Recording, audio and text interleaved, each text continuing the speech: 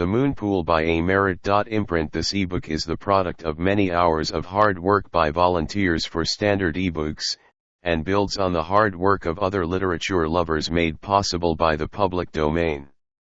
This particular ebook is based on a transcription from Project Gutenberg and on digital scans from the Hathitrust Digital Library. The source text and artwork in this ebook are believed to be in the United States public domain, that is, they are believed to be free of copyright restrictions in the United States. They may still be copyrighted in other countries, so users located outside of the United States must check their local laws before using this ebook. The creators of, and contributors to, this ebook dedicate their contributions to the worldwide public domain via the terms in the CC 01.0 Universal Public Domain Dedication. For full license information, see the uncopyright at the end of this ebook. Standard eBooks is a volunteer-driven project that produces ebook editions of public domain literature using modern typography, technology, and editorial standards, and distributes them free of cost. You can download this and other ebooks carefully produced for true book lovers at standardebooks.org. To Robert H. Davis in appreciation, among many other things, for Larry O'Keefe's faith in the fairies. Forward. The publication of the following narrative of Dr. Walter T. Goodwin has been authorized by the Executive Council of the International Association of Science. First, to end officially what is beginning to be called the Throckmortin mystery and to kill the innuendo and scandalous suspicions which have threatened to stain the reputations of Dr. David Throckmortin, his youthful wife, and equally youthful associate Dr. Charles Stanton ever since a tardy dispatch from Melbourne, Australia, reported the disappearance of the first from a ship sailing to that port, and the subsequent reports of the disappearance of his wife and associate from the camp of their expedition in the Caroline Islands. Second, because the Executive Council have concluded that Dr. Goodwin's experiences in his wholly heroic effort to save the three, and the lessons and warnings within those experiences, are too important to humanity as a whole to be hidden away in scientific papers understandable only to the technically educated, or to be presented through the newspaper press in the abridged and fragmentary form which the space limitations of that vehicle make necessary. For these reasons the Executive Council commissioned Mr. A. Merritt to transcribe into form to be readily understood by the layman the stenographic notes of Dr. Goodwin's own report to the Council, supplemented by further oral reminiscences and comments by Dr. Goodwin. This transcription, edited and censored by the Executive Council of the Association, forms the contents of this book. Himself a member of the Council, Dr. Walter T. Goodwin, Ph.D., F.R.G.S., etc., is without cavil the foremost of American botanists, an observer of international reputation and the author of several epical treatises upon his chosen branch of science.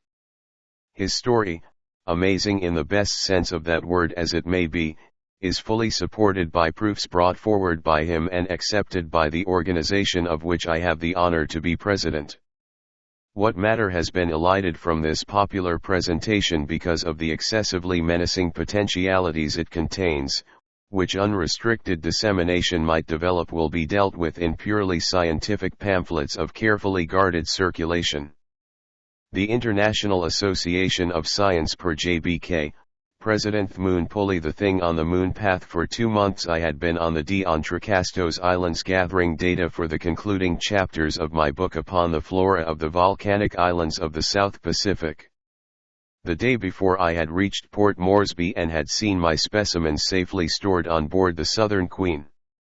As I sat on the upper deck I thought, with homesick mind, of the long leagues between me and Melbourne, and the longer ones between Melbourne and New York. It was one of Papua's yellow mornings when she shows herself in her somberest, most baleful mood. The sky was smoldering ochre. Over the island brooded a spirit sullen, alien, implacable, filled with the threat of latent, malefic forces waiting to be unleashed. It seemed an emanation out of the untamed, sinister heart of Papua herself, sinister even when she smiles.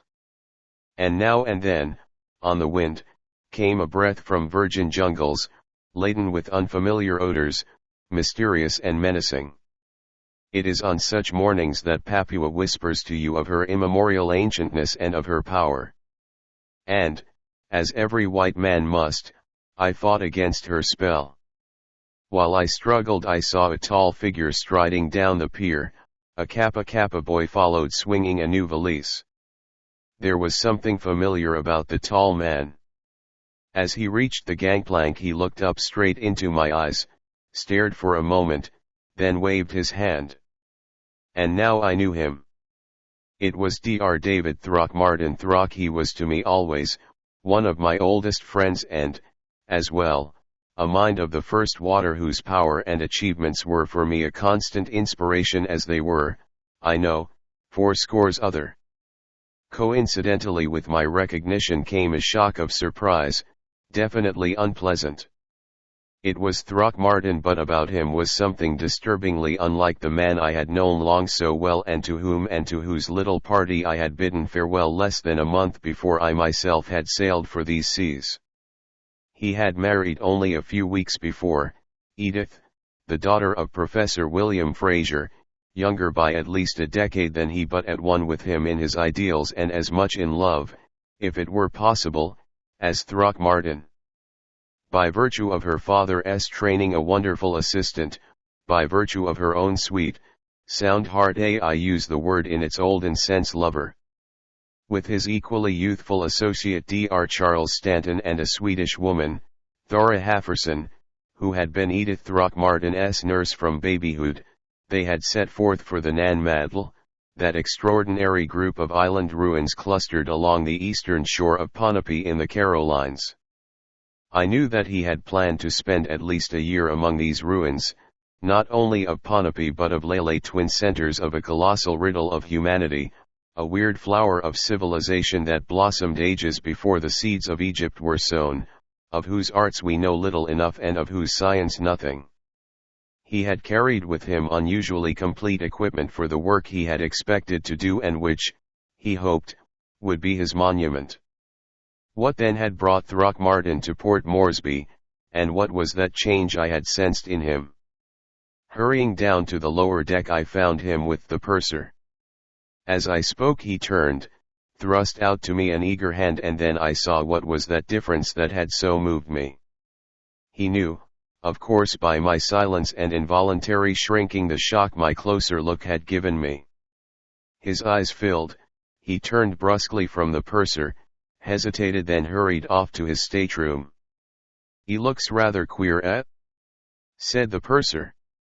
"No, I'm well, sir. Seems to have given you quite a start." I made some reply and went slowly up to my chair. There I sat, composed my mind, and tried to define what it was that had shaken me so. Now it came to me. The old Throckmortin was on the eve of his venture, just turned 40, lithe, erect, muscular, his controlling expression one of enthusiasm, of intellectual keenness, of what shall I say, expectant search. His always questioning brain had stamped its vigor upon his face. But the Throckmortin I had seen below was one who had borne some scaring shock of mingled rapture and horror, some soul cataclysm that in its climax had remolded, deep from within, his face, setting on its seal of wedded ecstasy and despair, as though indeed these two had come to him hand in hand, taken possession of him, and departing left behind, ineradicably, their linked shadows. Yes, it was that which appalled. For how could rapture and horror, heaven and hell mix, clasp hands, kiss? Yet these were what in closest embrace lay on Throckmortin's face. Deep in thought, subconsciously with relief, I watched the shoreline sink behind, welcomed the touch of the wind of the free seas. I had hoped, and within the hope was an inexplicable shrinking, that I would meet Throckmortin at lunch. He did not come down, and I was sensible of deliverance within my disappointment. All that afternoon I lounged about uneasily, but still he kept to his cabin, and within me was no strength to summon him. Nor did he appear at dinner. Dusk and night fell swiftly. I was warm and went back to my deck chair. The Southern Queen was rolling to a disquieting swell, and I had the place to myself. Over the heavens was a canopy of cloud, glowing faintly and testifying to the moon riding behind it. There was much phosphorescence. Fitfully before the ship and at her sides arose those stranger little swirls of mist that swirl up from the southern ocean like breath of sea monsters, whirl for an instant and disappear. Suddenly the deck door opened, and through it came Throckmortin. He paused uncertainly, looked up at the sky with a curiously eager, intent gaze, hesitated, then closed the door behind him. "Throck," I called. "Come. It's Goodwin." He made his way to me. "Throck," I said, wasting no time in preliminaries. "What's wrong? Can I help you?" I felt his body grow tense. "I am going to Melbourne, Goodwin," he answered. "I need a few things, need them urgently." "And more men, white men." He stopped abruptly, rose from his chair, gazed intently toward the north. I followed his gaze. Far, far away the moon had broken through the clouds. Almost on the horizon, you could see the faint luminescence of it upon the smooth sea. The distant patch of light quivered and shook. The clouds thickened again, and it was gone. The ship raced on southward, swiftly. Throckmortin dropped into his chair. He lighted a cigarette with a hand that trembled, then turned to me with abrupt resolution. "Goodwin," he said. "I do need help. If ever man needed it, I do. Goodwin, can you imagine yourself in another world, alien, unfamiliar, a world of terror, whose unknown joy is its greatest terror of all, you all alone there, a stranger? As such a man would need help, so I need." He paused abruptly and arose, the cigarette dropped from his fingers. The moon had again broken through the clouds, and this time much nearer. Not a mile away was the patch of light that it threw upon the waves. Back of it, to the rim of the sea, was a lane of moonlight, a gigantic gleaming serpent racing over the edge of the world straight and surely toward the ship. Throckmortin stiffened to it as a pointer does to a hidden covey. To me from him pulsed a thrill of horror, but horror tinged with an unfamiliar, an infernal joy. It came to me and passed away, leaving me trembling with its shock of bitter-sweet. He bent forward, all his soul in his eyes. The moon path swept closer, closer still. It was now less than half a mile away. From it the ship fled almost as though pursued. Down upon it, swift and straight, a radiant torrent cleaving the waves, raced the moon stream. "Good God!" breathed Throckmortin, and if ever the words were a prayer and an invocation, they were. And then, for the first time, I saw it. The moon path stretched to the horizon and was bordered by darkness. It was as though the clouds above had been parted to form a lane drawn aside like curtains, or as the waters of the Red Sea were held back to let the hosts of Israel through. On each side of the stream was the black shadow cast by the folds of the high canopies. And straight as a road between the opaque walls gleamed, shimmered, and danced the shining, racing, rapids of the moonlight. Far, it seemed immeasurably far, along this stream of silver fire I sensed, rather than saw, something coming. It drew first into sight as a deeper glow within the light. On and on it swept toward us, an opalescent mistiness that sped with the suggestion of some winged creature in arrowed flight. Dimly there crept into my mind memory of the Dayak legend of the winged messenger of Buddha, the Akla bird whose feathers are woven of the moon rays, whose heart is a living opal, whose wings in flight echo the crystal clear music of the white stars, but whose beak is of frozen flame and shreds the souls of unbelievers.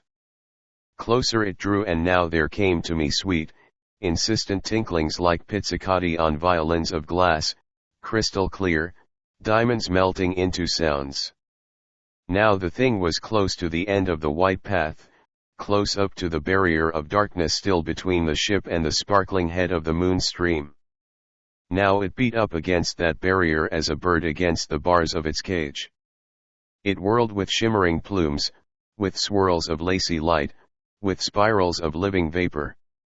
It held within it odd, unfamiliar gleams as of shifting mother of pearl. Coruscations and glittering atoms drifted through it as though it drew them from the rays that bathed it. Nearer and nearer it came, borne on the sparkling waves, and ever thinner shrank the protecting wall of shadow between it and us. Within the mistiness was a core, a nucleus of intenser light veined, opaline, effulgent, intensely alive. And above it, tangled in the plumes and spirals that throbbed and whirled, were 7 glowing lights. Through all the incessant but strangely ordered movement of the thing, these lights held firm and steady. They were 7 like 7 little moons. One was of a pearly pink, one of a delicate nacreous blue, one of lambent saffron, one of the emerald you see in the shallow waters of tropic isles, a deathly white, a ghostly amethyst, and one of the silver that is seen only when the flying fish leap beneath the moon. The tinkling music was louder still. It pierced the ears with a shower of tiny lances, it made the heart beat jubilantly and checked it dolorously. It closed the throat with a throb of rapture and gripped it tight with the hand of infinite sorrow. Came to me now a murmuring cry, stilling the crystal notes. It was articulate but as though from something utterly foreign to this world. The ear took the cry and translated with conscious labor into the sounds of earth. And even as it compassed, the brain shrank from it irresistibly, and simultaneously it seemed reached toward it with irresistible eagerness. Throckmortin strode toward the front of the deck, straight toward the vision, now but a few yards away from the stern. His face had lost all human semblance. Utter agony and utter ecstasy, there they were side by side, not resisting each other, unholy inhuman companions blending into a look that none of God's creatures should wear, and deep, deep as his soul. A devil and a god dwelling harmoniously side by side. So must Satan, newly fallen, still divine, seeing heaven and contemplating hell, have appeared. And then swiftly the moon path faded. The clouds swept over the sky as though a hand had drawn them together. Up from the south came a roaring squall. As the moon vanished, what I had seen vanished with it, blotted out as an image on a magic lantern. The tinkling ceased abruptly, leaving a silence like that which follows an abrupt thunderclap. There was nothing about us but silence and blackness. Through me passed a trembling as one who has stood on the very verge of the gulf wherein the men of the Louis says lurks the fisher of the souls of men, and has been plucked back by sheerest chance. Throckmortin passed an arm around me. "It is as I thought," he said. In his voice was a new note, the calm certainty that has swept aside a waiting terror of the unknown. "Now I know. Come with me to my cabin, old friend. For now that you two have seen, I can tell you." He hesitated. "What it was you saw," he ended. As we passed through the door we met the ship's first officer. Throckmortin composed his face into at least a semblance of normality. "Going to have much of a storm?" he asked. "Yes," said the mate. "Probably all the way to Melbourne." Throckmortin straightened as though with a new thought. He gripped the officer's sleeve eagerly. "You mean at least cloudy weather for," he hesitated, "for the next 3 nights, say?" "And for 3 more," replied the mate. "Thank God!" cried Throckmortin, and I think I never heard such relief and hope as was in his voice. The sailor stood amazed. "Thank God!" he repeated. "Thank what d'ye mean?" But Throckmortin was moving onward to his cabin. I started to follow. The first officer stopped me. "Your friend," he said, Is he ill? The sea. I answered hurriedly. He's not used to it. I am going to look after him. Doubt and disbelief were plain in the seaman's eyes, but I hurried on.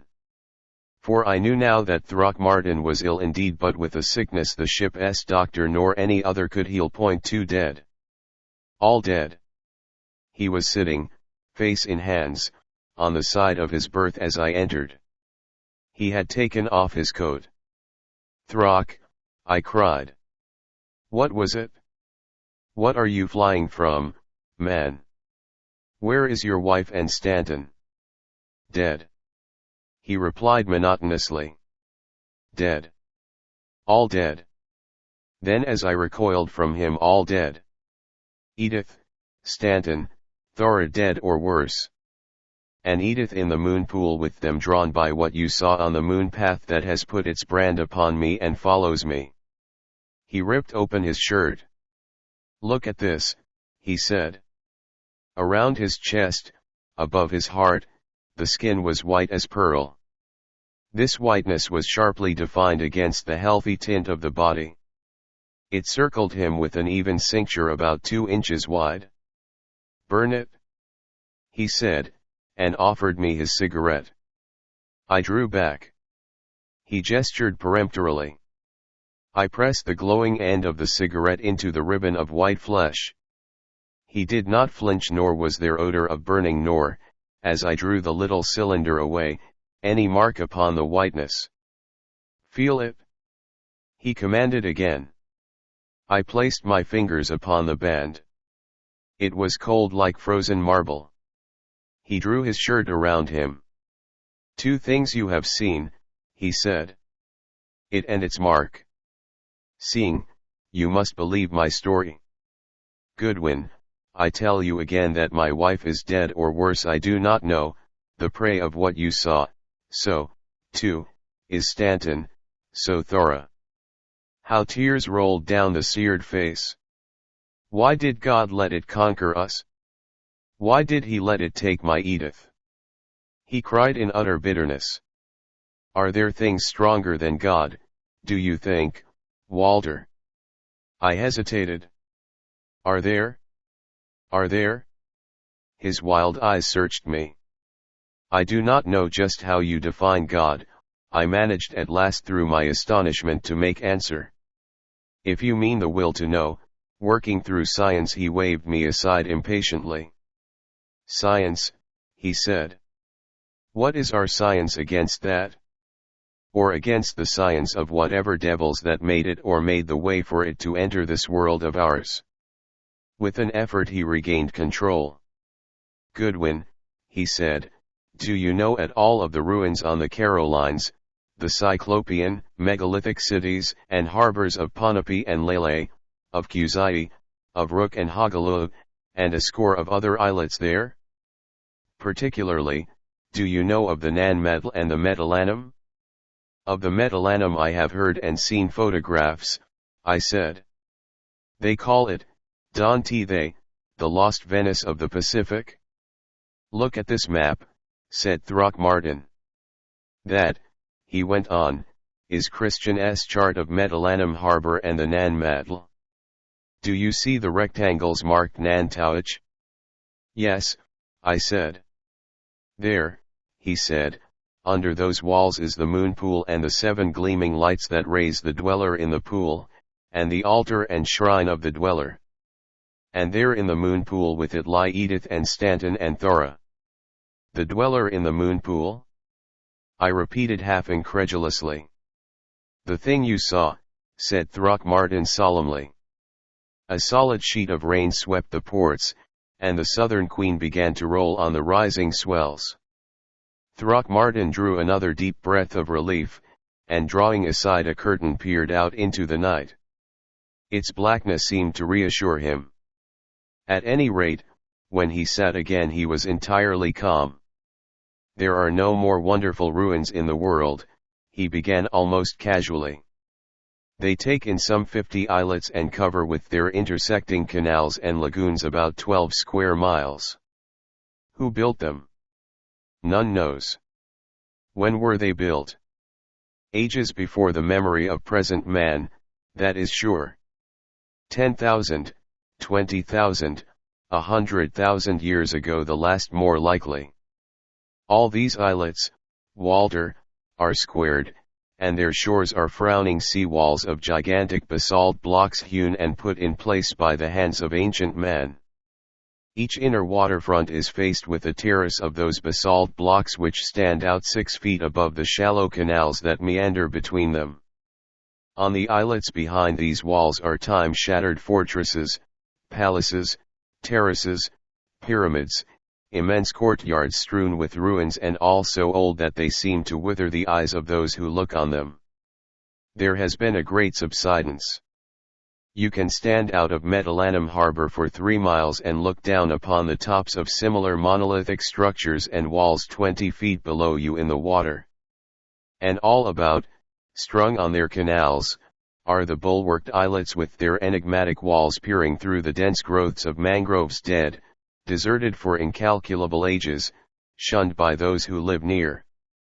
You as a botanist are familiar with the evidence that a vast shadowy continent existed in the Pacific, a continent that was not rent asunder by volcanic forces as was that legendary one of Atlantis in the Eastern Ocean. 1 My work in Java, in Papua, and in the Ladrones had set my mind upon this Pacific lost land.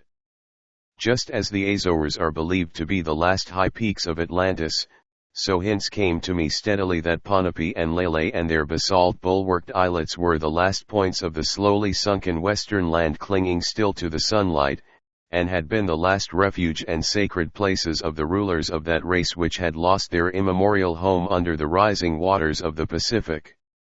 I believed that under these ruins I might find the evidence that I sought. My wife and I had talked before we were married of making this our great work.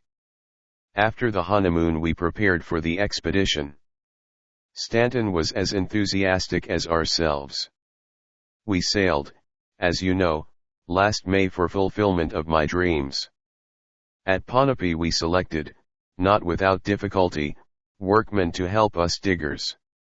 I had to make extraordinary inducements before I could get together my force. Their beliefs are gloomy, these Ponapeans. They people their swamps, their forests, their mountains, and shores, with malignant spirits Ani they call them. And they are afraid, bitterly afraid of the Isles of Ruins and what they think the ruins hide. I do not wonder now. When they were told where they were to go, and how long we expected to stay, they murmured. Those who, at last, were tempted made what I thought then merely a superstitious proviso that they were to be allowed to go away on the 3 nights of the full moon. Would to God we had heeded them and gone too. We passed into Medellin harbor. Off to our left a mile away arose a massive quadrangle. Its walls were all of 40 feet high and hundreds of feet on each side. As we drew by, our natives grew very silent, watched it furtively, fearfully. I knew it for the ruins that are called Nantuich, the place of frowning walls. And at the silence of my men I recalled what Christian had written of this place, of how he had come upon its ancient platforms and tetragonal enclosures of stonework, its wonder of tortuous alleyways and labyrinth of shallow canals, grim masses of stonework peering out from behind verdant screens, cyclopean barricades, and of how, when he had turned into its ghostly shadows, straightway the merriment of guides was hushed and conversation died down to whispers. He was silent for a little time. Of course I wanted to pitch our camp there, he went on again quietly, but I soon gave up that idea. The natives were panic-stricken, threatened to turn back. No, they said, too great Ani there. We go to any other place but not there. We finally picked for our base the islet called Uskantau. It was close to the Isle of Desire, but far enough away from it to satisfy our men. There was an excellent camping place and a spring of fresh water.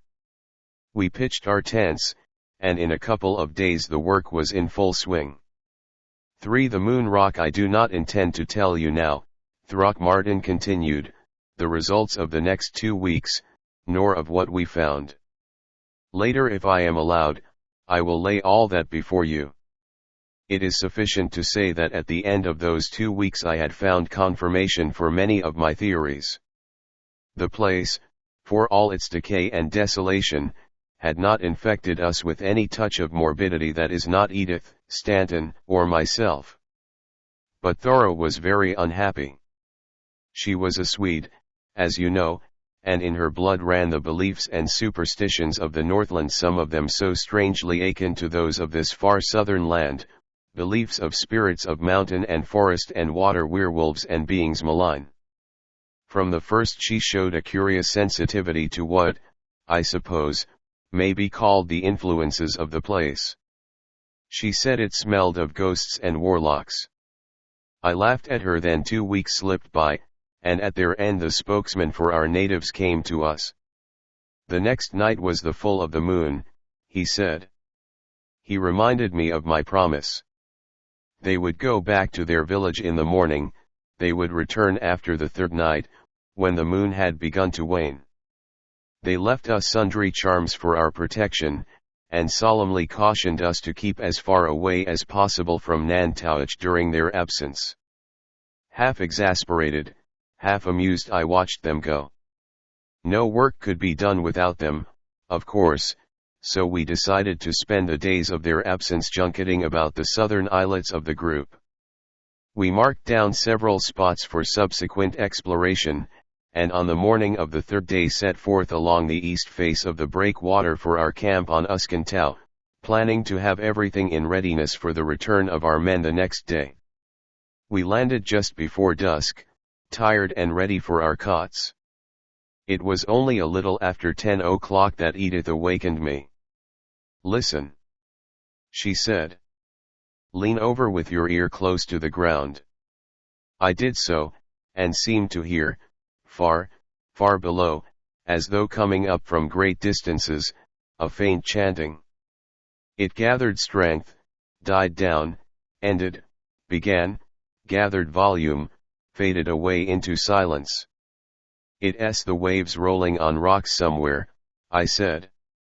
"We're probably over some ledge of rock that carries the sound."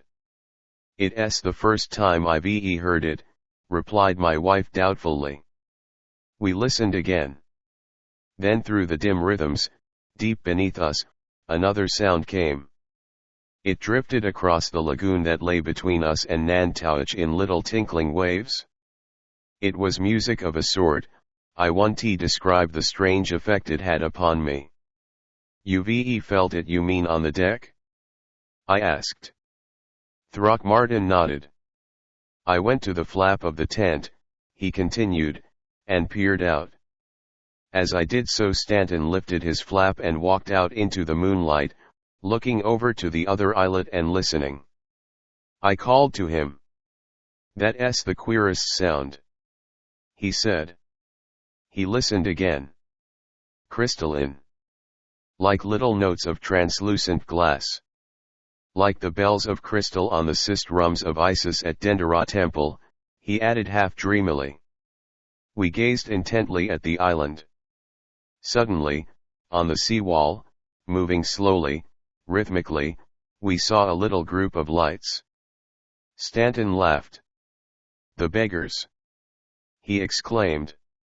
"That's why they wanted to get away, is it? Don't you see, Dave, it's some sort of a festival rites of some kind that they hold during the full moon.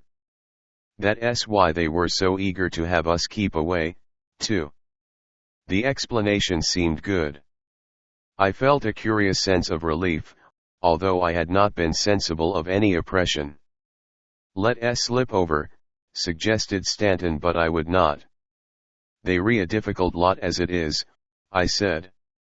"If we break into one of their religious ceremonies they'll probably never forgive us. Let us keep out of any family party where we haven't been invited." "That's so," agreed Stanton. The strange tinkling rose and fell. "There's something very unsettling about it," said Edith at last soberly. "I wonder what they make those sounds with." They frighten me half to death, and, at the same time, they make me feel as though some enormous rapture were just around the corner. It's devilish uncanny," broke in Stanton. And as he spoke the flap of Thora's tent was raised and out into the moonlight strode the old Swede. She was the great Norse type, tall, deep-breasted, molded on the old Viking lines. Her 60 years had slipped from her. She looked like some ancient priestess of Odin. She stood there, her eyes wide, brilliant, staring. She thrust her head forward toward Nan-Madol, regarding the moving lights. She listened.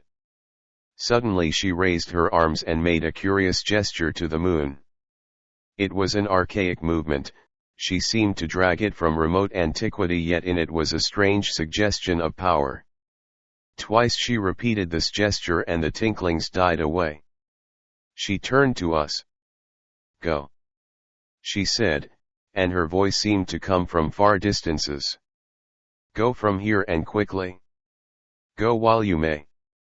It has called." She pointed to the islet. "It knows you are here. It waits," she wailed. "It beckons." She fell at Edith's feet, and over the lagoon came again the tinklings, now with a quicker note of jubilance, almost of triumph. We watched beside her throughout the night. The sounds from Nan-Madol continued until about an hour before moonset. In the morning Thora awoke, none the worse, apparently. She had had bad dreams, she said. She could not remember what they were except that they had warned her of danger. She was oddly sullen, and throughout the morning her gaze returned again and again, half fascinatedly, half wonderingly, to the neighboring isle. That afternoon the natives returned. And that night on Nan-Madol the silence was unbroken, nor were there lights nor sign of life.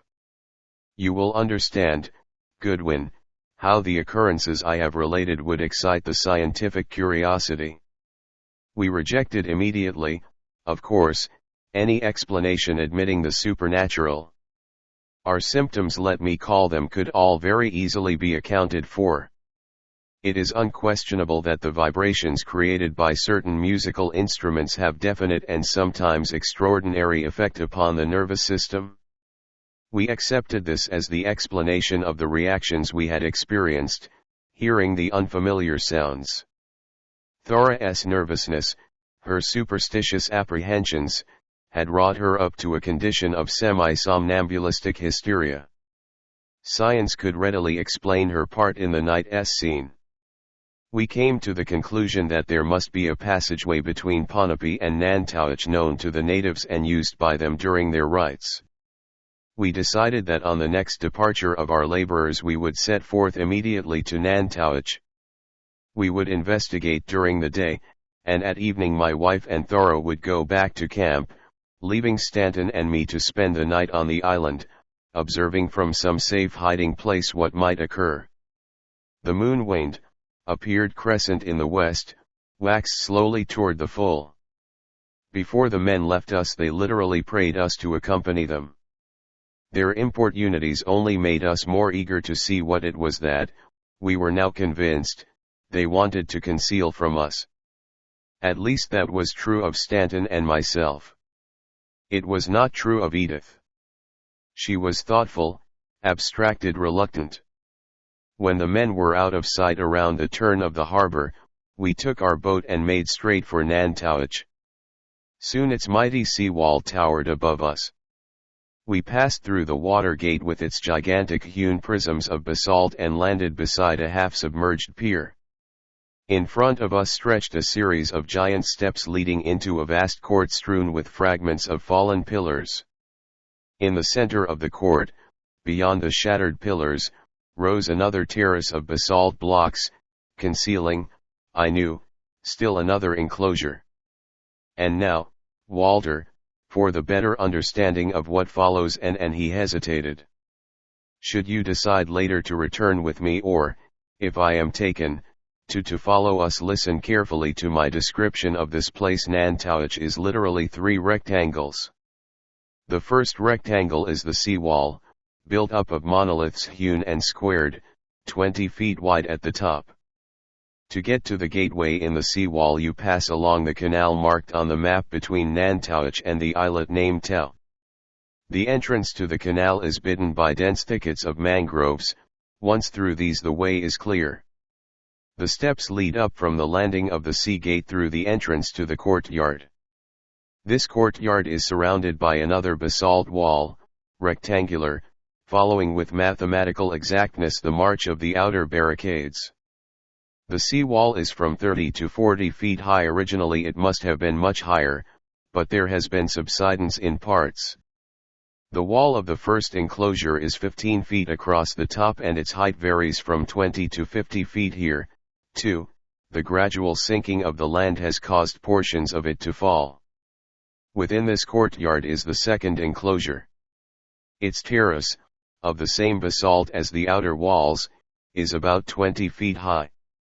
Entrance is gained to it by many breaches which time has made in its stonework. This is the inner court, the heart of Nan'Tauch.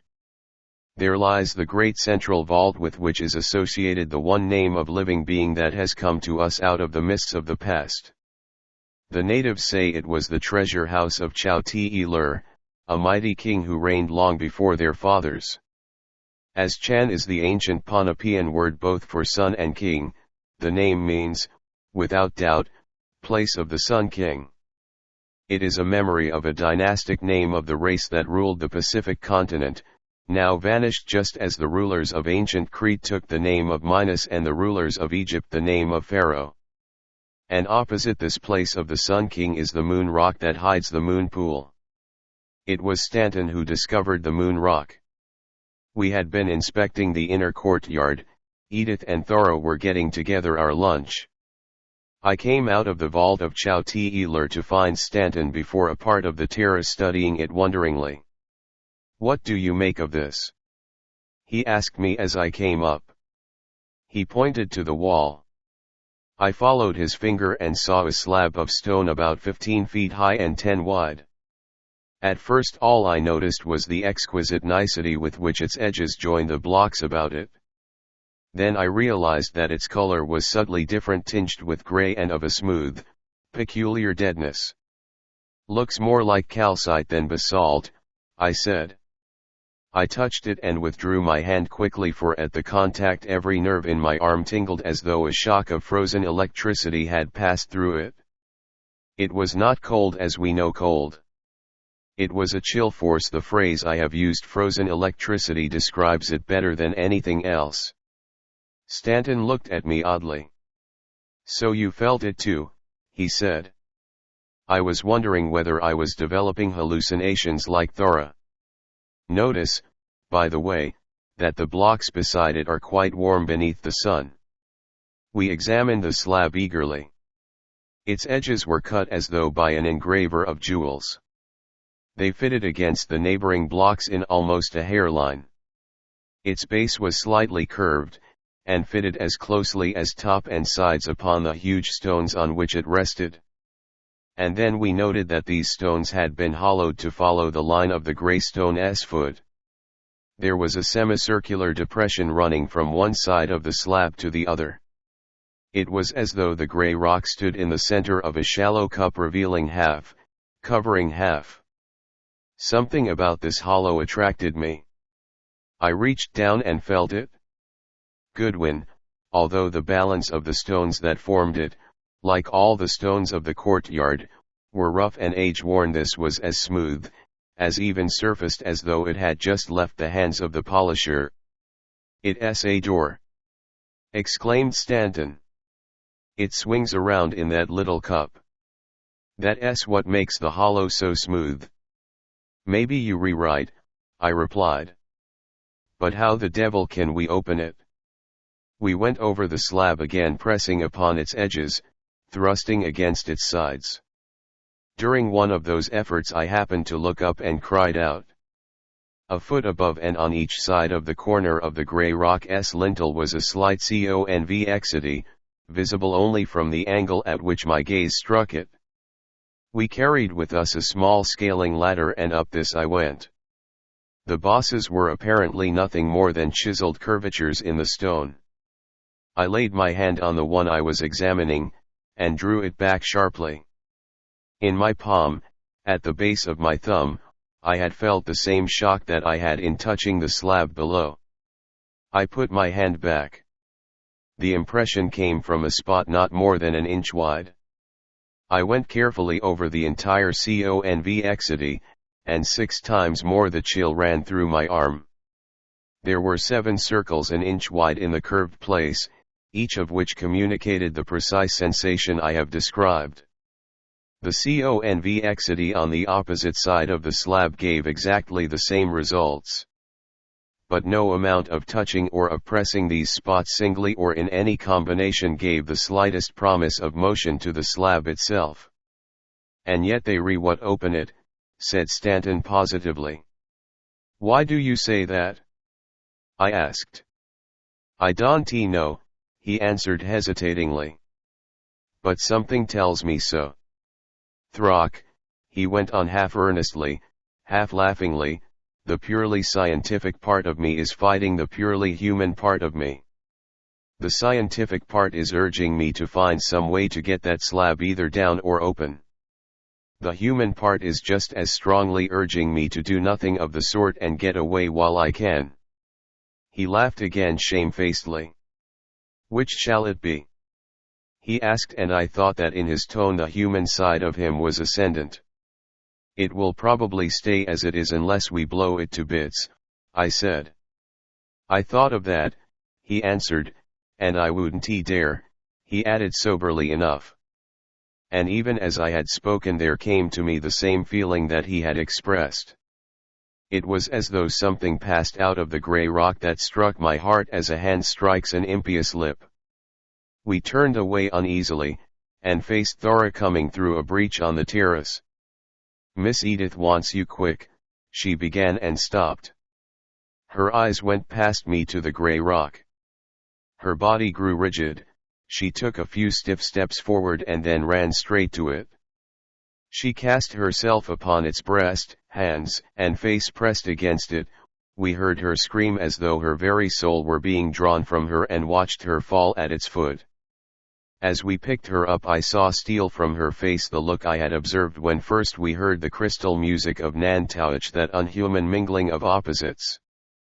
For the first vanishings we carried Thora back, down to where Edith was waiting. We told her what had happened and what we had found. She listened gravely, and as we finished Thora's side and opened her eyes. "I would like to see the stone," she said. "Charles, you stay here with Thora." We passed through the outer court silently and stood before the rock. She touched it, drew back her hand as I had, thrust it forward again resolutely and held it there. She seemed to be listening. Then she turned to me. "David," said my wife, and the wistfulness in her voice hurt me. "David, would you be very, very disappointed if we went from here without trying to find out any more about it, would you?" "Walter, I never wanted anything so much in my life as I wanted to learn what that rock concealed. Nevertheless, I tried to master my desire, and I answered Edith, 'Not a bit if you want us to do it.' She read my struggle in my eyes. She turned back toward the grey rock.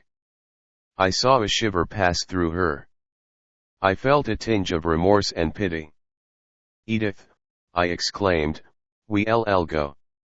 She looked at me again. "Science is a jealous mistress," she quoted. "No, after all it may be just fancy. At any rate, you can run away." "No. But, Dave, I am going to stay too." And there was no changing her decision. As we neared the others she laid a hand on my arm. "Dave," she said, "if there should be something inexplicable tonight, something that seems too dangerous, will you promise to go back to our own islet tomorrow, if we can, and wait until the natives return?"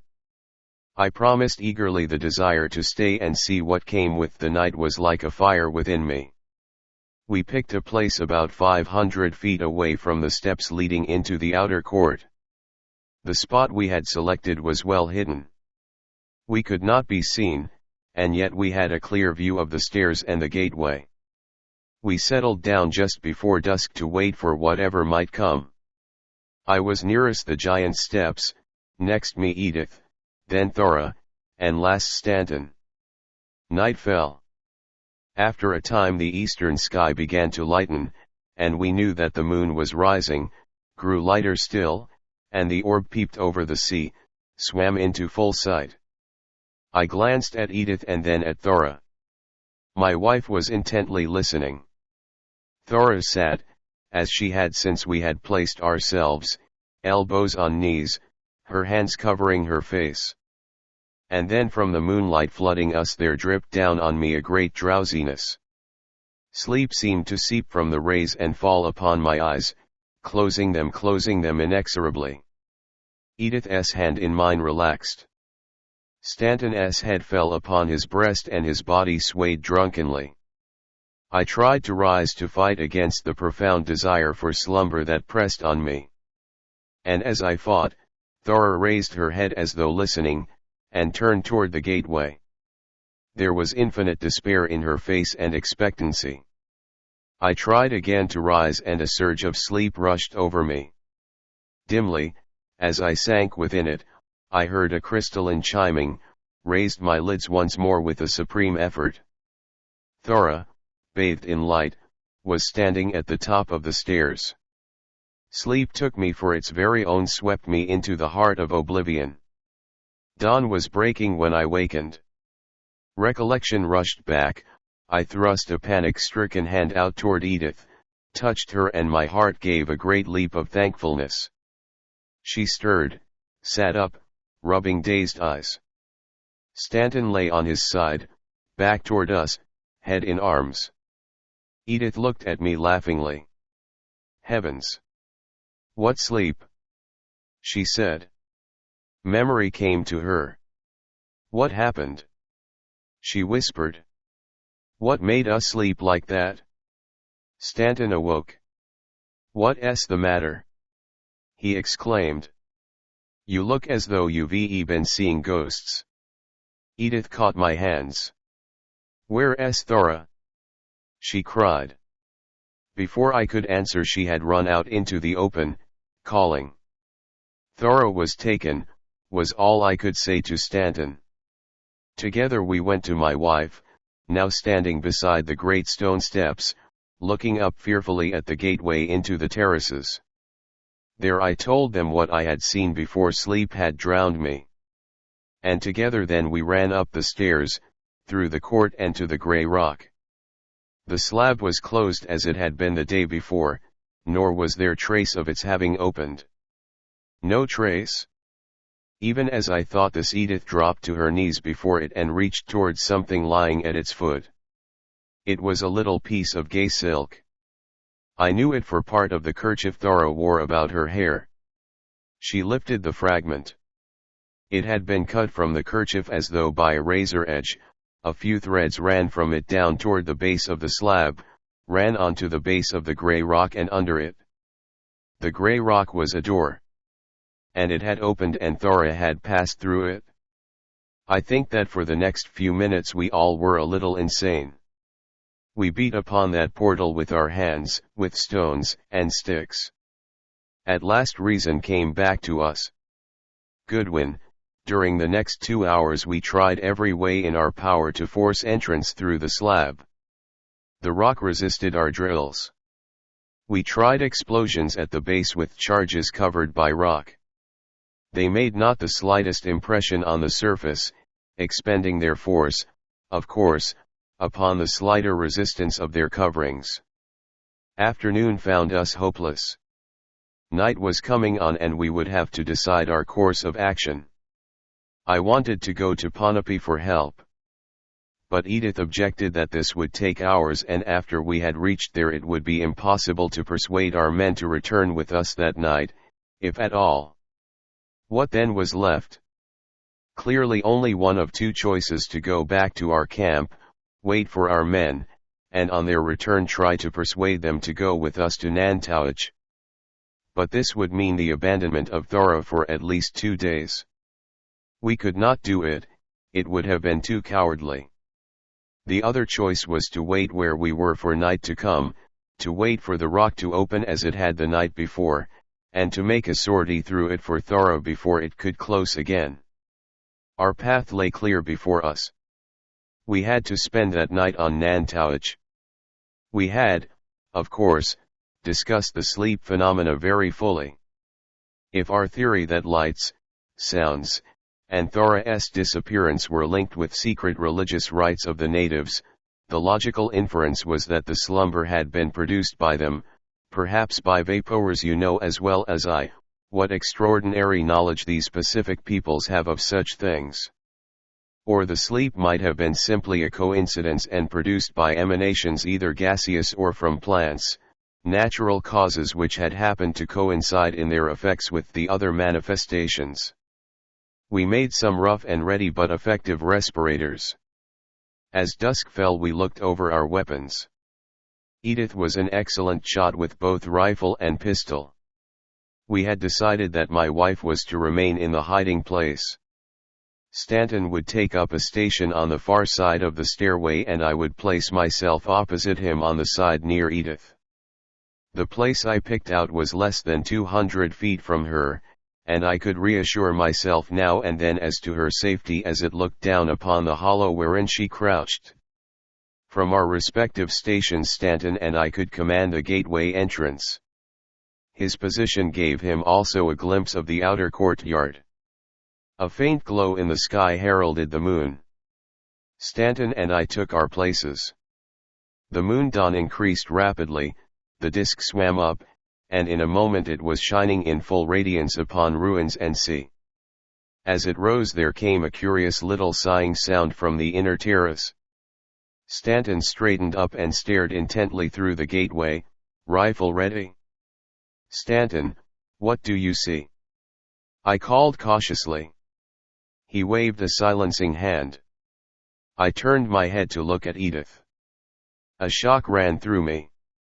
She lay upon her side. Her face, grotesque with its nose and mouth covered by the respirator, was turned full toward the moon. She was again in deepest sleep. As I turned again to call to Stanton, my eyes swept the head of the steps and stopped, fascinated. For the moonlight had thickened. It seemed to be curdled there, and through it ran little gleams and veins of shimmering white fire.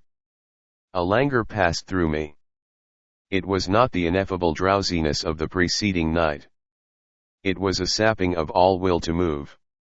I tried to cry out to Stanton. I had not even the will to move my lips. Goodwin, I could not even move my eyes. Stanton was in the range of my fixed vision. I watched him leap up the steps and move toward the gateway. The curdled radiance seemed to await him. He stepped into it and was lost to my sight. For a dozen heartbeats there was silence. Then a rain of tinklings that set the pulses racing with joy and at once checked them with tiny fingers of ice, and ringing through them Stanton's voice from the courtyard, a great cry, a scream filled with ecstasy insupportable and horror unimaginable. And once more there was silence. I strove to burst the bonds that held me. I could not. Even my eyelids were fixed. Within them my eyes, dry and aching, burned. Then Goodwin, I first saw the inexplicable. The crystalline music swelled. Where I sat I could take in the gateway and its basalt portals, rough and broken, rising to the top of the wall 40 feet above, shattered, ruined portals unclimbable. From this gateway an intenser light began to flow. It grew, it gushed, and out of it walked Stanton. Stanton. But God! What a vision! A deep tremor shook him. I waited. V into the moon pool. Goodwin, Throckmortin went on at last, I can describe him only as a thing of living light. He radiated light, was filled with light, overflowed with it. A shining cloud whirled through and around him in radiant swirls, shimmering tentacles, luminescent, coruscating spirals. His face shone with a rapture too great to be borne by living man, and was shadowed with insuperable misery. It was as though it had been remolded by the hand of God and the hand of Satan, working together and in harmony. You have seen that seal upon my own. But you have never seen it in the degree that Stanton bore it? The eyes were wide open and fixed, as though upon some inward vision of hell and heaven. The light that filled and surrounded him had a nucleus, a core, something shiftingly human-shaped that dissolved and changed, gathered itself, whirled through and beyond him and back again. And as its shining nucleus passed through him, Stanton's whole body pulsed radiance. As the luminescence moved, there moved above it, still and serene always, 7 tiny globes of 7 colors, like 7 little moons. Then swiftly Stanton was lifted, levitated up the unscalable wall and to its top. The glow faded from the moonlight, the tinkling music grew fainter. I tried again to move. The tears were running down now from my rigid lids, and they brought relief to my tortured eyes. I have said my gaze was fixed. It was. But from the side, peripherally, it took in a part of the far wall of the outer enclosure. Ages seemed to pass and a radiance stole along it. Soon drifted into sight the figure that was Stanton. Far away he was on the gigantic wall. But still I could see the shining spirals whirling jubilantly around and through him, felt rather than saw his tranced face beneath the 7 moons. A swirl of crystal notes, and he had passed. And all the time, as though from some opened well of light, the courtyard gleamed and sent out silver fires that dimmed the moon rays, yet seemed strangely to be a part of them. At last the moon neared the horizon. There came a louder burst of sound, the second, and last, cry of Stanton, like an echo of his first. Again the soft sighing from the inner terrace. Then utter silence. The light faded, the moon was setting, and with the rush life and power to move returned to me. I made a leap for the steps, rushed up them, through the gateway and straight to the grey rock. It was closed as I knew it would be. But did I dream it, or did I hear, echoing through it as though from vast distances, a triumphant shouting? I ran back to Edith. At my touch she wakened, looked at me wonderingly, raised herself on a hand. "Dave," she said, "I slept after all." She saw the despair on my face and leaped to her feet. "Dave," she cried. "What is it? Where's Charles?" I lighted a fire before I spoke. Then I told her. And for the balance of that night we sat before the flames, arms around each other like 2 frightened children. Abruptly Throckmortin held his hands out to me appealingly.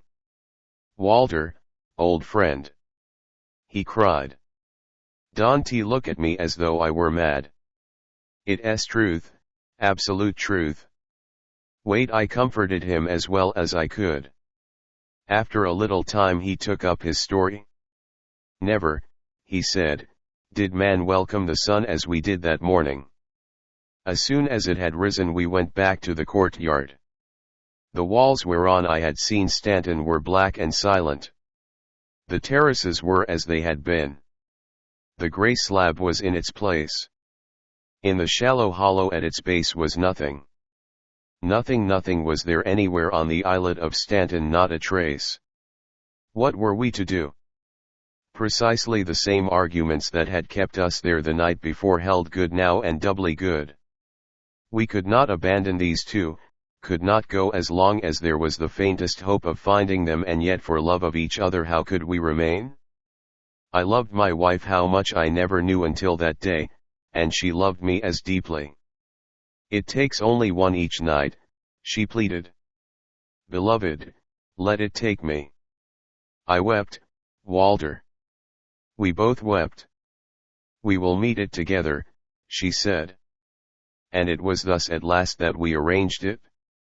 That took great courage indeed, Throckmortin, I interrupted. He looked at me eagerly. "You do believe then?" he exclaimed. "I believe," I said.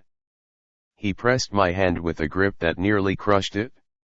"Now," he told me, "I do not fear. If I fail, you will follow with help?" I promised.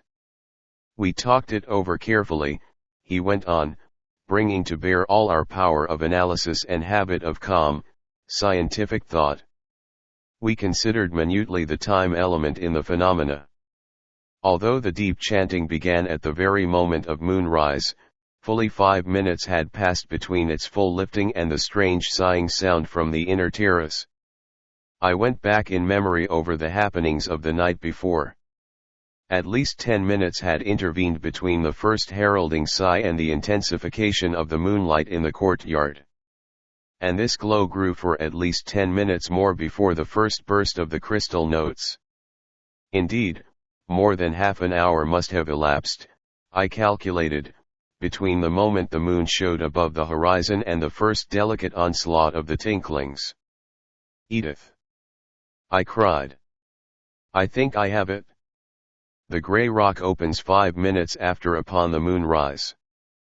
But whoever or whatever it is that comes through it must wait until the moon has risen higher, or else it must come from a distance. The thing to do is not to wait for it, but to surprise it before it passes out the door. We will go into the inner court early. You will take your rifle and pistol and hide yourself where you can command the opening if the slab does open. The instant it opens I will enter. It's our best chance, Edith. I think it's our only one." My wife demurred strongly. She wanted to go with me. But I convinced her that it was better for her to stand guard without, prepared to help me if I were forced again into the open by what lay behind the rock. At the half hour before moonrise we went into the inner court. I took my place at the side of the grey rock. Edith crouched behind a broken pillar 20 feet away, slipped her rifle barrel over it so that it would cover the opening. The minutes crept by. The darkness lessened and through the breaches of the terrace I watched the far sky softly lighten. With the first pale flush the silence of the place intensified. It deepened, became unbearably expectant. The moon rose, showed the quarter, the half, then swam up into full sight like a great bubble. Its rays fell upon the wall before me and suddenly upon the convexities I have described 7 little circles of light sprang out. They gleamed, glimmered, grew brighter shone. The gigantic slab before me glowed with them, silver wavelets of phosphorescence pulsed over its surface and then it turned as though on a pivot, sighing softly as it moved. With a word to Edith I flung myself through the opening. A tunnel stretched before me. It glowed with the same faint silvery radiance. Down it I raced. The passage turned abruptly, passed parallel to the walls of the outer courtyard and then once more led downward. The passage ended. Before me was a high vaulted arch. It seemed to open into space, a space filled with lambent, coruscating, many-colored mist whose brightness grew even as I watched. I passed through the arch and stopped in sheer awe. In front of me was a pool. It was circular, perhaps 20 feet wide. Around it ran a low, softly curved lip of glimmering silvery stone. Its water was palest blue. The pool with its silvery rim was like a great blue eye staring upward. Upon it streamed 7 shafts of radiance. They poured down upon the blue eye like cylindrical torrents. They were like shining pillars of light rising from a sapphire floor. One was the tender pink of the pearl, one of the aurora's green, a third a deathly white, the fourth the blue in mother of pearl, a shimmering column of pale amber, a beam of amethyst, a shaft of molten silver. Such are the colors of the 7 lights that stream upon the moon pool. I drew closer, awe-stricken. The shafts did not illumine the depths. They played upon the surface and seemed there to diffuse, to melt into it.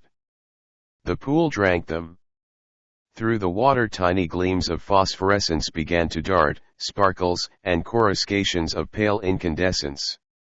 And far, far below I sensed a movement, a shifting glow as of a radiant body slowly rising. I looked upward, following the radiant pillars to their source. Far above were 7 shining globes, and it was from these that the rays poured. Even as I watched, their brightness grew. They were like 7 moons set high in some caverned heaven. Slowly their splendor increased, and with it the splendor of the 7 beams streaming from them. I tore my gaze away and stared at the pool. It had grown milky, opalescent. The rays gushing into it seemed to be filling it. It was alive with sparklings, scintillations, glimmerings. And the luminescence I had seen rising from its depths was larger, nearer. A swirl of mist floated up from its surface. It drifted within the embrace of the rosy beam and hung there for a moment. The beam seemed to embrace it, sending through it little shining corpuscles, tiny rosy spiralings.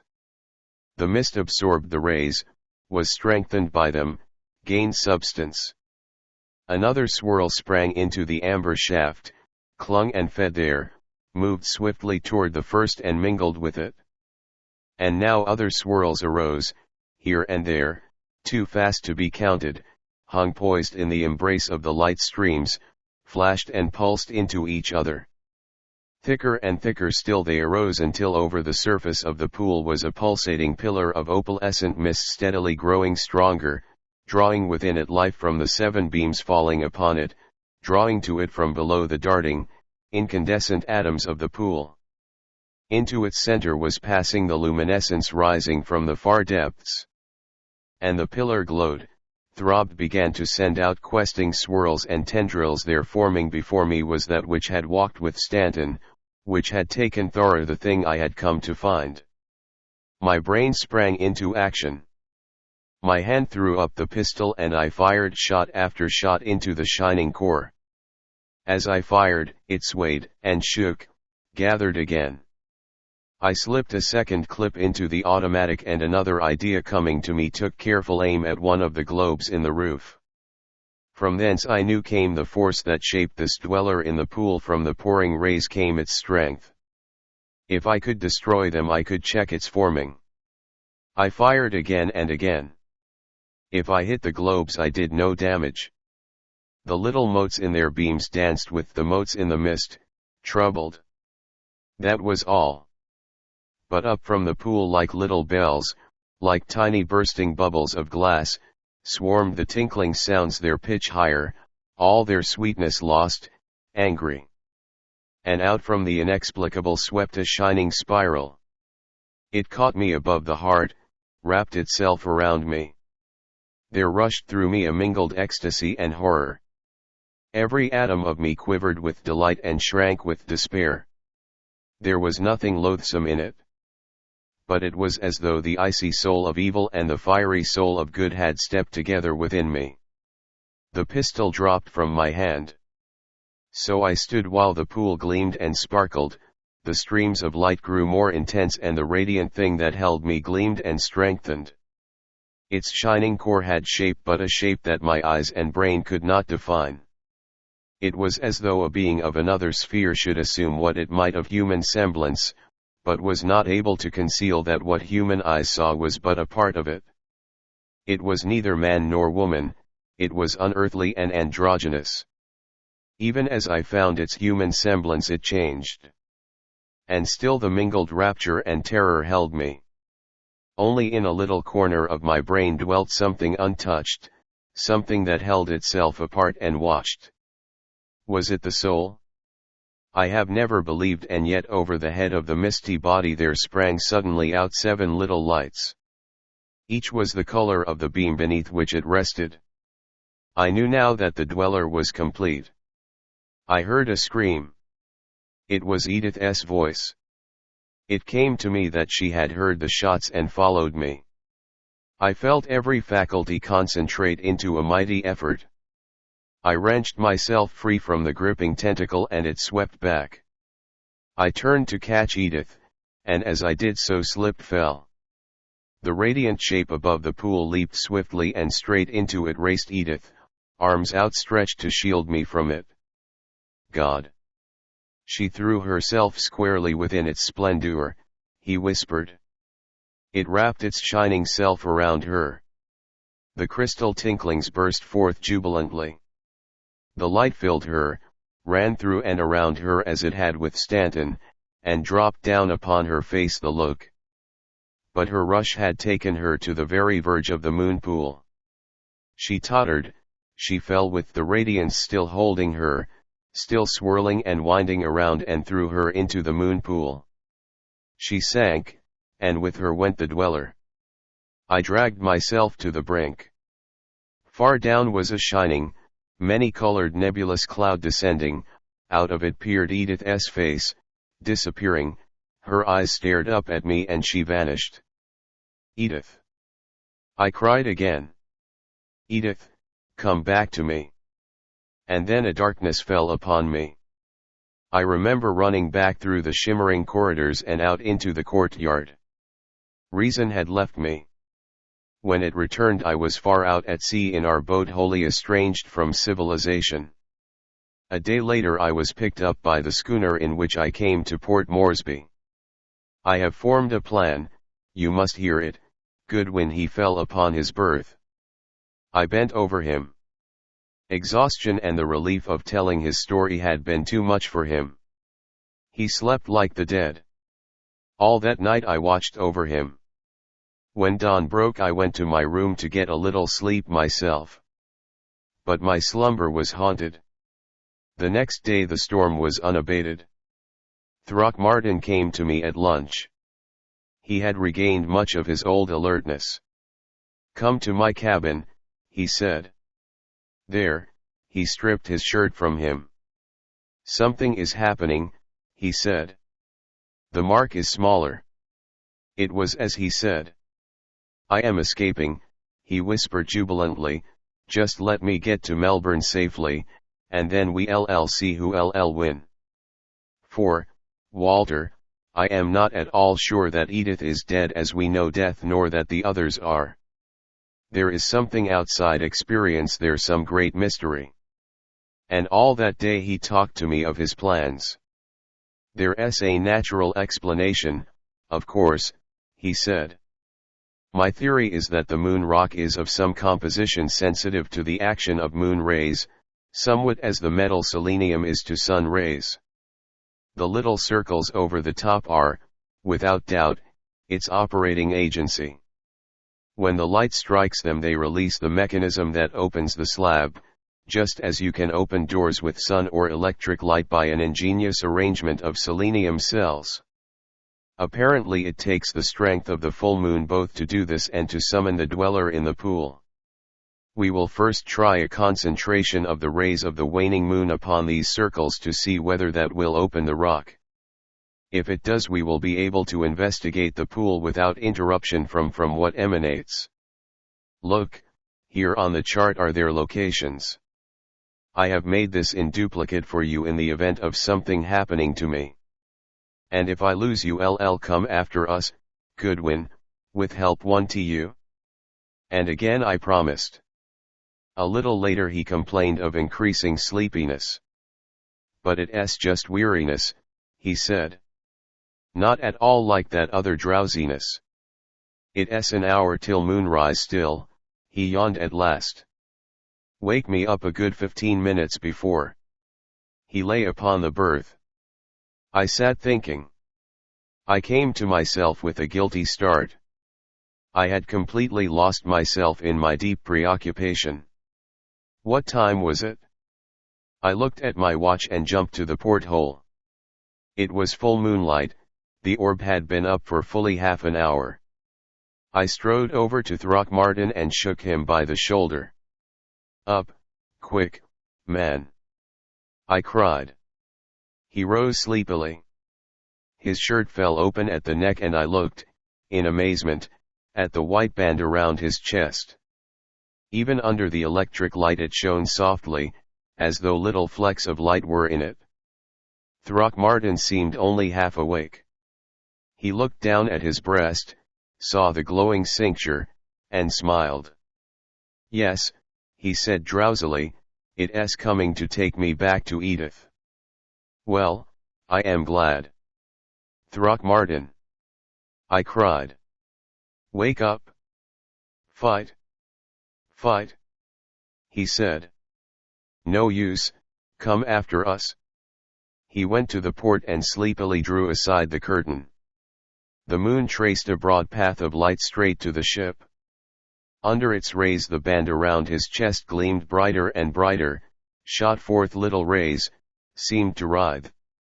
The lights went out in the cabin, evidently also throughout the ship, for I heard shoutings above. Throckmortin still stood at the open port.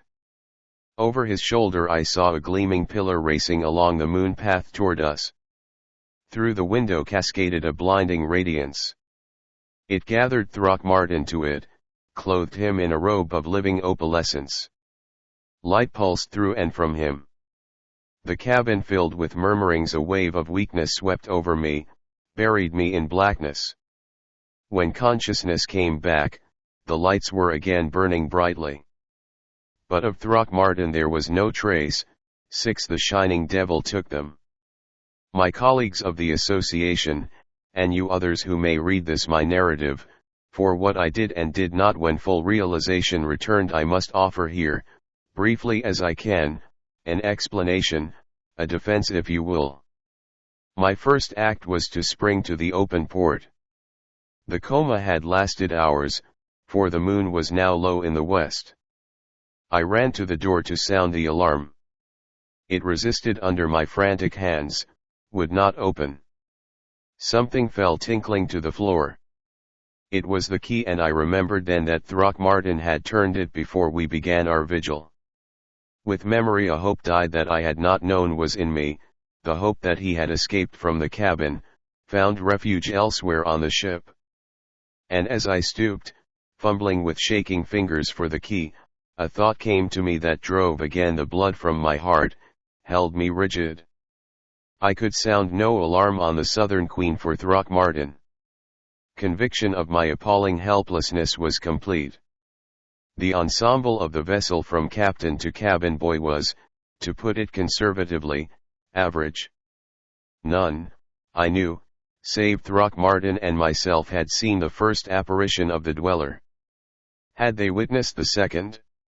I did not know, nor could I risk speaking, not knowing. And not seeing, how could they believe?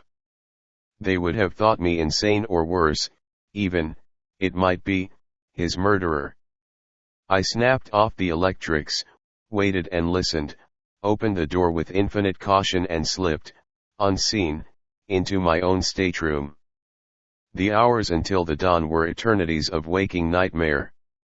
Reason, resuming sway at last, steadied me. Even had I spoken and been believed, where in these wastes after all the hours could we search for Throckmortin? Certainly the captain would not turn back to Port Moresby. And even if he did, of what use for me to set forth for the Nan-Madol without the equipment which Throckmortin himself had decided was necessary if one hoped to cope with the mystery that lurked there? There was but one thing to do: follow his instructions, get the paraphernalia in Melbourne or Sydney if it were possible, if not sail to America as swiftly as might be, secure it there and as swiftly return to Ponape. And this I determined to do. Calmness came back to me after I had made this decision. And when I went up on deck I knew that I had been right. They had not seen the dweller. They were still discussing the darkening of the ship, talking of dynamos burned out, wires short-circuited, a half-dozen explanations of the extinguishment. Not until noon was Throckmortin's absence discovered.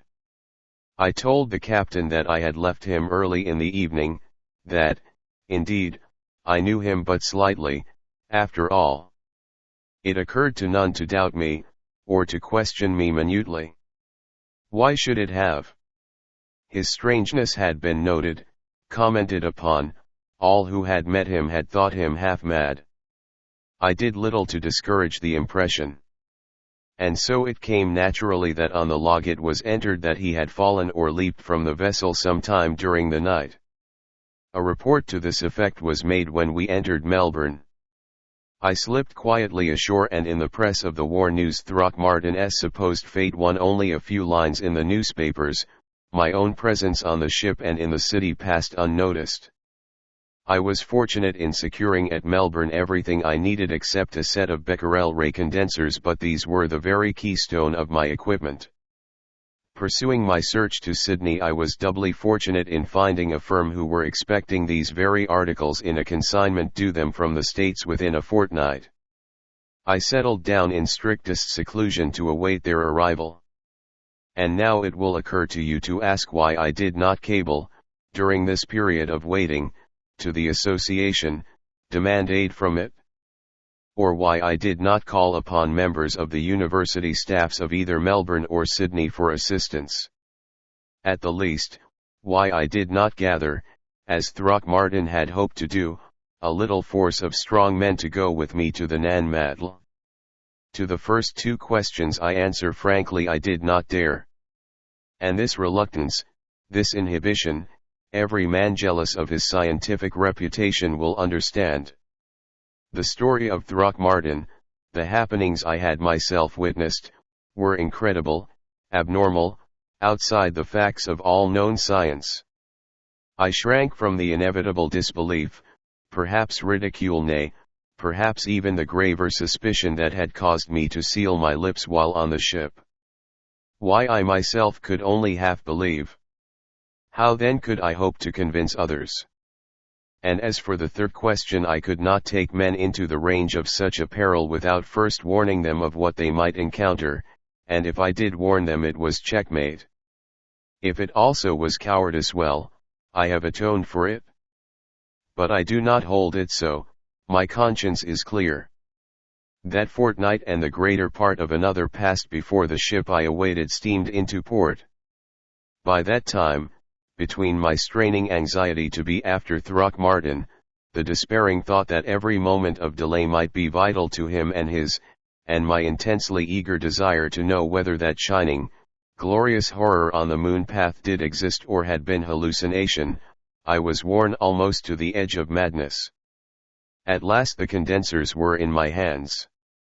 It was more than a week later, however, before I could secure passage back to Port Moresby, and it was another week still before I started north on the Suwarna, a swift little sloop with a 50 horsepower auxiliary, heading straight for Ponape and the Nan-Madol. We sighted the Brunhilde some 500 miles south of the Carolines. The wind had fallen soon after Papua had dropped astern.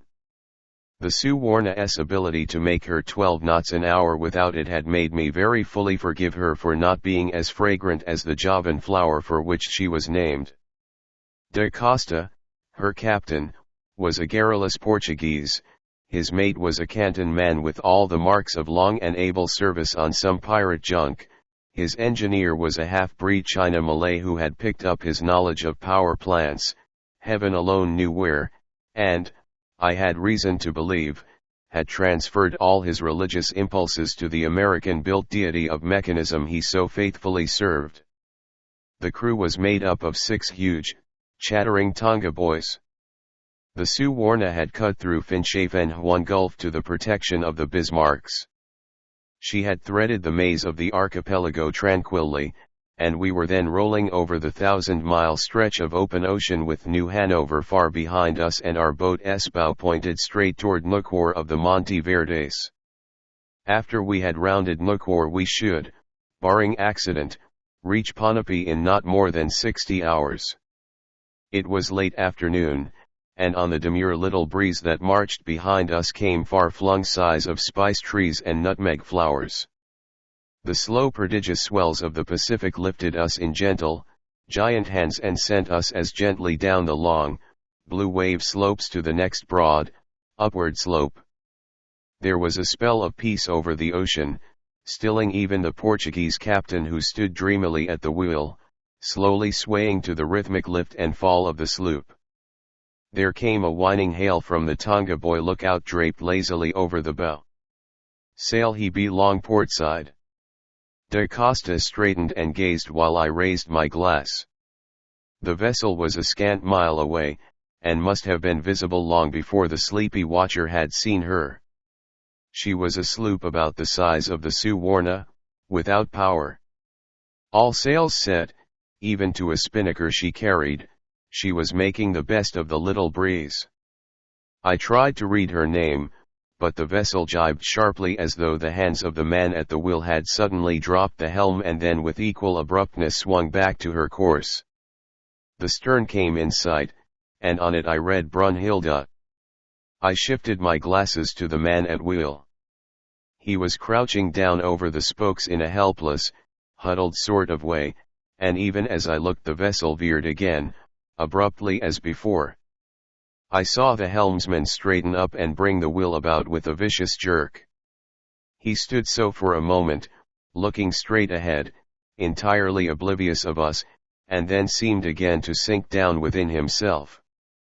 It came to me that his was the action of a man striving vainly against a weariness unutterable. I swept the deck with my glasses. There was no other sign of life. I turned to find the Portuguese staring intently and with puzzled air at the sloop, now separated from us by a scant half-mile. "Something very wrong I think there, sir," he said in his curious English. "The man on deck I know. He is captain and owner of the Brunhilde. His name Olaf Huldrickson, what you say Norwegian. He is either very sick or very tired, but I do not understand where is the crew, and the starboard boat is gone." He shouted an order to the engineer, and as he did so the faint breeze failed and the sails of the Brunhilde flapped down inert. We were now nearly abreast and a scant 100 yards away. The engine of the Suwarna died and the Tonga boys leaped to one of the boats. "You Olaf Huldrickson!" shouted Da Costa. "What's a matter with you?" The man at the wheel turned toward us. He was a giant, his shoulders enormous, thick-chested, strength in every line of him. He towered like a Viking of old at the rudder bar of his shark ship. I raised the glass again. His face sprang into the lens, and never have I seen a visage lined and marked as though by ages of unsleeping misery as was that of Olaf Huldrickson. The Tonga boys had the boat alongside and were waiting at the oars. The little captain was dropping into it. "Wait!" I cried. I ran into my cabin, grasped my emergency medical kit and climbed down the rope ladder. The Tonga boys bent to the oars. We reached the side, and Da Costa and I each seized a lanyard dangling from the stays and swung ourselves on board. Da Costa approached Huldrickson softly. "What's the matter, Olaf?" he began, and then was silent, looking down at the wheel. The hands of Huldrickson were lashed fast to the spokes by thongs of thin, strong cord. They were swollen and black, and the thongs had bitten into the sinewy wrists till they were hidden in the outraged flesh, cutting so deeply that blood fell, slow drop by drop, at his feet. We sprang toward him, reaching out hands to his fetters to loose them. Even as we touched them, Huldrickson aimed a vicious kick at me and then another at Da Costa, which sent the Portuguese tumbling into the scuppers. "Let be!" croaked Huldrickson. His voice was thick and lifeless as though forced from a dead throat, his lips were cracked and dry and his parched tongue was black. "Let be! Go! Let be!" The Portuguese had picked himself up, whimpering with rage and knife in hand, but as Huldrickson's voice reached him he stopped. Amazement crept into his eyes, and as he thrust the blade back into his belt they softened with pity. "Something very wrong with Olaf," he murmured to me. "I think he crazy." And then Olaf Huldrickson began to curse us. He did not speak, he howled from that hideously dry mouth his imprecations. And all the time his red eyes roamed the seas, and his hands, clenched and rigid on the wheel, dropped blood. "I go below," said Da Costa nervously. His wife, his daughter. He darted down the companionway and was gone. Huldrickson, silent once more, had slumped down over the wheel. Da Costa's head appeared at the top of the companion steps. There is nobody, nobody, he paused, then nobody nowhere. His hands flew out in a gesture of hopeless incomprehension. I do not understand. Then Olaf Huldrickson opened his dry lips, and as he spoke a chill ran through me, checking my heart. The sparkling devil took them. Croaked Olaf Huldrickson, the sparkling devil took them. Took my Helma and my little Frida. The sparkling devil came down from the moon and took them. He swayed, tears dripped down his cheeks. Da Costa moved toward him again and again. Huldrickson watched him, alertly, wickedly, from his bloodshot eyes. I took a hypodermic from my case and filled it with morphine. I drew Da Costa to me. Get to the side of him, I whispered, talk to him. He moved over toward the wheel. Where is your Helma and Frida, Olaf? He said. Huldrickson turned his head toward him. The shining devil took them, he croaked. The moon devil. That spark. A yell broke from him. I had thrust the needle into his arm just above one swollen wrist and had quickly shot the drug through. He struggled to release himself and then began to rock drunkenly. The morphine, taking him in his weakness, worked quickly. Soon over his face a piece dropped. The pupils of the staring eyes contracted. Once, twice, he swayed, and then, his bleeding, prisoned hands held high and still gripping the wheel, he crumpled to the deck. With utmost difficulty we loosed the thongs, but at last it was done. We rigged a little swing and the Tonga boy slung the great inert body over the side into the dory. Soon we had Huldrickson in my bunk. Da Costa sent half his crew over to the sloop in charge of the Cantonese. They took in all sail, stripping Huldrickson's boat to the masts, and then with the Brunhilde nosing quietly along after us at the end of a long hawser, one of the Tonga boys at her wheel, we resumed the way so enigmatically interrupted. I cleansed and bandaged the Norseman's lacerated wrists and sponged the blackened, parched mouth with warm water and a mild antiseptic. Suddenly I was aware of Da Costa's presence and turned. His unease was manifest and held, it seemed to me, a queer, furtive anxiety. What you think of Olaf, sir? He asked. I shrugged my shoulders. You think he killed his woman and his baby? He went on. You think he crazy and killed all? Nonsense, Da Costa, I answered. You saw the boat was gone. Most probably his crew mutinied and to torture him tied him up the way you saw. They did the same thing with Hilton of the Coral Lady, you'll remember. No, he said. No, the crew did not. Nobody there on board when Olaf was tied? What? I cried, startled.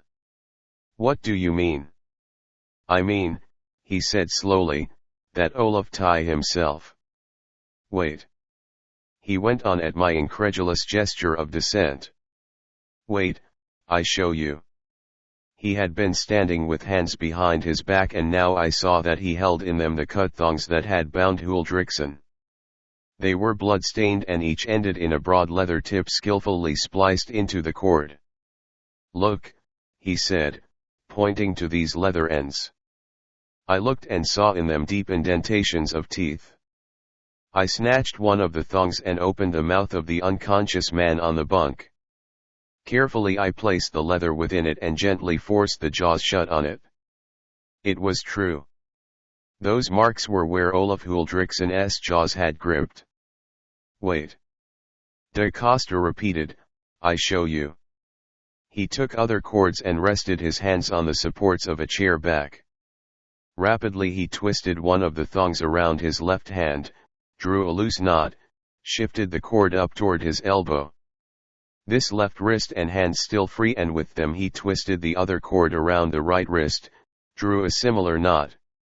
His hands were now in the exact position that Huldrickson's had been on the Brunhilde, but with cords and knots hanging loose. Then Da Costa reached down his head, took a leather end in his teeth and with a jerk drew the thong that noosed his left hand tight. Similarly he drew tight the second. He strained at his fetters. There before my eyes he had penny-wound himself so that without aid he could not release himself. And he was exactly as Huldriksen had been.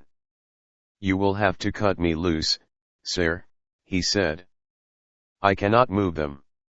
It is an old trick on these seas. Sometimes it is necessary that a man stand at the wheel many hours without help, and he does this so that if he sleep the will wake him. Yes, sir." I looked from him to the man on the bed. "But why, sir," said Da Costa slowly, "did Olaf have to tie his hands?" I looked at him, uneasily. "I don't know," I answered. "Do you?" He fidgeted, avoided my eyes, and then rapidly, almost surreptitiously crossed himself. "No," he replied. "I know nothing. Some things I have heard but they tell many tales on these seas." He started for the door. Before he reached it he turned. "But this I do know," he half whispered, "I am damned glad there is no full moon tonight." And passed out, leaving me staring after him in amazement. What did the Portuguese know? I bent over the sleeper. On his face was no trace of that unholy mingling of opposites the dweller stamped upon its victims. And yet what was it the Norseman had said? The sparkling devil took them. Nay, he had been even more explicit, the sparkling devil that came down from the moon. Could it be that the dweller had swept upon the Brunhilde, drawing down the moon path Olaf Huldriksen's wife and babe even as it had drawn Throckmortin? As I sat thinking the cabin grew suddenly dark and from above came a shouting and patter of feet. Down upon us swept one of the abrupt, violent squalls that are met with in those latitudes. I lashed Huldriksen fast in the berth and ran up on deck.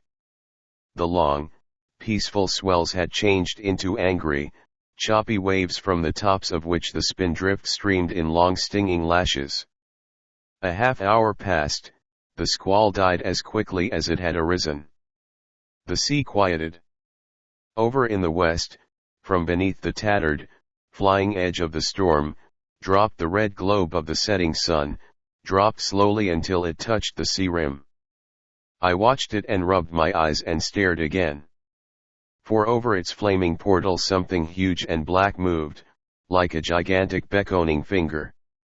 Da Costa had seen it, too, and he turned the Suwarna straight toward the descending orb and its strange shadow. As we approached we saw it was a little mass of wreckage and that the beckoning finger was a wing of canvas, sticking up and swaying with the motion of the waves. On the highest point of the wreckage sat a tall figure calmly smoking a cigarette. We brought the Suwarna to, dropped a boat, and with myself as coxswain pulled toward a wrecked hydro airplane.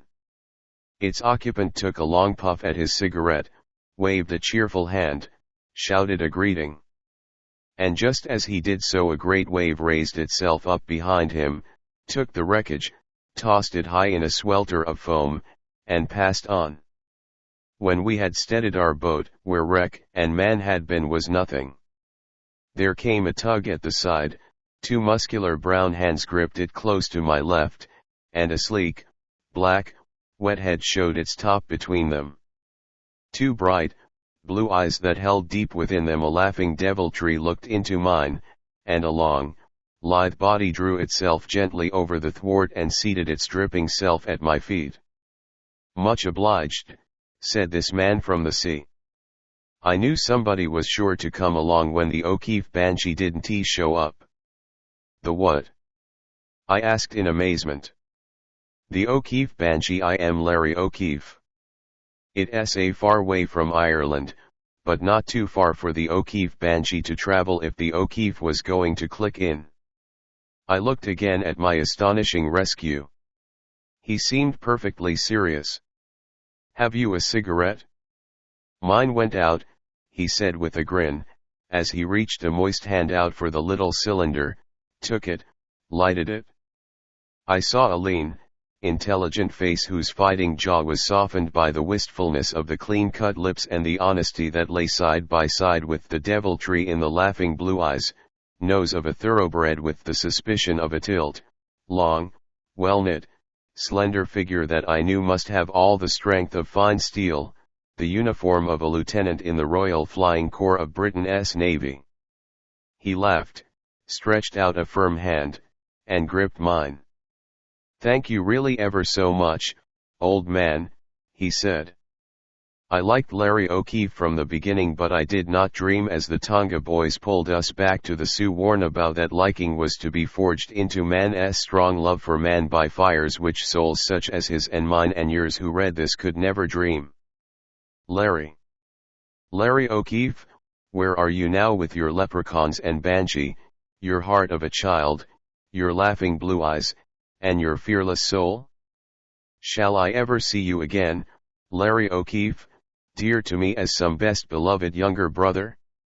Larry O'Keefe, pressing back the questions I longed to ask, I introduced myself.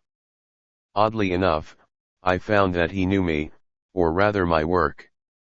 He had bought, it appeared, my volume upon the peculiar vegetation whose habitat is disintegrating lava rock and volcanic ash, that I had entitled, somewhat loosely, I could now perceive, Flora of the Craters.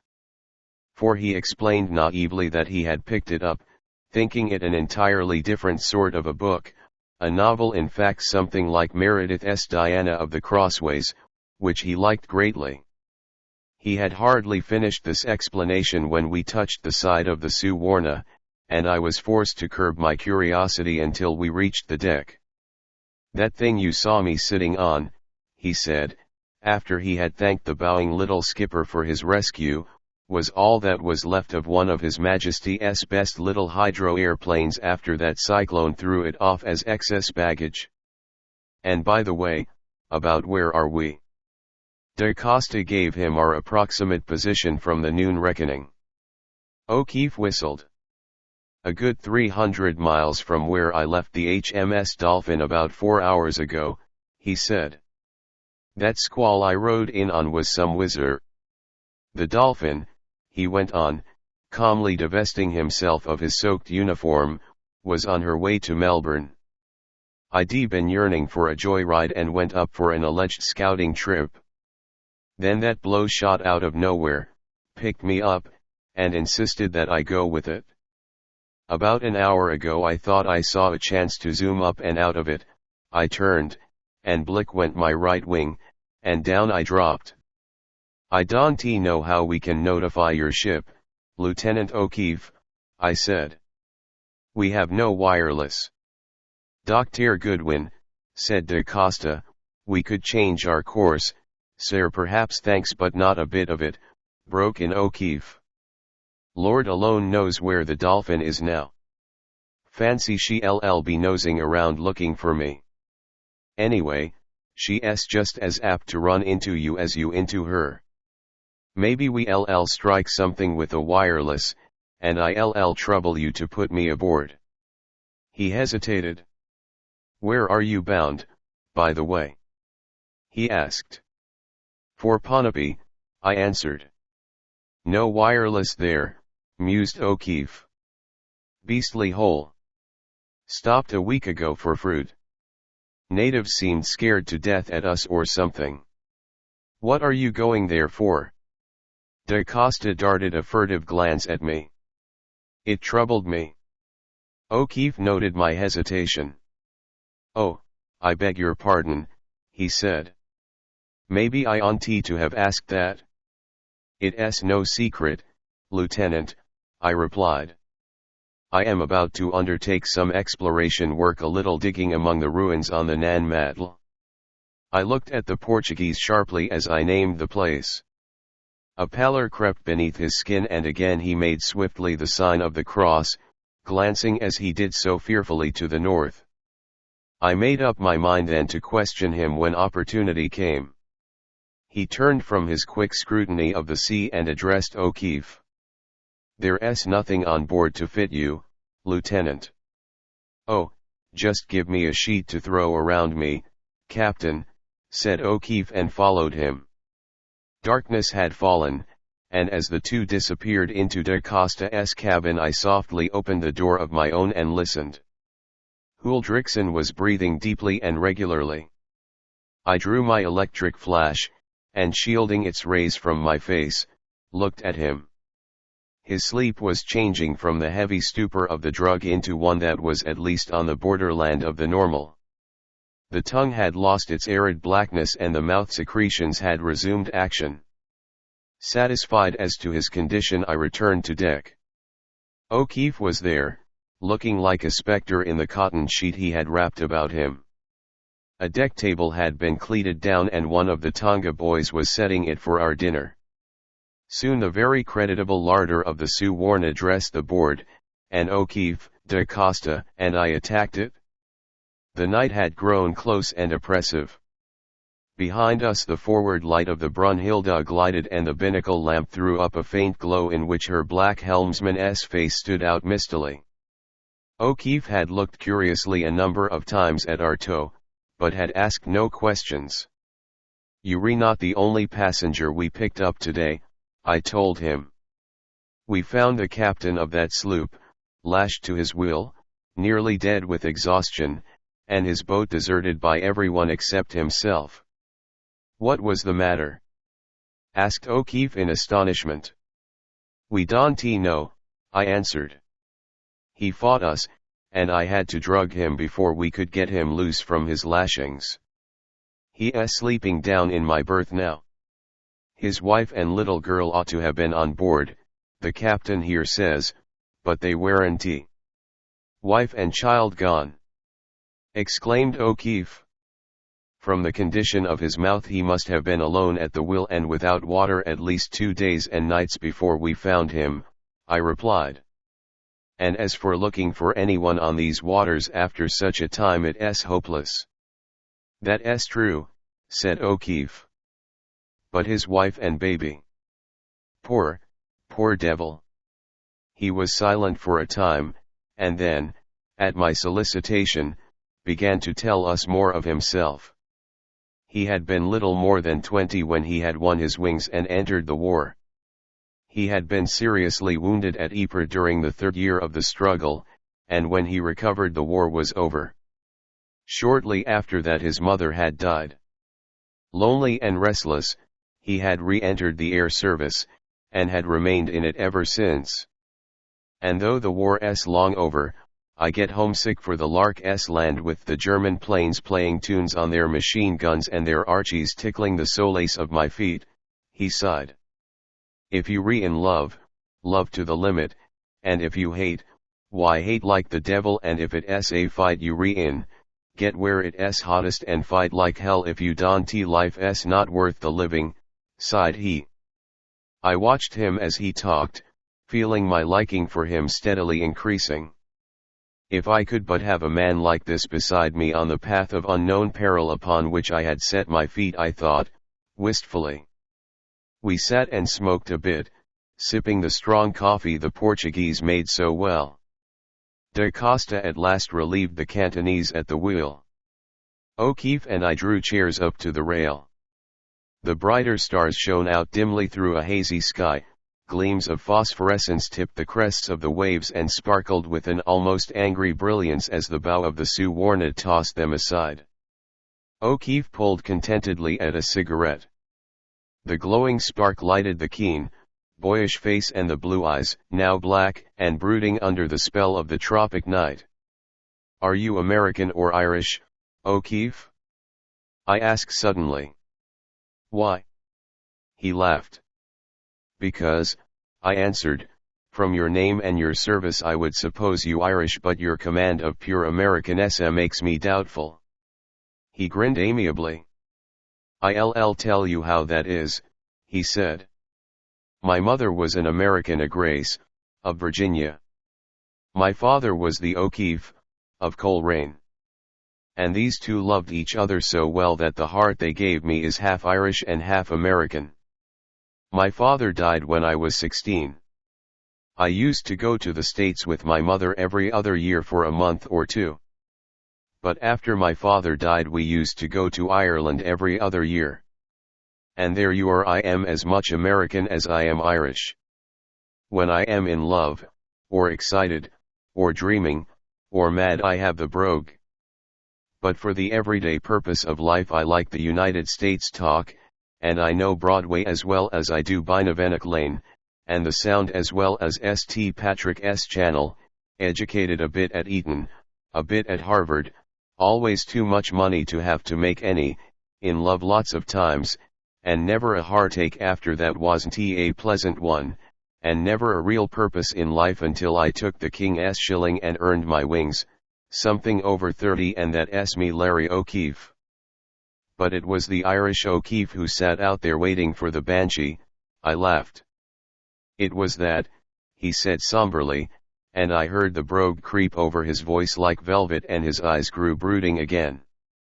There's never an O'Keefe for these 1,000 years that has passed without his warning. And twice have I heard the banshee calling, once it was when my younger brother died and once when my father lay waiting to be carried out on the ebb tide. He mused a moment, then went on, and once I saw an Anearchoil, a girl of the green people, flit like a shade of green fire through Carntower woods, and once at Duncraig I slept where the ashes of the Dun of Cormac Macon Cobar are mixed with those of Cormac, and I lit the fair, all burned in the 9 flames that sprang from the harping of Cravathene, and I heard the echo of his dead harpings. He paused again, and then, softly, with that curiously sweet, high voice that only the Irish seem to have, he sang, woman of the white breasts, eyelid, woman of the gold brown hair, and lips of the red rowan, where is the swan that is whiter, with breast more soft, or the wave on the sea that moves as thou movest, eyelid? 8 Olaf's story. There was a little silence. I looked upon him with wonder. Clearly he was in deepest earnest. I know the psychology of the Gael is a curious one, and that deep in all their hearts their ancient traditions and beliefs have strong and living roots. And I was both amused and touched. Here was this soldier, who had faced war and its ugly realities open-eyed and fearless, picking, indeed, the most dangerous branch of service for his own, a modern if ever there was one, appreciative of most unmystical Broadway, and yet soberly and earnestly attesting to his belief in banshee, in shadowy people of the woods, and phantom harpers. I wondered what he would think if he could see the dweller, and then, with a pang, that perhaps his superstitions might make him an easy prey. He shook his head half impatiently and ran a hand over his eyes, turned to me and grinned. Don't think I am cracked, Professor, he said. I am not. But it takes me that way now and then. It's the Irish in me. And, believe it or not, I am telling you the truth. I looked eastward where the moon, now nearly a week past the full, was mounting. You can't make me see what you've seen, Lieutenant, I laughed. But you can make me hear. I've always wondered what kind of a noise a disembodied spirit could make without any vocal cords or breath or any other earthly sound-producing mechanism. How does the banshee sound? O'Keefe looked at me seriously. All right, he said. I'll show you. From deep down in his throat came first a low, weird sobbing that mounted steadily into a keening whose mournfulness made my skin creep. And then his hand shot out and gripped my shoulder, and I stiffened like stone in my chair, for from behind us, like an echo, and then taking up the cry, swelled a wail that seemed to hold within it a sublimation of the sorrows of centuries. It gathered itself into one heartbroken, sobbing note and died away. O'Keefe's grip loosened, and he rose swiftly to his feet. It's all right, Professor, he said. It's for me. It found me all this way from Ireland. Again the silence was rent by the cry. But now I had located it. It came from my room, and it could mean only one thing: Huldrixon had wakened. Forget your banshee, I gasped, and made a jump for the cabin. Out of the corner of my eye I noted a look of half sheepish relief flit over O'Keefe's face, and then he was beside me. Da Costa shouted an order from the wheel, the Cantonese ran up and took it from his hands and the little Portuguese pattered down toward us. My hand on the door, ready to throw it open, I stopped. What if the dweller were within? What if we had been wrong and it was not dependent for its power upon that full flood of moon ray which Throckmortin had thought essential to draw it from the blue pool? From within, the sobbing wail began once more to rise. O'Keefe pushed me aside, threw open the door and crouched low within it. I saw an automatic flash dully in his hand, saw it cover the cabin from side to side, following the swift sweep of his eyes around it. Then he straightened and his face, turned toward the berth, was filled with wondering pity. Through the window streamed a shaft of the moonlight. It fell upon Huldrixen's staring eyes, in them great tears slowly gathered and rolled down his cheeks, from his opened mouth came the woe-laden wailing. I ran to the port and drew the curtains. Da Costa snapped the lights. The Norseman's dolorous crying stopped as abruptly as though cut. His gaze rolled toward us. And at one bound he broke through the leashes I had buckled round him and faced us, his eyes glaring, his yellow hair almost erect with the force of the rage visibly surging through him. Da Costa shrunk behind me. O'Keefe, coolly watchful, took a quick step that brought him in front of me. "Where do you take me?" said Huldrixen, and his voice was like the growl of a beast. "Where is my boat?" I touched O'Keefe gently and stood before the giant. "Listen, Olaf Huldrixen," I said. "We take you to where the sparkling devil took your Helma and your Frida. We follow the sparkling devil that came down from the moon. Do you hear me?" I spoke slowly, distinctly, striving to pierce the mists that I knew swirled around the strained brain. And the words did pierce. He thrust out a shaking hand. "You say you follow?" he asked falteringly. "You know where to follow?" "Where it took my Helma and my little Frida." "Just that, Olaf Huldrixen," I answered. "Just that? I pledge you my life that I know." Da Costa stepped forward. "He speaks true, Olaf. You go faster on the Suwarna than on the Brrw Unilda, Olaf, yes." The giant Norseman, still gripping my hand, looked at him. "I know you, Da Costa," he muttered. "You are all right. J.A. You are a fair man. Where is the Brunhilde?" "She follow behind on a big rope, Olaf," soothed the Portuguese.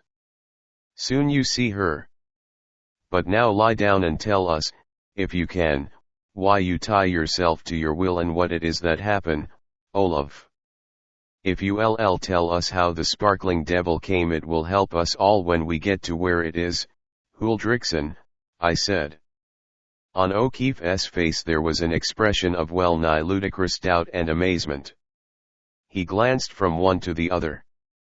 The giant shifted his own tense look from me to the Irishman. A gleam of approval lighted in his eyes. He loosed me, and gripped O'Keefe's arm. "Stirk," he said. "J.A. strong, and with a strong heart. A man J.A. He comes too, we shall need him J.A. I tell," he muttered, and seated himself on the side of the bunk. "It was 4 nights ago. My Frida," his voice shook mind-endling. "She loved the moonlight.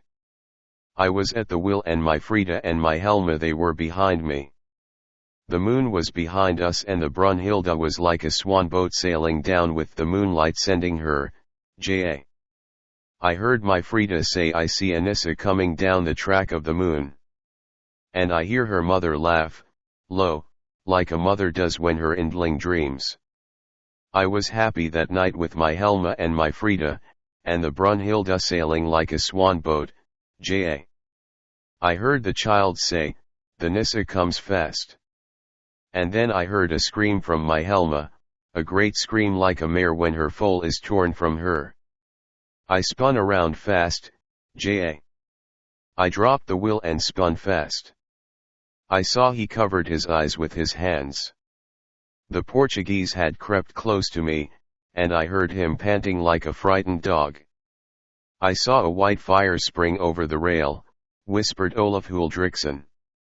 It whirled round and round, and it shone like stars in a whirlwind mist. There was a noise in my ears. It sounded like bells, little bells, like the music you make when you run your finger round goblets.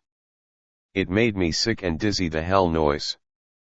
My Helma was indy holda what you say in the middle of the white fire.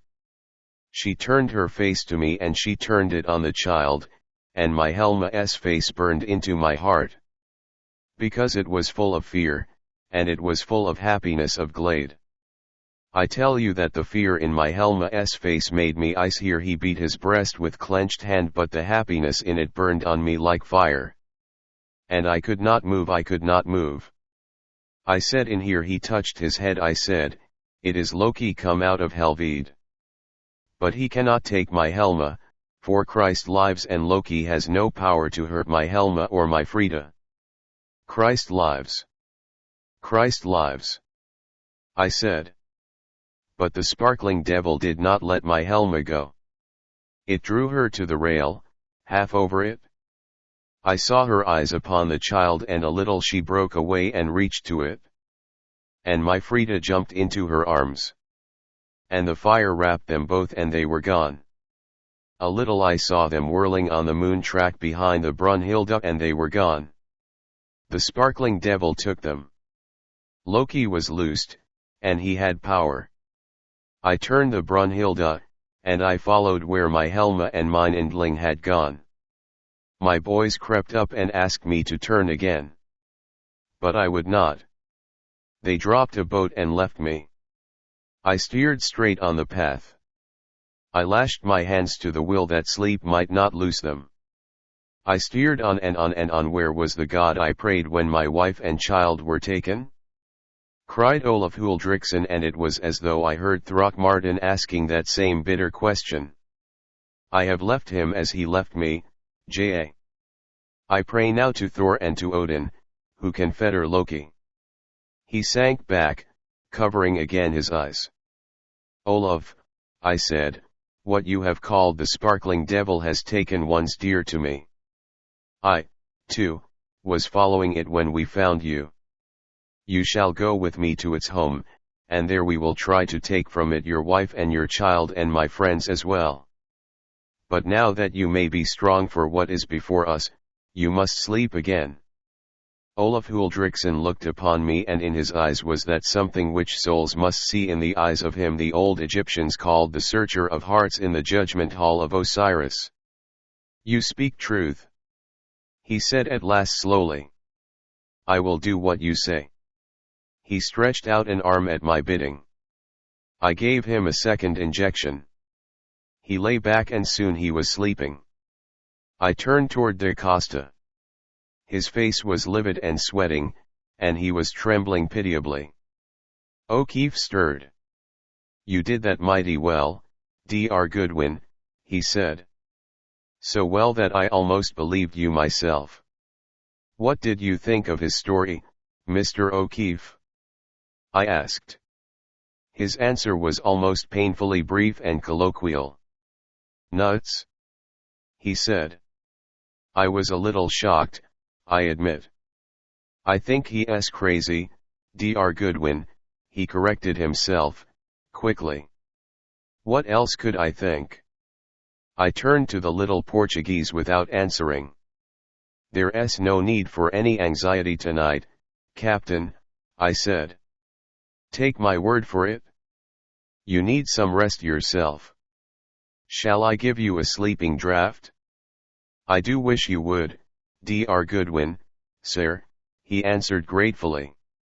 Tomorrow, when I feel better, I would have a talk with you. I nodded. He did know something then. I mixed him an opiate of considerable strength. He took it and went to his own cabin. I locked the door behind him and then, sitting beside the sleeping Norseman, I told O'Keefe my story from end to end. He asked few questions as I spoke. But after I had finished he cross-examined me rather minutely upon my recollections of the radiant phases upon each appearance, checking these with Throckmortin's observations of the same phenomena in the chamber of the moon pool. "And now what do you think of it all?" I asked. He sat silent for a while, looking at Huldriksen. "Not what you seem to think, Dr. Goodwin," he answered at last, gravely. "Let me sleep over it. One thing of course is certain, you and your friend Throckmortin and this man here saw something."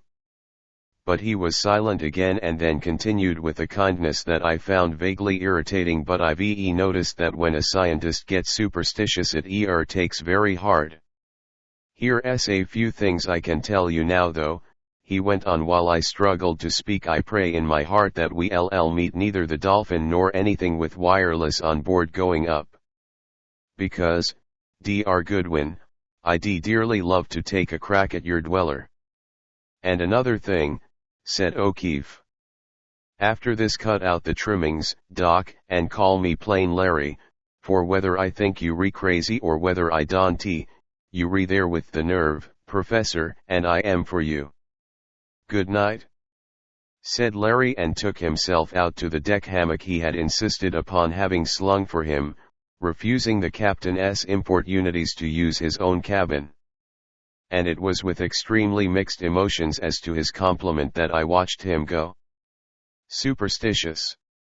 I, whose pride was my scientific devotion to fact and fact alone.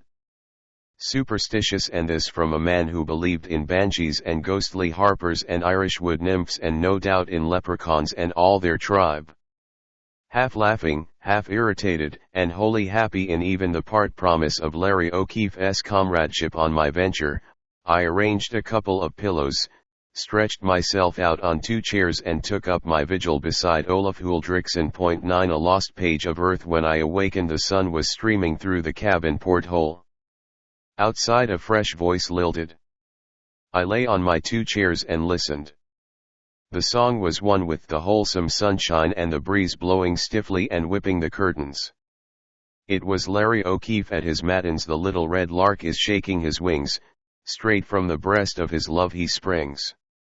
Larry's voice soared. His wings and his feathers are sunrise red, he hails the sun and his golden head. "Good morning, Doc, you are long abed." This last was a most irreverent interpolation, I well knew. I opened my door. O'Keefe stood outside laughing.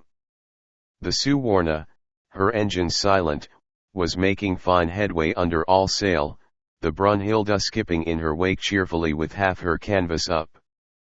The sea was crisping and dimpling under the wind. Blue and white was the world as far as the eye could reach. Schools of little silvery green flying fish broke through the water, rushing on each side of us, flashed for an instant and were gone. Behind us gulls hovered and dipped. The shadow of mystery had retreated far over the rim of this wide-awake and beautiful world, and if, subconsciously, I knew that somewhere it was brooding and waiting, for a little while at least I was consciously free of its oppression. "How's the patient?" asked O'Keefe. He was answered by Huldriksen himself, who must have risen just as I left the cabin. The Norseman had slipped on a pair of pajamas and, giant torso naked under the sun, he strode out upon us. We all of us looked at him a trifle anxiously. But Olaf's madness had left him. In his eyes was much sorrow, but the berserk rage was gone. He spoke straight to me. "You said last night we follow?" I nodded. "It is where?" he asked again. "We go first to Ponape and from there to Metalanum harbor to the Nan-Madol. You know the place?" Huldriksen bowed, a white gleam as of ice showing in his blue eyes. "It is there?" he asked. "It is there that we must first search," I answered. "Good. said Olaf Huldrickson. It is good. He looked at da Costa inquiringly, and the little Portuguese, following his thought, answered his unspoken question. We should be at Ponape tomorrow morning early, Olaf. Good. Repeated the Norseman. He looked away, his eyes tear-filled. A restraint fell upon us, the embarrassment all men experience when they feel a great sympathy and a great pity, to neither of which they quite know how to give expression. By silent consent we discussed at breakfast only the most casual topics. When the meal was over, Huldrickson expressed a desire to go aboard the Brunhilde. The Suwarna hove to and da Costa and he dropped into the small boat. When they reached the Brunhilde's deck, I saw Olaf take the wheel and the two fall into earnest talk. I beckoned to O'Keefe and we stretched ourselves out on the bow hatch under cover of the foresail. He lighted a cigarette, took a couple of leisurely puffs, and looked at me expectantly. Well? I asked. Well, said O'Keefe, suppose you tell me what you think and then I'll proceed to point out your scientific errors. His eyes twinkled mischievously. Larry, I replied, somewhat severely, you may not know that I have a scientific reputation which, putting aside all modesty, I may say is an enviable one. You used a word last night to which I must interpose serious objection. You more than hinted that I had superstitions. Let me inform you, Larry O'Keefe, that I am solely a seeker, observer, analyst, and synthesist of facts. I am not, and I tried to make my tone as pointed as my words, I am not a believer in phantoms or spooks, leprechauns, banshees, or ghostly harpers. O'Keefe leaned back and shouted with laughter. Forgive me, Goodwin, he gasped. But if you could have seen yourself solemnly disclaiming the banshee, another twinkle showed in his eyes, and then with all the sunshine and this wide open world he shrugged his shoulders. It's hard to visualize anything such as you and Huldrickson have described. I know how hard it is, Larry, I answered. And don't think I have any idea that the phenomenon is supernatural in the sense spiritualists and table-turners have given that word. I do think it is supernormal, energized by a force unknown to modern science, but that doesn't mean I think it outside the radius of science. Tell me your theory, Goodwin, he said. I hesitated, for not yet had I been able to put into form to satisfy myself any explanation of the dweller. I think, I hazarded finally, it is possible that some members of that race peopling the ancient continent which we know existed here in the Pacific, have survived. We know that many of these islands are honeycombed with caverns and vast subterranean spaces, literally underground lands running in some cases far out beneath the ocean floor. It is possible that for some reason survivors of this race sought refuge in the abysmal spaces, one of whose entrances is on the islet where Throckmortin's party met its end. As for their persistence in these caverns, we know they possessed a high science. They may have gone far in the mastery of certain universal forms of energy, especially that we call light. They may have developed a civilization and a science far more advanced than ours.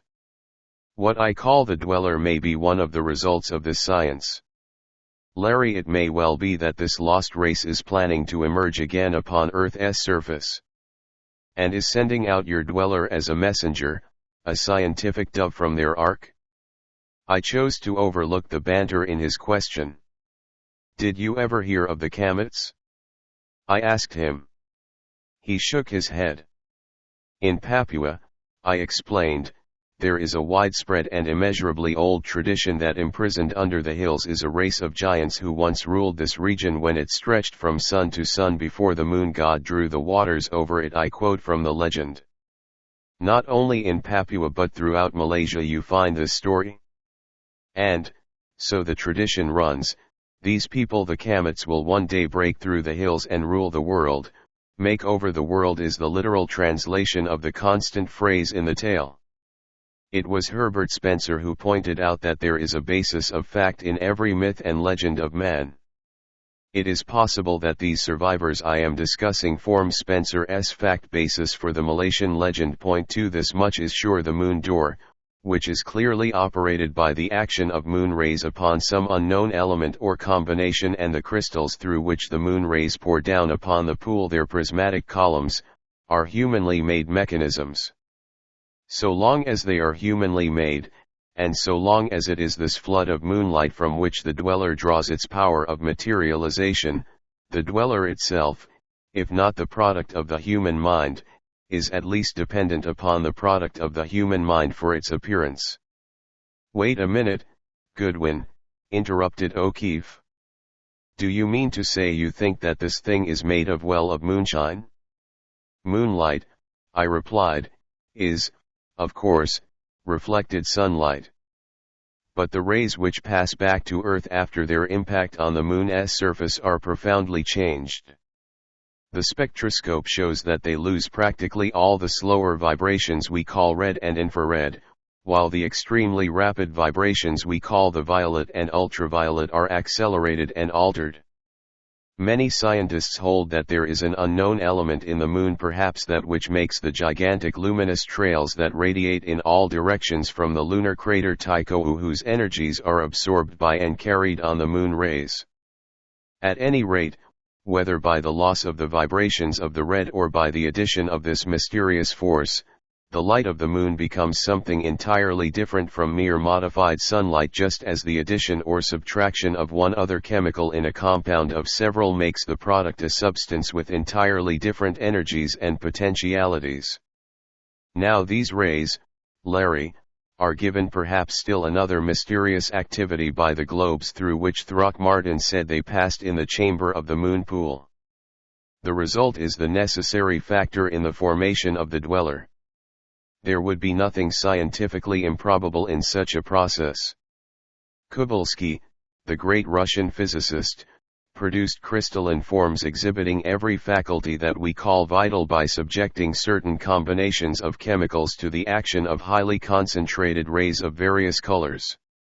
Something in light and nothing else produced their pseudo-vitality. We do not begin to know how to harness the potentialities of that magnetic vibration of the ether we call light. Listen, Doc, said Larry earnestly, I'll take everything you say about this lost continent, the people who used to live on it, and their caverns, for granted.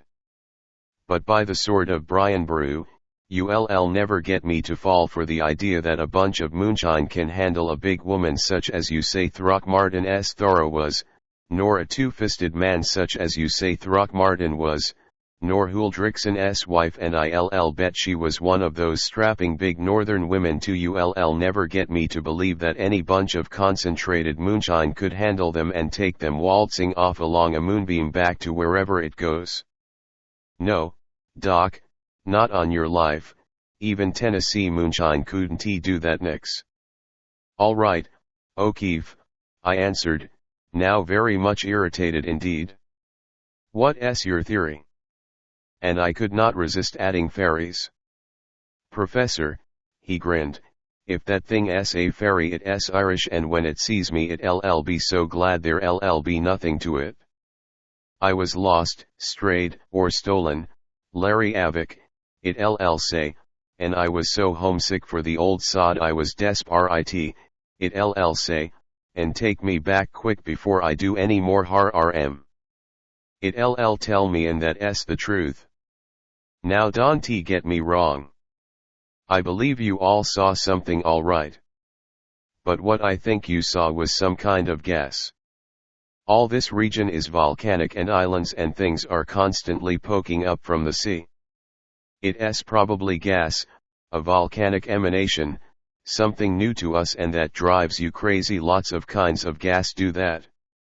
It hit the Throckmortin party on that island, and they probably were all more or less delirious all the time, thought they saw things, talked it over, and collective hallucination, just like the angels of Mons and other miracles of the war. Somebody sees something that looks like something else. He points it out to the man next him. Do you see it? Asks he. Sure I see it, says the other. and there you are, collective hallucination. When your friends got it bad, they most likely jumped overboard one by one. Huldrixon sails into a place where it is and it hits his wife. She grabs the child and jumps over. Maybe the moon rays make it luminous. I've seen gas on the front under the moon that looked like 1,000 whirling dervish devils.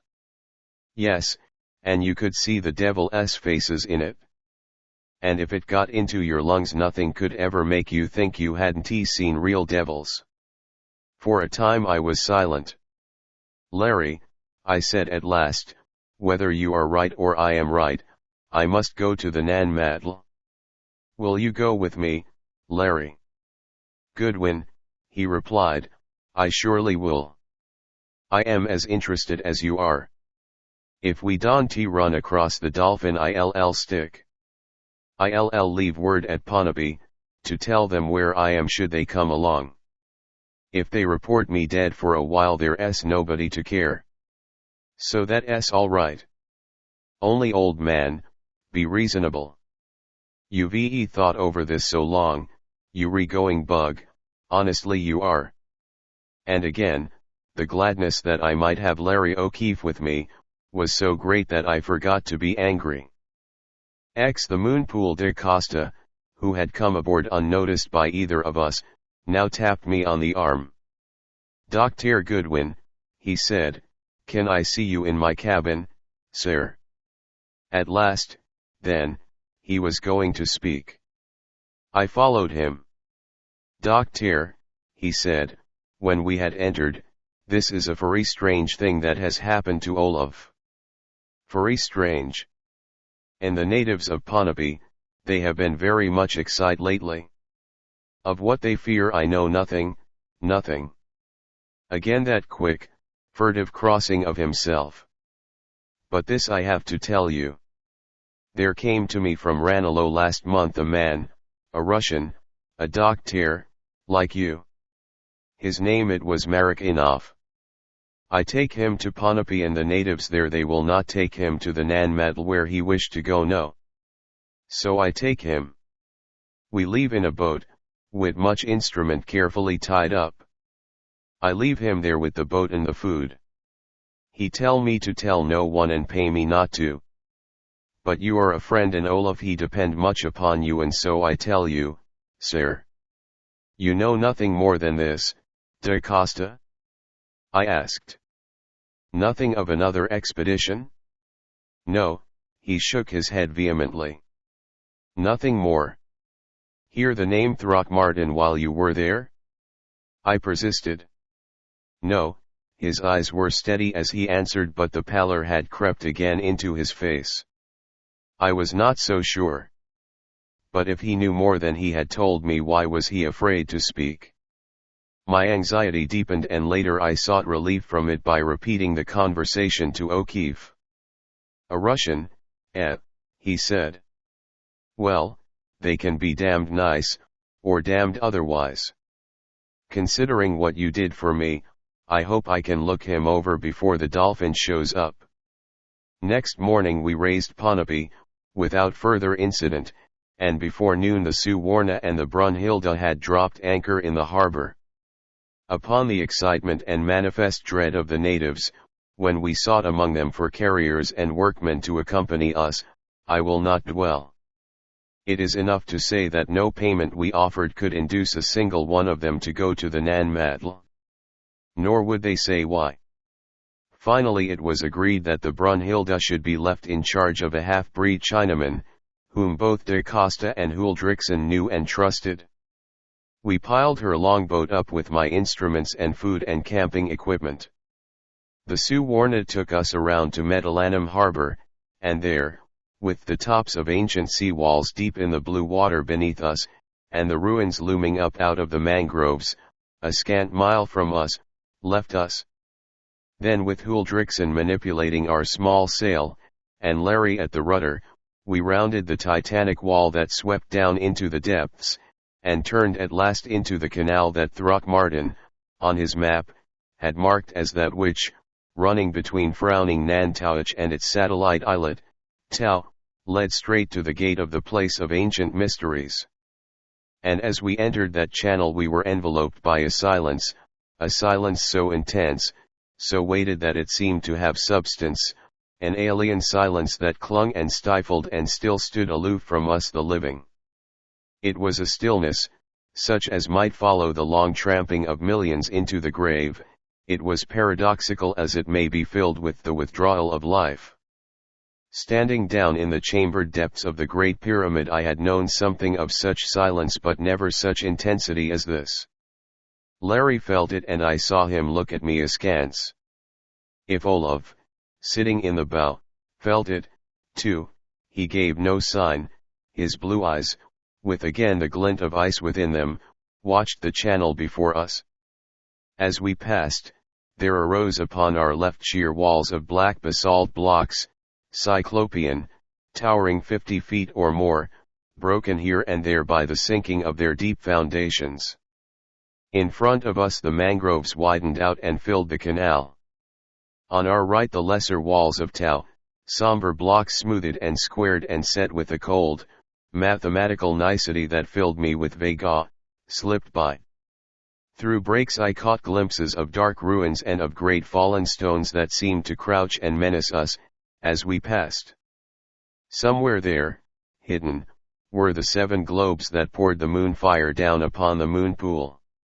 Now we were among the mangroves and, sail down, the 3 of us pushed and pulled the boat through their tangled roots and branches. The noise of our passing split the silence like a profanation, and from the ancient bastions came murmurs forbidding, strangely sinister. And now we were through, floating on a little open space of shadow-filled water.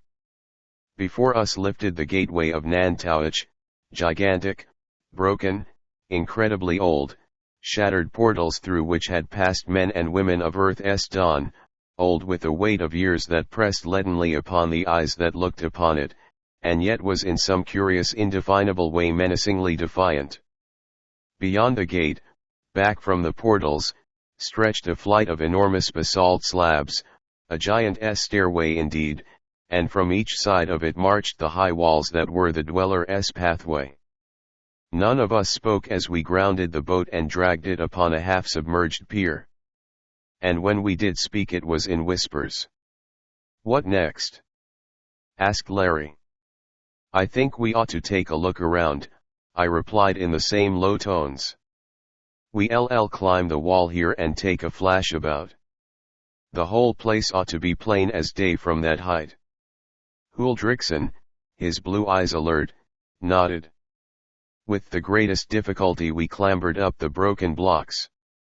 To the east and south of us, set like children's blocks in the midst of the sapphire sea, lay dozens of islets, none of them covering more than 2 square miles of surface, each of them a perfect square or oblong within its protecting walls. On none was there sign of life, save for a few great birds that hovered here and there, and gulls dipping in the blue waves beyond. We turned our gaze down upon the island on which we stood. It was, I estimated, about 3/4 of a mile square. The sea wall enclosed it. It was really an enormous basalt-sided open cube, and within it 2 other open cubes. The enclosure between the first and second wall was stone-paved, with here and there a broken pillar and long stone benches. The hibiscus, the aloe tree, and a number of small shrubs had found place, but seemed only to intensify its stark loneliness. "Wonder where the Russian can be?" asked Larry. I shook my head. There was no sign of life here. Had Marikhanov gone or had the dweller taken him, too? Whatever had happened, there was no trace of him below us or on any of the islets within our range of vision. We scrambled down the side of the gateway. Olaf looked at me wistfully. "We start the search now, Olaf," I said. "And first, O'Keefe, let us see whether the grey stone is really here. After that we will set up camp, and while I unpack, you and Olaf search the island. It won't take long." Larry gave a look at his service automatic and grinned. "Lead on, Macduff," he said. We made our way up the steps, through the outer enclosures and into the central square, I confess to a fire of scientific curiosity and eagerness tinged with a dread that O'Keefe's analysis might be true. Would we find the moving slab and, if so, would it be as Throckmortin had described? If so, then even Larry would have to admit that here was something that theories of gases and luminous emanations would not explain, and the first test of the whole amazing story would be passed. But if not, and there before us, the faintest tinge of gray setting it apart from its neighboring blocks of basalt, was the moon door.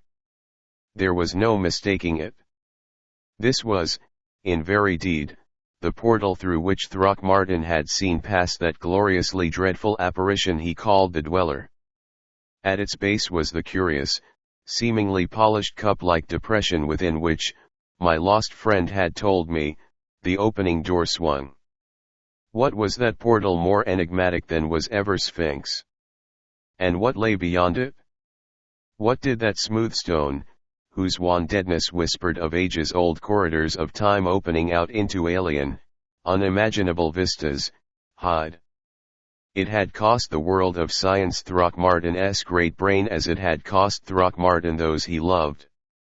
It had drawn me to it in search of Throckmortin, and its shadow had fallen upon the soul of Olaf the Norseman, and upon what thousands upon thousands more I wondered, since the brains that had conceived it had vanished with their secret knowledge. What lay beyond it? I stretched out a shaking hand and touched the surface of the slab. A faint thrill passed through my hand and arm, oddly unfamiliar and as oddly unpleasant, as of electric contact holding the very essence of cold. O'Keefe, watching, imitated my action. As his fingers rested on the stone, his face filled with astonishment. "It's the door?" he asked. I nodded. There was a low whistle from him and he pointed up toward the top of the gray stone. I followed the gesture and saw, above the moon door and on each side of it, two gently curving bosses of rock, perhaps a foot in diameter. "The moon door's keys," I said. "It begins to look so," answered Larry. "If we can find them," he added. "There's nothing we can do till moonrise," I replied. "And we've none too much time to prepare as it is. Come." A little later we were beside our boat. We lighted it, set up the tent, and as it was now but a short hour to sundown, I bade them leave me and make their search. They went off together, and I busied myself with opening some of the paraphernalia I had brought with me. First of all I took out the 2 becquerel ray condensers that I had bought in Sydney. Their lenses would collect and intensify to the fullest extent any light directed upon them. I had found them most useful in making spectroscopic analysis of luminous vapors, and I knew that at Yerkes Observatory splendid results had been obtained from them in collecting the diffused radiance of the nebulae for the same purpose. If my theory of the gray slab's mechanism were correct, it was practically certain that with the satellite only a few nights past the full we could concentrate enough light on the bosses to open the rock. And as the ray streams through the 7 globes described by Throckmortin would be too weak to energize the pool, we could enter the chamber free from any fear of encountering its tenant, make our preliminary observations and go forth before the moon had dropped so far that the concentration in the condensers would fall below that necessary to keep the portal from closing. I took out also a small spectroscope, and a few other instruments for the analysis of certain light manifestations and the testing of metal and liquid. Finally, I put aside my emergency medical kit. I had hardly finished examining and adjusting these before O'Keefe and Huldrixon returned. They reported signs of a camp at least 10 days old beside the northern wall of the outer court, but beyond that no evidence of others beyond ourselves on Nantucket. We prepared supper, ate and talked a little, but for the most part were silent. Even Larry's high spirits were not in evidence, half a dozen times I saw him take out his automatic and look it over. He was more thoughtful than I had ever seen him. Once he went into the tent, rummaged about a bit and brought out another revolver which, he said, he had got from Da Costa, and a half-dozen clips of cartridges. He passed the gun over to Olaf. At last a glow in the southeast heralded the rising moon. I picked up my instruments and the medical kit. Larry and Olaf shouldered each a short ladder that was part of my equipment, and, with our electric flashes pointing the way, walked up the great stairs, through the enclosures, and straight to the greystone. By this time the moon had risen and its clipped light shone full upon the slab. I saw faint gleams pass over it as of fleeting phosphorescence, but so faint were they that I could not be sure of the truth of my observation. We set the ladders in place. Olaf I assigned to stand before the door and watch for the first signs of its opening if open it should. The becquerels were set within 3-inch tripods, whose feet I had equipped with vacuum rings to enable them to hold fast to the rock.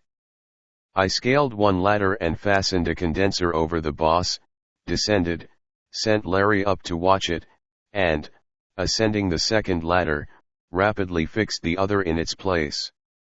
Then, with O'Keefe watchful on his perch, I on mine, and Olaf's eyes fixed upon the moon door, we began our vigil. Suddenly there was an exclamation from Larry. 7 little lights are beginning to glow on this stone, he cried. But I had already seen those beneath my lens begin to gleam out with a silvery luster. Swiftly the rays within the condenser began to thicken and increase, and as they did so the 7 small circles waxed like stars growing out of the dusk, and with a queer curdled is the best word I can find to define it radiance entirely strange to me. Beneath me I heard a faint, sighing murmur and then the voice of Huldrixon. It opens, the stone turns. I began to climb down the ladder. Again came Olaf's voice, the stone it is open, and then a shriek, a wail of blended anguish and pity, of rage and despair, and the sound of swift footsteps racing through the wall beneath me. I dropped to the ground. The moon door was wide open, and through it I caught a glimpse of a corridor filled with a faint, pearly vaporous light like earliest misty dawn. But of Olaf I could see nothing.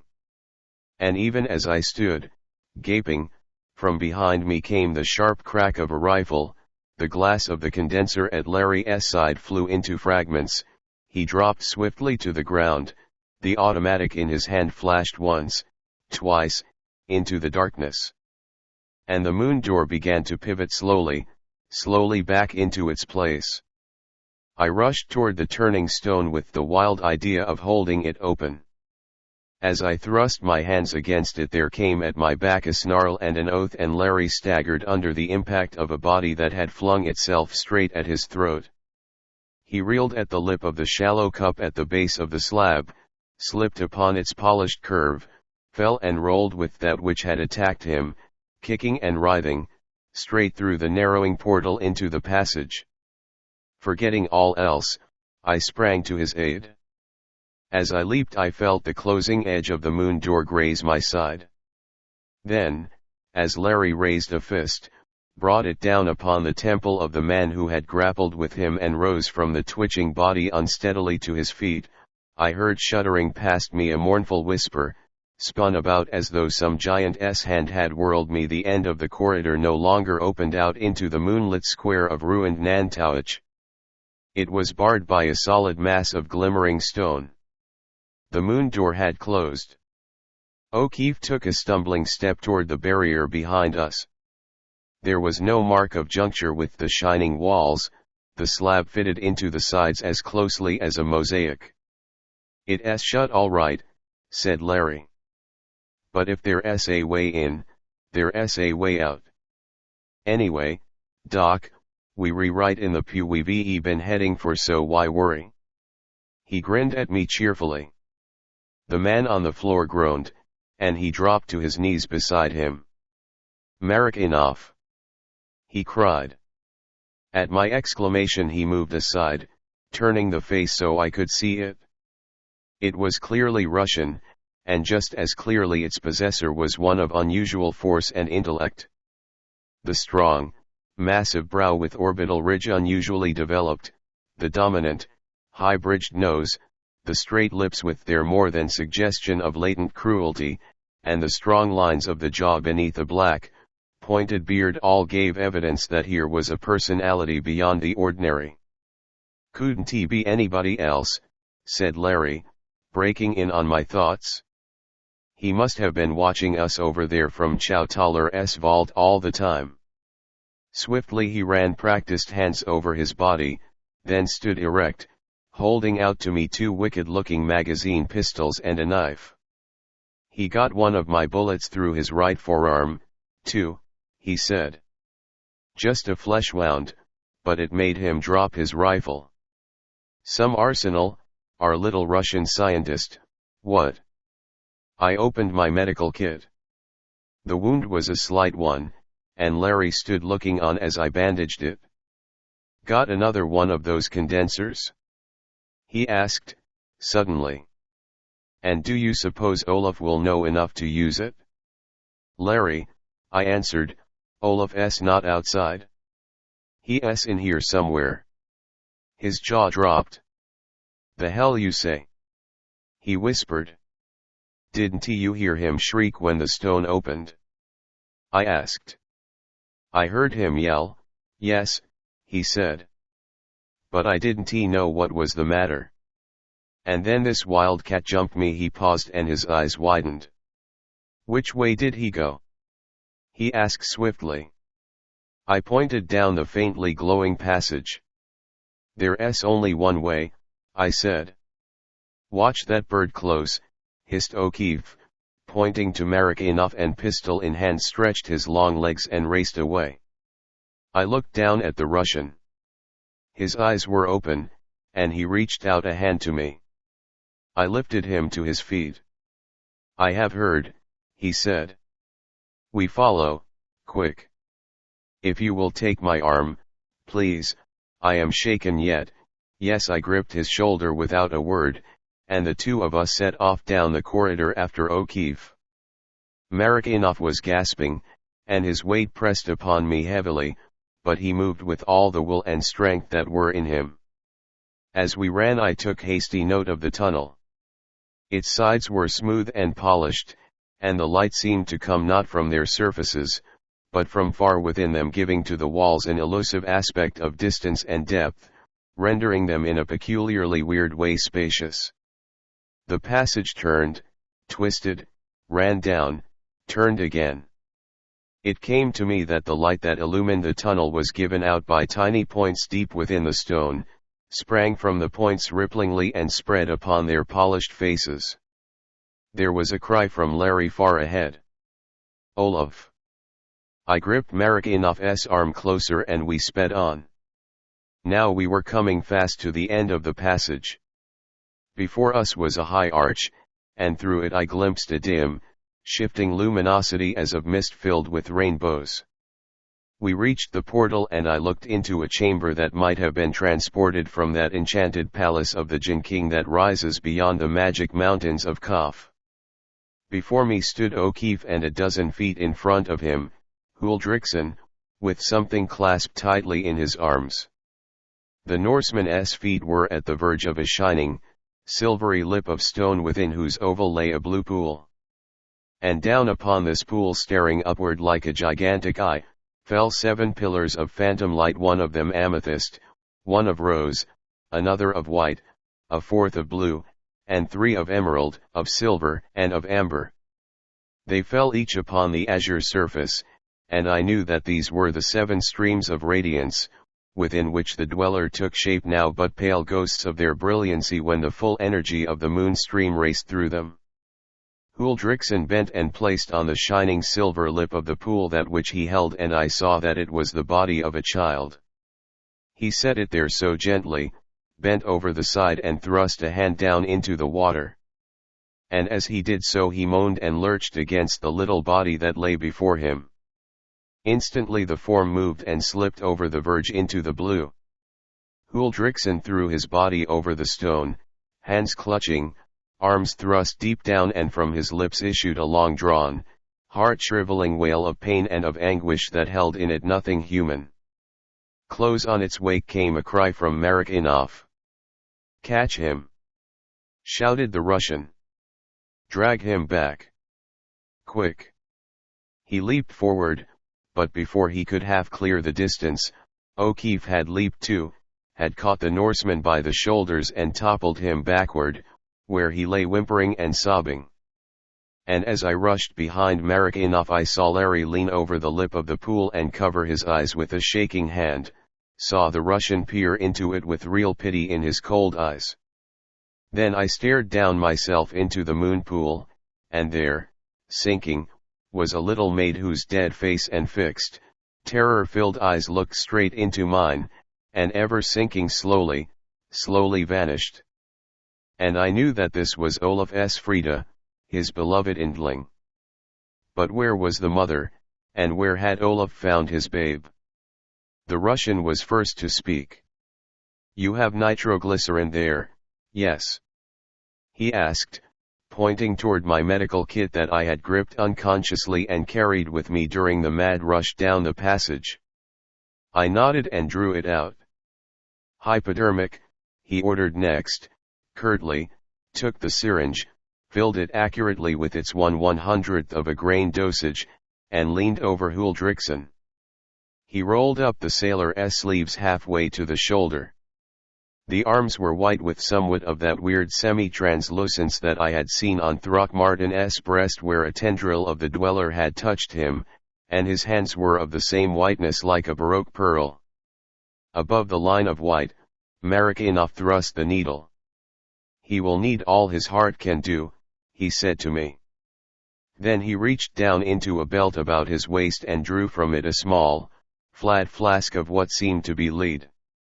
He opened it and let a few drops of its contents fall on each arm of the Norwegian. The liquid sparkled and instantly began to spread over the skin much as oil or gasoline dropped on water does, only far more rapidly.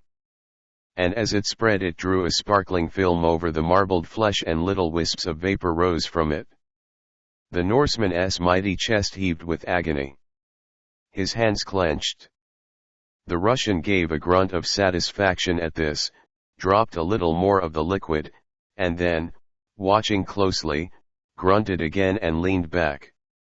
Huldriksen's labored breathing ceased, his head dropped upon Larry's knee, and from his arms and hands the whiteness swiftly withdrew. Merritt arose and contemplated us almost benevolently. "He will all right be in 5 minutes, he said. "I know. I do it to pay for that shot of mine, and also because we will need him." "Yes." He turned to Larry. "You have a punch like a mule kick, my young friend," he said. "Sometime you pay me for that, too, eh?" He smiled, and the quality of the grimace was not exactly reassuring. Larry looked him over quizzically. "You remarry enough, of course," he said. The Russian nodded, betraying no surprise at the recognition. "And you?" he asked. "Lieutenant O'Keefe of the Royal Flying Corps," replied Larry, saluting. "And this gentleman is Dr. Walter T. Goodwin." Merritt's face brightened. "The American botanist?"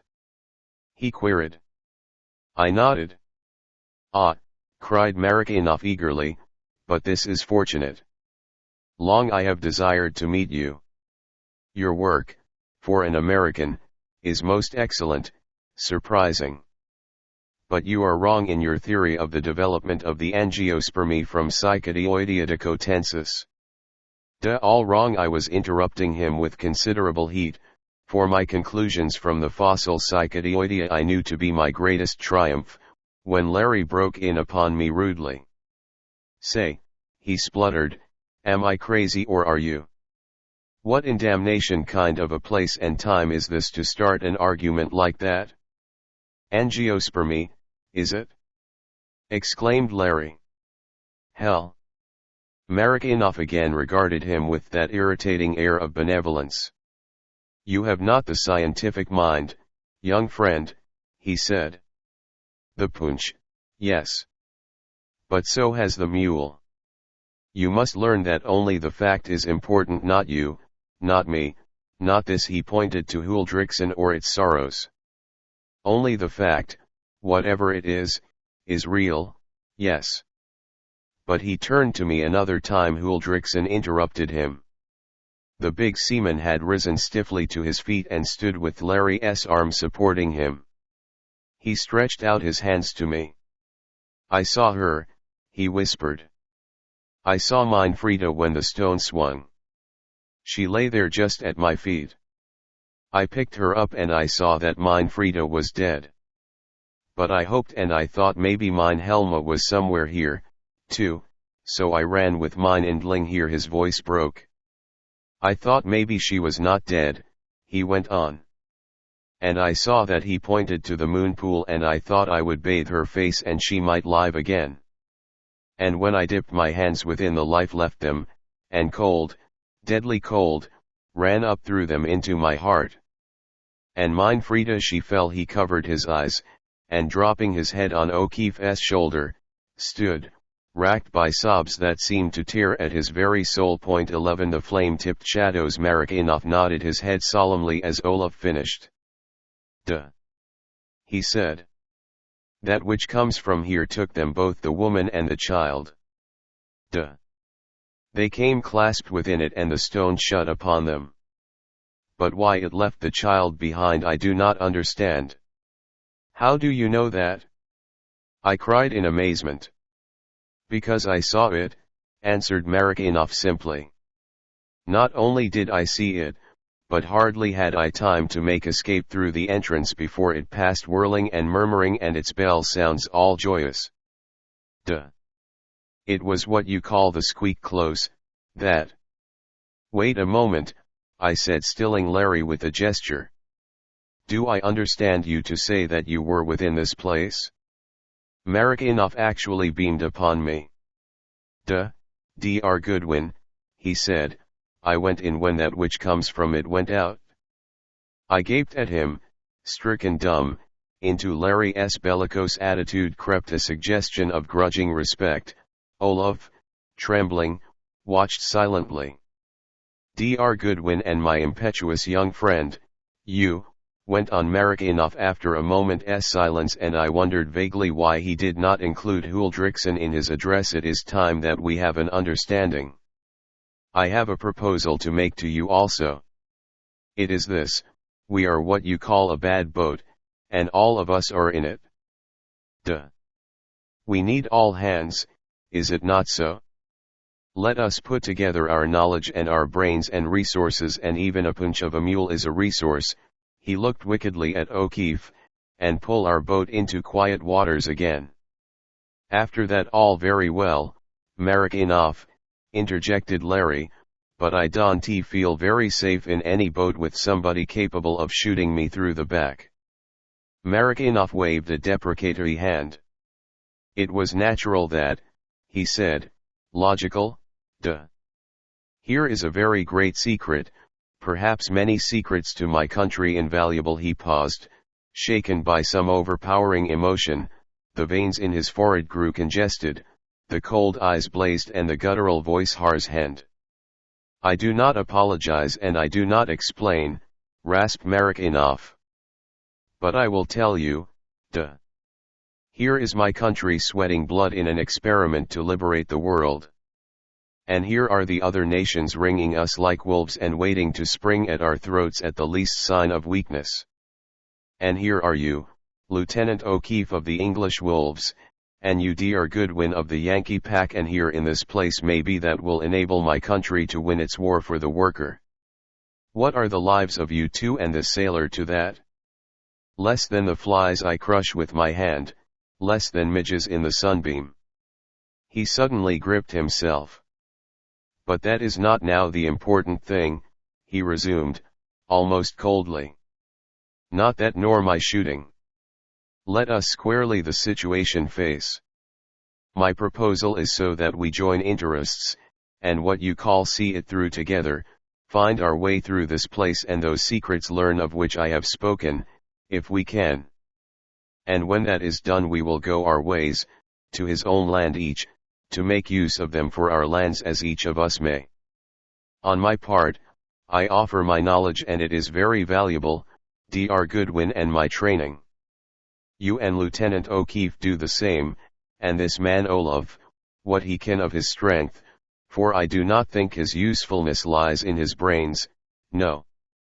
In effect, Goodwin, broke in Larry as I hesitated, the professor's proposition is this: he wants to know what's going on here, but he begins to realize it's no one man's job, and besides we have the drop on him. We re 3 to his 1, and we have all his hardware and cutlery. But also we can do better with him than without him, just as he can do better with us than without us. It's an even break for a while. But once he gets that information he's looking for, then look out. You and Olaf and I are the wolves and the flies and the midges again, and the strafing will be about due. Nevertheless, with 3 to 1 against him, if he can get away with it he deserves to. I am for taking him up, if you are. There was almost a twinkle in Marikoff's eyes. It is not just as I would have put it, perhaps, he said, but in its skeleton he has right. Nor will I turn my hand against you while we are still in danger here. I pledge you my honor on this. Larry laughed. All right, Professor, he grinned. I believe you mean every word you say. Nevertheless, I'll just keep the guns. Marikoff bowed, imperturbably. And now, he said, I will tell you what I know. I found the secret of the door mechanism even as you did, Dr. Goodwin. But by carelessness, my condensers were broken. I was forced to wait while I sent for others, and the waiting might be for months. I took certain precautions, and on the first night of this full moon I hid myself within the vault of Chow Taler. An involuntary thrill of admiration for the man went through me at the manifest heroism of this leap in the dark. I could see it reflected in Larry's face. I hid in the vault, continued Marikoff, and I saw that which comes from here come out. I waited long hours. At last, when the moon was low, it returned ecstatically with a man, a native, in embrace enfolded. It passed through the door, and soon then the moon became low and the door closed. The next night more confidence was mine, yes. And after that which comes had gone, I looked through its open door. I said, it will not return for 3 hours. While it is away, why shall I not into its home go through the door it has left open? So I went even to here. I looked at the pillars of light and I tested the liquid of the pool on which they fell. That liquid, Dr. Goodwin, is not water, and it is not any fluid known on earth. He handed me a small vial, its neck held in a long thong. Take this, he said, and see. Wonderingly, I took the bottle, dipped it down into the pool. The liquid was extraordinarily light, seemed, in fact, to give the vial buoyancy. I held it to the light. It was striated, streaked, as though little living, pulsing veins ran through it. And its blueness, even in the vial, held an intensity of luminousness. Radioactive, said Marikoff. Some liquid that is intensely radioactive, but what it is I know not at all. Upon the living skin it acts like radium raised to the nth power and with an element most mysterious added. The solution with which I treated him, he pointed to Huldrixon, I had prepared before I came here, from certain information I had. It is largely salts of radium and its base is Loeb's formula for the neutralization of radium and X-ray burns. Taking this man at once, before the degeneration had become really active, I could negative it. But after 2 hours I could have done nothing. He paused a moment. Next I studied the nature of these luminous walls. I concluded that whoever had made them, knew the secret of the Almighty's manufacture of light from the ether itself. Colossal. Duh. But the substance of these blocks confines an atomic, how would you say, atomic manipulation, a conscious arrangement of electrons, light emitting and perhaps indefinitely so. These blocks are lamps in which oil and wick are electrons drawing light waves from ether itself. A Prometheus, indeed, this discoverer. I looked at my watch and that little guardian warned me that it was time to go. I went. That which comes forth returned this time empty-handed. And the next night I did the same thing. Engrossed in research, I let the moments go by to the danger point, and scarcely was I replaced within the vault when the shining thing raced over the walls, and in its grip the woman and child. Then you came, and that is all. And now what is it you know? Very briefly I went over my story. His eyes gleamed now and then, but he did not interrupt me. A great secret.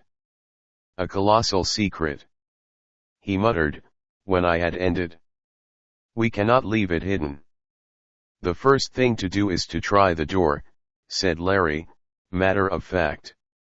There is no use, my young friend, assured Merritt mildly. Nevertheless we'll try, said Larry. We retraced our way through the winding tunnel to the end, but soon even O'Keefe saw that any idea of moving the slab from within was hopeless. We returned to the chamber of the pool. The pillars of light were fainter, and we knew that the moon was sinking. On the world outside before long dawn would be breaking. I began to feel thirst, and the blue semblance of water within the silvery rim seemed to glint mockingly as my eyes rested on it. Duh. It was Marikinoff, reading my thoughts uncannily. Duh. We will be thirsty. And it will be very bad for him of us who loses control and drinks of that, my friend. Duh. Larry threw back his shoulders as though shaking a burden from them. This place would give an angel of joy the willies, he said. I suggest that we look around and find something that will take us somewhere. You can bet the people that built it had more ways of getting in than that once-a-month family entrance. Doc, you and Olaf take the left wall, the professor and I will take the right. He loosened one of his automatics with a suggestive movement. After you, Professor, he bowed, politely, to the Russian. We parted and set forth. The chamber widened out from the portal in what seemed to be the arc of an immense circle. The shining walls held a perceptible curve, and from this curvature I estimated that the roof was fully 300 feet above us. The floor was of smooth, mosaic-fitted blocks of a faintly yellow tinge. They were not light-emitting like the blocks that formed the walls. The radiance from these latter, I noted, had the peculiar quality of thickening a few yards from its source, and it was this that produced the effect of misty, veiled distances. As we walked, the 7 columns of rays streaming down from the crystalline globes high above us waned steadily, the glow within the chamber lost its prismatic shimmer and became an even gray tone somewhat like moonlight in a thin cloud. Now before us, out from the wall, jutted a low terrace. It was all of a pearly rose-colored stone, slender, graceful pillars of the same hue. The face of the terrace was about 10 feet high, and all over it ran a bas-relief of what looked like short trailing vines, surmounted by 5 stalks, on the tip of each of which was a flower. We passed along the terrace. It turned in an abrupt curve. I heard a hail, and there, 50 feet away, at the curving end of a wall identical with that where we stood, were Larry and Marikinoff. Obviously the left side of the chamber was a duplicate of that we had explored. We joined. In front of us the columned barriers ran back 100 feet, forming an alcove. The end of this alcove was another wall of the same rose stone, but upon it the design of vines was much heavier. We took a step forward. There was a gasp of awe from the Norseman, a guttural exclamation from Marikinoff. for on, or rather within, the wall before us, a great oval began to glow, waxed almost to a flame and then shone steadily out as though from behind it a light was streaming through the stone itself. And within the roseate oval two flame-tipped shadows appeared, stood for a moment, and then seemed to float out upon its surface. The shadows wavered, the tips of flame that nimbused them with flickering points of vermilion pulsed outward, drew back, darted forth again, and once more withdrew themselves, and as they did so the shadows thickened, and suddenly there before us stood two figures. One was a girl whose great eyes were golden as the fabled lilies of Kuan Yung that were born of the kiss of the sun upon the amber goddess the demons of Lao Tze carved for him, whose softly curved lips were red as the royal coral, and whose golden brown hair reached to her knees. And the second was a gigantic frog, a woman frog, head helmeted with carapace of shell around which a fillet of brilliant yellow jewels shone, enormous round eyes of blue circled with a broad iris of green, monstrous body of banded orange and white girdled with strand upon strand of the flashing yellow gems, 6 feet high if an inch, and with one webbed paw of its short, powerfully muscled forelegs resting upon the white shoulder of the golden-eyed girl. Moments must have passed as we stood in stark amazement, gazing at that incredible apparition. The two figures, although as real as any of those who stood beside me, unphantom-like as it is possible to be, had a distinct suggestion of projection. They were there before us, golden-eyed girl and grotesque frog woman, complete in every line and curve, and still it was as though their bodies passed back through distances, as though, to try to express the well-nigh inexpressible, the two shapes we were looking upon were the end of an infinite number stretching in fine linked chain far away, of which the eyes saw only the nearest, while in the brain some faculty higher than sight recognized and registered the unseen others. The gigantic eyes of the frog woman took us all in unwinkingly. Little glints of phosphorescence shone out within the metallic green of the outer iris ring. She stood upright, her great legs bowed, the monstrous slit of a mouth slightly open, revealing a row of white teeth sharp and pointed as lancets, the paw resting on the girl's shoulder, half covering its silken surface, and from its 5 webbed digits long yellow claws of polished horn glistened against the delicate texture of the flesh. But if the frog woman regarded us all, not so did the maiden of the rosy wall. Her eyes were fastened upon Larry, drinking him in with extraordinary intentness. She was tall, far over the average of women, almost as tall, indeed, as O'Keefe himself, not more than 20 years old, if that, I thought. Abruptly she leaned forward, the golden eyes softened and grew tender, the red lips moved as though she were speaking. Larry took a quick step, and his face was that of one who after countless births comes at last upon the twin soul lost to him for ages. The frog woman turned her eyes upon the girl, her huge lips moved, and I knew that she was talking. The girl held out a warning hand to O'Keefe, and then raised it, resting each finger upon one of the 5 flowers of the carved vine close beside her. Once, twice, 3 times, she pressed upon the flower centers, and I noted that her hand was curiously long and slender, the digits like those wonderful tapering ones the painters we call the primitive gave to their virgins. 3 times she pressed the flowers, and then looked intently at Larry once more. A slow, sweet smile curved the crimson lips. She stretched both hands out toward him again eagerly, a burning blush rose swiftly over white breasts and flower-like face. Like the clicking out of a cinematograph, the pulsing oval faded and golden-eyed girl and frog woman were gone. And thus it was that Lakla, the handmaiden of the Silent Ones, and Larry O'Keefe first looked into each other's hearts. Larry stood rapt, gazing at the stone. "Eyelid," I heard him whisper, "eyelid of the lips like the red rowan and the golden brown hair." "Clearly of the Ranady," said Marikinoff, "a development of the fossil labyrinthodonts. You saw her teeth, Ranady?" "Yes," I answered. but from the stegocephalia, of the order Ecaudata never such a complete indignation as was in O'Keefe's voice as he interrupted. "What do you mean fossils and stego whatever it is?" he asked. "She was a girl, a wonder girl, a real girl, an Irish, or I am not an O'Keefe." "We were talking about the frog woman, Larry," I said, conciliatingly. His eyes were wild as he regarded us. "Say," he said, "if you two had been in the Garden of Eden when Eve took the apple, you wouldn't have had time to give her a look for counting the scales on the snake." He strode swiftly over to the wall. We followed. Larry paused, stretched his hand up to the flowers on which the tapering fingers of the golden-eyed girl had rested. "It was here she put up her hand," he murmured. He pressed caressingly the carved calyxes, once, twice, a third time even as she had, and silently and softly the wall began to split.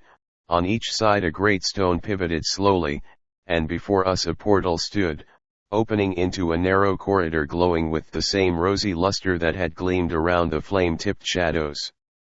"Have your gun ready, Olaf," said Larry.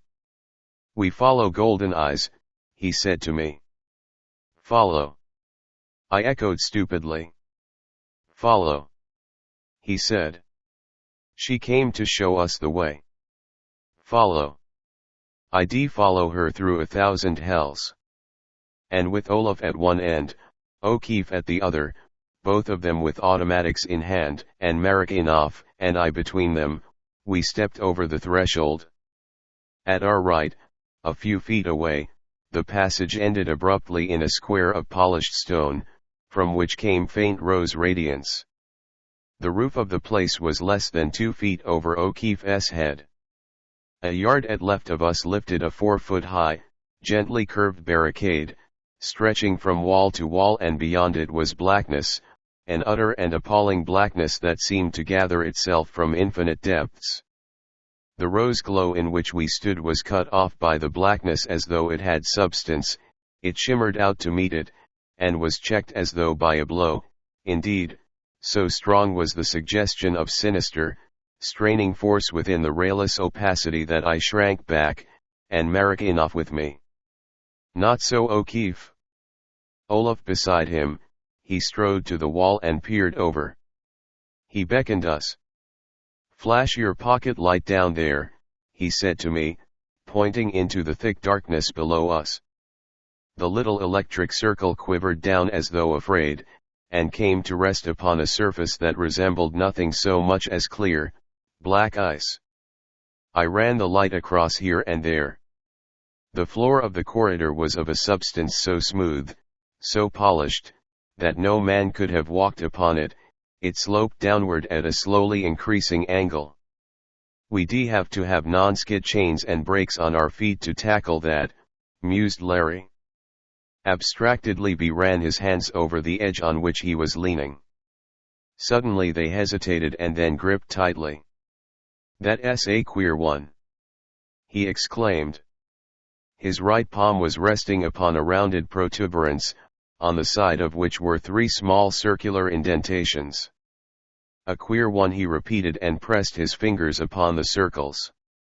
There was a sharp click, the slabs that had opened to let us through swung swiftly together, a curiously rapid vibration thrilled through us, a wind arose and passed over our heads, a wind that grew and grew until it became a whistling shriek, then a roar, and then a mighty humming, to which every atom in our bodies pulsed in rhythm painful almost to disintegration. The rosy wall dwindled in a flash to a point of light and disappeared. Wrapped in the clinging, impenetrable blackness, we were racing, dropping, hurling at a frightful speed where? And ever that awful humming of the rushing wind and the lightning cleaving of the tangible dark. So, it came to me oddly, must the newly released soul race through the sheer blackness of outer space up to that throne of justice, where God sits high above all suns? I felt Merritt creep close to me, gripped my nerve and flashed my pocket light, saw Larry standing, peering ahead, and Huldriksen, one strong arm around his shoulders, bracing him. And then the speed began to slacken. Millions of miles, it seemed, below the sound of the unearthly hurricane I heard Larry's voice, thin and ghost-like, beneath its clamor. "Got it?" shrilled the voice. "Got it? Don't worry." The wind died down to the roar, passed back into the whistling shriek and diminished to a steady whisper. In the comparative quiet O'Keefe's tones now came in normal volume. "Some little shoot the chutes, what?" he shouted. "Say if they had this at Coney Island or the Crystal Palace. Press all the way in these holes and she goes top high. Diminish pressure, diminish speed. The curve of this dashboard here sends the wind shooting up over our heads like a windshield. What's behind you?" I flashed the light back. The mechanism on which we were ended in another wall exactly similar to that over which O'Keefe crouched. "Well, we can fall out, anyway," he laughed. "Wish to hell I knew where the brakes were. Look out." We dropped dizzily down an abrupt, seemingly endless slope, fell as into an abyss, then shot abruptly out of the blackness into a throbbing green radiance. O'Keefe's fingers must have pressed down upon the controls, for we leaped forward almost with the speed of light. I caught a glimpse of luminous immensities on the verge of which we flew, of depths inconceivable, and flitting through the incredible spaces gigantic shadows as of the wings of Israfel, which are so wide, say the Arabs, the world can cower under them like a nestling, and then again the living blackness. What was that? This from Larry, with the nearest approach to awe that he had yet shown. "Trolldom," croaked the voice of Olaf. "Chird." This from Merritt enough. "What a space. Have you considered, Dr. Goodwin," he went on after a pause, "a curious thing? We know, or, at least, is it not that 9 out of 10 astronomers believe, that the moon was hurled out of this same region we now call the Pacific when the earth was yet like molasses, almost molten, I should say. And is it not curious that that which comes from the moon chamber needs the moon rays to bring it forth, is it not? And is it not significant again that the stone depends upon the moon for operating? Duh. And lasts such a space in Mother Earth as we just glimpsed, how else could it have been torn but by some gigantic birth like that of the moon? Duh. I do not put forward these as statements of fact, no. But as suggestions I started, there was so much that this might explain an unknown element that responded to the moon rays in opening the moon door, the blue pool with its weird radioactivity, and the force within it that reacted to the same light stream. It was not inconceivable that a film had drawn over the world wound, a film of earth flesh which drew itself over that colossal abyss after our planet had borne its satellite. That world womb did not close when her shining child sprang forth. It was possible, and all that we know of Earth depth is 4 miles of her 8,000. What is there at the heart of Earth? What of that radiant unknown element upon the moon Mount Tycho? What of that element unknown to us as part of Earth which is seen only in the corona of the sun at eclipse that we call coronium? Yet the Earth is child of the sun as the moon is Earth's daughter. And what of that other unknown element we find glowing green in the far-flung nebulae, green as that we had just passed through and that we call nebulium? Yet the sun is child of the nebulae as the Earth is child of the sun and the moon is child of the Earth. And what miracles are there in coronium and nebulium which, as the child of nebula and sun, we inherit? Yes, and in Tycho's enigma which came from Earth heart? We were flashing down to Earth heart. And what miracles were hidden there? 12 The end of the journey, say Doc. It was Larry's voice flung back at me. I was thinking about that frog. I think it was her pet. Damn me if I see any difference between a frog and a snake, and one of the nicest women I ever knew had 2 pet pythons that followed her around like kittens. Not such a devilish lot of choice between a frog and a snake except on the side of the frog. What? Anyway, any pet that girl wants is hers. I don't care if it's a leaping 12-toed lobster or a whale-bodied scorpion. Get me? By which I knew that our remarks upon the frog woman were still bothering O'Keefe. He thinks of foolish nothings like the foolish sailor. Grunted Merritt, enough, acid contempt in his words. What are there women to this?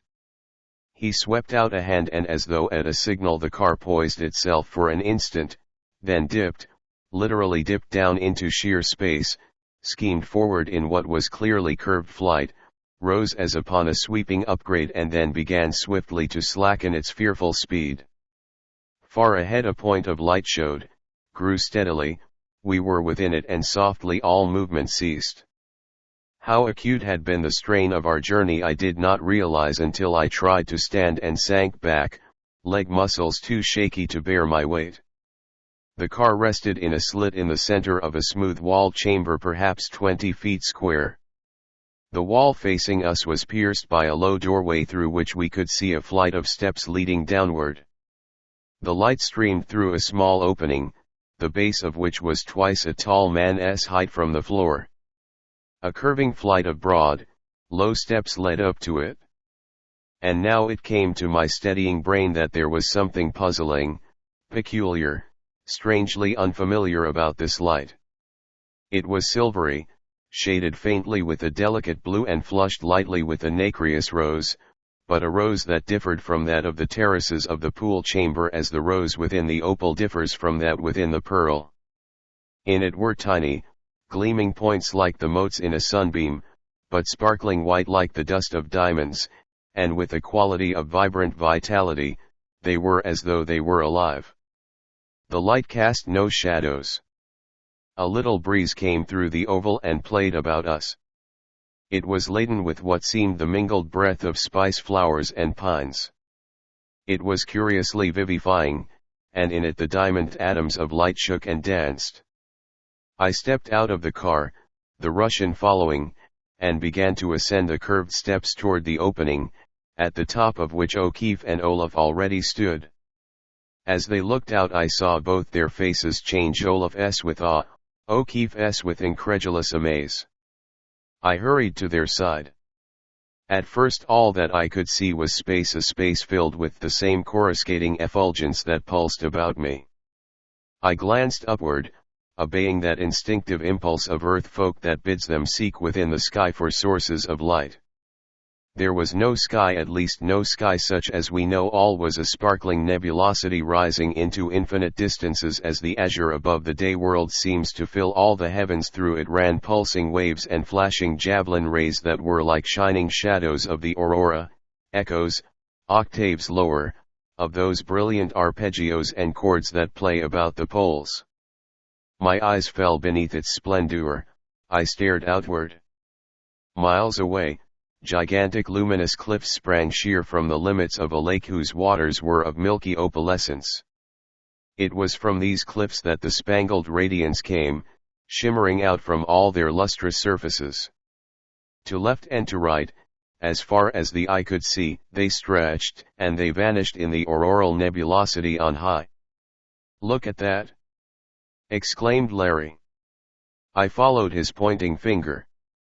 On the face of the shining wall, stretched between two colossal columns, hung an incredible veil, prismatic, gleaming with all the colors of the spectrum.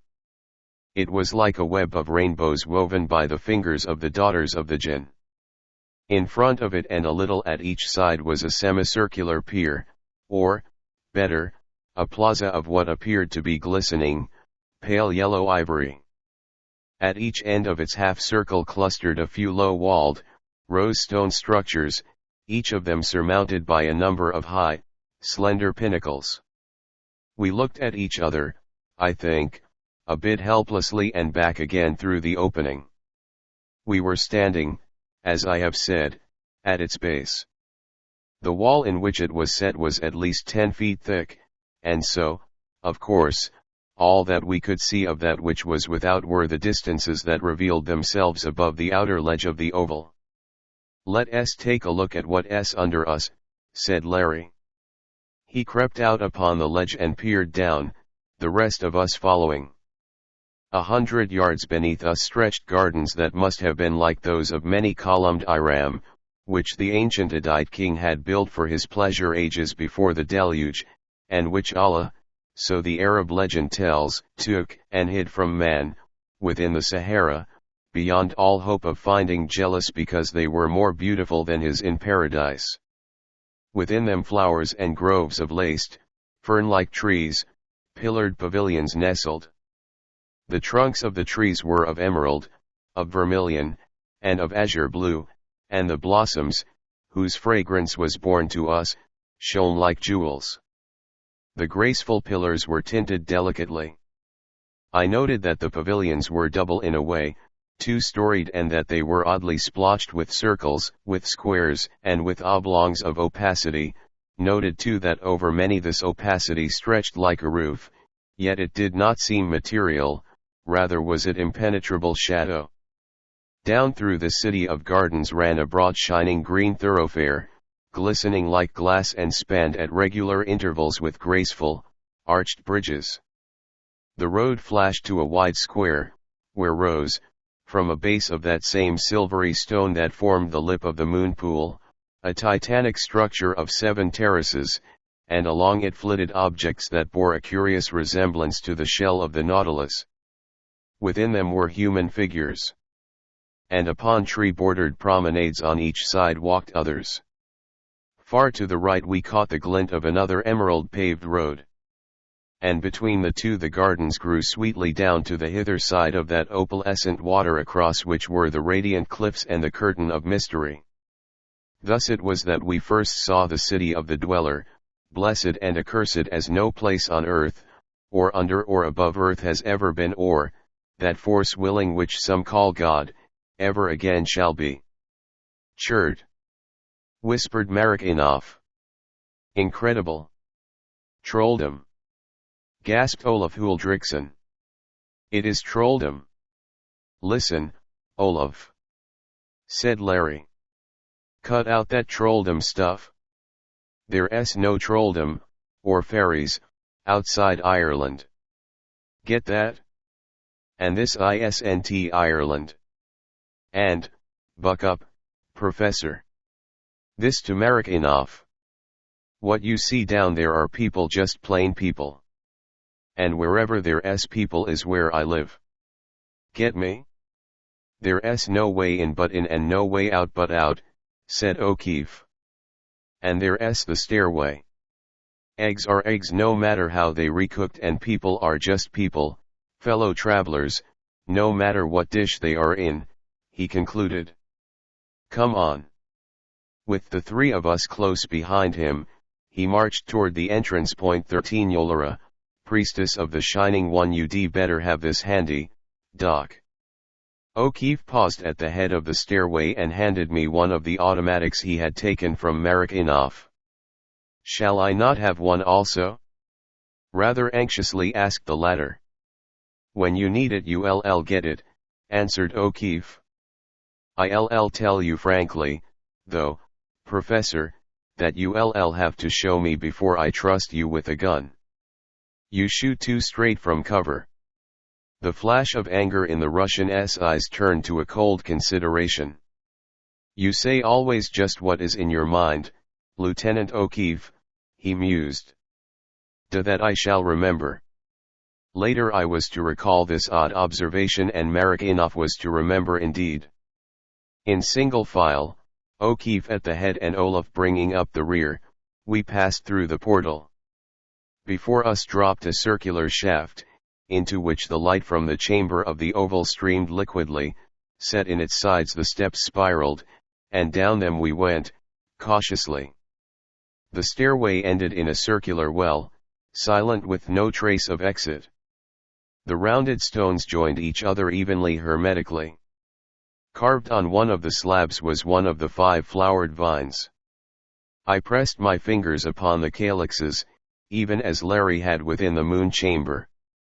A crack horizontal, 4 feet wide appeared on the wall, widened, and as the sinking slab that made it drop to the level of our eyes, We looked through 100-feet-long rift in the living rock.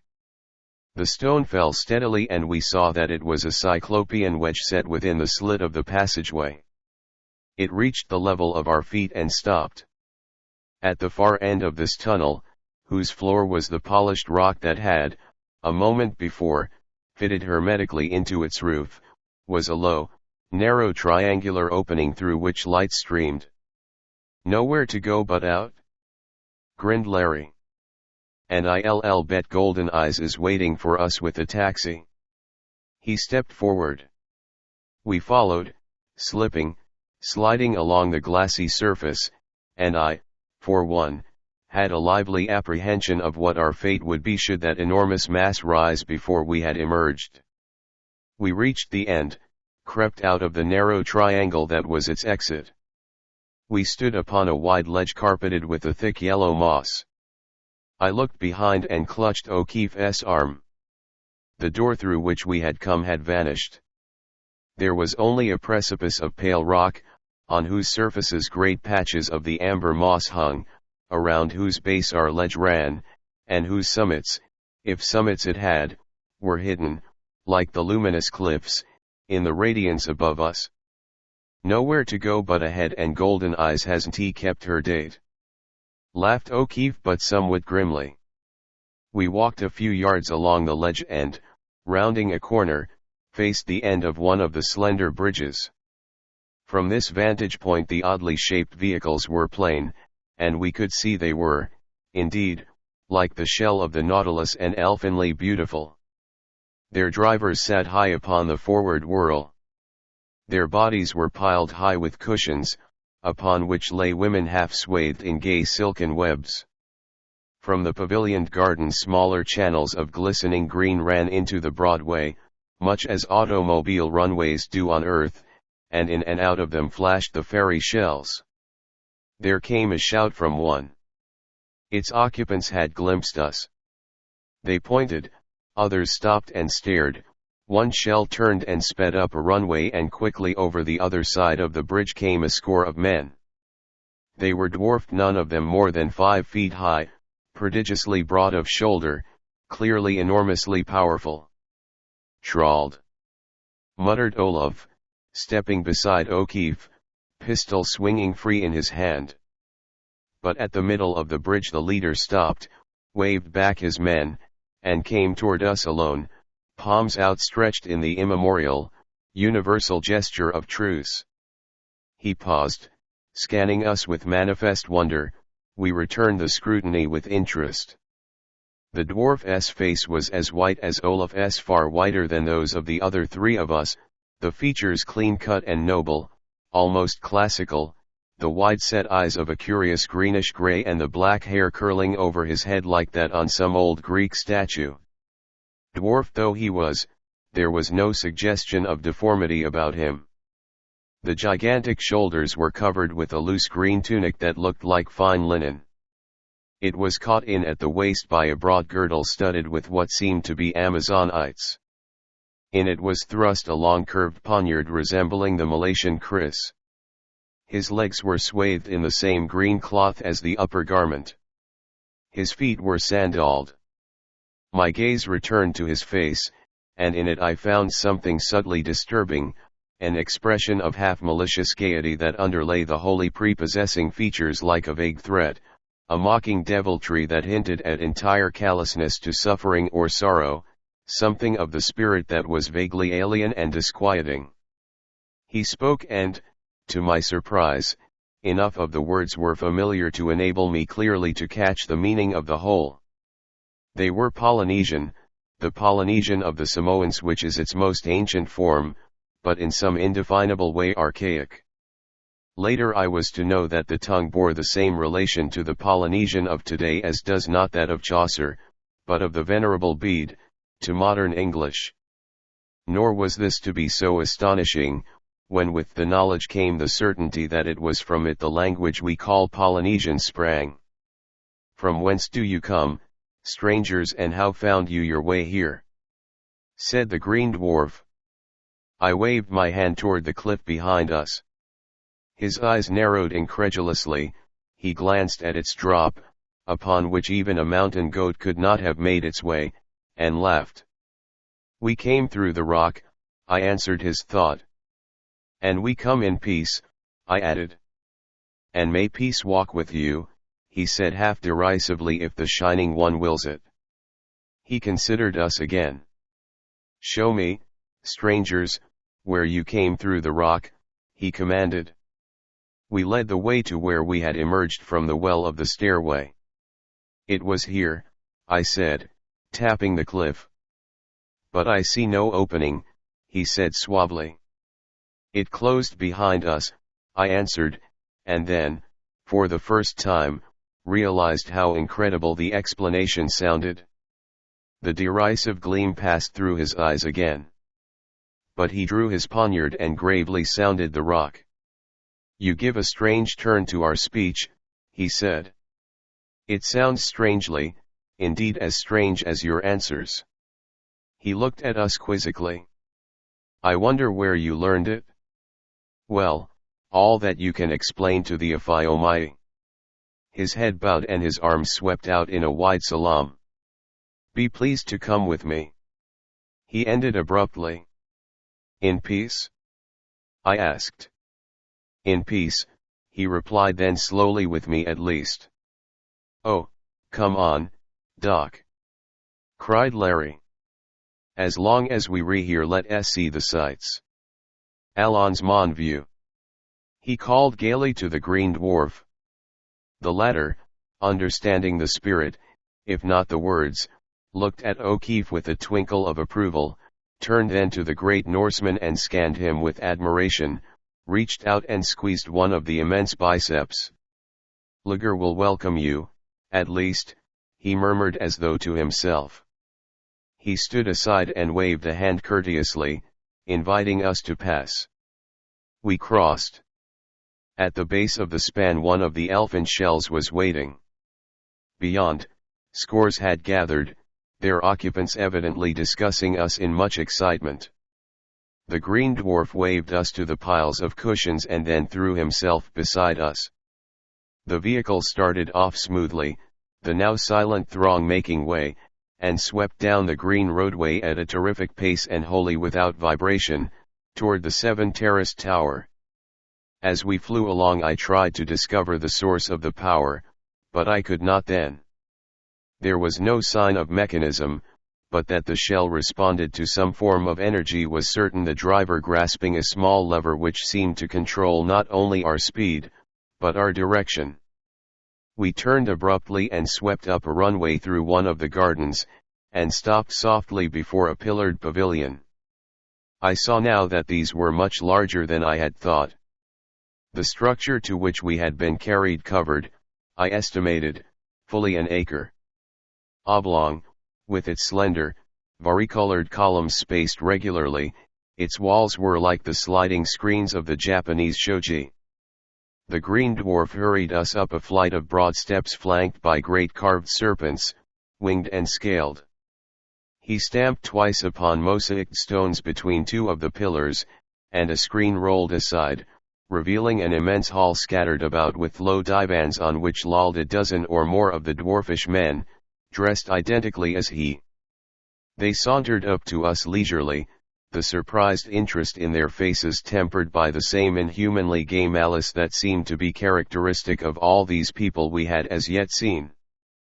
"The Aphiomae awaits them, Raider," said one. The green dwarf nodded, beckoned us, and led the way through the great hall and into a smaller chamber whose far side was covered with the opacity I had noted from the area of the cliff.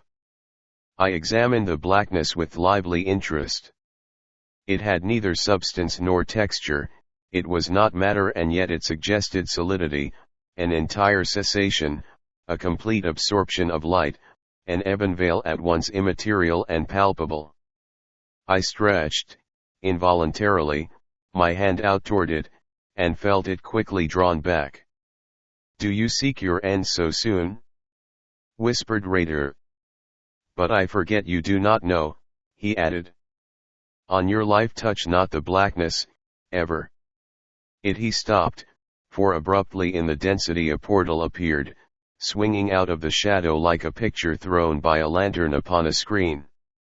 Through it was revealed a chamber filled with a soft rosy glow. Rising from cushioned couches, a woman and a man regarded us, half leaning over a long, low table of what seemed polished jet, laden with flowers and unfamiliar fruits. About the room, that part of it, at least, that I could see, were a few oddly shaped chairs of the same substance. On high, silvery tripods 3 immense globes stood, and it was from them that the rose glow emanated. At the side of the woman was a smaller globe whose roseate gleam was tempered by quivering waves of blue. "Enter Raider with the strangers," a clear, sweet voice called. Raider bowed deeply and stood aside, motioning us to pass. We entered, the green dwarf behind us, and out of the corner of my eye I saw the doorway fade as abruptly as it had appeared, and again the dense shadow fill its place. "Come closer, strangers. Be not afraid," commanded the bell-toned voice. We approached. The woman, sober scientist that I am, made the breath catch in my throat. Never had I seen a woman so beautiful as was Yolera of the Dweller's City, and none of so perilous a beauty. Her hair was of the color of the young tassels of the corn and coiled in a regal crown above her broad, white brows. Her wide eyes were of gray that could change to a cornflower blue and in anger deepen to purple, gray or blue. They had little laughing devils within them, but when the storm of anger darkened them they were not laughing, no. The silken webs that half covered, half revealed her did not hide the ivory whiteness of her flesh nor the sweet curve of shoulders and breasts. But for all her amazing beauty, she was sinister. There was cruelty about the curving mouth, and in the music of her voice, not conscious cruelty, but the more terrifying, careless cruelty of nature itself. The girl of the rose wall had been beautiful, yes. But her beauty was human, understandable. You could imagine her with a babe in her arms, but you could not so imagine this woman. About her loveliness hovered something unearthly. A sweet feminine echo of the dweller was Yolera, the dweller's priestess, and as gloriously, terrifyingly evil. 14 The justice of Laura. As I looked at her, the man arose and made his way round the table toward us. For the first time my eyes took in Liger. A few inches taller than the green dwarf, he was far broader, more filled with the suggestion of appalling strength. The tremendous shoulders were 4 feet wide if an inch, tapering down to mighty thewed thighs.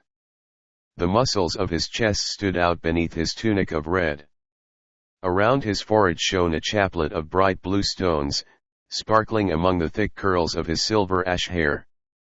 Upon his face pride and ambition were written large, and power still larger. All the mockery, the malice, the hint of callous indifference that I had noted in the other dwarfish men were there, too, but intensified, touched with the satanic. The woman spoke again. "Who are you, strangers, and how came you here?" She turned to Raider. "Or is it that they do not understand our tongue?" "One understands and speaks it, but very badly, O Yolera," answered the green dwarf. "Speak, then, that one of you," she commanded. But it was Merritt who found his voice first, and I marveled at the fluency, so much greater than mine, with which he spoke. "We came for different purposes. I to seek knowledge of a kind, he pointing to me of another. This man," he looked at Olaf, "to find a wife and child." The grey-blue eyes had been regarding O'Keefe steadily and with plainly increasing interest. "And why did you come?" she asked him. "Nay, I would have him speak for himself, if he can," she stilled Merritt peremptorily. When Larry spoke it was haltingly, in the tongue that was strange to him, searching for the proper words. "I came to help these men, and because something I could not then understand called me, O lady, whose eyes are like forest pools at dawn," he answered, and even in the unfamiliar words there was a touch of the Irish brogue, and little merry lights danced in the eyes Larry had so apostrophized. "I could find fault with your speech, but none with its burden," she said. "What forest pools are I know not, and the dawn has not shone upon the people of Laura these many sayes of Lia.3, but I sense what you mean." The eyes deepened to blue as she regarded him. She smiled. "Are there many like you in the world from which you come?" she asked softly. "Well, we soon shall," Lager interrupted her almost rudely and glowering. "Best we should know how they came hence," he growled. She darted a quick look at him, and again the little devils danced in her wondrous eyes. "For yes, that is true," she said. "How came you here?" Again it was Merritt who answered slowly, considering every word. "In the world above," he said, "there are ruins of cities not built by any of those who now dwell there. To us these places called, and we sought for knowledge of the wise ones who made them. We found a passageway. The way led us downward to a door in yonder cliff, and through it we came here." "Then have you found what you sought?" spoke she. "For we are of those who built the cities. But this gateway in the rock, where is it?" "After we passed, it closed upon us, nor could we after find trace of it," answered Merritt. The incredulity that had shone upon the face of the green dwarf fell upon theirs. On Lager's it was clouded with furious anger. He turned to Rader. "I could find no opening, Lord," said the green dwarf quickly. And there was so fierce a fire in the eyes of Lager as he swung back upon us that O'Keefe's hand slipped stealthily down toward his pistol. "Best it is to speak truth to Yolera, priestess of the Shining One, and to Lager, the voice," he cried menacingly. "It is the truth," I interposed. We came down the passage. At its end was a carved vine, a vine of 5 flowers. The fire died from the red dwarf's eyes, and I could have sworn to a swift pallor. I rested a hand upon these flowers, and a door opened. But when we had gone through it and turned, behind us was nothing but unbroken cliff. The door had vanished. I had taken my cue from Merritt. If he had eliminated the episode of Car and Moonpool, he had good reason, I had no doubt, and I would be as cautious. And deep within me something cautioned me to say nothing of my quest, to stifle all thought of Throckmortin, something that warned, peremptorily, finally, as though it were a message from Throckmortin himself. "A vine with 5 flowers!" exclaimed the red dwarf. "Was it like this, say?" He thrust forward a long arm. Upon the thumb of the hand was an immense ring, set with a dull blue stone. Graven on the face of the jewel was the symbol of the rosy walls of the moon chamber that had opened to us their 2 portals. But cut over the vine were 7 circles, one about each of the flowers and 2 larger ones covering, intersecting them. "This is the same," I said, "but these were not there." I indicated the circles. The woman drew a deep breath and looked deep into Lager's eyes. "The sign of the Silent Ones," he half whispered. It was the woman who first recovered herself. "The strangers are weary, Lager," she said. "When they are rested they shall show where the rocks opened." I sensed a subtle change in their attitude toward us, a new intentness, a doubt plainly tinged with apprehension. What was it they feared? Why had the symbol of the vine wrought the change? And who or what were the Silent Ones? Yolera's eyes turned to Olaf, hardened, and grew cold gray. Subconsciously I had noticed that from the first the Norseman had been absorbed in his regard of the pair, had, indeed, never taken his gaze from them, had noticed, too, the priestess dart swift glances toward him. He returned her scrutiny fearlessly, a touch of contempt in the clear eyes like a child watching a snake which he did not dread, but whose danger he well knew. Under that look Yolera stirred impatiently, sensing, I know, its meaning. "Why do you look at me so?" she cried. An expression of bewilderment passed over Olaf's face. "I do not understand," he said in English. I caught a quickly repressed gleam in O'Keefe's eyes. He knew, as I knew, that Olaf must have understood. But did Merritt enough? Apparently he did not. But why was Olaf feigning ignorance? "This man is a sailor from what we call the North," thus Larry haltingly. "He is crazed, I think. He tells a strange tale of a something of cold fire that took his wife and babe. We found him wandering where we were. And because he is strong we brought him with us. That is all, O lady, whose voice is sweeter than the honey of the wild bees." "A shape of cold fire?" she repeated. "A shape of cold fire that whirled beneath the moon, with the sound of little bells," answered Larry, watching her intently. She looked at Lager and laughed. "Then he, too, is fortunate," she said. "For he has come to the place of his something of cold fire and tell him that he shall join his wife and child, in time, that I promise him." Upon the Norseman's face there was no hint of comprehension, and at that moment I formed an entirely new opinion of Olaf's intelligence, for certainly it must have been a prodigious effort of the will, indeed, that enabled him, understanding, to control himself. "What does she say?" he asked. Larry repeated. "Good," said Olaf. "Good."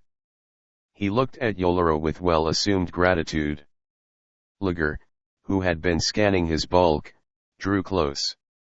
He felt the giant muscles which Huldriksen accommodatingly flexed for him. "But he shall meet Valder and Tahola before he sees those kin of his," he laughed mockingly. "And if he bests them for reward his wife and babe?" A shudder, quickly repressed, shook the seaman's frame. The woman bent her supremely beautiful head. "These two," she said, pointing to the Russian and to me, "seem to be men of learning. They may be useful. As for this man," she smiled at Larry, "I would have him explain to me some things." She hesitated. "What honey of wild bees is?" Larry had spoken the words in English, and she was trying to repeat them. "As for this man, the sailor, do as you please with him, Lager, always remembering that I have given my word that he shall join that wife and babe of his." She laughed sweetly, sinisterly. "And now take them, Raider, give them food and drink and let them rest till we shall call them again." She stretched out a hand toward O'Keefe. The Irishman bowed low over it, raised it softly to his lips. There was a vicious hiss from Lager, but Yolera regarded Larry with eyes now all tender blue. "You please me," she whispered. And the face of Lager grew darker. We turned to go. The rosy, azure-shot globe at her side suddenly dulled. From it came a faint bell sound as of chimes far away. She bent over it. It vibrated, and then its surface ran with little waves of dull color. From it came a whispering so low that I could not distinguish the words if words they were. She spoke to the Red Dwarf. "They have brought the three who blasphemed the Shining One," she said slowly. "Now it is in my mind to show these strangers the justice of Laura. What say you, Lager?" The Red Dwarf nodded, his eyes sparkling with a malicious anticipation. The woman spoke again to the globe. "Bring them here." And again it ran swiftly with its film of colors, darkened, and shone rosy once more. From without there came a rustle of many feet upon the rugs. Yolera pressed a slender hand upon the base of the pedestal of the globe beside her. Abruptly the light faded from all, and on the same instant the four walls of blackness vanished, revealing on two sides the lovely, unfamiliar garden through the guarding rows of pillars. At our backs soft draperies hid what lay beyond. Before us, flanked by flowered screens, was the corridor through which we had entered, crowded now by the green dwarfs of the great hall. The dwarfs advanced. Each, I now noted, had the same clustering black hair of Raider.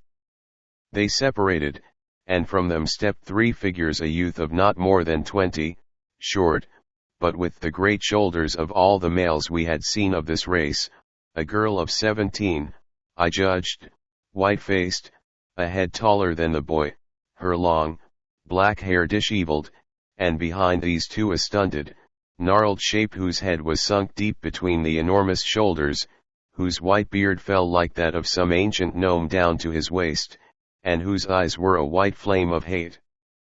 The girl cast herself weeping at the feet of the priestess. The youth regarded her curiously. "You are songer of the lower waters?" murmured Yolara almost caressingly. "And this is your daughter and her lover?" The gnome nodded, the flame in his eyes leaping higher. "It has come to me that you three have dared blaspheme the Shining One, its priestess, and its voice," went on Yolara smoothly. "Also that you have called out to the three silent ones. Is it true? Your spies have spoken, and have you not already judged us?" The voice of the old dwarf was bitter. A flicker shot through the eyes of Yolara, again cold gray. The girl reached a trembling hand out to the hem of the priestess's veils. "Tell us why you did these things, Songer," she said. "Why you did them, knowing full well what your reward would be." The dwarf stiffened, he raised his withered arms, and his eyes blazed. "Because evil are your thoughts and evil are your deeds," he cried. "Yours and your lover's," there he levelled a finger at Lager. "Because of the Shining One you have made evil, too, and the greater wickedness you contemplate, you and he with the Shining One. But I tell you that your measure of iniquity is full, the tale of your sin near ended. Yea, the silent ones have been patient, but soon they will speak." He pointed at us. "A sign are they, a warning, harlot?" He spat the word. In Yolara's eyes, grown black, the devils leaped unrestrained. "Is it even so, Songer?" Her voice caressed. "Now ask the silent ones to help you. They sit afar, but surely they will hear you." The sweet voice was mocking. "As for these two, they shall pray to the Shining One for forgiveness, and surely the Shining One will take them to its bosom.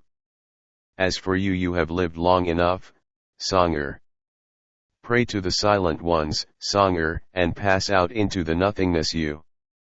She dipped down into her bosom and drew forth something that resembled a small cone of tarnished silver. She levelled it, a covering clicked from its base, and out of it darted a slender ray of intense green light. It struck the old dwarf squarely over the heart, and spread swift as light itself, covering him with a gleaming, pale film. She clenched her hand upon the cone, and the ray disappeared. She thrust the cone back into her breast and leaned forward expectantly, so Lager and so the other dwarfs. From the girl came a low wail of anguish. The boy dropped upon his knees, covering his face. For the moment the white beard stood rigid, then the robe that had covered him seemed to melt away, revealing all the knotted, monstrous body. And in that body a vibration began, increasing to incredible rapidity. It wavered before us like a reflection in a still pond stirred by a sudden wind. It grew and grew to a rhythm whose rapidity was intolerable to watch and that still chained the eyes.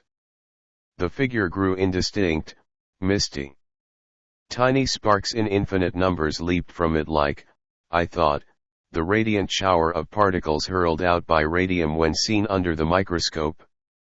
Mistier still it grew. There trembled before us for a moment a faintly luminous shadow which held, here and there, tiny sparkling atoms like those that pulsed in the light about us.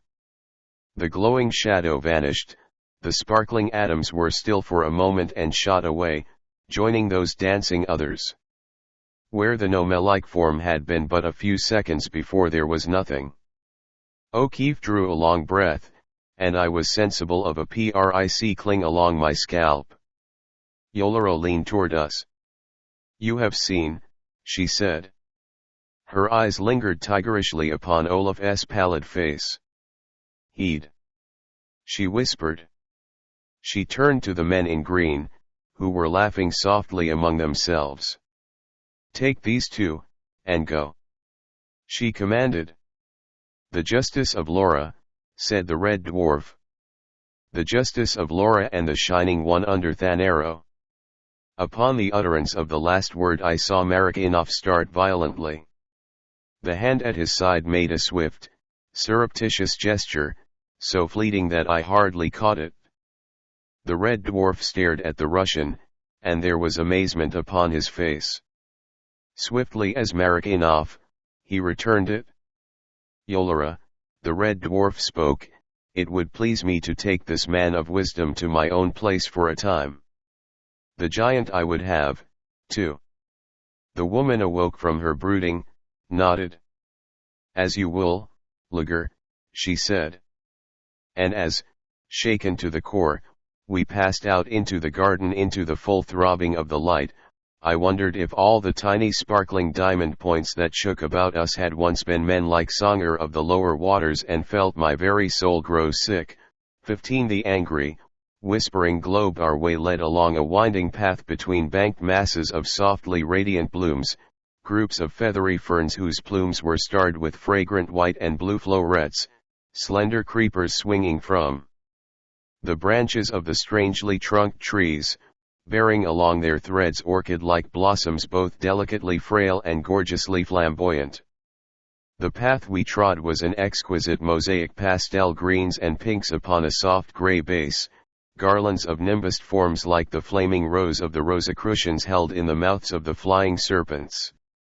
A smaller pavilion arose before us, single-storied, front wide open. Upon its threshold Raider paused, bowed deeply, and motioned us within. The chamber we entered was large, closed on two sides by screens of gray, at the back gay, concealing curtains. The low table of blue stone, dressed with fine white cloths, stretched at one side flanked by the cushioned divans. At the left was a high tripod bearing one of the rosy globes we had seen in the house of Yolera, at the head of the table a smaller globe similar to the Whispering One. Raider pressed upon its base, and two other screens slid into place across the entrance, shutting in the room. He clapped his hands, the curtains parted, and two girls came through them. Tall and willow-lithe, their bluish-black hair falling in ringlets just below their white shoulders, their clear eyes of forget-me-not blue, and skins of extraordinary fineness and purity, they were singularly attractive. Each was clad in an extremely scanty bodice of silken blue, girdled above a kirtle that came barely to their very pretty knees. "Food and drink," ordered Raider. They dropped back through the curtains. "Do you like them?" he asked us. "Some chickens," said Larry. "They delight the heart," he translated for Raider. The Green Dwarf's next remark made me gasp. "They are yours," he said. Before I could question him further upon this extraordinary statement, the pair re-entered, bearing a great platter on which were small loaves, strange fruits, and 3 immense flagons of rock crystal, 2 filled with a slightly sparkling yellow liquid and the third with a purplish drink. I became acutely sensible that it had been hours since I had either eaten or drunk. The yellow flagons were set before Larry and me, the purple at Raider's hand. The girls, at his signal, again withdrew. I raised my glass to my lips and took a deep draught. The taste was unfamiliar but delightful. Almost at once my fatigue disappeared. I realized a clarity of mind, an interesting exhilaration and sense of irresponsibility, of freedom from care, that were oddly enjoyable. Larry became immediately his old gay self. The Green Dwarf regarded us whimsically, sipping from his great flagon of rock crystal. "Much do I desire to know of that world you came from," he said at last through the rocks, he added, slyly. And much do we desire to know of this world of yours, O Raider, I answered. Should I ask him of the dweller, seek from him a clue to Throckmortin? Again, clearly as a spoken command, came the warning to forbear, to wait. And once more I obeyed. Let us learn, then, from each other. The dwarf was laughing. And first, are all above like you drawn out? He made an expressive gesture. And are there many of you? There are. I hesitated, and at last spoke the Polynesian that means tens upon tens multiplied indefinitely. There are as many as the drops of water in the lake we saw from the ledge where you found us, I continued, many as the leaves on the trees without. And they are all like us varyingly. He considered skeptically. I could see my remark upon our numbers. In Muria, he said at last, the men are like me or like Lager. Our women are as you see them, like Yolera or those two who served you. He hesitated. And there is a third, but only one. Larry leaned forward eagerly. Brown-haired with glints of ruddy bronze, golden-eyed, and lovely as a dream, with long, slender, beautiful hands. He cried. Where saw you her? Interrupted the dwarf, starting to his feet. Saw her? Larry recovered himself. Nay, Raider, perhaps, I only dreamed that there was such a woman. See to it, then, that you tell not your dream to Yolera, said the dwarf grimly. For her I meant, and her you have pictured is Lakela, the handmaiden to the Silent Ones, and neither Yolera nor Lager, nay, nor the Shining One, love her overmuch, stranger. Does she dwell here? Larry's face was alight. The dwarf hesitated, glanced about him anxiously. Nay, he answered, ask me no more of her. He was silent for a space. And what do you who are as leaves or drops of water do in that world of yours? He said, plainly bent on turning the subject. Keep off the golden-eyed girl, Larry, I interjected. Wait till we find out why she's taboo. Love and battle, strive and accomplish and die, or fail and die, answered Larry to Raider, giving me a quick nod of acquiescence to my warning in English. In that at least your world and mine differ little, said the dwarf. How great is this world of yours, Raider? I spoke. He considered me gravely. How great indeed I do not know, he said frankly at last. The land where we dwell with the Shining One stretches along the white waters, for he used a phrase of which I could make nothing. Beyond the city of the Shining One and on the hither shores of the white waters dwell the Mayuladala, the common ones. He took a deep draught from his flagon. There are, first, the fair-haired ones, the children of the ancient rulers, he continued. There are, second, we the soldiers, and last, the Mayuladala, who dig and till and weave and toil and give our rulers and us their daughters, and dance with the Shining One. He added. Who rules? I asked. The fair-haired, under the council of 9, who are under Yolera, the priestess, and Lager, the voice, he answered, who are in turn beneath the Shining One. There was a ring of bitter satire in the last. And those 3 who were judged? This from Larry. They were of the Mayuladala, he replied, like those 2 I gave you. But they grow restless. They do not like to dance with the Shining One, the blasphemers. He raised his voice in a sudden great shout of mocking laughter. In his words I caught a fleeting picture of the race, an ancient, luxurious, close-bred oligarchy clustered about some mysterious deity, a soldier class that supported them, and underneath all the toiling, oppressed hordes. And is that all? Asked Larry. No, he answered. There is the sea of crimson where without warning the globe beside us sent out a vicious note. Raider turned toward it, his face paling. Its surface crawled with whisperings angry, peremptory. "I hear," he croaked, gripping the table. "I obey." He turned to us, a face devoid for once of its malice. "Ask me no more questions, strangers," he said. "And now, if you are done, I will show you where you may sleep and bathe." He arose abruptly. We followed him through the hangings, passed through a corridor and into another smaller chamber, roofless, the sides walled with screens of dark gray. 2 cushioned couches were there and a curtained door leading into an open, outer enclosure in which a fountain played within a wide pool. "Your bath," said Rader. He dropped the curtain and came back into the room. He touched a carved flower at one side.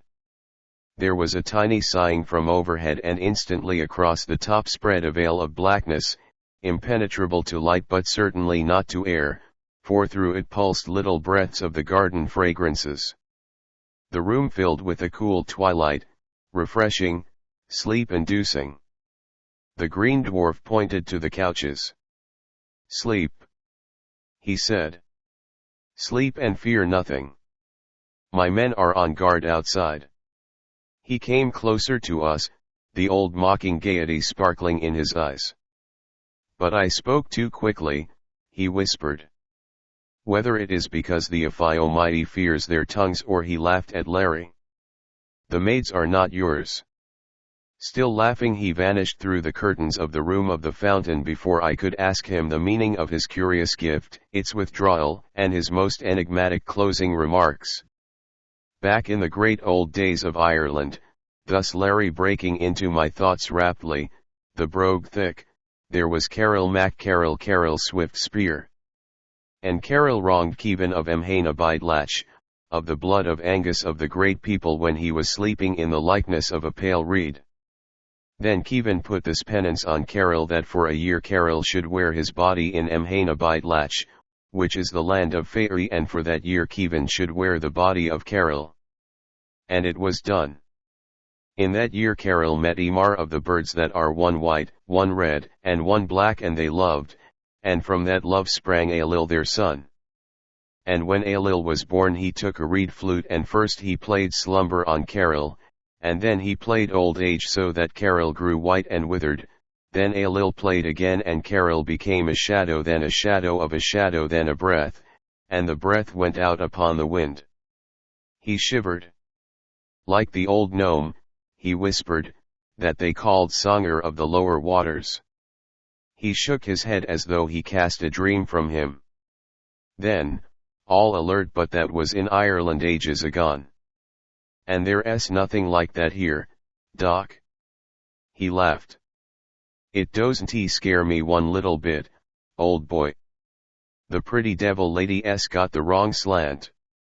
When you've had a pal standing beside you one moment full of life, and joy, and power, and potentialities, telling what he's going to do to make the world hum when he gets through the slaughter, just running over with zip and pep of life, Doc, and the next instant, right in the middle of a laugh, a piece of damned shell takes off half his head, and with it joy and power and all the rest of it. His face twitched. Well, old man, in the face of that mystery, disappearing acts such as the devil lady treated us to doesn't make much of a dent. Not on me. But by the brogans of Brianbrew, if we could have had some of that stuff to turn on during the war, oh, boy. He was silent, evidently contemplating the idea with vast pleasure. And as for me, at that moment my last doubt of Larry O'Keefe vanished. I saw that he did believe, really believed, in his banshees, his leprechauns, and all the old dreams of the Gael, but only within the limits of Ireland. In one drawer of his mind was packed all his superstition, his mysticism, and what of weakness it might carry. But face him with any peril or problem, and the drawer closed instantaneously, leaving a mind that was utterly fearless, incredulous, and ingenious, swept clean of all cobwebs by as fine a skeptic broom as ever brushed a brain. Some stuff. Deepest admiration was in his voice. If we only had it when the war was on, imagine half a dozen of us scooting over the enemy batteries and the gunners underneath all at once beginning to shake themselves to pieces. Wow! His tone was rapturous. It's easy enough to explain, Larry, I said. The effect, that is for what the green ray is made of, I don't know, of course. But what it does, clearly, is stimulate atomic vibration to such a pitch that the cohesion between the particles of matter is broken and the body flies to bits, just as a flywheel does when its speed gets so great that the particles of which it is made can't hold together. Shake themselves to pieces is right, then, he exclaimed. Absolutely right, I nodded. Everything in nature vibrates. And all matter, whether man or beast or stone or metal or vegetable, is made up of vibrating molecules, which are made up of vibrating atoms, which are made up of truly infinitely small particles of electricity called electrons, and electrons, the base of all matter, are themselves perhaps only a vibration of the mysterious ether. If a magnifying glass of sufficient size and strength could be placed over us, we could see ourselves as sieves, our space lattice, as it is called. And all that is necessary to break down the lattice, to shake us into nothingness, is some agent that will set our atoms vibrating at such a rate that at last they escape the unseen cords and fly off. The green ray of Ulera is such an agent. It set up in the dwarf that incredibly rapid rhythm that you saw and shook him not to atoms but to electrons. They had a gun on the west front, a 75, said O'Keefe, that broke the eardrums of everybody who fired it, no matter what protection they used. It looked like all the other 75s, but there was something about its sound that did it. They had to recast it? It's practically the same thing, I replied. By some freak its vibratory qualities had that effect. The deep whistle of the sunken Lusitania would, for instance, make the Singer building shake to its foundations, while the Olympic did not affect the Singer at all but made the Woolworth shiver all through. In each case they stimulated the atomic vibration of the particular building. I paused, aware all at once of an intense drowsiness. O'Keefe, yawning, reached down to unfasten his puttees. Lord, I am sleepy, he exclaimed. Can't he understand it what you say, most interesting Lord? He yawned again, straightened. What made Reddy take such a shine to the Russian? He asked. Thanero, I answered, fighting to keep my eyes open. What? When Lager spoke that name I saw Marikinoff signal him. Thanero is, I suspect, the original form of the name of Tangaro, the greatest god of the Polynesians. There's a secret cult to him in the islands. Marikinoff may belong to it, he knows it anyway. Lager recognized the signal and despite his surprise answered it. So he gave him the high sign, mused Larry. How could they both know it? The cult is a very ancient one.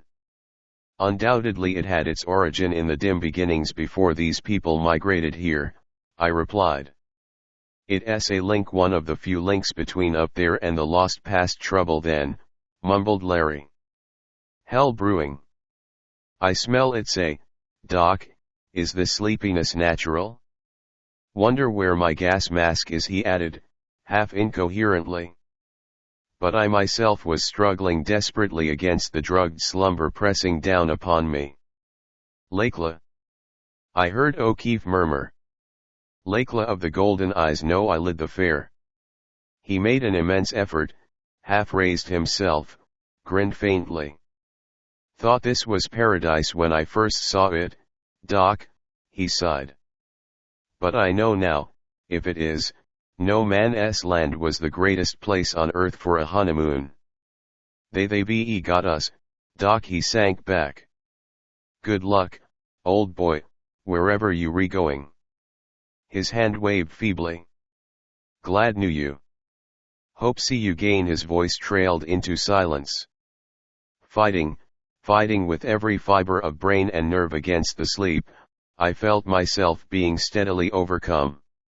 Yet before oblivion rushed down upon me, I seemed to see upon the grey-screened wall nearest the Irishman an oval of rosy light begin to glow, watched, as my falling lids inexorably fell, a flame-tipped shadow waver on it, thicken, condense, and there looking down upon Larry, her eyes great golden stars in which intensest curiosity and shy tenderness struggled, sweet mouth half smiling, was the girl of the Moonpool's chamber, the girl whom the Green Dwarf had named Lakelet the Vision. Larry had invoked before that sleep which I could no longer deny had claimed him. Closer she came, closer the eyes were over us. Then oblivion indeed, 16 Yolara of Muria versus the O'Keefe. I awakened with all the familiar, homely sensation of a shade having been pulled up in a darkened room. I thrilled with a wonderful sense of deep rest and restored resiliency. The ebon shadow had vanished from above, and down into the room was pouring the silvery light. From the fountain pool came a mighty splashing and shouts of laughter. I jumped and drew the curtain. O'Keefe and Raider were swimming a wild race, the dwarf like an otter, outdistancing and playing around the Irishman at will. Had that overpowering sleep, and now I confess that my struggle against it had been largely inspired by fear that it was the abnormal slumber which Throckmortin had described as having heralded the approach of the dweller before it had carried away Thora and Stanton. Had that sleep been after all nothing but natural reaction of tired nerves and brains? And that last vision of the golden-eyed girl bending over Larry? Had that also been a delusion of an overstressed mind? Well, it might have been, I could not tell. At any rate, I decided, I would speak about it to O'Keefe once we were alone again, and then giving myself up to the urge of buoyant well-being, I shouted like a boy, stripped and joined the two in the pool. The water was warm, and I felt the unwonted tingling of life in every vein increase. Something from it seemed to pulse through the skin, carrying a clean, vigorous vitality that toned every fiber. Tiring at last, we swam to the edge and drew ourselves out. The Green Dwarf quickly clothed himself, and Larry rather carefully donned his uniform. "The Almighty has summoned us, Doc," he said. "We re to well, I suppose you'd call it breakfast with her. After that, Raider tells me, we re to have a session with the Council of Nine. I suppose Yolara is as curious as any lady of the upper world, as you might put it, and just naturally can't wait," he added. He gave himself a last shake, patted the automatic hidden under his left arm, whistled cheerfully. "After you, my dear Alphonse," he said to Raider, with a low bow. The dwarf laughed, bent in an absurd imitation of Larry's mocking courtesy, and started ahead of us to the house of the priestess. When he had gone a little way on the orchid-walled path, I whispered to O'Keefe, "Larry, when you were falling off to sleep, did you think you saw anything?" "See anything?" He grinned. "Doc, sleep hit me like a Hun shell. I thought they were pulling the gas on us. I had some intention of bidding you tender farewells," he continued, half sheepishly. "I think I did start didn't I?" I nodded. "But wait a minute," he hesitated. "I had a queer sort of dream." "What was it?" I asked eagerly. "Well," he answered slowly, "I suppose it was because I'd been thinking of golden eyes. Anyway, I thought she came through the wall and leaned over me, yes, and put one of those long white hands of hers on my head. I couldn't raise my lids, but in some queer way I could see her. Then it got real dreamish." "Why do you ask?" Raider turned back toward us. "Later," I answered, "not now. When we were alone." But through me went a little glow of reassurance. Whatever the maze through which we were moving, whatever of menacing evil lurking there, the Golden Girl was clearly watching over us, watching with whatever unknown powers she could muster. We passed the pillared entrance, went through a long bowered corridor, and stopped before a door that seemed to be sliced from a monolith of pale jade, high, narrow, set in a wall of opal. Raider stamped twice and the same supernally sweet, silver bell tones of yesterday, I must call it, although in that place of eternal day the term is meaningless, bade us enter. The door slipped aside. The chamber was small, the opal walls screening it on three sides, the black opacity covering it, the fourth side opening out into a delicious little walled garden, a mass of the fragrant, luminous blooms and delicately colored fruit. Facing it was a small table of reddish wood, and from the omnipresent cushions heaped around it arose to greet us Yolera. Larry drew in his breath with an involuntary gasp of admiration and bowed low. My own admiration was as frank, and the priestess was well pleased with our homage. She was swathed in the filmy, half-revelant webs, now of palest blue.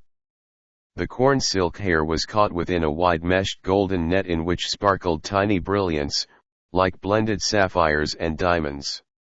Her own azure eyes sparkled as brightly as they, and I noted again in their clear depths the half-eager approval as they rested upon O'Keefe's lithe, well-knit figure and his keen, clean-cut face.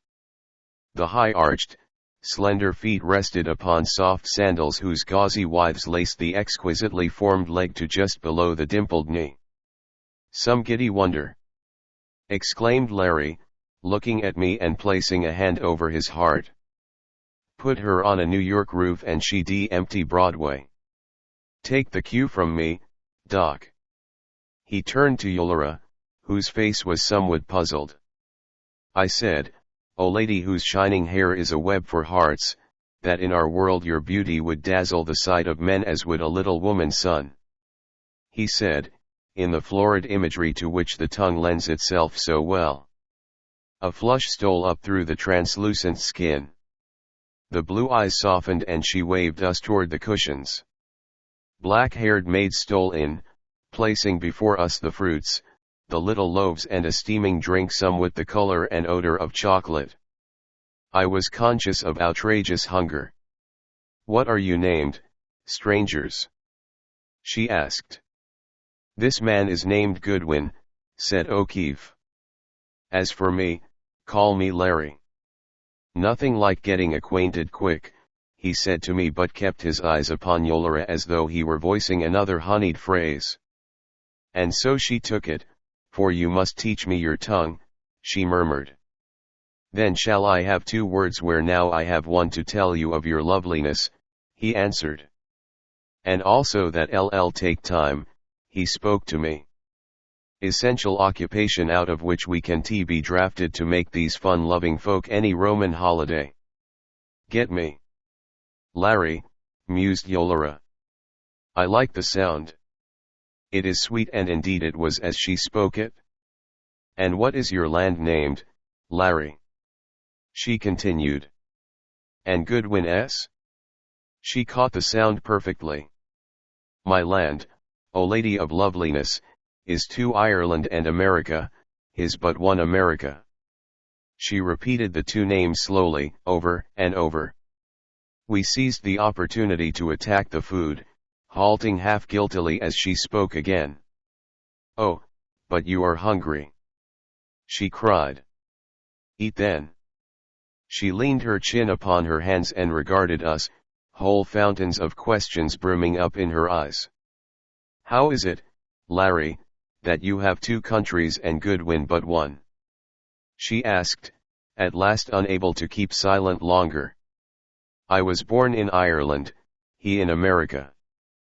But I have dwelt long in his land and my heart loves each," he said. She nodded, understandingly. "Are all the men of Ireland like you, Larry?" "As all the men here are like Lager or Raider." "I like to look at you," she went on, with naive frankness. "I am tired of men like Lager and Raider. But they are strong," she added, swiftly. "Lager can hold up 10 in his 2 arms and raise 6 with but one hand." We could not understand her numerals and she raised white fingers to illustrate. "That is little, O lady, to the men of Ireland," replied O'Keefe. "Lo, I have seen one of my race hold up 10 times 10 of our what call you that swift thing in which raider brought us here? Coriol, said she.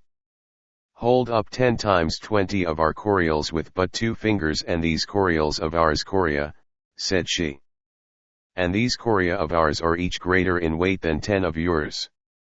Yes, and I have seen another with but 1 blow of his hand raise hell. And so I have, he murmured to me. And both at 42nd and 5th Avenue, New York, USA. Yolara considered all this with manifest doubt. Hell? She inquired at last. I know not the word. Well, answered O'Keefe. Say Muria then. In many ways they are, I gather, O heart's delight, one and the same. Now the doubt in the blue eyes was strong indeed. She shook her head. None of our men can do that. She answered, at length. Nor do I think you could, Larry. Oh, no, said Larry easily. I never tried to be that strong. I fly, he added, casually. The priestess rose to her feet, gazing at him with startled eyes. Fly? She repeated incredulously. Like Azisha? A bird? Larry nodded, and then, seeing the dawning command in her eyes, went on hastily. Not with my own wings, Yolara. In a coriol that moves through what's the word for air, Doc. Well, through this he made a wide gesture up toward the nebulous haze above us. He took a pencil and on a white cloth made a hasty sketch of an airplane. In a coriol like this she regarded the sketch gravely, thrust a hand down into her girdle and brought forth a keen-bladed poniard, cut Larry's markings out and placed the fragment carefully aside. That I can understand, she said. Remarkably intelligent young woman, muttered O'Keefe. Hope I am not giving anything away, but she had me. But what are your women like, Larry? Are they like me? And how many have loved you? She whispered. In all Ireland and America there is none like you, Yolara, he answered. And take that any way you please, he muttered in English. She took it, it was evident, as it most pleased her. Do you have goddesses? She asked. Every woman in Ireland and America is a goddess, thus Larry. Now that I do not believe. There was both anger and mockery in her eyes. I know women, Larry, and if that were so there would be no peace for men. There isn't, replied he. The anger died out and she laughed, sweetly, understandingly. And which goddess do you worship, Larry? You, said Larry O'Keefe boldly. Larry. Larry. I whispered. Be careful. It's high explosive. But the priestess was laughing little trills of sweet bell notes, and pleasure was in each note. You are indeed bold, Larry, she said, to offer me your worship. Yet am I pleased by your boldness. Still Liger is strong, and you are not of those who what did you say have tried. And your wings are not here, Larry. Again her laughter rang out. The Irishman flushed, it was touch for Yolara. Fear not for me with Liger, he said, grimly. Rather fear for him. The laughter died, she looked at him searchingly, a little enigmatic smile about her mouth so sweet and so cruel. Well, we shall see, she murmured. You say you battle in your world. With what? Oh, with this and with that, answered Larry, airily. We manage have you the keth I mean that with which I sent Songer into the nothingness? She asked swiftly. See what she's driving at? O'Keefe spoke to me, swiftly. Well, I do. But here's where the O'Keefe lands. I said, he turned to her, O voice of silver fire, that your spirit is high even as your beauty and searches out men's souls as does your loveliness their hearts. And now listen, Yolera, for what I speak is truth. Into his eyes came the faraway gaze, into his voice the Irish softness. Lo, in my land of Ireland, this many of your life's length agone. See, he raised his 10 fingers, clenched and unclenched them times 20. The mighty men of my race, the Taithada Dane, could send men out into the nothingness even as do you with the Keth. And this they did by their harpings, and by words spoken, words of power, O Yolera, that have their power still, and by pipings and by slaying sounds. There was Cravathine who played swift flames from his harp, flying flames that ate those they were sent against. And there was Dilua, of high Brazil, whose pipes played away from man and beast and all living things their shadows, and at last played them to shadows too, so that wherever Dilua went his shadows that had been men and beast followed like a storm of little rustling leaves. Yeah, and Bel the harper, who could make women's hearts run like wax and men's hearts flame to ashes, and whose harpings could shatter strong cliffs and bow great trees to the sod. His eyes were bright, dream filled. She shrank a little from him, faint pallor under the perfect skin. I say to you, Yolera, that these things were and are in Ireland. His voice rang strong. And I have seen men as many as those that are in your great chamber this many times over. He clenched his hands once more, perhaps a dozen times blasted into nothingness before your Keth could even have touched them. Yea, and rocks as mighty as those through which we came lifted up and shattered before the lids could fall over your blue eyes. And this is truth, Yolera, all truth. Stay, have you that little cone of the Keth with which you destroyed Songer? She nodded, gazing at him, fascinated, fear and puzzlement contending. Then use it. He took a vase of crystal from the table, placed it on the threshold that led into the garden. Use it on this and I will show you. I will use it upon one of the latilla, she began eagerly. The exaltation dropped from him, there was a touch of horror in the eyes. He turned to her, her own dropped before it. It shall be as you say, she said hurriedly. She drew the shining cone from her breast, levelled it at the vase. The green ray leaped forth, spread over the crystal, but before its action could even be begun, a flash of light shot from O'Keefe's hand, his automatic spat and the trembling vase flew into fragments. As quickly as he had drawn it, he thrust the pistol back into place and stood there empty-handed, looking at her sternly. From the anteroom came shouting, a rush of feet. Yolera's face was white, her eyes strained, but her voice was unshaken as she called to the clamoring guards, it is nothing, go to your places. But when the sound of their return had ceased, she stared tensely at the Irishman, then looked again at the shattered vase. It is true, she cried, but see, the Keth is alive. I followed her pointing finger. Each broken bit of the crystal was vibrating, shaking its particles out into space. Broken it, the bullet of Larry's had but not released it from the grip of the disintegrating force. The priestess's face was triumphant. But what matters it, O shining urn of beauty, what matters it to the vase that is broken? What happens to its fragments? Asked Larry, gravely and pointedly. The triumph died from her face, and for a space she was silent, brooding. Next, whispered O'Keefe to me. Lots of surprises in the little box, keep your eye on the opening and see what comes out. We had not long to wait. There was a sparkle of anger about Yolera, something too of injured pride. She clapped her hands, whispered to the maid who answered her summons, and then sat back regarding us, maliciously. You have answered me as to your strength, but you have not proved it, but the Keth you have answered. Now answer this, she said. She pointed out into the garden. I saw a flowering branch bend and snap as though a hand had broken it, but no hand was there. Saw then another and another bend and break, a little tree sway and fall, and closer to us came the trail of snapping boughs, while down into the garden poured the silvery light, revealing nothing.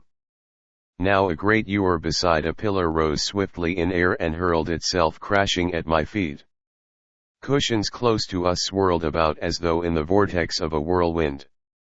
And unseen hands held my arms in a mighty clutch fast to my sides, another gripped my throat, and I felt a needle-sharp poniard point pierce my shirt, touch the skin just over my heart. "Larry!"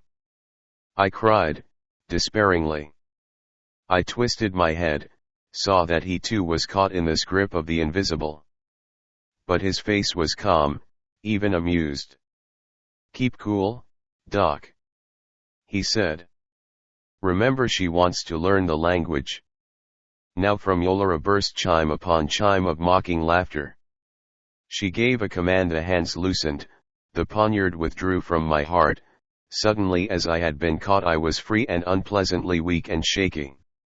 "Have you that in Ireland, Larry?" cried the priestess, and once more trembled with laughter. "A good play, Yolora." His voice was as calm as his face.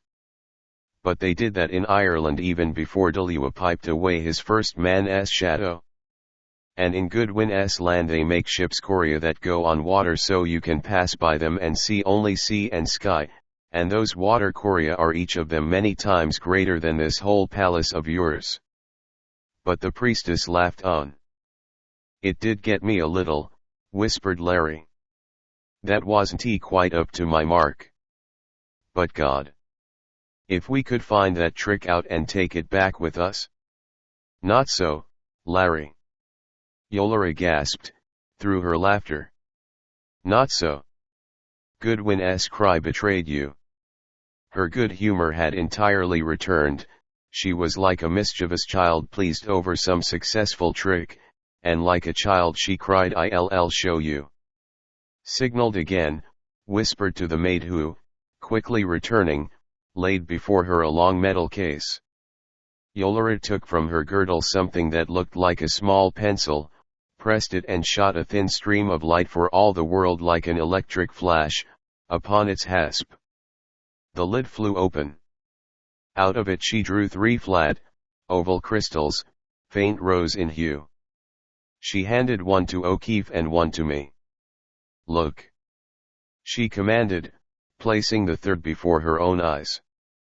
I peered through the stone, and instantly there leaped into sight, out of thin air, 6 grinning dwarfs. Each was covered from top of head to soles of feet in a web so tenuous that through it their bodies were plain. The gauzy stuff seemed to vibrate, its strands to run together like quicksilver. I snatched the crystal from my eyes, and the chamber was empty. Put it back, and there were the grinning 6. Yolora gave another sign and they disappeared, even from the crystals. "It is what they wear, Larry," explained Yolora, graciously. "It is something that came to us from the ancient ones. But we have so few," she sighed. "Such treasures must be 2-edged swords, Yolora," commented O'Keefe. "For how know you that one within them creeps not to you with hand eager to strike?" "There is no danger," she said indifferently. "I am the keeper of them." She mused for a space, then abruptly, "And now no more. You two are to appear before the council at a certain time, but fear nothing. You, Goodwin, go with Raider about our city and increase your wisdom. But you, Larry, await me here in my garden." She smiled at him, provocatively, maliciously, too. "For shall not one who has resisted a world of goddesses be given all chance to worship when at last he finds his own?" She laughed wholeheartedly and was gone. And at that moment I liked Yolora better than ever I had before, and alas, better than ever I was to in the future. I noted Raider standing outside the open jade door and started to go, but O'Keefe caught me by the arm. "Wait a minute," he urged. "About Golden Eyes you were going to tell me something. It's been on my mind all through that little sparring match." I told him of the vision that had passed through my closing lids. He listened gravely and then laughed. Hell of a lot of privacy in this place. He grinned. Ladies who can walk through walls and others with regular invisible cloaks to let 'em flit wherever they please. Oh, well, don't let it get on your nerves, Doc. Remember everything's natural. That robe stuff is just camouflage, of course. But Lord, if we could only get a piece of it. The material simply admits all light vibrations, or perhaps curves them, just as the opacities cut them off, I answered. A man under the X-ray is partly invisible, this makes him wholly so. He doesn't register, as the people of the motion picture profession say. Camouflage, repeated Larry. And as for the shining one, say. He snorted. I'd like to set the O'Keefe Banshee up against it. I'll bet that old resourceful Irish body would give it the first 3 bites and a stranglehold and wallop it before it knew it had him. Oh.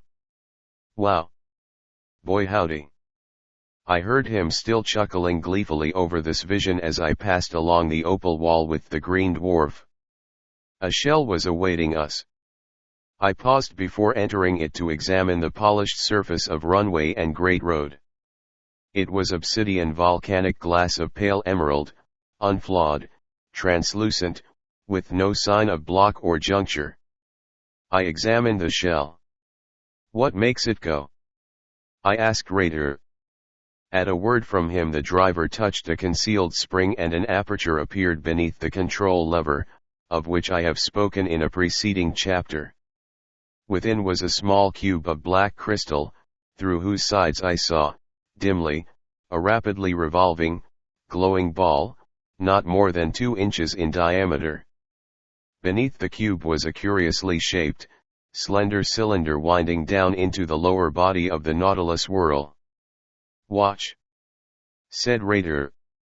He motioned me into the vehicle and took a place beside me. The driver touched the lever, a stream of coruscations flew from the ball down into the cylinder. The shell started smoothly, and as the tiny torrent of shining particles increased it gathered speed. The coriole does not touch the road, explained Raider. It is lifted so far he held his forefinger and thumb less than a 1/16 of an inch apart above it. And perhaps here is the best place to explain the activation of the shells or coria. The force utilized was atomic energy. Passing from the whirling ball, the ions darted through the cylinder to 2 bands of a peculiar metal affixed to the base of the vehicle, somewhat like skids of a sled. Impinging upon these, they produced a partial negation of gravity, lifting the shell slightly, and at the same time creating a powerful repulsive force or thrust that could be directed backward, forward, or sidewise at the will of the driver. The creation of this energy and the mechanism of its utilization were, briefly, as follows. Dr. Goodwin's lucid and exceedingly comprehensive description of this extraordinary mechanism has been deleted by the Executive Council of the International Association of Science as too dangerously suggestive to scientists of the Central European powers with which we were so recently at war. It is allowable, however, to state that his observations are in the possession of experts in this country, who are, unfortunately, hampered in their research not only by the scarcity of the radioactive elements that we know, but also by the lack of the element or elements unknown to us that entered into the formation of the fiery ball within the cube of black crystal. Nevertheless, as the principle is so clear, it is believed that these difficulties will ultimately be overcome. JBK, President, IA of S.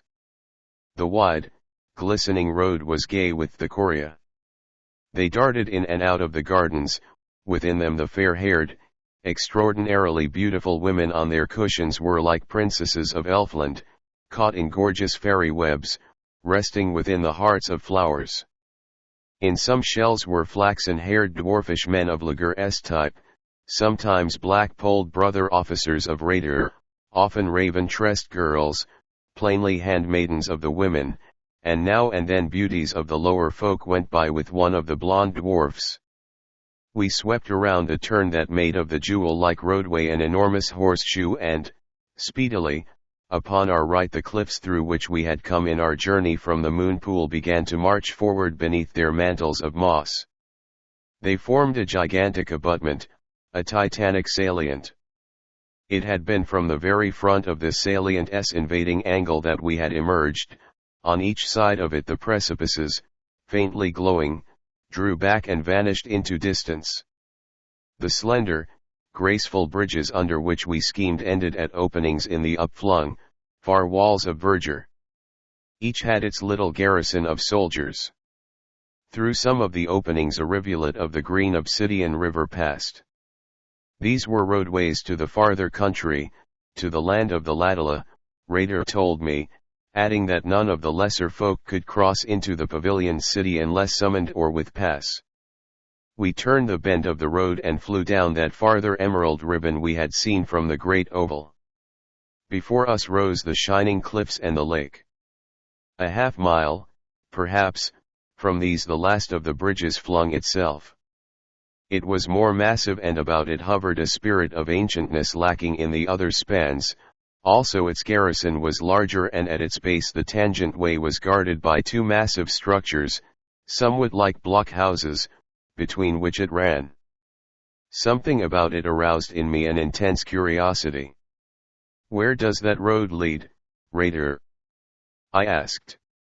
"To the one place above all of which I may not tell you, Goodwin," he answered. And again I wondered. We schemed slowly out upon the great pier. Far to the left was the prismatic, rainbow curtain between the cyclopean pillars. On the white waters graceful shells lacustrine replicas of the elf chariots swam, but none was near that distant web of wonder. "Raider, what is that?" I asked. "It is the veil of the Shining One," he answered slowly. "Was the Shining One that which we named the Dweller?" "What is the Shining One?" I cried, eagerly. Again he was silent. Nor did he speak until we had turned on our homeward way. And lively as my interest, my scientific curiosity, were I was conscious suddenly of acute depression. Beautiful, wondrously beautiful this place was, and yet in its wonder dwelt a keen edge of menace, of unease, of inexplicable, inhuman woe, as though in a secret garden of God a soul should sense upon it the gaze of some lurking spirit of evil which some way, somehow, had crept into the sanctuary and only bided its time to spring. 17 The leprechaun. The shell carried us straight back to the house of Yolara. Larry was awaiting me. We stood again before the tenebrous wall where first we had faced the priestess and the voice. And as we stood, again the portal appeared with all its disconcerting, magical abruptness. But now the scene was changed. Around the jet table were grouped a number of figures, Lager, Yolara beside him, 7 others, all of them fair-haired and all men save one who sat at the left of the priestess, an old woman, how old I could not tell, her face bearing traces of beauty that must once have been as great as Yolara's own, but now ravaged, in some way awesome, through its ruins, the fearful, malicious gaiety shining out like a spirit of joy held within a corpse. Began then our examination, for such it was. And as it progressed I was more and more struck by the change in the O'Keefe. All flippancy was gone, rarely did his sense of humor reveal itself in any of his answers. He was like a cautious swordsman, fencing, guarding, studying his opponent, or rather, like a chess player who keeps sensing some far-reaching purpose in the game, alert, contained, watchful. Always he stressed the power of our surface races, their multitudes, their solidarity. Their questions were myriad. What were our occupations? Our system of government? How great were the waters? The land? Intensely interested were they in the world war, querying minutely into its causes, its effects. In our weapons their interest was avid. And they were exceedingly minute in their examination of us as to the ruins which had excited our curiosity, their position and surroundings, and if others than ourselves might be expected to find and pass through their entrance. At this I shot a glance at Luger. He did not seem unduly interested. I wondered if the Russian had told him as yet of the girl of the rosy wall of the Moonpool chamber and the real reasons for our search. Then I answered as briefly as possible, omitting all reference to these things. The Red Dwarf watched me with unmistakable amusement, and I knew Marikinoff had told him. But clearly Luger had kept his information even from Yolera, and as clearly she had spoken to none of that episode when O'Keefe's automatic had shattered the Keth-smitten vase. Again I felt that sense of deep bewilderment, of helpless search for clue to all the tangle. For 2 hours we were questioned, and then the priestess called Raider and let us go. Larry was somber as we returned. He walked about the room uneasily. "Hell's brewing here all right," he said at last, stopping before me. "I can make out just the particular brand that's all that bothers me. We going to have a stiff fight, that's sure. What I want to do quick is to find the golden girl, Doc. Haven't seen her on the wall lately, have you?" he queried, hopefully fantastic. "Laugh if you want to," he went on. "But she's our best bet. It's going to be a race between her and the O'Keefe Banshee, but I put my money on her. I had a queer experience while I was in that garden, after UD left." His voice grew solemn. "Did you ever see a leprechaun, Doc?" I shook my head again, as solemnly. "He's a little man in green," said Larry. "Oh, about as high as your knee. I saw one once in Carntower Woods. And as I sat there, half asleep, in Yolera's garden, the living spit of him stepped out from one of those bushes, twirling a little shillelagh. It's a tight box you're gettin' in, Larry Avick," said he, "but don't ye be downhearted, lad." "I am carrying on," said I, "but you're a long way from Ireland," I said, "or thought I did." "Ye've a lot o' friends there," he answered. "And where the heart rests the feet are swift to follow. Not that I am sayin' I'd like to live here, Larry," said he. "I know where my heart is now," I told him. "It rests on a girl with golden eyes and the hair and swan-white breast of eyelid the fair, but me feet don't seem to get me to her," I said. The brogue thickened. And the little man in green nodded his head and whirled his shillelagh. "It's what I came to tell ye," says he. "Don't ye fall for the bien nimmer, the serpent woman with the blue eyes, she's a daughter of Ivor, lad, and don't ye do nothin' to make the brown-haired colleen ashamed o' ye, Larry O'Keefe. I knew your great-grandfather and his before him, Arun," says he, "and one o' the O'Keefe Phelan's is to think their heart's big enough to hold all the women o' the world. A heart's built to hold only one permanently, Larry," he says, "and I am warnin' ye a nice girl don't like to move into a place all cluttered up wid another's washin' and mendin' and cookin' and other things pertainin' to general wife work. Not that I think the blue-eyed one is keen for mendin' and cookin'," says he. "You don't have to be comin' all this way to tell me that," I answer. "Well, I am just a tellin' you," he says. "Ye've got some rough knocks comin', Larry. In fact, you're in for a devil of a time. But, remember that you're the O'Keefe," says he. "And while the boys are all wid ye, Avick, you've got to be on the job yourself. I hope," I tell him, "that the O'Keefe Banshee can find her way here in time, that is, if it's necessary, which I hope it won't be." "Don't ye worry about that," says he. "Not that she's keen on leavin' the old sod, Larry. The good old soul's in quite a state o' mind about ye, Arun. I don't mind tellin' ye, lad, that she's mobilizing all the clan, and if she has to come for ye, Avick, They be with her and they sweep this joint clean before ye go. What they do to it make the big wind look like a summer breeze on Loch Lean. And that's about all, Larry. We thought a voice from the Green Isle would cheer ye. Don't forget that ye re the O'Keefe, and I say it again, all the boys are wid ye. But we want to be bane proud o' ye, lad. And I looked again and there was only a bush waving. There wasn't a smile in my heart, or if there was, it was a very tender one. I am going to bed, he said abruptly. Keep an eye on the wall, Doc. Between the 7 sleeps that followed, Larry and I saw but little of each other. Yolara sought him more and more. Thrice we were called before the council, once we were at a great feast, whose splendors and surprises I can never forget. Largely I was in the company of Raider.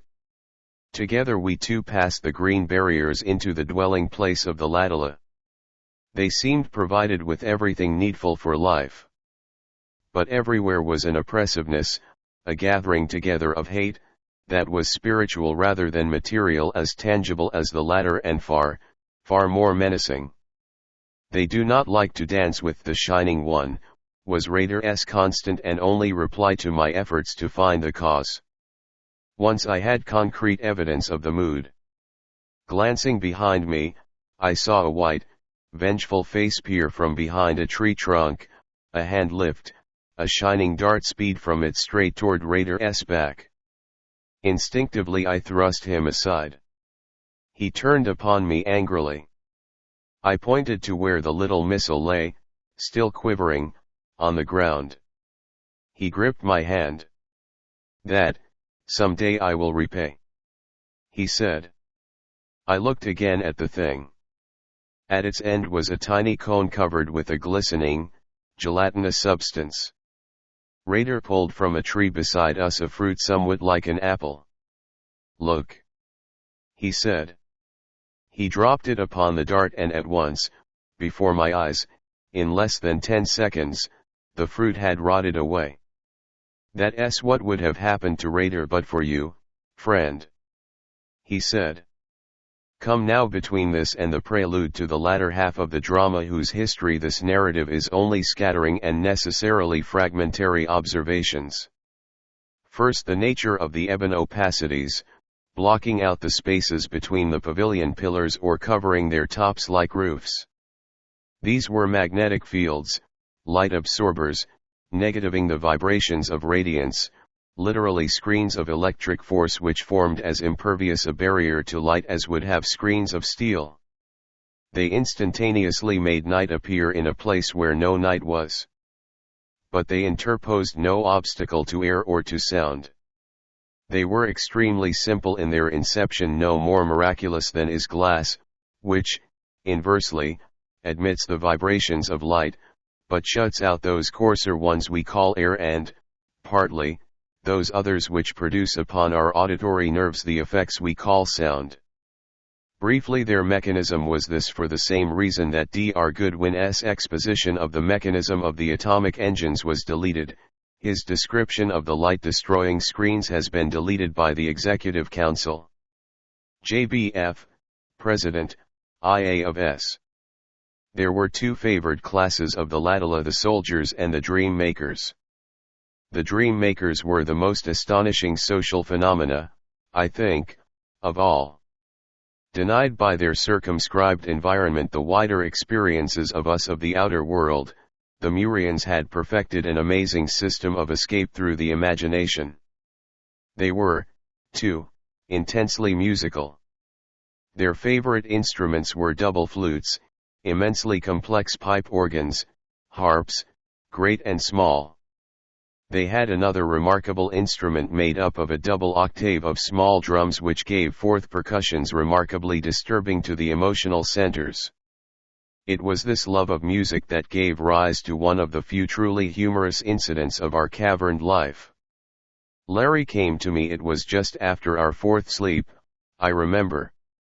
Come on to a concert, he said. We schemed off to one of the bridge garrisons. Raider called the 2 score guards to attention, and then, to my utter stupefaction, the whole company, O'Keefe leading them, roared out the anthem, God Save the King. They sang in a closer approach to the English than might have been expected scores of miles below England's level. Send him victorious. Happy and glorious. They bellowed. He quivered with suppressed mirth at my paralysis of surprise. Taught em that for Merrick enough's benefit. He gasped. Wait till that red hears it. He'll blow up. Just wait until you hear Yolera lisp a pretty little thing I taught her, said Larry as we set back for what we now called home. There was an impish twinkle in his eyes. And I did hear. For it was not many minutes later that the priestess condescended to command me to come to her with O'Keefe. Show Goodwin how much you have learned of our speech, O lady of the lips of honeyed flame, murmured Larry. She hesitated, smiled at him, and then from that perfect mouth, out of the exquisite throat, in the voice that was like the chiming of little silver bells, she trilled a melody familiar to me. Indeed, she's only a bird in a gilded cage, a beautiful sight to see, and so on to the bitter end. She thinks it's a love song, said Larry when we had left. It's only part of a repertoire I am teaching her. Honestly, Doc, it's the only way I can keep my mind clear when I am with her, he went on earnestly. She's a devil's from hell, but a wonder. Whenever I find myself going, I get her to sing that, or Take Back Your Gold, or some other ancient lay, and I am back again pronto with the right perspective. Pop goes all the mystery. Hell. I say, she's only a woman. 18 The amphitheater of Jet. For hours the black-haired folk had been streaming across the bridges, flowing along the promenade by scores and by hundreds, drifting down toward the gigantic 7-terraced temple whose interior I had never as yet seen, and from whose towering exterior, indeed, I had always been kept far enough away unobtrusively, but none the less decisively to prevent any real observation.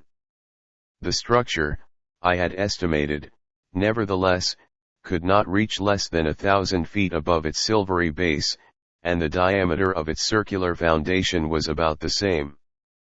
I wondered what was bringing the Ladala into Laura, and where they were vanishing.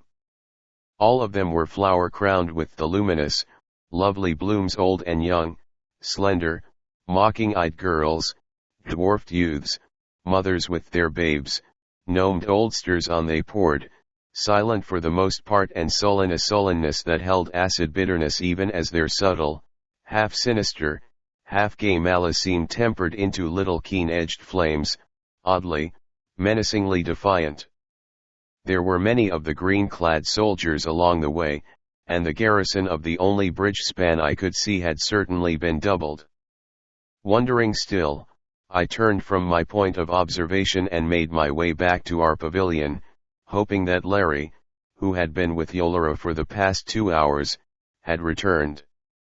Hardly had I reached it before Raider came hurrying up, in his manner a curious exultance mingled with what in anyone else I would have called a decided nervousness. Come, he commanded before I could speak. The council has made decision and Larry is awaiting you. What has been decided? I panted as we sped along the mosaic path that led to the house of Yolera. And why is Larry awaiting me? And at his answer I felt my heart pause in its beat and through me race a wave of mingled panic and eagerness. The Shining One dances, had answered the green dwarf. And you are to worship. What was this dancing of the Shining One, of which so often he had spoken? Whatever my forebodings, Larry evidently had none. Great stuff, he cried, when we had met in the great antechamber now empty of the dwarfs. Hope it will be worth seeing. Have to be something damned good, though, to catch me, after what I've seen of shows at the front, he added. And remembering, with a little shock of apprehension, that he had no knowledge of the dweller beyond my poor description of it, for there are no words actually to describe what that miracle of interwoven glory and horror was. I wondered what Larry O'Keefe would say and do when he did behold it. Rader began to show impatience. "Come," he urged. "There is much to be done and the time grows short." He led us to a tiny fountain room in whose miniature pool the white waters were concentrated, pearl-like and opalescent in their circling rim. "Bathe," he commanded, and set the example by stripping himself and plunging within. Only a minute or two did the green dwarf allow us, and he checked us as we were about to don our clothing. Then, to my intense embarrassment, without warning, two of the black-haired girls entered, bearing robes of a peculiar dull blue hue. At our manifest discomfort, Rader's laughter roared out. He took the garments from the pair, motioned them to leave us, and, still laughing, threw one around me. Its texture was soft, but decidedly metallic, like some blue metal spun to the fineness of a spider's thread. The garment buckled tightly at the throat, was girdled at the waist, and, below the cincture, fell to the floor, its folds being held together by a half-dozen looped cords, from the shoulders a hood resembling a monk's cowl. Rader cast this over my head. It completely covered my face, but was of so transparent a texture that I could see, though somewhat mistily, through it. Finally he handed us both a pair of long gloves of the same material and high stockings, the feet of which were gloved five-toed. And again his laughter rang out at our manifest surprise. "The priestess of the Shining One does not altogether trust the Shining One's voice," he said at last. "And these are to guard against any sudden errors. And fear not, Goodwin," he went on kindly. "Not for the Shining One itself would Yolara see harm come to Larry here, nor, because of him, to you. But I would not stake much on the Great White One. And for him I am sorry, for him I do like well." "Is he to be with us?" asked Larry eagerly. "He is to be where we go," replied the dwarf soberly. Grimly Larry reached down and drew from his uniform his automatic. He popped a fresh clip into the pocket fold of his girdle. The pistol he slung high up beneath his armpit. The green dwarf looked at the weapon curiously. "O'Keefe tapped it?" "This," said Larry, "slays quicker than the Keth. I take it so no harm shall come to the blue-eyed one whose name is Olaf. If I should raise it, be you not in its way, Rader," he added significantly. The dwarf nodded again, his eyes sparkling. He thrust a hand out to both of us. "A change comes," he said. "What it is I know not, nor how it will fall. But this remember, Rader is more friend to you than you yet can know. And now let us go." He ended abruptly. He led us, not through the entrance, but into a sloping passage ending in a blind wall, touched a symbol graven there, and it opened, precisely as had the rosy barrier of the moon pool chamber. And, just as there, but far smaller, was a passage end, a low curved wall facing a shaft not black as had been that abode of living darkness, but faintly luminescent. Rader leaned over the wall. The mechanism clicked and started, the door swung shut, the sides of the car slipped into place, and we swept swiftly down the passage. Overhead the wind whistled. In a few moments the moving platform began to slow down. It stopped in a closed chamber no larger than itself. Rader drew his poniard and struck twice upon the wall with its hilt. Immediately a panel moved away, revealing a space filled with faint, misty blue radiance. And at each side of the open portal stood four of the dwarfish men, gray-headed, old, clad in flowing garments of white, each pointing toward us a short silver rod. Rader drew from his girdle a ring and held it out to the first dwarf. He examined it, handed it to the one beside him, and not until each had inspected the ring did they lower their curious weapons, containers of that terrific energy they called the Keth, I thought, and later was to know that I had been right. We stepped out, the doors closed behind us. The place was weird enough. Its pave was a greenish-blue stone resembling lapis lazuli. On each side were high pedestals holding carved figures of the same material. There were perhaps a score of these, but in the mistiness I could not make out their outlines. A droning, rushing roar beat upon our ears, filled the whole cavern. "I smell the sea," said Larry suddenly. The roaring became deep-toned, clamorous, and close in front of us a rift opened. 20 feet in width, it cut the cavern floor and vanished into the blue mist on each side. The cleft was spanned by one solid slab of rock not more than 2 yards wide. It had neither railing nor other protection. The 4 leading priests marched out upon it one by one, and we followed. In the middle of the span they knelt. 10 feet beneath us was a torrent of blue sea water racing with prodigious speed between polished walls. It gave the impression of vast depth. It roared as it sped by, and far to the right was a low arch through which it disappeared. It was so swift that its surface shone like polished blue steel, and from it came the blessed, our worldly, familiar ocean breath that strengthened my soul amazingly and made me realize how earth-sick I was. Whence came the stream, I marveled, forgetting for the moment, as we passed on again, all else. Were we closer to the surface of earth than I had thought, or was this some mighty flood falling through an opening in seafloor? Heaven alone knew how many miles above us, losing itself in deeper abysses beyond these.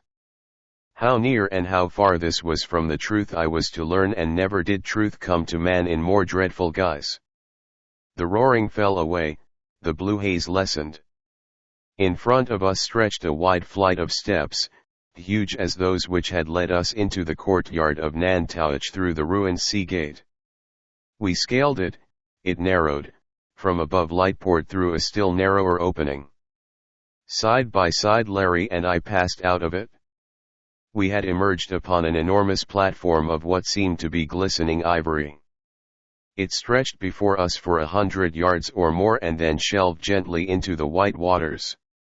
Opposite, not a mile away, was that prodigious web of woven rainbows Rader had called the Veil of the Shining One. There it shone in all its unearthly grandeur, on each side of the cyclopean pillars, as though a mountain should stretch up arms raising between them a fairy banner of auroral glories.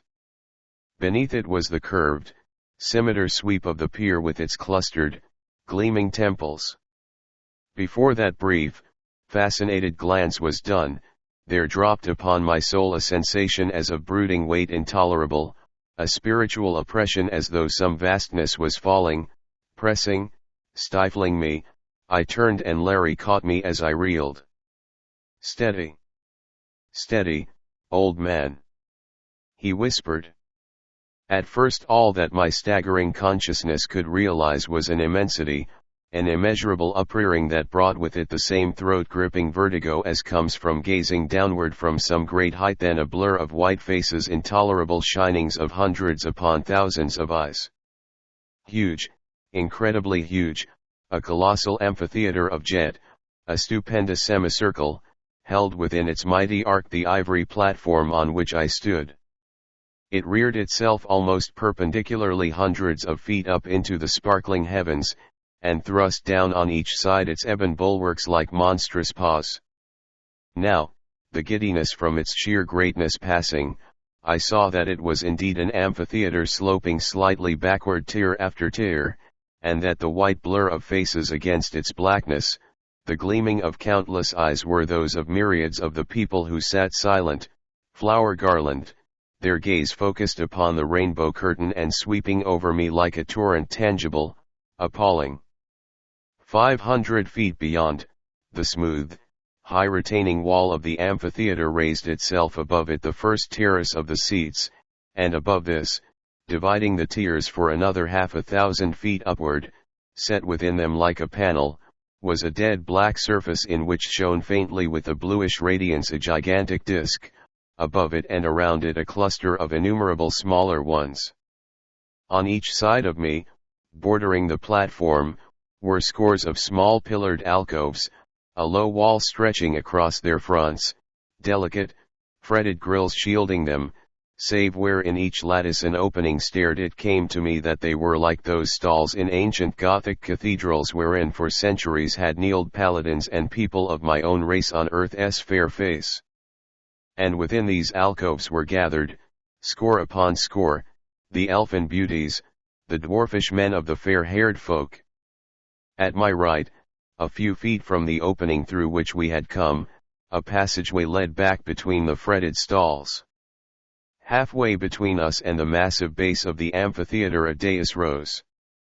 Up the platform to it a wide ramp ascended, and on ramp and dais and along the center of the gleaming platform down to where it kissed the white waters, a broad ribbon of the radiant flowers lay like a fairy carpet. On one side of this dais, meshed in a silken web that hid no line or curve of her sweet body, white flesh gleaming through its folds, stood Yolara, and opposite her, crowned with a circlet of flashing blue stones, his mighty body stark bare, was Ligur. O'Keefe drew a long breath, Raider touched my arm and, still dazed, I let myself be drawn into the aisle and through a corridor that ran behind the alcoves. At the back of one of these the green dwarf paused, opened a door, and motioned us within.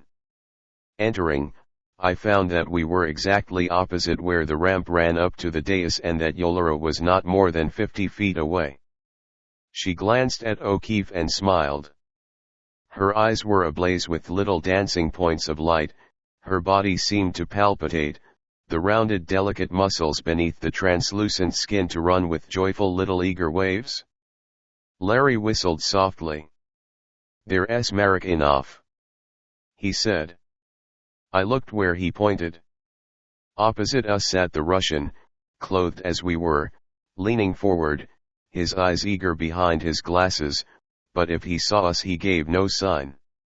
"And there's Olaf," said O'Keefe. Beneath the carved stall in which sat the Russian was an aperture and within it was Huldriksen. Unprotected by pillars or by grills, opening clear upon the platform, near him stretched the trail of flowers up to the great dais which Ligur and Yolara the priestess guarded. He sat alone, and my heart went out to him. O'Keefe's face softened. "Bring him here," he said to Raider. The green dwarf was looking at the Norseman, too, a shade of pity upon his mocking face. He shook his head. "Wait," he said. "You can do nothing now and it may be there will be no need to do anything," he added, but I could feel that there was little of conviction in his words. 19 The madness of Olaf. Yolara threw her white arms high. From the mountainous tears came a mighty sigh, a rippling ran through them. And upon the moment, before Yolara's arms fell, there issued, apparently from the air around us, a peal of sound that might have been the shouting of some playful god hurling great suns through the net of stars. It was like the deepest notes of all the organs in the world combined in one, summoning, majestic, cosmic. It held within it the thunder of the spheres rolling through the infinite, the birth song of suns made manifest in the womb of space, echoes of creation's supernal chord. It shook the body like a pulse from the heart of the universe pulsed and died away. On its death came a blaring as of all the trumpets of conquering hosts since the first pharaoh led his swarms triumphal, compelling. Alexander's clamouring hosts, brazen-throat wolf horns of Caesar's legions, blare of trumpets of Genghis Khan and his golden horde, clangor of the locust levies of Tamerlane, bugles of Napoleon's armies, war shout of all earth's conquerors. And it died. Fast upon it, a throbbing, muffled tumult of harp sounds, mellownesses of myriads of wood horns, the subdued sweet shrilling of multitudes of flutes, Pandean pipings inviting, carrying with them the calling of waterfalls in the hidden places, rushing brooks and murmuring forest winds calling, languorous, lulling, dripping into the brain like the very honeyed essence of sound. And after them a silence in which the memory of the music seemed to beat ever more faintly, through every quivering nerve. From me all fear, all apprehension, had fled. In their place was nothing but joyous anticipation, a supernal freedom from even the shadow of care or sorrow. Not now did anything matter Olaf or his haunted, hate-filled eyes, Throckmortin or his fate, nothing of pain, nothing of agony, nothing of striving nor endeavor nor despair in that wide outer world that had turned suddenly to a troubled dream. Once more the first great note pealed out. Once more it died, and from the clustered spheres a kaleidoscopic blaze shot as though drawn from the majestic sound itself. The many-colored rays darted across the white waters and sought the face of the irised veil. As they touched, it sparkled, flamed, wavered, and shook with fountains of prismatic color. The light increased, and in its intensity the silver air darkened.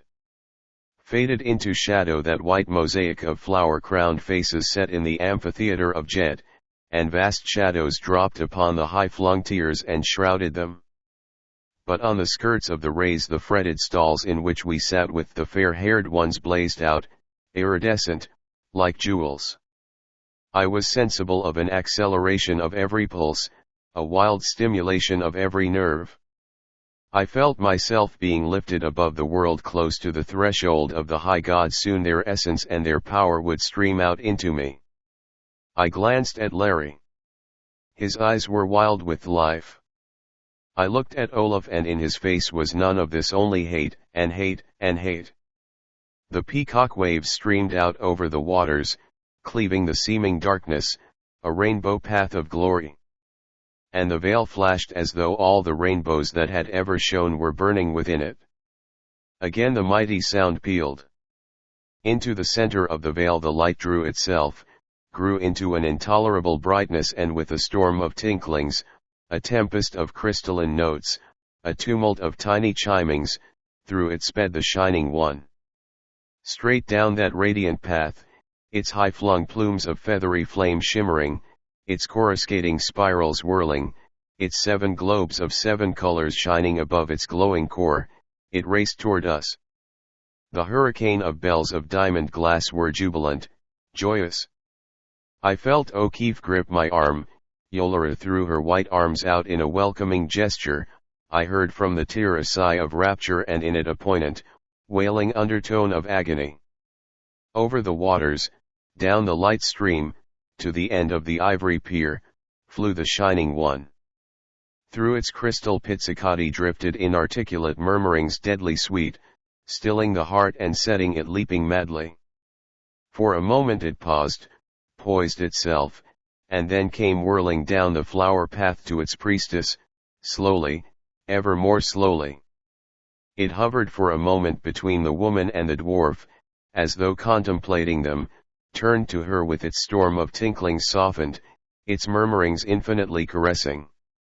Bent toward it, Yolara seemed to gather within herself pulsing waves of power. She was terrifying, gloriously, maddeningly evil, and as gloriously, maddeningly heavenly. Aphrodite and the Virgin. Tanith of the Carthaginians and St. Bride of the Isles. A queen of hell and a princess of heaven in one. Only for a moment did that which we had called the Dweller, and which these named the Shining One, pause. It swept up the ramp to the dais, rested there, slowly turning, plumes and spirals lacing and unlacing, throbbing, pulsing.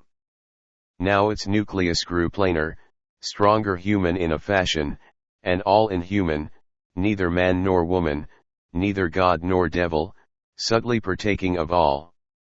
Nor could I doubt that whatever it was, within that shining nucleus was something sentient, something that had will and energy, and in some awful, supernormal fashion intelligence. Another trumpeting, a sound of stones opening, a long, low wail of utter anguish. Something moved shadowy in the river of light, and slowly at first, then ever more rapidly, shapes swam through it. There were half a score of them, girls and youths, women and men.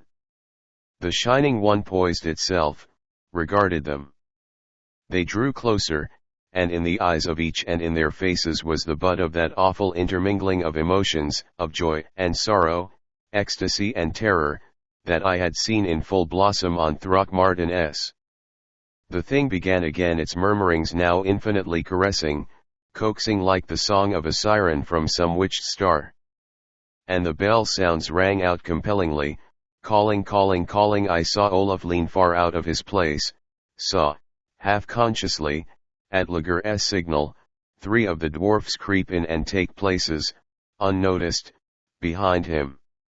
Now the first of the figures rushed upon the dais and paused. It was the girl who had been brought before Yolera when the gnome named Songer was driven into the nothingness. With all the quickness of light a spiral of the Shining One stretched out and encircled her. At its touch there was an infinitely dreadful shrinking and, it seemed, a simultaneous hurling of herself into its radiance.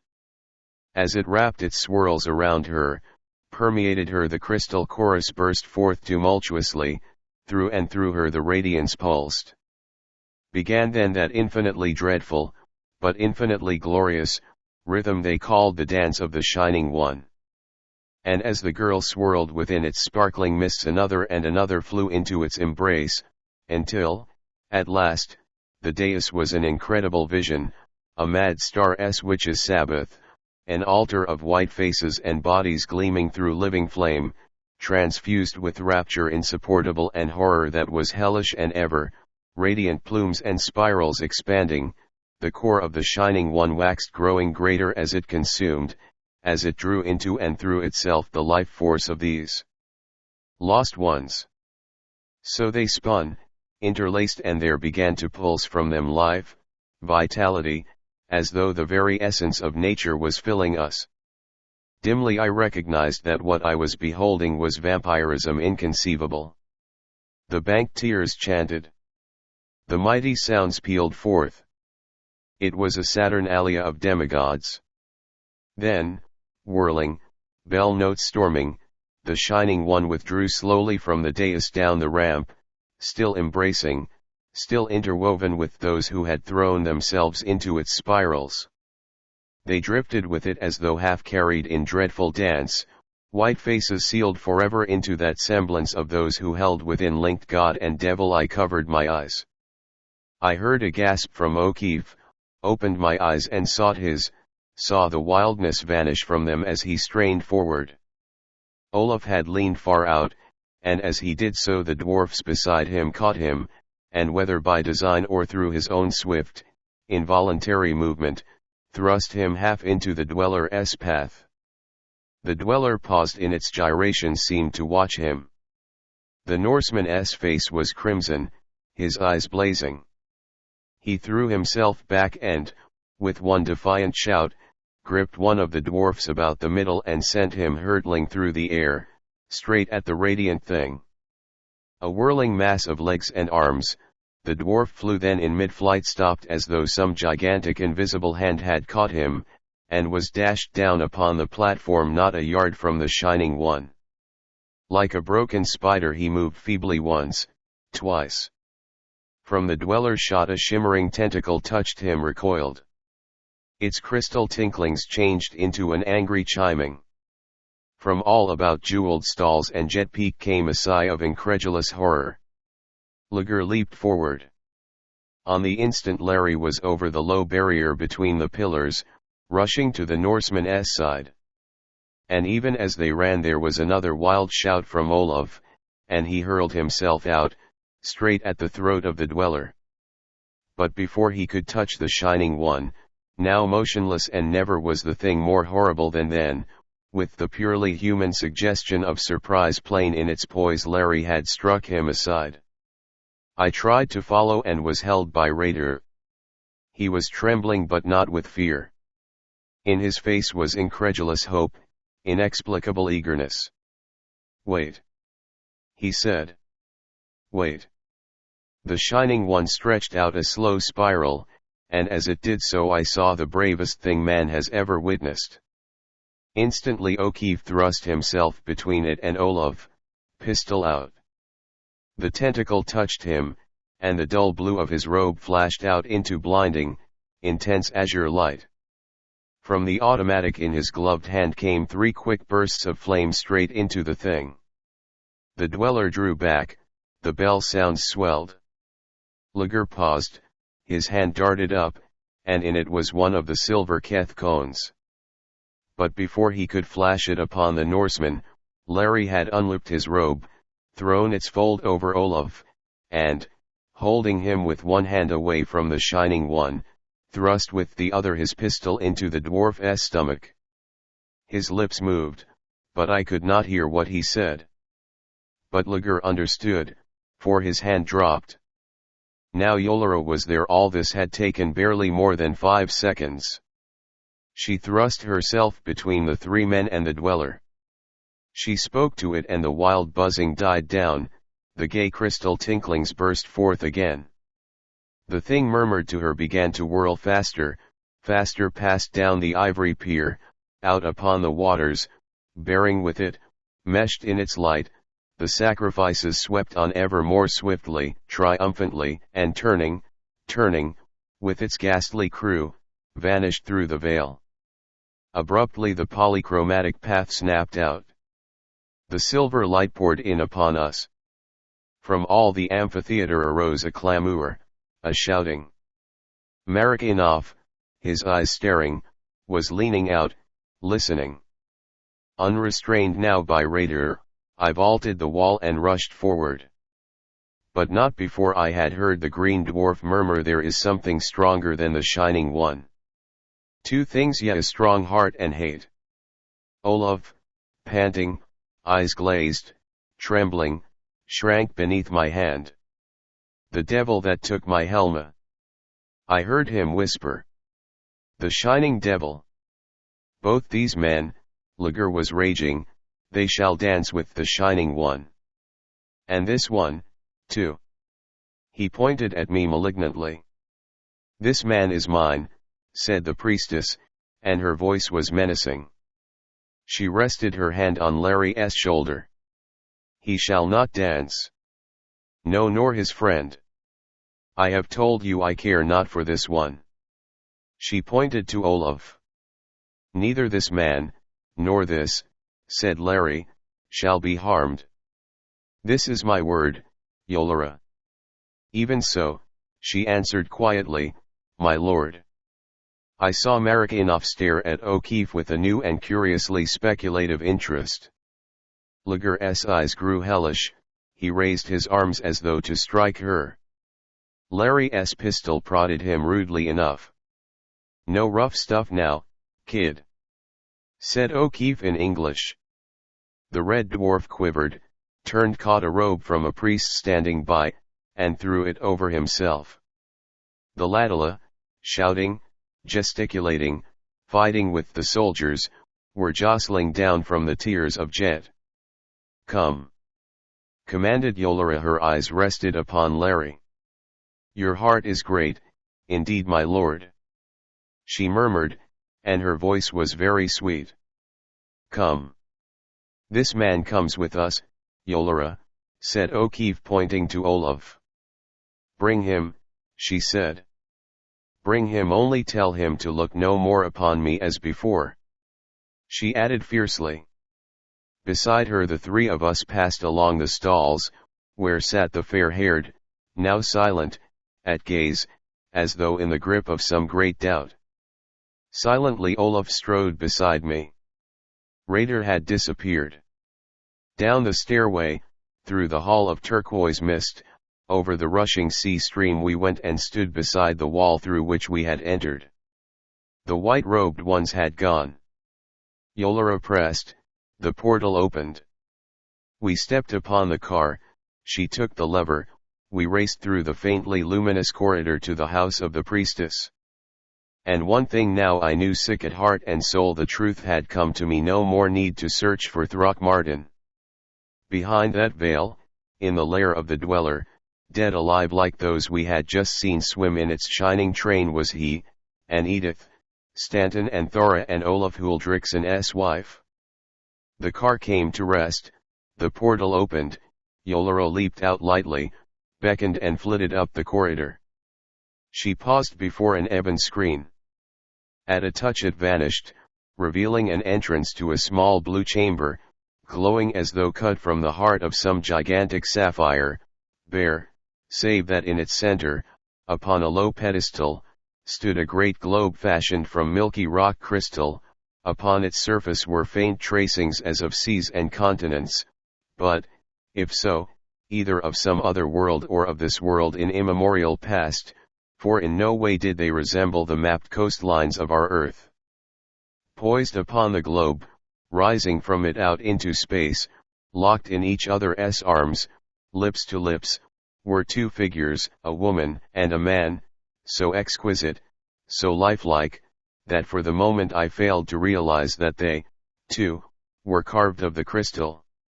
And before this shrine, for nothing else could it be, I knew three slender cones raised themselves, one of purest white flame, one of opalescent water, and the third of moonlight. There was no mistaking them, the height of a tall man each stood, but how water, flame, and light were held so evenly, so steadily in their spire shapes, I could not tell. Yoloro bowed lowly once, twice, thrice. She turned to O'Keefe, nor by slightest look or gesture betrayed she knew others were there than he. The blue eyes wide, searching, unfathomable, she drew close, put white hands on his shoulders, looked down into his very soul. "My lord," she murmured. "Now listen well, for I, Yolora, give you three things myself, and the Shining One, and the power that is the Shining One's, yet, and still a fourth thing that is all three, power over all upon that world from whence you came. These, my lord, ye shall have. I swear it." She turned toward the altar, uplifted her arms, by Siya and by Siyana, and by the flame, by the water, and by the light. 5. Her eyes grew purple dark. "Let none dare to take you from me. Nor ye go from me unbidden," she whispered fiercely. Then swiftly, still ignoring us, she threw her arms about O'Keefe, pressed her white body to his breast, lips raised, eyes closed, seeking his. O'Keefe's arms tightened around her, his head dropped, lips seeking, finding hers passionately. From Olaf came a deep indrawn breath that was almost a groan. But not in my heart could I find blame for the Irishman. The priestess opened eyes now all misty blue, thrust him back, stood regarding him. O'Keefe, dead white, raised a trembling hand to his face. "And thus have I sealed my oath, O my lord," she whispered. For the first time she seemed to recognize our presence, stared at us a moment, then through us, and turned to O'Keefe. "Go, now," she said. "Soon Raider shall come for you. Then well, after that let happen what will." She smiled once more at him so sweetly, turned toward the figures upon the great globe, sank upon her knees before them. Quietly we crept away, still silent, made our way to the little pavilion. But as we passed we heard a tumult from the green roadway, shouts of men, now and then a woman's scream. Through a rift in the garden I glimpsed a jostling crowd on one of the bridges, green dwarfs struggling with the ladilla, and all about droned a humming as of a giant hive disturbed. Larry threw himself down upon one of the divans, covered his face with his hands, dropped them to catch in Olaf's eyes troubled reproach, looked at me. "I couldn't help it," he said, half defiantly, half miserably. "God, what a woman! I couldn't help it." "Larry," I asked, "why didn't you tell her you didn't love her then?" He gazed at me, the old twinkle back in his eye. "Spoken like a scientist, Doc," he exclaimed. "I suppose if a burning angel struck you out of nowhere and threw itself about you, you would most dignifiedly tell it you didn't want to be burned. For God's sake, don't talk nonsense, Goodwin," he ended, almost peevishly. Evil. Evil. The Norseman's voice was deep, nearly a chant. All here is of evil trolldom and helvetet is, J.A.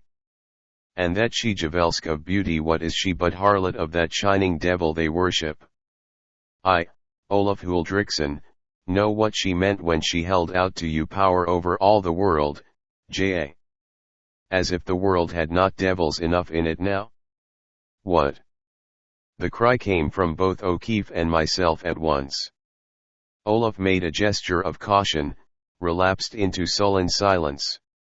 There were footsteps on the path, and into sight came Raider, but a Raider changed. Gone was every vestige of his mockery.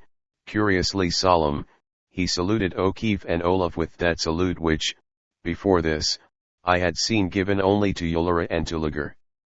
There came a swift quickening of the tumult, died away. He shrugged mighty shoulders. The Ladala are awake, he said. So much for what two brave men can do. He paused thoughtfully. Bones and dust jostle not each other for place against the grave wall. He added oddly. But if bones and dust have revealed to them that they still live. He stopped abruptly, eyes seeking the globe that bore and sent forth speech. Point 6 The Afai Almighty has sent me to watch over you till she summons you, he announced clearly. There is to be a feast. You, Larry, you Goodwin, are to come. I remain here with Olaf. No harm to him, broke in O'Keefe sharply. Raider touched his heart, his eyes. By the ancient ones, and by my love for you, and by what you twain did before the Shining One, I swear it. He whispered. Raider clapped palms. A soldier came round the path, in his grip a long flat box of polished wood. The green dwarf took it, dismissed him, threw open the lid. Here is your apparel for the feast, Larry, he said, pointing to the contents. O'Keefe stared, reached down and drew out a white, shimmering, softly metallic, long-sleeved tunic, a broad, silvery girdle, leg swathings of the same argent material, and sandals that seemed to be cut out from silver. He made a quick gesture of angry dissent. Nay, Larry, muttered the dwarf. Wear them, I counsel it, I pray it, ask me not why, he went on swiftly, looking again at the globe. O'Keefe, as I, was impressed by his earnestness. The dwarf made a curiously expressive pleading gesture. O'Keefe abruptly took the garments, passed into the room of the fountain. The Shining One dances not again? I asked. No, he said. No, he hesitated, is the usual feast that follows the sacrament. Lager and Double Tongue, who came with you, will be there, he added slowly. Lager, I gasped in astonishment. After what happened he will be there. Perhaps because of what happened, Goodwin, my friend, he answered, his eyes again full of malice, and there will be others, friends of Yolera, friends of Lager, and perhaps another. His voice was almost inaudible. One whom they have not called. He halted, half fearfully, glancing at the globe, put finger to lips and spread himself out upon one of the couches. Strike up the band, came O'Keefe's voice. Here comes the hero. He strode into the room.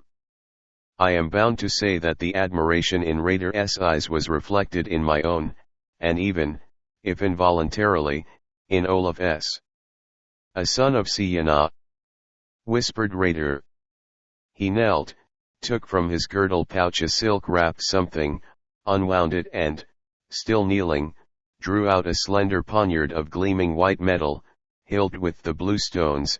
He thrust it into O'Keefe's girdle, then gave him again the rare salute. Come, he ordered, and took us to the head of the pathway. Now, he said grimly, let the Silent Ones show their power if they still have it. And with this strange benediction, he turned back. For God's sake, Larry, I urged as we approached the house of the priestess, you'll be careful. He nodded, but I saw with a little deadly pang of apprehension in my heart a puzzled, lurking doubt within his eyes. As we ascended the serpent steps, Marikhanov appeared. He gave a signal to our guards, and I wondered what influence the Russian had attained, for promptly, without question, they drew aside. At me he smiled amiably.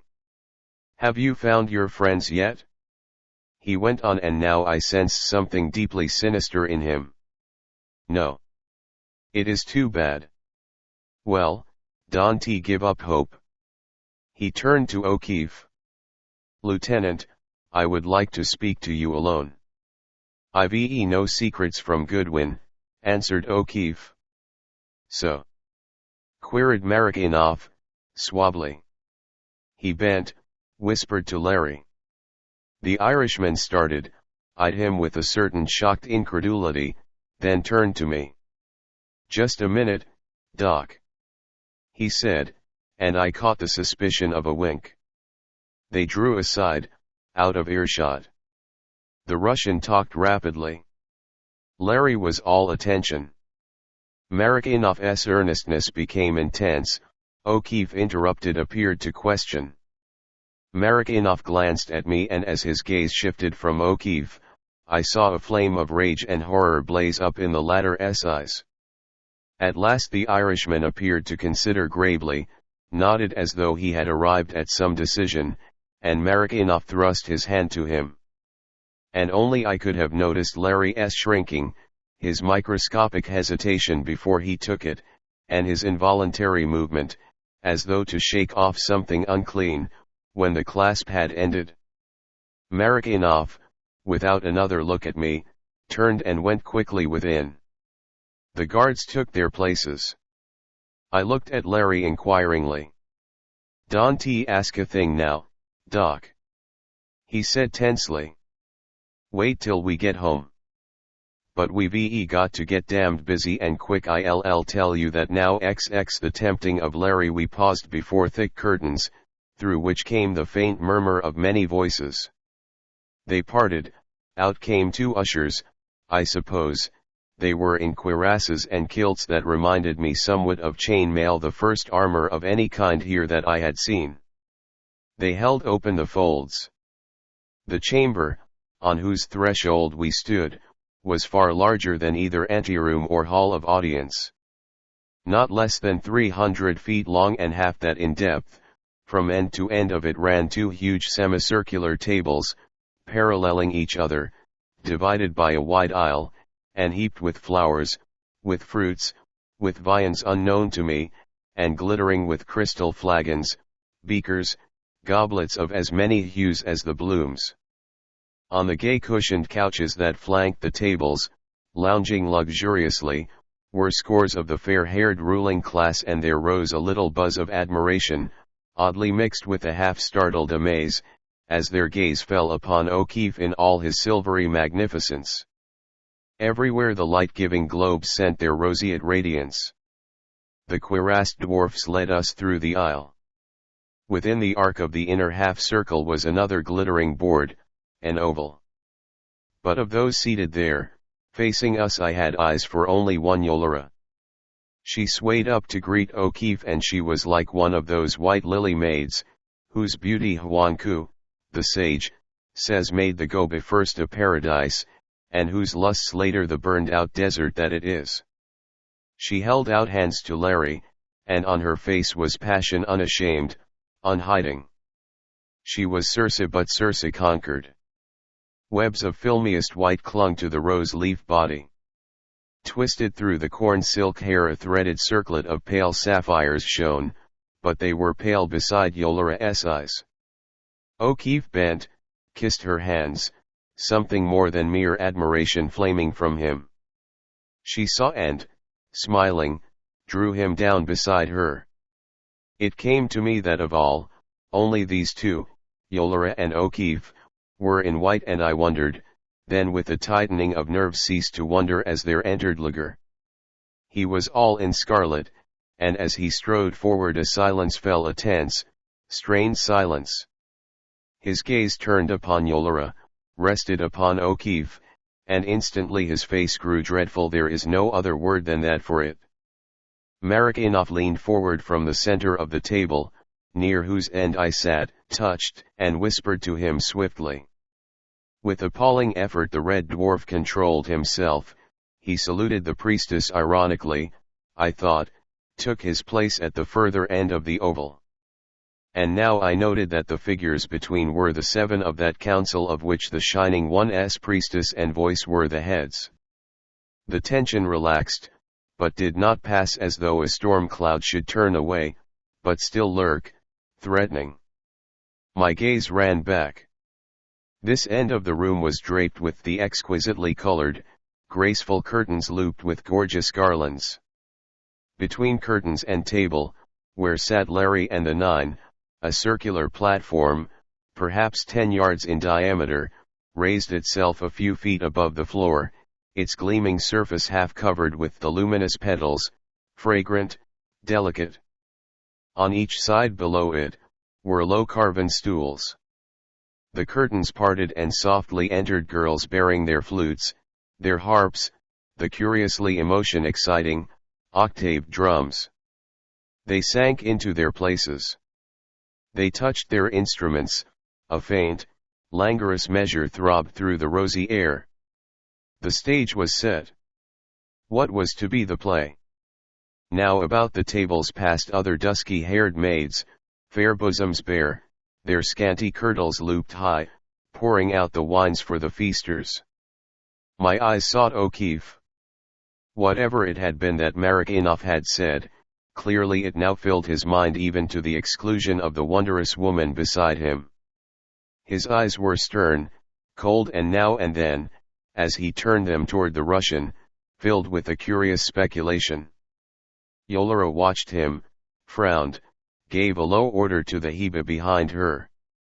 The girl disappeared, entered again with a ewer that seemed cut of amber.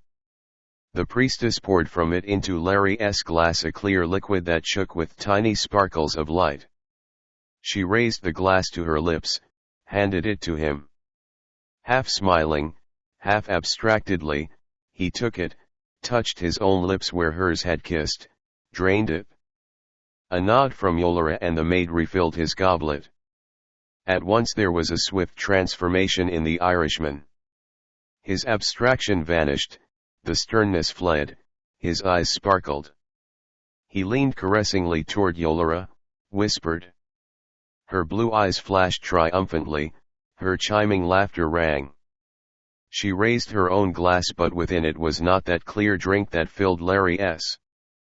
And again he drained his own, and, lifting it, full once more, caught the baleful eyes of Lager, and held it toward him mockingly. Yolara swayed close, alluring, tempting. He arose, face all reckless gaiety, rollicking deviltry. A toast. He cried in English, to the Shining One, and may the hell where it belongs soon claim it. He had used their own word for their god, all else had been in his own tongue, and so, fortunately, they did not understand. But the contempt in his action they did recognize, and a fearful silence fell upon them all. Lager's eyes blazed, little sparks of crimson in their green. The priestess reached up, caught at O'Keefe. He seized the soft hand, caressed it, his gaze grew far away, somber. The Shining One. He spoke low. And now again I see the faces of those who dance with it. It is the fires of Mora come, God alone knows how, from Erin to this place. The fires of Mora. He contemplated the hushed folk before him, and then from his lips came that weirdest, most haunting of the lyric legends of Erin, the curse of Mora. The fretted fires of Mora blue o'er him in the night, he thrills no more to loving, nor weeps for past delight. For when those flames have bitten, both grief and joy take flight again. Yolara tried to draw him down beside her, and once more he gripped her hand. His eyes grew fixed, he crooned, and through the sleeping silence his feet must track the tune. When the world is barred and speckled with silver of the moon, he stood, swaying, for a moment, and then, laughing, let the priestess have her way, drained again the glass.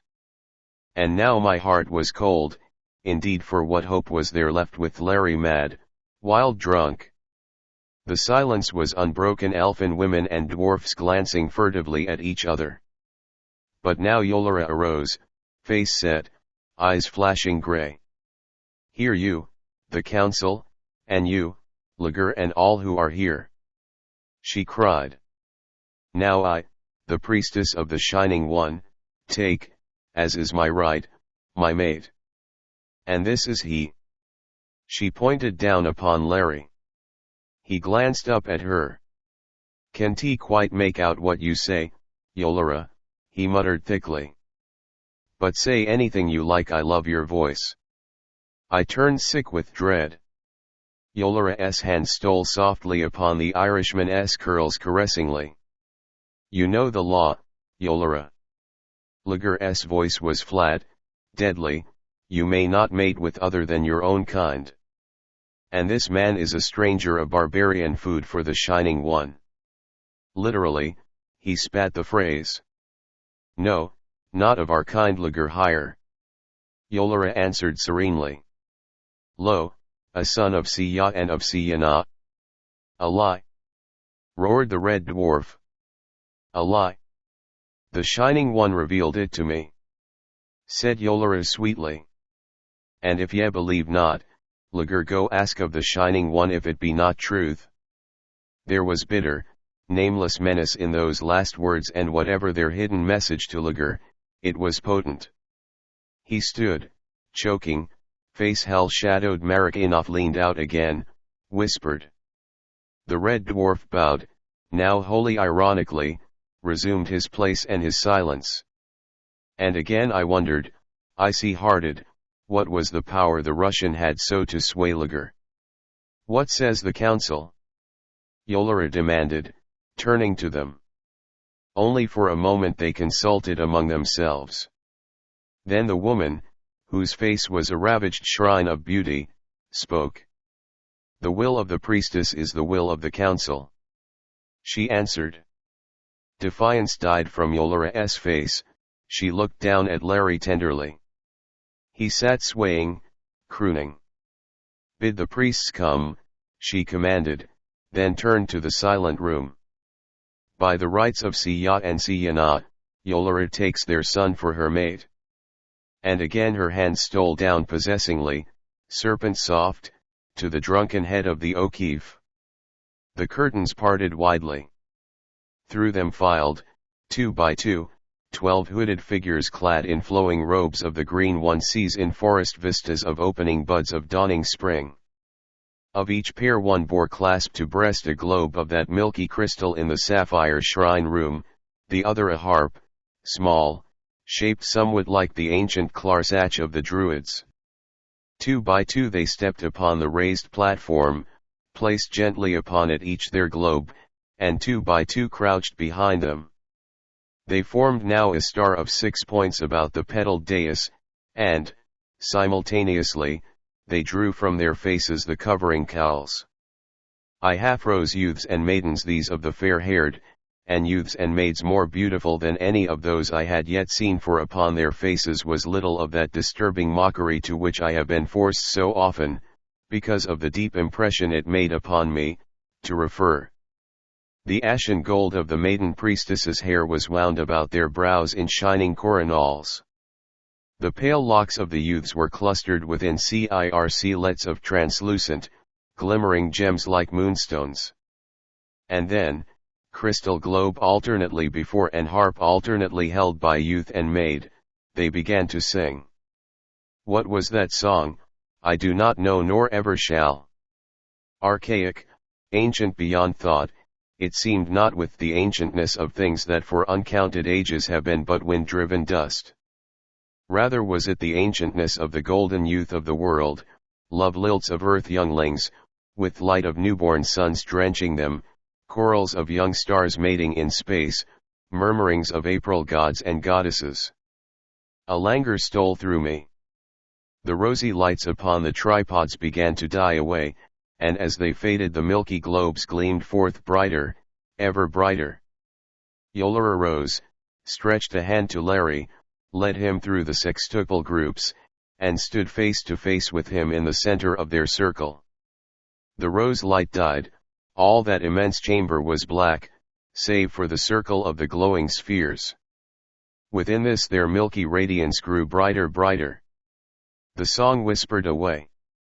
A throbbing arpeggio dripped from the harps, and as the notes pulsed out, up from the globes, as though striving to follow, pulsed with them tips of moonfire cones, such as I had seen before Yolara's altar. Weirdly, caressingly, compellingly the harp notes throbbed in repeated, re-repeated theme, holding within itself the same archaic golden quality I had noted in the singing. And over the moon-flame pinnacles rose higher. Yolara lifted her arms, within her hands were clasped O'Keefe as she raised them above their two heads and slowly drew him with her into a circling, graceful step, tendrillings delicate as the slow spiralings of twilight mist upon some still stream. As they swayed the rippling arpeggios grew louder, and suddenly the slender pinnacles of moonfire bent, dipped, flowed to the floor, crept in a shining ring around those two and began to rise, a gleaming, glimmering, enchanted barrier rising, ever rising hiding them. With one swift movement Yolara unbound her circlet of pale sapphires, shook loose the waves of her silken hair. It fell, a rippling, wondrous cascade, veiling both her and O'Keefe to their girdles, and now the shining coils of moonfire had crept to their knees, was circling higher. And ever despair grew deeper in my soul. What was that? I started to my feet, and all around me in the darkness I heard startled motion. From without came a blaring of trumpets, the sound of running men, loud murmurings. The tumult drew closer. I heard cries of Lakla. Lakla. Now it was at the very threshold, and within it, oddly, as though punctuating the clamour, a deep-toned, almost abysmal, booming sound, thunderously bass and reverberant. Abruptly the harpings ceased, the moonfires shuddered, fell, and began to sweep back into the crystal globes. Yolara's swaying form grew rigid, every atom of it listening. She threw aside the veiling cloud of hair, and in the gleam of the last retreating spirals her face glared out like some old Greek mask of tragedy. The sweet lips that even at their sweetest could never lose their delicate cruelty, had no sweetness now. They were drawn into a square inhuman as that of the Medusa, in her eyes were the fires of the pit, and her hair seemed to writhe like the serpent locks of that Gorgon whose mouth she had borrowed. All her beauty was transformed into a nameless thing, hideous, inhuman, blasting. If this was the true soul of Yolara springing to her face, then, I thought, God help us in very deed. I rested my gaze away to O'Keefe. All drunkenness gone, himself again, he was staring down at her, and in his eyes were loathing and horror unutterable. So they stood and the light fled. Only for a moment did the darkness hold. With lightning swiftness the blackness that was the chamber's other wall vanished. Through a portal open between grey screens, the silver sparkling radiance poured. And through the portal marched, 2 by 2, incredible, nightmare figures, frogmen, giants, taller by nearly a yard than even tall O'Keefe. Their enormous saucer eyes were irised by wide bands of green flecked red, in which the phosphorescence flickered.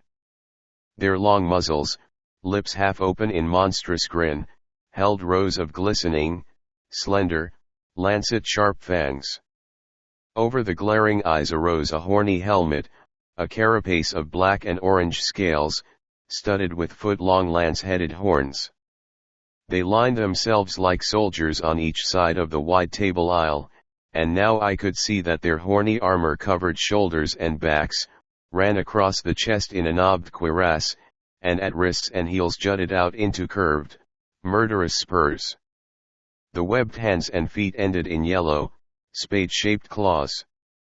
They carried spears, 10 feet, at least, in length, the heads of which were pointed cones, glistening with that same covering, from whose touch of swift decay I had so narrowly saved Raider. They were grotesque, yes, more grotesque than anything I had ever seen or dreamed, and they were terrible. And then, quietly, through their ranks came a girl.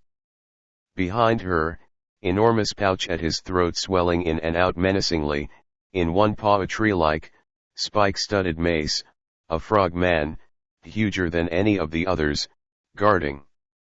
But of him I caught but a fleeting, involuntary impression. All my gaze was for her. For it was she who had pointed out to us the way from the peril of the dweller's lair on Nantucket. And as I looked at her, I marveled that ever could I have thought the priestess more beautiful. Into the eyes of O'Keefe rushed joy and an utter abasement of shame. And from all about came murmurs edged with anger, half incredulous, tinged with fear. Lakela. Lakela. The handmaiden. She halted close beside me. From firm little chin to dainty buskinned feet she was swathed in the soft robes of dull, almost coppery hue. The left arm was hidden, the right free and gloved. Wound tight about it was one of the vines of the sculptured wall and of Laguerre's circled signet ring. Thick, a vivid green, its 5 tendrils ran between her fingers, stretching out 5 flowered heads that gleamed like blossoms cut from gigantic, glowing rubies.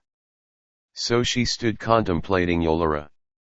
Then, drawn perhaps by my gaze, she dropped her eyes upon me, golden, translucent, with tiny flecks of amber in their aureate irises. The soul that looked through them was as far removed from that flaming out of the priestess as zenith is above nadir. I noted the low, broad brow, the proud little nose, the tender mouth, and the soft sunlight glow that seemed to transfuse the delicate skin. And suddenly in the eyes dawned a smile sweet, friendly, a touch of roguishness, profoundly reassuring in its all-humanness. I felt my heart expand as though freed from fetters, a recrudescence of confidence in the essential reality of things, as though in nightmare the struggling consciousness should glimpse some familiar face and know the terrors with which it strove were but dreams. And involuntarily I smiled back at her. She raised her head and looked again at Yolera, contempt and a certain curiosity in her gaze, at O'Keefe, and through the softened eyes drifted swiftly a shadow of sorrow, and on its fleeting wings deepest interest, and hovering over that a naive approval as reassuringly human as had been her smile. She spoke, and her voice, deep-timbered, liquid gold as was Yolera's all silver, was subtly the synthesis of all the golden glowing beauty of her. "The Silent Ones have sent me, O Yolera," she said. "And this is their command to you, that you deliver to me to bring before them 3 of the 4 strangers who have found their way here. For him there who plots with Laguerre," she pointed at Merritt, and I saw Yolera start. "They have no need. Into his heart the Silent Ones have looked, and Laguerre, and you may keep him, Yolera." There was honeyed venom in the last words. Yolera was herself now, only the edge of shrillness on her voice revealed her wrath as she answered. "And whence have the Silent Ones gained power to command, Choya?" This last, I knew, was a very vulgar word. I had heard Raider use it in a moment of anger to one of the serving maids, and it meant, approximately, kitchen girl, scullion. Beneath the insult and the acid disdain, the blood rushed up under Lakela's ambered ivory skin. "Yolera," her voice was low, "of no use is it to question me. I am but the messenger of the Silent Ones. And one thing only am I bidden to ask you: do you deliver to me the 3 strangers?" Laguerre was on his feet, eagerness, sardonic delight, sinister anticipation thrilling from him, and my same glance showed Merritt crouched, biting his fingernails, glaring at the golden girl. "No." Yolera spat the word. "No. Now by Thanero and by the Shining One, no." Her eyes blazed, her nostrils were wide, in her fair throat a little pulse beat angrily. "You, Lakela, take you my message to the Silent Ones. Say to them that I keep this man, she pointed to Larry, because he is mine. Say to them that I keep the yellow-haired one, and him, she pointed to me, because it pleases me. Tell them that upon their mouths I place my foot, so. She stamped upon the dais viciously, and that in their faces I spit. And her action was hideously snake-like. And say last to them, you handmaiden, that if you they dare send to Yolera again, she will feed you to the Shining One. Now go. The handmaiden's face was white. Not unforeseen by the three was this, Yolera, she replied. And did you speak as you have spoken, then was I bidden to say this to you. Her voice deepened. 3 tall have you to take counsel, Yolera. And at the end of that time these things must you have determined either to do or not to do. First, send the strangers to the Silent Ones. Second, give up, you and Lager and all of you, that dream you have of conquest of the world without, and, third, forswear the Shining One. And if you do not one and all these things, then are you done, your cup of life broken, your wine of life spilled. Yeah, Yolera, for you and the Shining One, Lager and the 9 and all those here and their kind shall pass. This say the Silent Ones, surely shall all of ye pass and be as though never had ye been. Now a gasp of rage and fear arose from all those around me, but the priestess threw back her head and laughed loud and long. Into the silver sweet chiming of her laughter clashed that of Lager, and after a little the nobles took it up, till the whole chamber echoed with their mirth. O'Keefe, lips tightening, moved toward the handmaiden, and almost imperceptibly, but peremptorily, she waved him back. Those are great words indeed, Choya, shrilled Yolera at last, and again Lakla winced beneath the word. Lo, for Laya upon Laya, the Shining One has been freed from the 3, and for Laya upon Laya they have sat helpless, rotting. Now I ask you again, whence comes their power to lay their will upon me, and whence comes their strength to wrestle with the Shining One and the beloved of the Shining One? And again she laughed, and again Lager and all the fair hair joined in her laughter. Into the eyes of Lakla I saw creep a doubt, a wavering, as though deep within her the foundations of her own belief were none too firm. She hesitated, turning upon O'Keefe a gaze in which rested more than suggestion of appeal. And Yolera saw, too, for she flushed with triumph, stretched a finger toward the handmaiden. Look! She cried. Look! Why, even she does not believe. Her voice grew silk of silver, merciless, cruel. Now am I minded to send another answer to the Silent Ones. Yeah.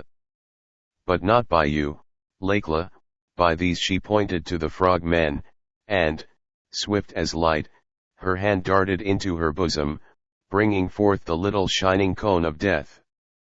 But before she could level it, the golden girl had released that hidden left arm and thrown over her face a fold of the metallic swathings.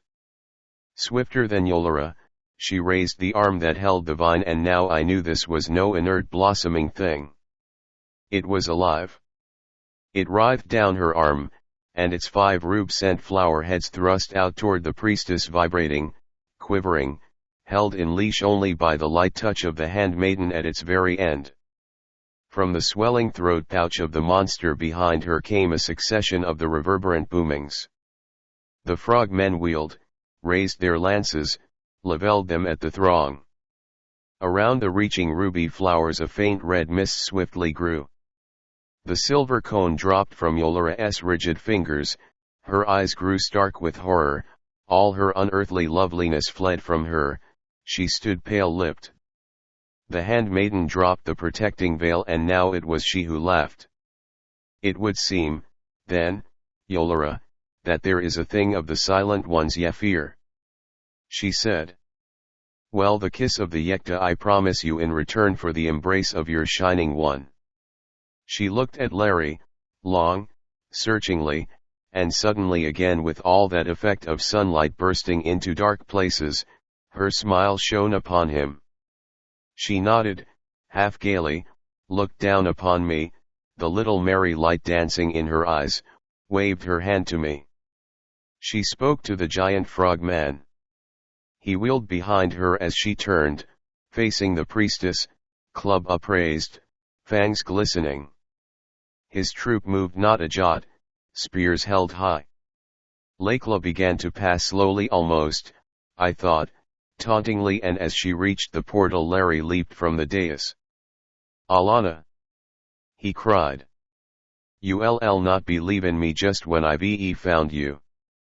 In his excitement he spoke in his own tongue, the velvet brogue appealing. Lakla turned, contemplated O'Keefe, hesitant, unquestionably longingly, irresistibly, like a child making up her mind whether she dared or dared not take a delectable something offered her. "I go with you," said O'Keefe, this time in her own speech. "Come on, Doc." He reached out a hand to me. But now Yolara spoke. Life and beauty had flowed back into her face, and in the purple eyes all her hosts of devils were gathered. "Do you forget what I promised you before Siya and Siyana?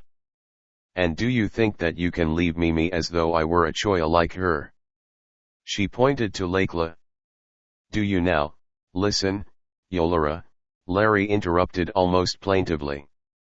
"No promise has passed from me to you, and why would you hold me?" He passed unconsciously into English. "Be a good sport, Yolara," he urged. "You have got a very devil of a temper, you know, and so have I, and we'd be really awfully uncomfortable together. And why don't you get rid of that devilish pet of yours, and be good?" She looked at him, puzzled. Merritt leaned over, translated to Lager. The red dwarf smiled maliciously, drew near the priestess, whispered to her what was without doubt as near as he could come in the Murian to Larry's own very colloquial phrases.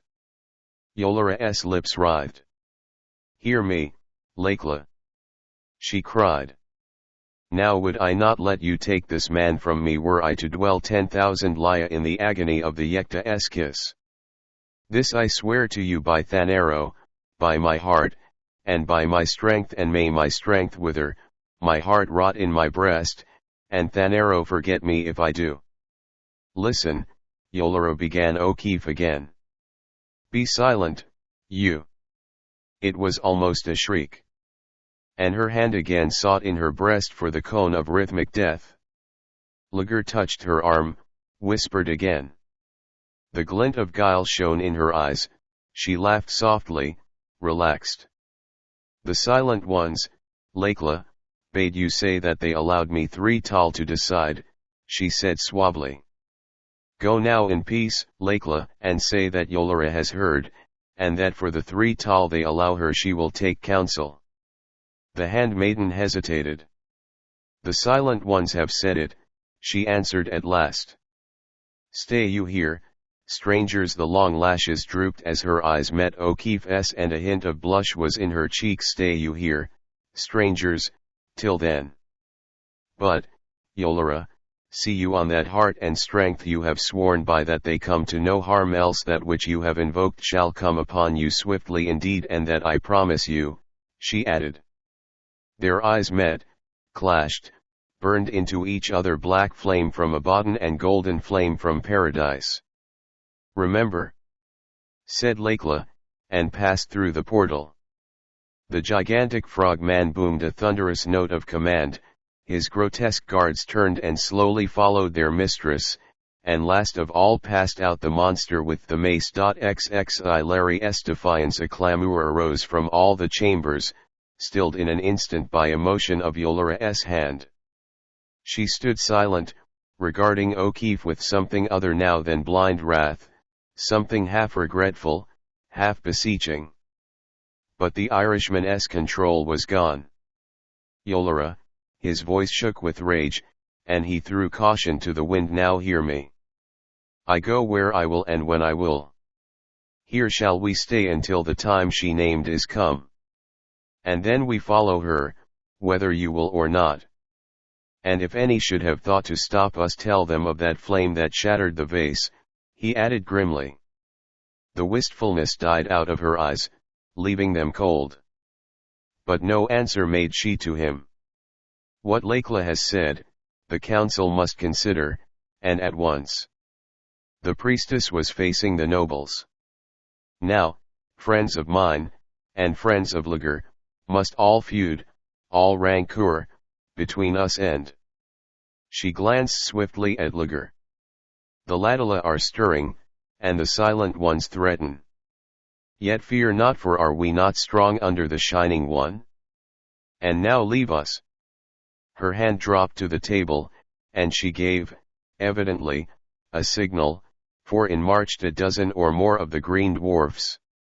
Take these two to their place, she commanded, pointing to us. The green dwarfs clustered about us. Without another look at the priestess, O'Keefe marched beside me, between them, from the chamber. And it was not until we had reached the pillared entrance that Larry spoke. I hate to talk like that to a woman, Doc, he said, and a pretty woman, at that. But first she played me with a marked deck, and then not only pinched all the chips, but drew a gun on me. What the hell? She nearly had me married to her. I don't know what the stuff was she gave me, but, take it from me, if I had the recipe for that brew I could sell it for $1,000 a jolt at 42nd and Broadway. One jigger of it, and you forget there is a trouble in the world, 3 of them, and you forget there is a world. No excuse for it, Doc, and I don't care what you say or what Lekla may say, it wasn't my fault, and I don't hold it up against myself for a damn. I must admit that I am a bit uneasy about her threats, I said, ignoring all this. He stopped abruptly. What were you afraid of? Mostly, I answered dryly, I have no desire to dance with the Shining One. Listen to me, Goodwin, he took up his walk impatiently. I've all the love and admiration for you in the world, but this place has got your nerve. Hereafter one Larry O'Keefe, of Ireland, and the little old USA, leads this party. Nix on the tremolo stop, nix on the superstition. I am the works. Get me? Yes, I get you. I exclaimed testily enough. But to use your own phrase, kindly can the repeated references to superstition. Why should I? He was almost wrathful.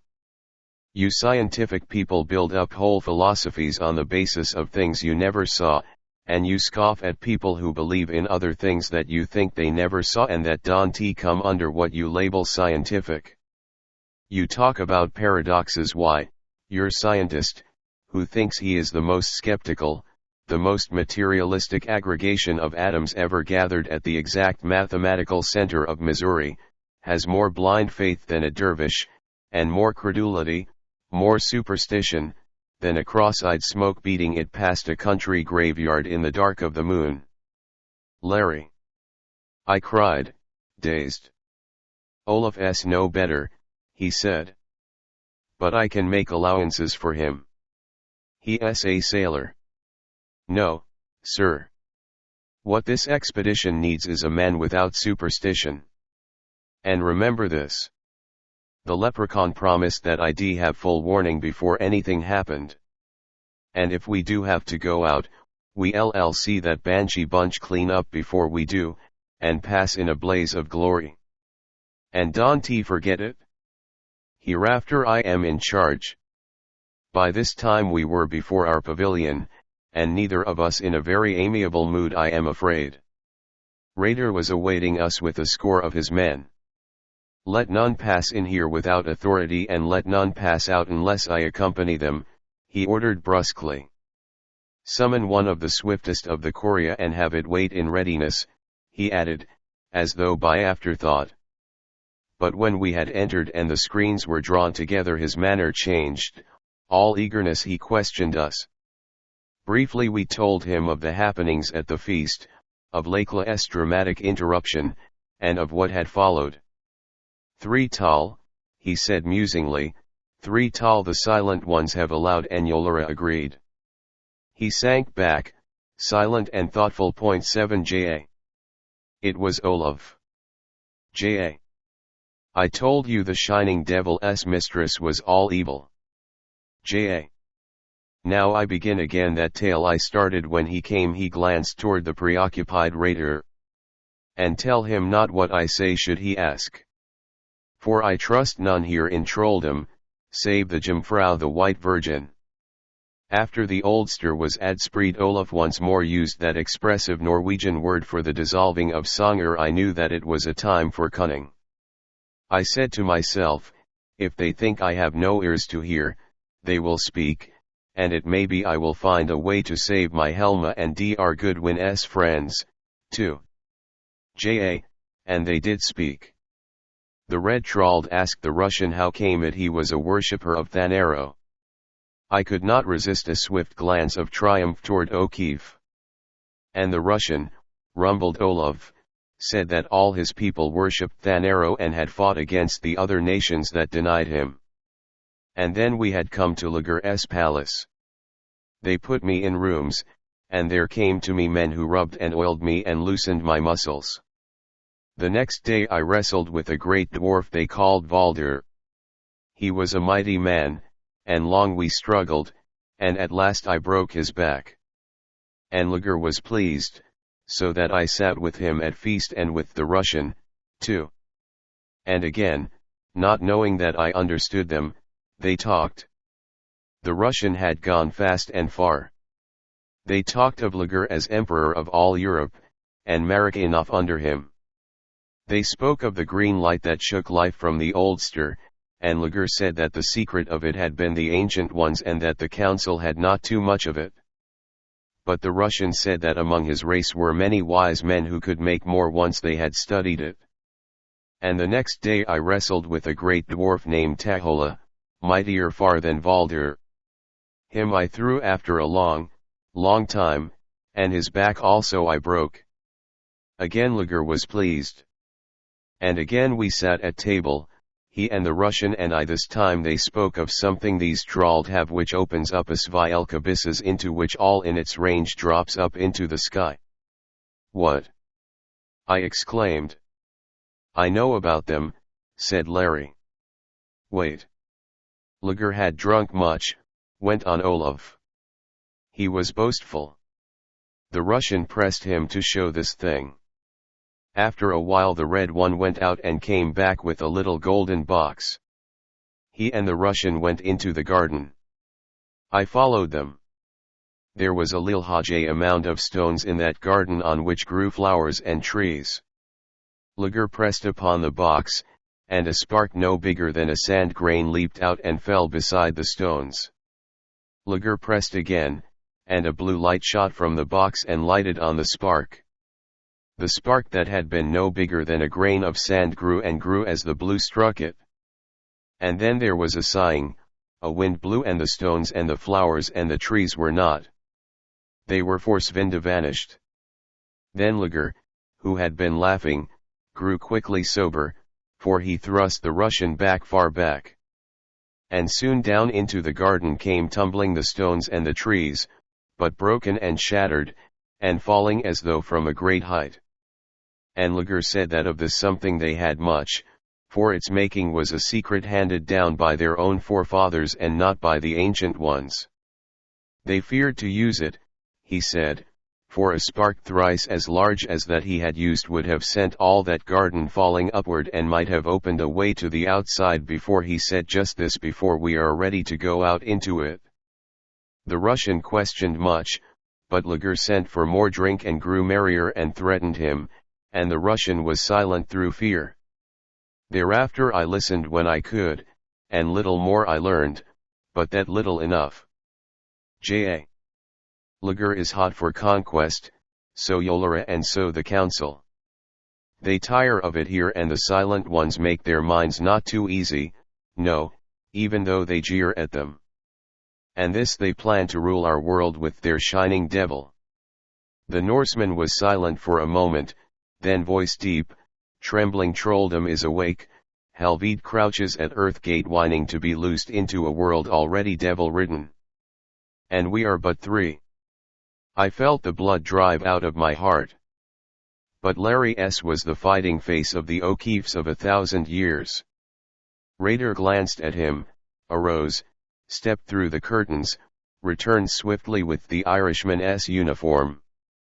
Put it on, he said, brusquely, again fell back into his silence, and whatever O'Keefe had been about to say was submerged in his wild and joyful whoop. He ripped from him glittering tunic and leg swaddlings. Richard is himself again.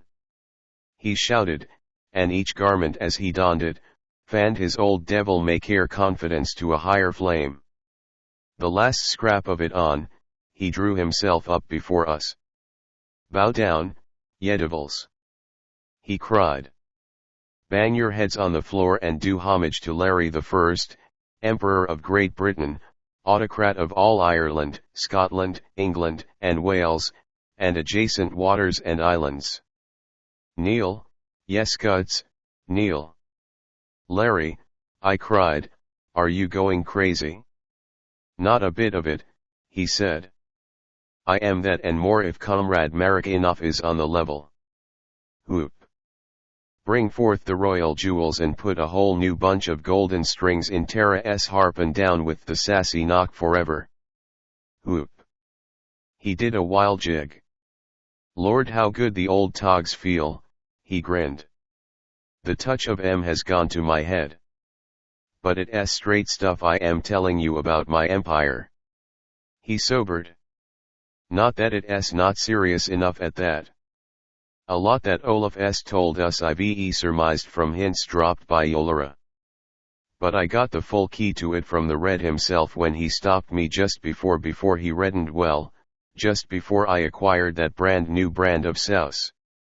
Maybe he had a hint, maybe he just surmised that I knew a lot more than I did. And he thought Yolara and I were going to be loving little turtle doves. Also he figured that Yolara had a lot more influence with the unholy fireworks than Lager. Also that being a woman she could be more easily handled. All this being so, what was the logical thing for himself to do? Sure, you get me, Steve. Throw down Lager and make an alliance with me. So he calmly offered to ditch the Red Dwarf if I would deliver Yolara. My reward from Russia was to be said emperorship. Can you beat it? Good Lord. He went off into a perfect storm of laughter. But not to me. In the light of what Russia has done and has proved herself capable, did this thing seem at all absurd, rather in it I sensed the dawn of catastrophe colossal. And yet, he was quiet enough now, I am a bit scared. They've got the Keth ray and those gravity-destroying bombs. I gasped. Sure, he said. The little fairy that sent the trees and stones kiting up from Lager's garden. Marikinoff licked his lips over them. They cut off gravity, just about as the shadow screens cut off light, and consequently whatever's in their range goes shooting just naturally up to the moon. They get my goat, why deny it? Went on Larry. With them and the Keth and gentle invisible soldiers walking around assassinating at will, well, the worst Bolsheviki are only puling babes, Doc? I don't mind the Shining One, said O'Keefe. One splash of a downtown New York high-pressure fire hose would do for it. But the others are the goods. Believe me. But for once O'Keefe's confidence found no echo within me.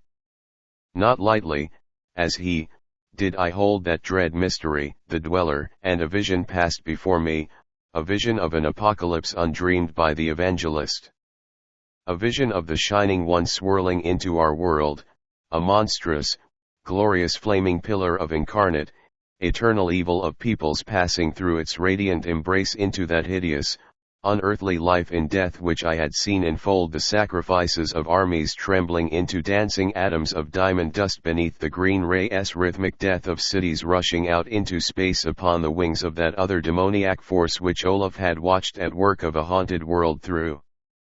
which the assassins of the dweller court stole invisible, carrying with them every passion of hell, of the rallying to the thing of every sinister soul and of the weak and the unbalanced, mystics and carnivores of humanity alike, for well I knew that, once loosed, not any nation could hold this devil god for long, and that swiftly its blight would spread.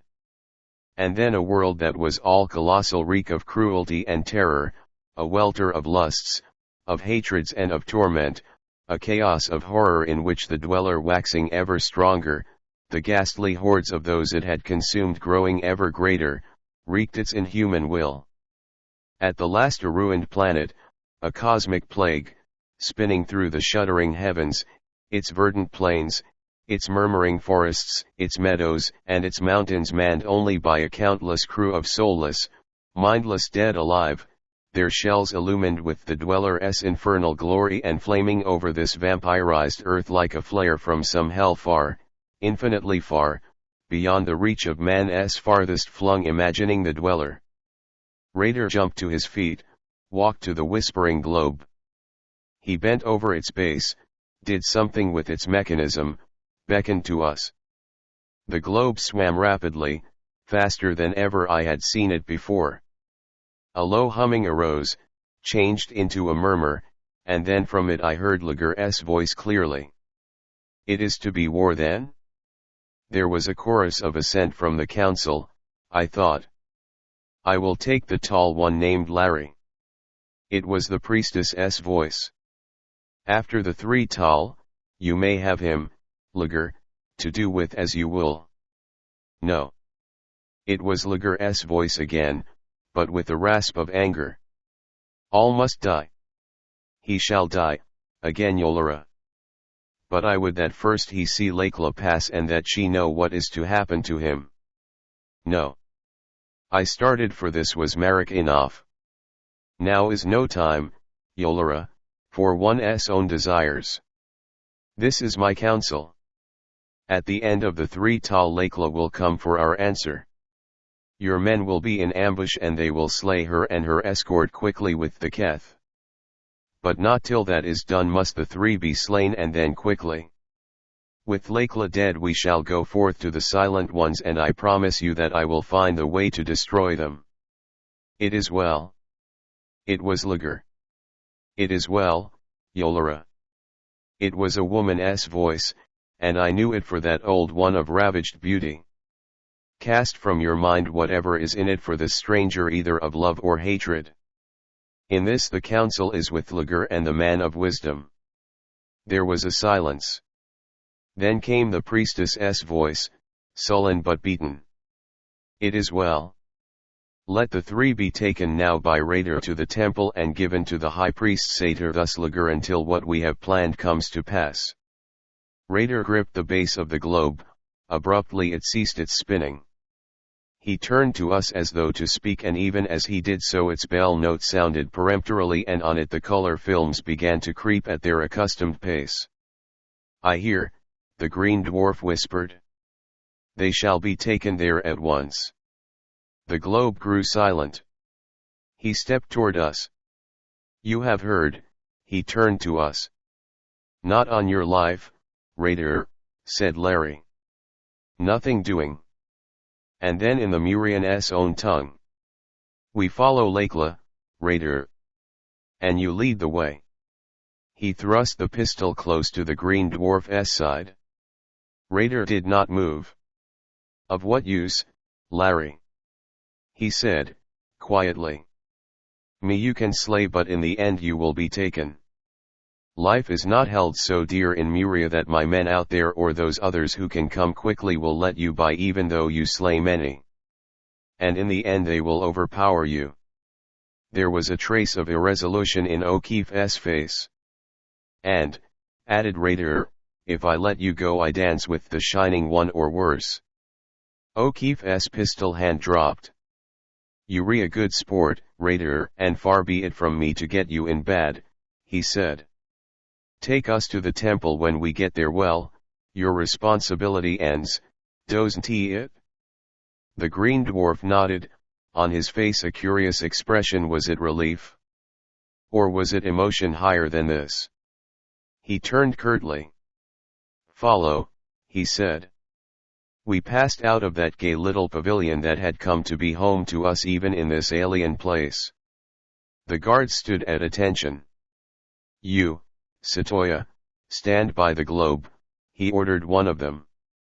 "Should the Almighty ask, say that I am on my way with the strangers even as she has commanded."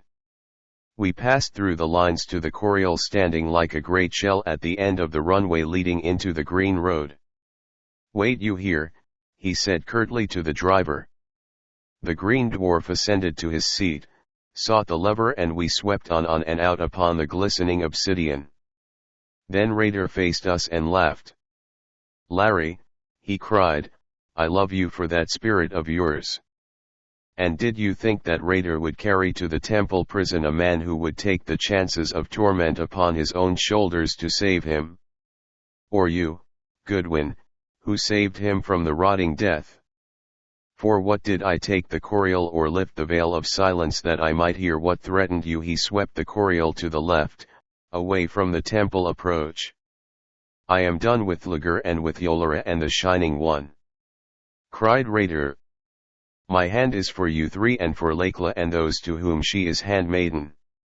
The shell leaped forward, seemed to fly. XXII the casting of the shadow. Now we were racing down toward that last span whose ancientness had set it apart from all the other soaring arches.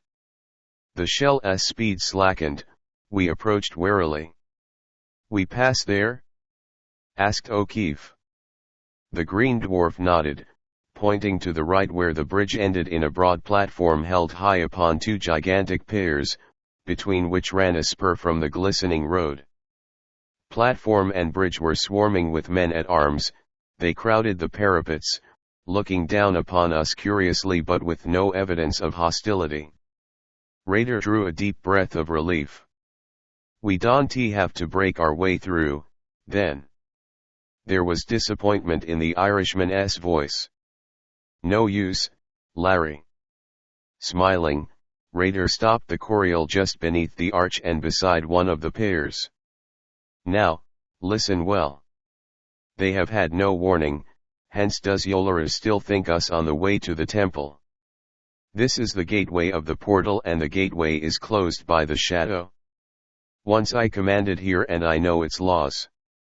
This must I do by craft persuade Sirku, the keeper of the gateway, to lift the shadow, or raise it myself.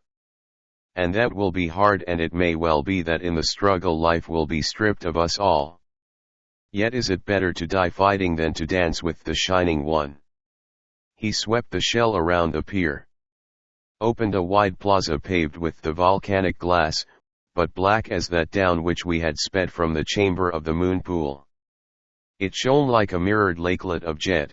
On each side of it arose what at first glance seemed towering bulwarks of the same ebon obsidian, at second, revealed themselves as structures hewn and set in place by men, polished faces pierced by dozens of high, narrow windows. Down each flight a stairway fell, broken by small landings on which a door opened. They dropped to a broad ledge of grayish stone edging the lip of this midnight pool, and upon it also fell two wide flights from either side of the bridge platform. Along all four stairways the guards were ranged, and here and there against the ledge stood the shells in a curiously comforting resemblance to parked motors in our own world.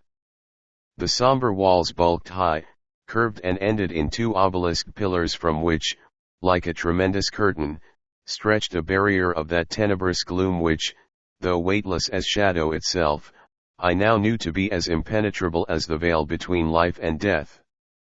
In this murk, unlike all others I had seen, I sensed movement, a quivering, a tremor constant and rhythmic, not to be seen, yet caught by some subtle sense, as though through it beat a swift pulse of black light.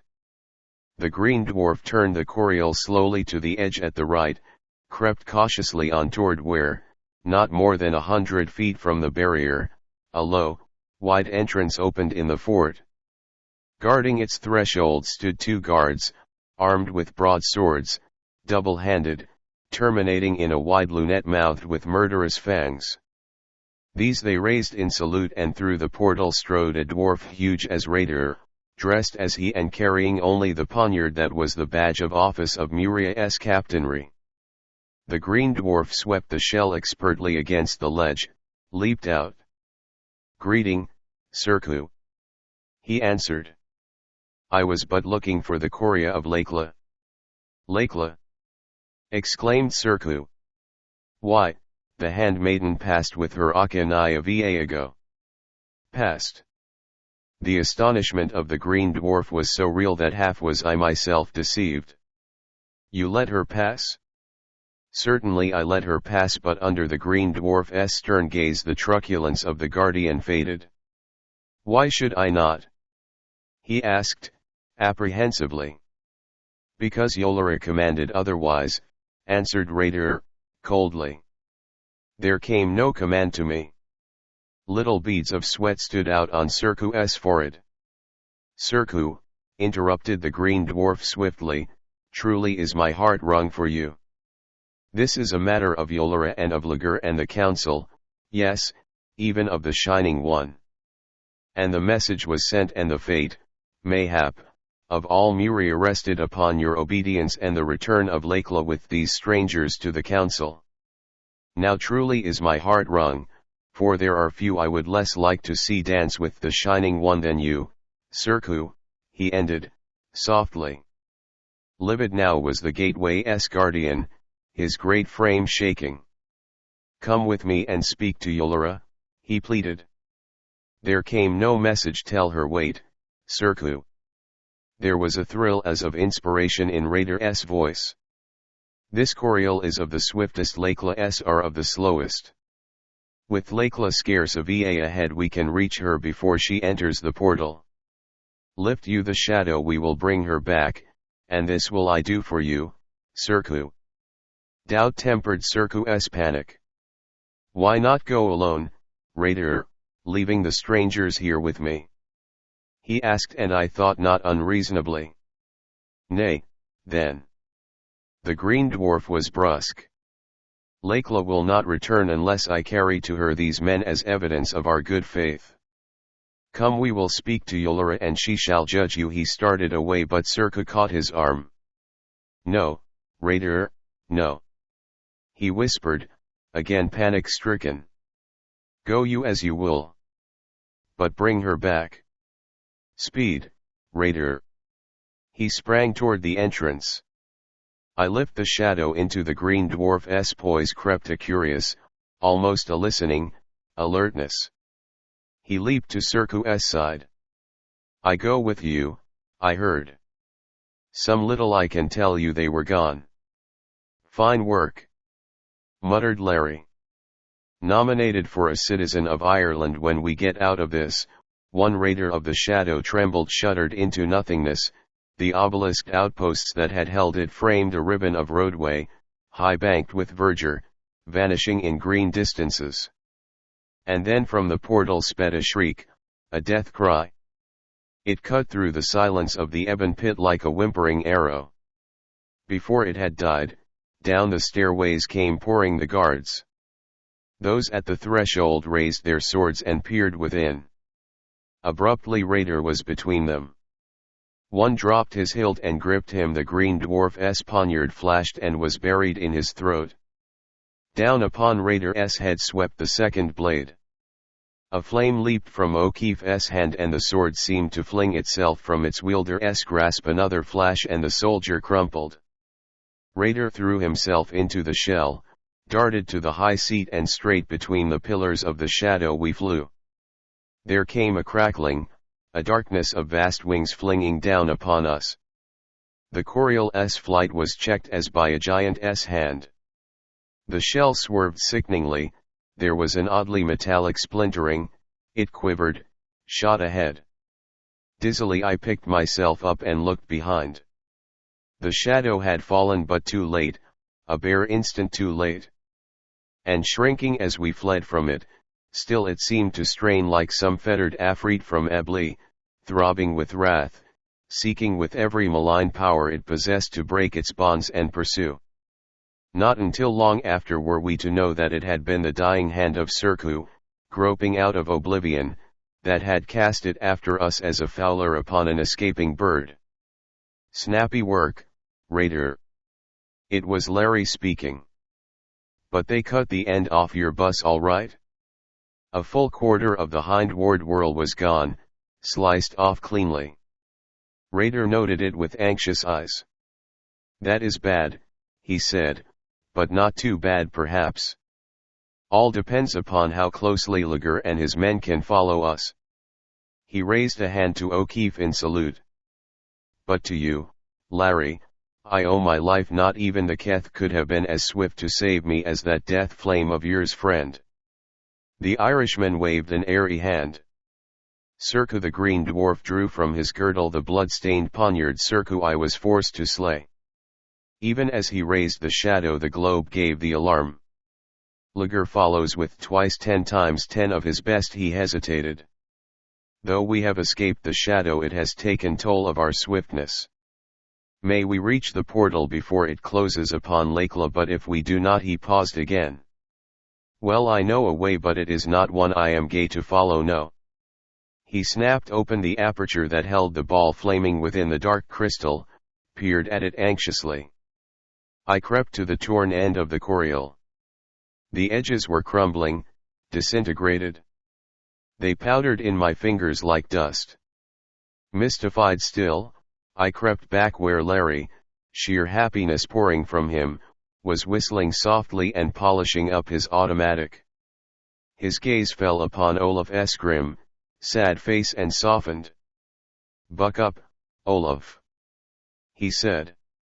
We've got a good fighting chance. Once we link up with Lakela and her crowd, I am betting that we get your wife, never doubt it. The baby. He hesitated awkwardly. The Norseman's eyes filled, he stretched a hand to the O'Keefe. The Indling, she is of the Dedode, he half whispered, of the blessed dead. For her I have no fear, and for her vengeance will be given me. J.A.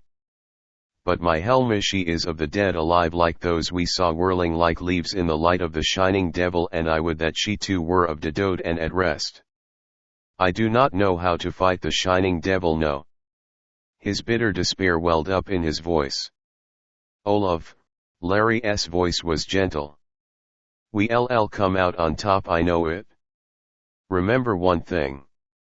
All this stuff that seems so strange and, well, sort of supernatural, is just a lot of tricks we not hep to as yet. Why, Olaf, suppose you took a Fijian when the war was on and set him suddenly down in London with autos rushing past, sirens blowing, Archies popping, a dozen enemy planes dropping bombs, and the searchlights shooting all over the sky. Wouldn't he think he was among 33rd degree devils in some exclusive circle of hell? Sure he would.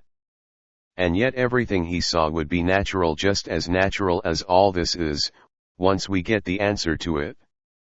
Not that we refugeans, of course, but the principle is the same. The Norseman considered this, nodded gravely. J.A. he answered at last. And at least we can fight. That is why I have turned to Thor of the battles, J.A.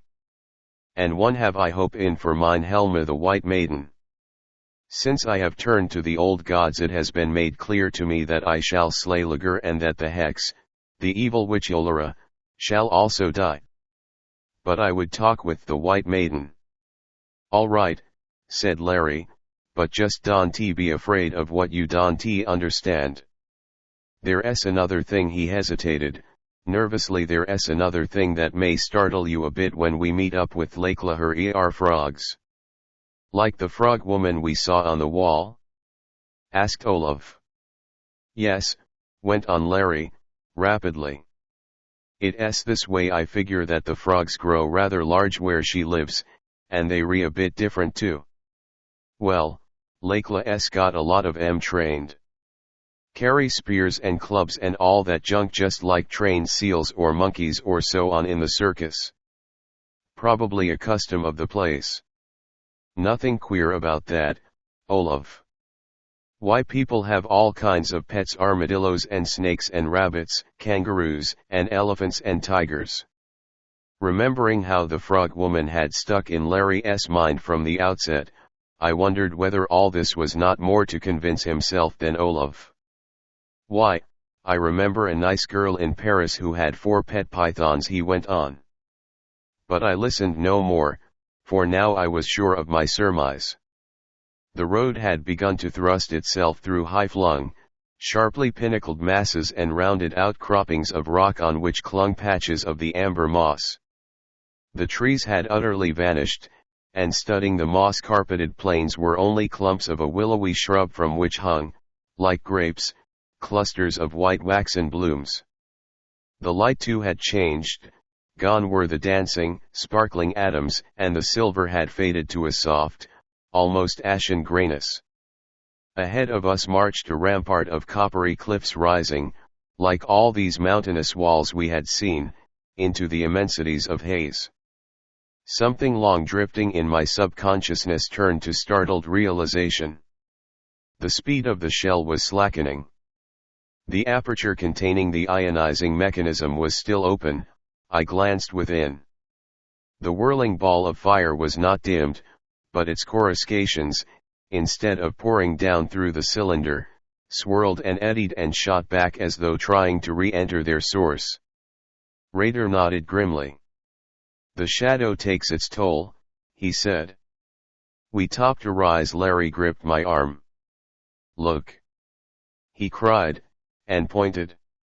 Far, far behind us, so far that the road was but a glistening thread, a score of shining points came speeding. "Lager and his men," said Raider. "Can't you step on her?" asked Larry. "Step on her?" repeated the green dwarf, puzzled.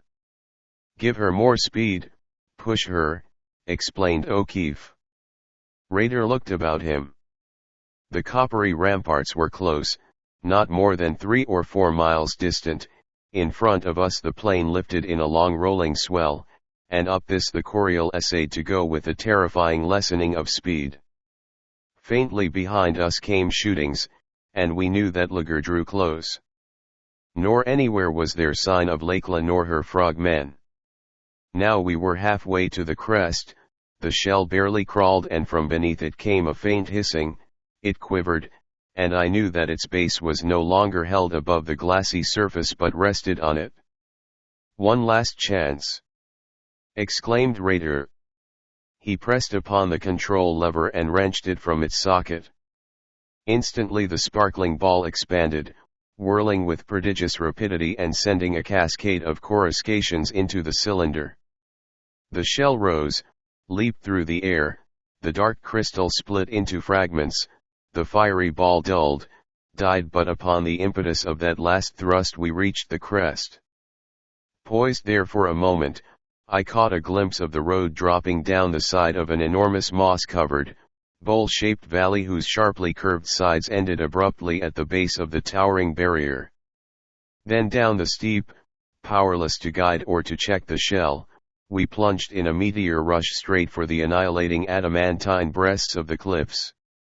Now the quick thinking of Larry's air training came to our aid. As the rampart reared close, he threw himself upon Raider, hurled him and himself against the side of the flying whirl. Under the shock the finely balanced machine swerved from its course. It struck the soft, low bank of the road, shot high in air, bounded on through the thick carpeting, whirled like a dervish and fell upon its side. Shot from it, we rolled for yards, but the moss saved broken bones or serious bruise. "Quick!" cried the green dwarf. He seized an arm, dragged me to my feet, began running to the cliff base not 100 feet away. Beside us raced O'Keefe and Olaf. At our left was the black road.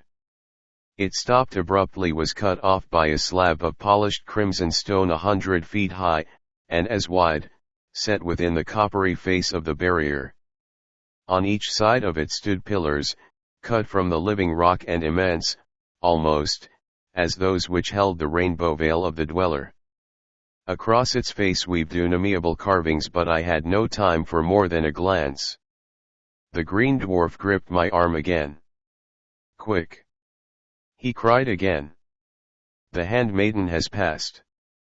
At the right of the portal ran a low wall of shattered rock. Over this we raced like rabbits. Hidden behind it was a narrow path. Crouching, Raider in the lead, we sped along it. 300, 400 yards we raced, and the path ended in a cul-de-sac. To our ears was borne a louder shouting. The first of the pursuing shells had swept over the lip of the great bowl, poised for a moment as we had, and then began a cautious descent. Within it, scanning the slopes, I saw Liger. "A little closer and I'll get him," whispered Larry viciously. He raised his pistol. His hand was caught in a mighty grip. Raider, eyes blazing, stood beside him. "No!" rasped the green dwarf. He heaved a shoulder against one of the boulders that formed the pocket. It rocked aside, revealing a slit. "In!" ordered he, straining against the weight of the stone. O'Keefe slipped through. Olaf at his back, I following. With a lightning leap the dwarf was beside me, the huge rock missing him by a hair breadth as it swung into place. We were in Cimmerian darkness. I felt for my pocket flash and recalled with distress that I had left it behind with my medicine kit when we fled from the gardens. But Raider seemed to need no light. "Grip hands," he ordered.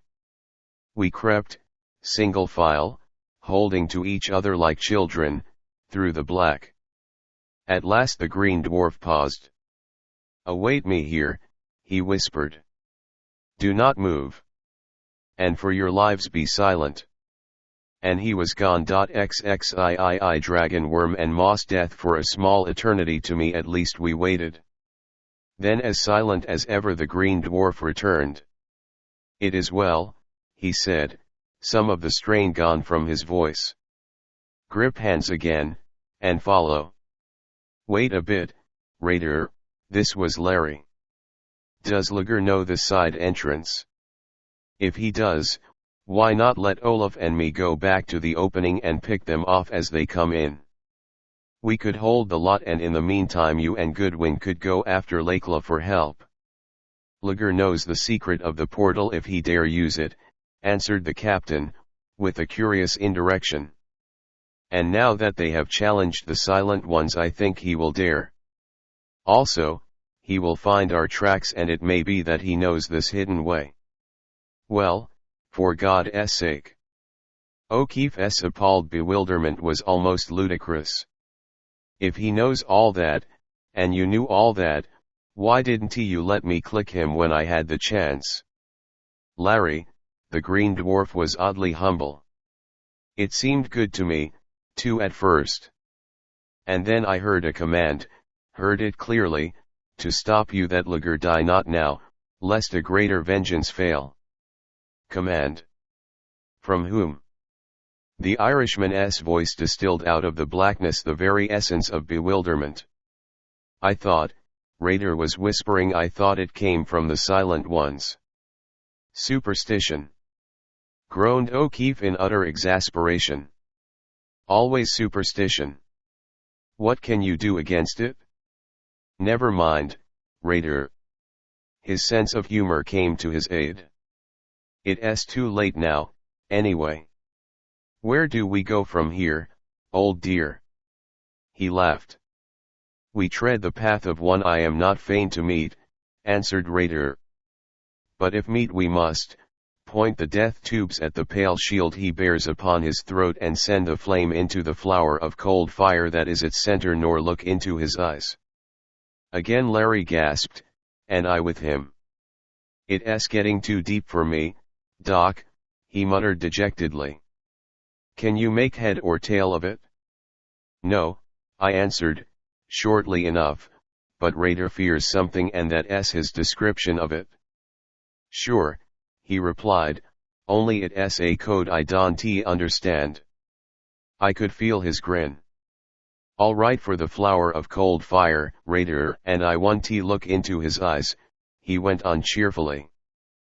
But hadn't we better be moving? Come, said the soldier. Again hand in hand we went blindly on. O'Keefe was muttering to himself. Flower of cold fire. Don't look into his eyes. Some joint. Damned superstition. Then he chuckled and caroled, softly, oh, mama, pin a cold rose on me, 2 young frogmen are in love with me, shut my eyes so I can see. Sh. Raider was warning, he began whispering.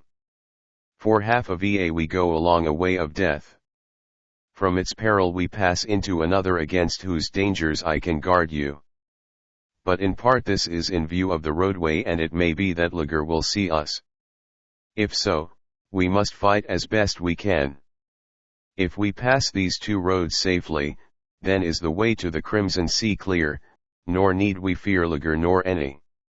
And there is another thing that Lager does not know. When he opens the portal the Silent Ones will hear and Lakla and the Akka will be swift to greet its opener. Raider, I asked, how know you all this? The handmaiden is my own sister's child, he answered quietly. O'Keefe drew a long breath. Uncle, he remarked casually in English, meet the man who's going to be your nephew. And thereafter he never addressed the Green Dwarf except by the avuncular title, which Raider, humorously enough, apparently conceived to be one of respectful endearment. For me a light broke. Plain now was the reason for his foreknowledge of Lakla's appearance at the feast where Larry had so narrowly escaped Yolara's spells, plain the determining factor that had cast his lot with ours, and my confidence, despite his discourse of mysterious perils, experienced a remarkable quickening. Speculation as to the marked differences in pigmentation and appearance of niece and uncle was dissipated by my consciousness that we were now moving in a dim half-light. We were in a fairly wide tunnel. Not far ahead the gleam filtered, pale yellow like sunlight sifting through the leaves of autumn poplars. And as we drove closer to its source I saw that it did indeed pass through a leafy screen hanging over the passage end. This Raider drew aside cautiously, beckoned us and we stepped through. It appeared to be a tunnel cut through soft green mold. Its base was a flat strip of pathway a yard wide from which the walls curved out in perfect cylindrical form, smoothed and evened with utmost nicety. 30 feet wide they were at their widest, then drew toward each other with no break in their symmetry, they did not close. Above was, roughly, a 10-foot rift, ragged-edged, through which poured light like that in the heart of pale ember, a buttercup light shot through with curiously evanescent bronze shadows. Quick! Commanded Raider, uneasily, and set off at a sharp pace. Now, my eyes accustomed to the strange light, I saw that the tunnel's walls were of moss. In them I could trace fringe leaf and curly leaf, pressings of enormous bladder caps Fiscomitrium, immense splashes of what seemed to be the scarlet-crested Cladonia, traceries of huge moss veils, crushings of teeth Perry's tome gigantic, spore cases brown and white, saffron and ivory, hot vermilions and cerulean blues, pressed into an astounding mosaic by some titanic force. Hurry! It was Raider calling. I had lagged behind. He quickened the pace to a half-run, we were climbing, panting. The amber light grew stronger, the rift above us wider. The tunnel curved, on the left a narrow cleft appeared. The Green Dwarf leaped toward it, thrust us within, pushed us ahead of him up a steep rocky fissure well nigh, indeed, a chimney. Up and up this we scrambled until my lungs were bursting and I thought I could climb no more. The crevice ended, we crawled out and sank, even Raider, upon a little leaf-carpeted clearing circled by lacy tree ferns. Gasping, legs aching, we lay prone, relaxed, drawing back strength and breath. Raider was first to rise. Thrice he bent low as in homage, Then give thanks to the silent ones, for their power has been over us," he exclaimed. Dimly I wondered what he meant. Something about the fern leaf at which I had been staring aroused me. I leaped to my feet and ran to its base. This was no fern, no. It was fern moss. The largest of its species I had ever found in tropic jungles had not been more than 2 inches high, and this was 20 feet. The scientific fire I had experienced in the tunnel returned uncontrollable. I parted the fronds, gazed out. My outlook commanded a vista of miles, and that vista, a fata morgana of plantdom. A land of flowered sorcery. Forests of tree-high mosses spangled over with blooms of every conceivable shape and color, cataracts and clusters, avalanches and nets of blossoms in pastels, in dulled metallics, in gorgeous flamboyant hues, some of them phosphorescent and shining like living jewels, some sparkling as though with dust of opals, of sapphires, of rubies, and topazes and emeralds, thickets of convolvuli like the trumpets of the 7 archangels of Mara, king of illusion, which are shaped from the bows of splendors arching his highest heaven. And moss veils like banners of a marching host of titans, pennons and bannerets of the sunset, gonfalons of the jinn, webs of faerie, oriflammes of elfland. Springing up through that polychromatic flood, myriads of pedicles slender and straight as spears, or soaring in spirals, or curving with undulations gracile as the white serpents of Tanit in ancient Carthaginian groves, and all surmounted by a fantasy of spore cases in shapes of minaret and turret, domes and spires and cones, caps of Phrygia and bishops' mitres, shapes grotesque and unamiable, shapes delicate and lovely. They hung high poised, nodding, and swaying like goblins hovering over Titania escort, cacophony of Cathay accenting the flower maiden music of Parsifal, bizarrerie of the angled, fantastic beings that people the Javan pantheon, watching a bacchanal of houris in Mohammed's paradise. Down upon it all poured the amber light, dimmed in the distances by huge, drifting darkenings lurid as the flying mantles of the hurricane. And through the light, like showers of jewels, myriads of birds, darting, dipping, soaring, and still other myriads of gigantic, shimmering butterflies. A sound came to us, reaching out like the first faint susurrus of the incoming tide, sighing, sighing, growing stronger now. Its mournful whispering quivered all about us, shook us, then passing like a presence, died away in far distances. "The portal," said Raider. "Lager has entered." He, too, parted the fronds and peered back along our path. Peering with him, we saw the barrier through which we had come, stretching verdure-covered walls for miles 3 or more away. Like a mole burrow in a garden stretched the trail of the tunnel. Here and there we could look down within the rift at its top. Far off in it I thought I saw the glint of spears. "They come," whispered Raider. "Quick! We must not meet them here." "And then holy St. Bridget!" gasped Larry. From the rift in the tunnel's continuation, nigh a mile beyond the cleft through which we had fled, lifted a crown of horns of tentacles erect, alert, of mottled gold and crimson, lifted higher, and from a monstrous scarlet head beneath them blazed 2 enormous, obloid eyes, their depths wells of purplish phosphorescence, higher still, noseless, earless, chinless, a livid, worm mouth from which a slender scarlet tongue leaped like playing flames. Slowly it rose, its mighty neck cuirassed with gold and scarlet scales, from whose polished surfaces the amber light glinted like flakes of fire, and under this neck shimmered something like a palely luminous silvery shield, guarding it. The head of horror mounted, and in the shield's center, full 10 feet across, glowing, flickering, shining out coldly, was a rose of white flame, a flower of cold fire, even as Raider had said. Now swiftly the thing upreared, standing like a scaled tower 100 feet above the rift, its eyes scanning that movement I had seen along the course of its lair. There was a hissing, the crown of horns fell, whipped, and writhed like the tentacles of an octopus, the towering length dropped back. Quick! Gasped Raider, and through the fern moss, along the path and down the other side of the steep we raced.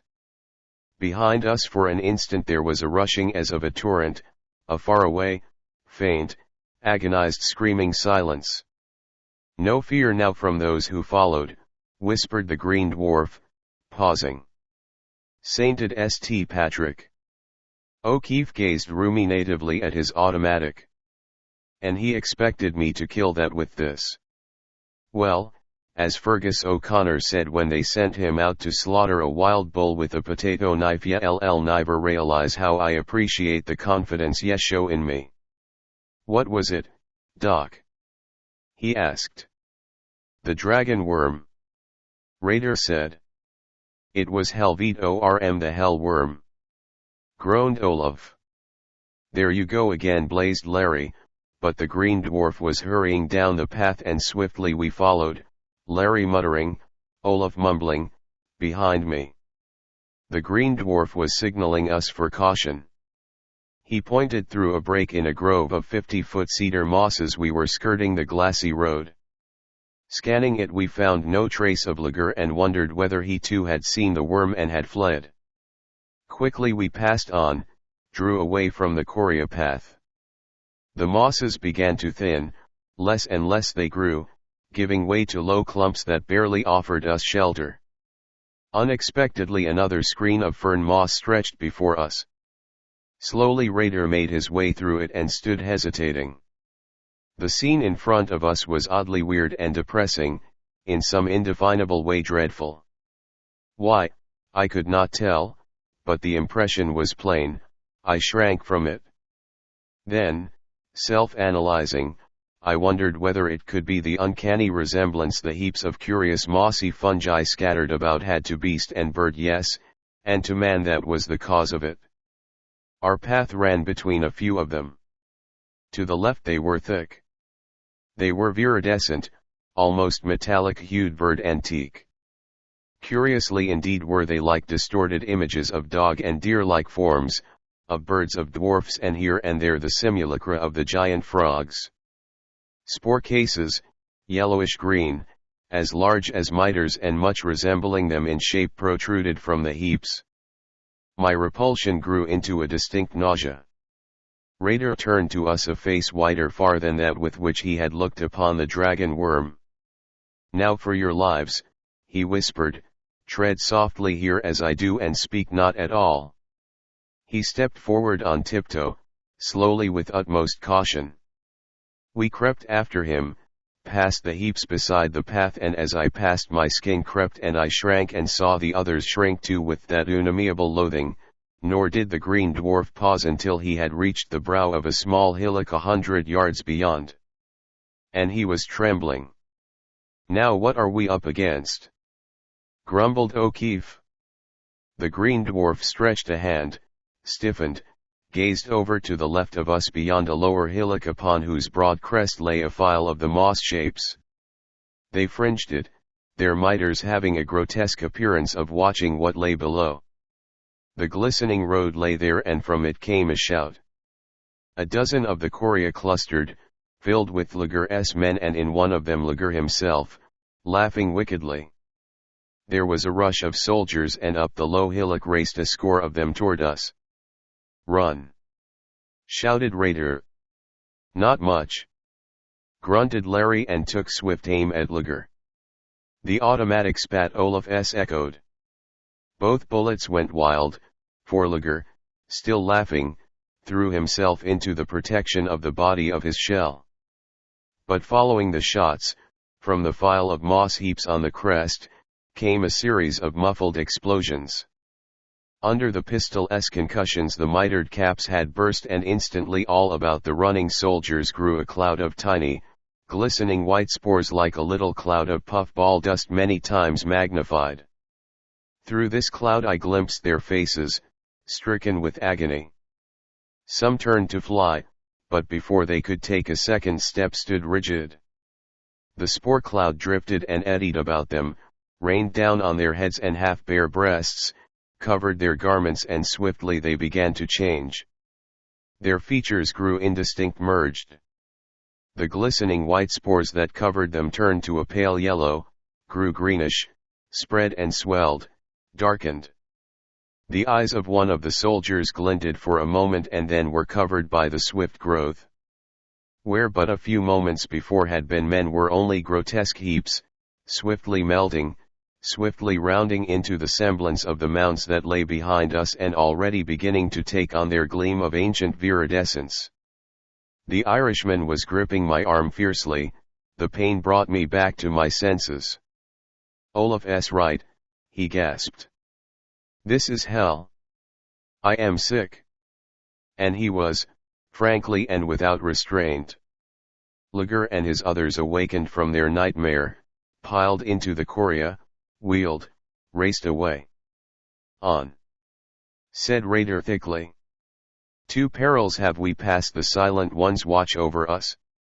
Soon we were again among the familiar and so unfamiliar moss giants. I knew what I had seen, and this time Larry could not call me superstitious. In the jungles of Borneo I had examined that other swiftly developing fungus which wreaks the vengeance of some of the hill tribes upon those who steal their women, gripping with its microscopic hooks into the flesh, sending quick, tiny rootlets through the skin down into the capillaries, sucking life, and thriving and never to be torn away until the living thing it clings to has been sapped dry. Here was but another of the species in which the development's rate was incredibly accelerated. Some of this I tried to explain to O'Keefe as we sped along, reassuring him. But they turned to moss before our eyes, he said. Again I explained, patiently.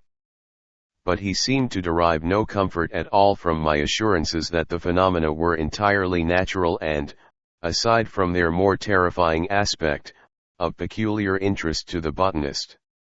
"I know," was all he would say. "But suppose one of those things had burst while we were going through God?" I was wondering how I could with comparative safety study the fungus when Raider stopped. In front of us was again the road ribbon. "Now is all danger past," he said. "The way lies open and Lager has fled." There was a flash from the road. It passed me like a little lariat of light. It struck Larry squarely between the eyes, spread over his face and drew itself within. "Down!" cried Raider, and hurled me to the ground. My head struck sharply, I felt myself grow faint. Olaf fell beside me, I saw the green dwarf draw down the O'Keefe. He collapsed limply, face still, eyes staring. A shout, and from the roadway poured a host of Lager's men. I could hear Lager bellowing. There came a rush of little feet. Soft, fragrant draperies brushed my face. Dimly I watched Lakla bend over the Irishman. She straightened, her arms swept out, and the writhing vine, with its tendrilled heads of ruby bloom, 5 flames of misty incandescence, leaped into the faces of the soldiers now close upon us. It darted at their throats, striking, coiling, and striking again, coiling and uncoiling with incredible rapidity and flying from leverage points of throats, of faces, of breasts like a spring endowed with consciousness, volition, and hatred, and those it struck stood rigid as stone with faces masks of inhuman fear and anguish, and those still unstricken fled. Another rush of feet, and down upon Lager's forces poured the frogmen, their booming giant leading, thrusting with their lances, tearing and rending with talons and fangs and spurs. Against that onslaught the dwarfs could not stand. They raced for the shells. I heard Lager shouting, menacingly, and then Lakla's voice, pealing like a golden bugle of wrath. "Go, Lager!" she cried. "Go, that you and Yolara and your shining one may die together. Death for you, Lager, death for you all. Remember Lager, death." There was a great noise within my head. No matter, Lakla was here, Lakla here, but too late. Lager had outplayed us. Moss death nor dragon worm had frightened him away. He had crept back to trap us. Lakla had come too late. Larry was dead. Larry. But I had heard no banshee wailing, and Larry had said he could not die without that warning. No, Larry was not dead. So ran the turbulent current of my mind. A horny arm lifted me, two enormous, oddly gentle saucer eyes were staring into mine, my head rolled, I caught a glimpse of the golden girl kneeling beside the O'Keefe.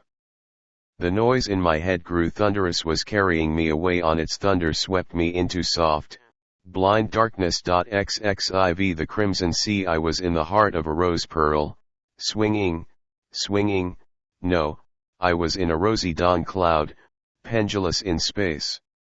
Consciousness flooded me. In reality I was in the arms of one of the man-frogs, carrying me as though I were a babe, and we were passing through some place suffused with glow enough like heart of pearl or dawn cloud to justify my awakening vagaries. Just ahead walked Lakla in earnest talk with Raider, and content enough was I for a time to watch her. She had thrown off the metallic robes, her thick braids of golden brown hair with their flame glints of bronze were twined in a high coronal meshed in silken net of green, little clustering curls escaped from it, clinging to the nape of the proud white neck, shyly kissing it. From her shoulders fell a loose, sleeveless garment of shimmering green belted with a high golden girdle, skirt folds dropping barely below the knees. She had cast aside her buskins, too, and the slender, high-arched feet were sandaled. Between the buckled edges of her kirtle I caught gleams of translucent ivory, as exquisitely molded, as delectably rounded, as those revealed so naively beneath the hem. Something was knocking at the doors of my consciousness, some tragic thing. What was it? Larry. Where was Larry? I remembered, raised my head abruptly, saw at my side another frogman carrying O'Keefe, and behind him, Olaf, step instinct with grief, following like some faithful, wistful dog who has lost a loved master.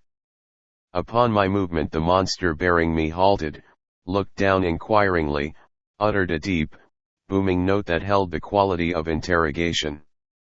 Lakla turned, the clear, golden eyes were sorrowful, the sweet mouth drooping, but her loveliness, her gentleness, that undefinable synthesis of all her tender self that seemed always to circle her with an atmosphere of lucid normality, lulled my panic. "Drink this," she commanded, holding a small vial to my lips. Its contents were aromatic, unfamiliar but astonishingly effective, for as soon as they passed my lips I felt a surge of strength, consciousness was restored. "Larry!" I cried. "Is he dead?" Lakla shook her head, her eyes were troubled. "No," she said, "but he is like one dead and yet unlike." "Put me down," I demanded of my bearer. He tightened his hold, round eyes upon the golden girl. She spoke in sonorous, reverberating monosyllables, and I was set upon my feet. I leaped to the side of the Irishman. He lay limp, with a disquieting, abnormal sequacity, as though every muscle were utterly flaccid, the antithesis of the rigor mortis, thank God, but terrifyingly toward the other end of its arc, a syncope I had never known. The flesh was stone cold, the pulse barely perceptible, long intervaled, the respiration indiscoverable, the pupils of the eyes were enormously dilated. It was as though life had been drawn from every nerve. A light flashed from the road. It struck his face and seemed to sink in, I said. "I saw," answered Raider, "but what it was I know not, and I thought I knew all the weapons of our rulers." He glanced at me curiously. "Some talk there has been that the stranger who came with you, double tongue, was making new death tools for Lager," he ended. "Merritt enough. The Russian at work already in this storehouse of devastating energies, fashioning the weapons for his plots." The apocalyptic vision swept back upon me. "He is not dead." Lakla's voice was poignant. "He is not dead, and the three have wondrous healing. They can restore him if they will, and they will. For a moment she was silent. Now their gods help Lager and Yolara, she whispered, for come what may, whether the silent ones be strong or weak, if he dies, surely shall I fall upon them and I will slay those two, yea, though I, too, perish. Yolara and Lager shall both die. Olaf's eyes were burning. But Lager is mine to slay. That pity I had seen before in Lakla's eyes when she looked upon the Norsemen banished the white wrath from them. She turned, half-hurriedly, as though to escape his gaze. Walk with us, she said to me, unless you are still weak. I shook my head, gave a last look at O'Keefe, there was nothing I could do, I stepped beside her. She thrust a white arm into mine protectingly, the wonderfully molded hand with its long, tapering fingers catching about my wrist. My heart glowed toward her. Your medicine is potent, handmaiden, I answered. And the touch of your hand would give me strength enough, even had I not drunk it, I added in Larry's best manner. Her eyes danced, trouble flying. Now, that was well spoken for such a man of wisdom as Rader tells me you are, she laughed, and a little pang shot through me. Could not a lover of science present a compliment without it always seeming to be as unusual as plucking a damask rose from a cabinet of fossils? Mustering my philosophy, I smiled back at her. Again I noted that broad, classic brow, with the little tendrils of shining bronze caressing it, the tilted, delicate, nut-brown brows that gave a curious touch of innocent diablerie to the lovely face, flower-like, pure, high-bred, a touch of roguishness, subtly alluring, sparkling over the maiden Madonniness that lay ever like a delicate, luminous suggestion beneath it, the long, black, curling lashes, the tender, rounded, bare left breast. I have always liked you, she murmured naively, since first I saw you in that place where the Shining One goes forth into your world. And I am glad you like my medicine as well as that you carry in the black box that you left behind, she added swiftly. How know you of that, Lakla? I gasped. Oft and oft I came to him there, and to you, while you lay sleeping. How call you him? She paused. Larry, I said. Larry. She repeated it excellently. And you? Goodwin, said Rader. I bowed quite as though I were being introduced to some charming young lady met in that old life now seemingly eons removed. Yes, Goodwin, she said. Oft and oft I came. Sometimes I thought you saw me. And did he not dream of me sometime? She asked wistfully. He did. I said, and watched for you. Then amazement grew vocal. But how came you? I asked. By a strange road, she whispered, to see that all was well with him and to look into his heart, for I feared Yolara and her beauty. But I saw that she was not in his heart. A blush burned over her, turning even the little bare breast rosy. It is a strange road, she went on hurriedly. Many times have I followed it and watched the Shining One bear back its prey to the blue pool, seen the woman he seeks. She made a quick gesture toward Olaf and a babe cast from her arms in the last pang of her mother love, seen another woman throw herself into the Shining One's embrace to save a man she loved, and I could not help. Her voice grew deep, thrilled. The friend, it comes to me, who drew you here, Goodwin. She was silent, walking as one who sees visions and listens to voices unheard by others. Rader made a warning gesture. I crowded back my questions, glanced about me. We were passing over a smooth strand, hard-packed as some beach of long thrust-back ocean. It was like crushed garnets, each grain stained deep red, faintly sparkling.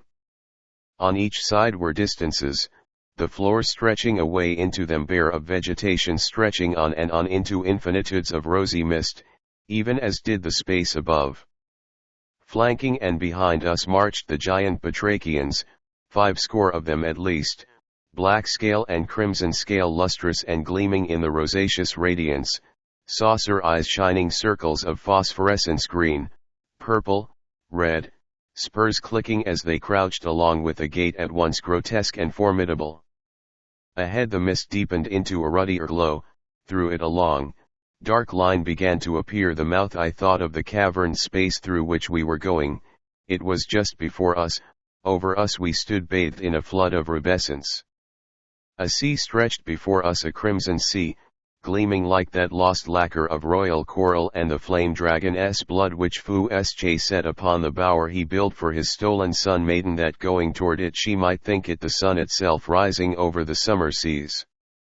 Unmoved by wave or ripple, it was placid as some deep woodland pool when night rushes up over the world. It seemed molten, or as though some hand great enough to rock earth had distilled here from conflagrations of autumn sunsets their flaming essences. A fish broke through, large as a shark, blunt-headed, flashing bronze, ridged and mailed as though with serrate plates of armor. It leaped high, shaking from it a sparkling spray of rubies, dropped and shot up a geyser of fiery gems. Across my line of vision, moving stately over the sea, floated a half-globe, luminous, diaphanous, its iridescence melting into turquoise, thence to amethyst, to orange, to scarlet shot with rose, to vermilion, a translucent green, thence back into the iridescence, behind it 4 others, and the least of them 10 feet in diameter, and the largest no less than 30. They drifted past like bubbles blown from froth of rainbows by pipes in mouths of Titans young. Then from the base of one arose a tangle of shimmering strands, long, slender whiplashes that played about and sank slowly again beneath the crimson surface. I gasped, for the fish had been a ganoid, that ancient, armored form that was perhaps the most intelligent of all life on our planet during the Devonian era, but which for age upon age had vanished, save for its fossils held in the embrace of the stone that once was their soft bottom beds, and the half-globes were medusae, jellyfish, but of a size, luminosity, and color unheard of. Now Lakela cupped her mouth with pink palms and sent a clarion note ringing out. The ledge on which we stood continued a few hundred feet before us, falling abruptly, though from no great height, to the crimson sea. At right and left it extended in a long semicircle. Turning to the right whence she had sent her call, I saw rising a mile or more away, veiled lightly by the haze, a rainbow, a gigantic prismatic arch, flattened, I thought, by some quality of the strange atmosphere. It sprang from the ruddy strand, leaped the crimson tide, and dropped 3 miles away upon a precipitous, jagged upthrust of rock frowning black from the lacquered depths.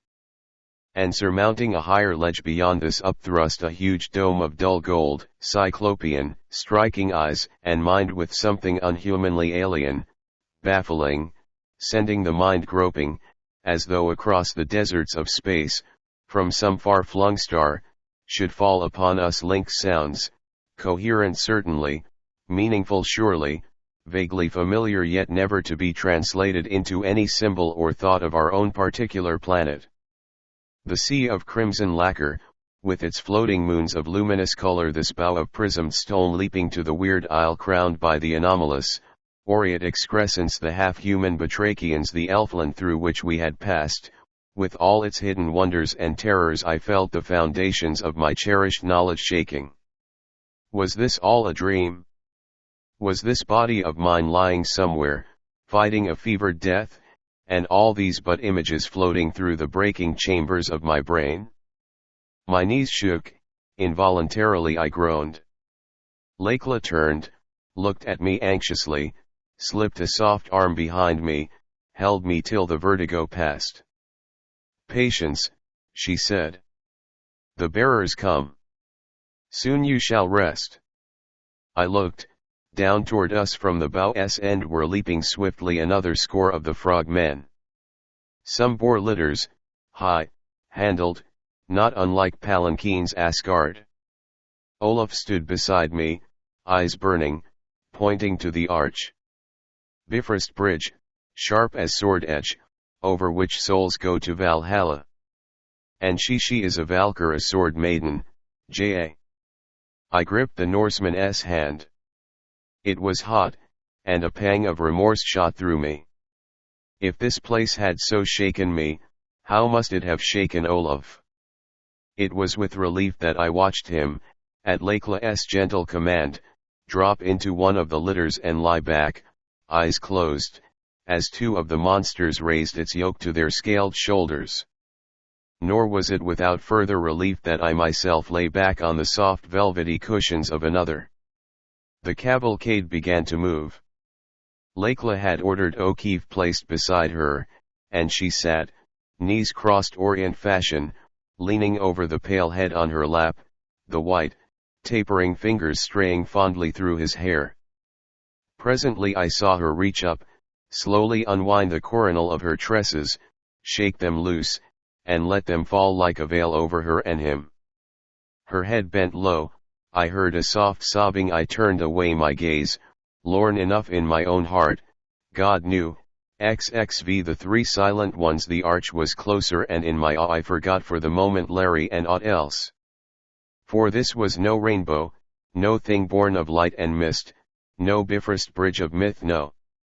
It was a flying arch of stone, stained with flares of Tyrian purples, of royal scarlets, of blues dark as the Gulf Stream's ribbon, sapphires soft as midday May skies, splashes of chromes and greens, a palette of giantry, a bridge of wizardry, 100, nay, 1,000, times greater than that of Utah, which the Navajo call Non-Nagazik and worship, as well they may, as a god, and which is itself a rainbow in eternal rock.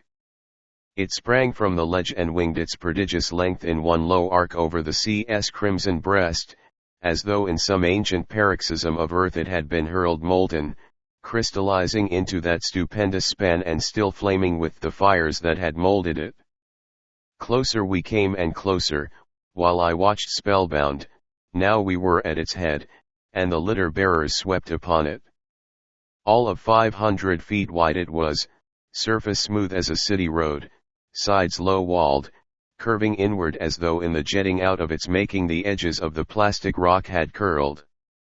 On and on we sped, the high-thrusting precipices upon which the bridge's far end rested, frowned close, the enigmatic, dully shining dome loomed ever greater. Now we had reached that end, were passing over a smooth plaza whose level floor was enclosed, save for a rift in front of us, by the fang tops of the black cliffs. From this rift stretched another span, half a mile long, perhaps, widening at its center into a broad platform, continuing straight to two massive gates set within the face of the second cliff wall like panels, and of the same dull gold as the dome rising high beyond. And this smaller arch leaped a pit, an abyss, of which the outer precipices were the rim holding back from the pit the red flood.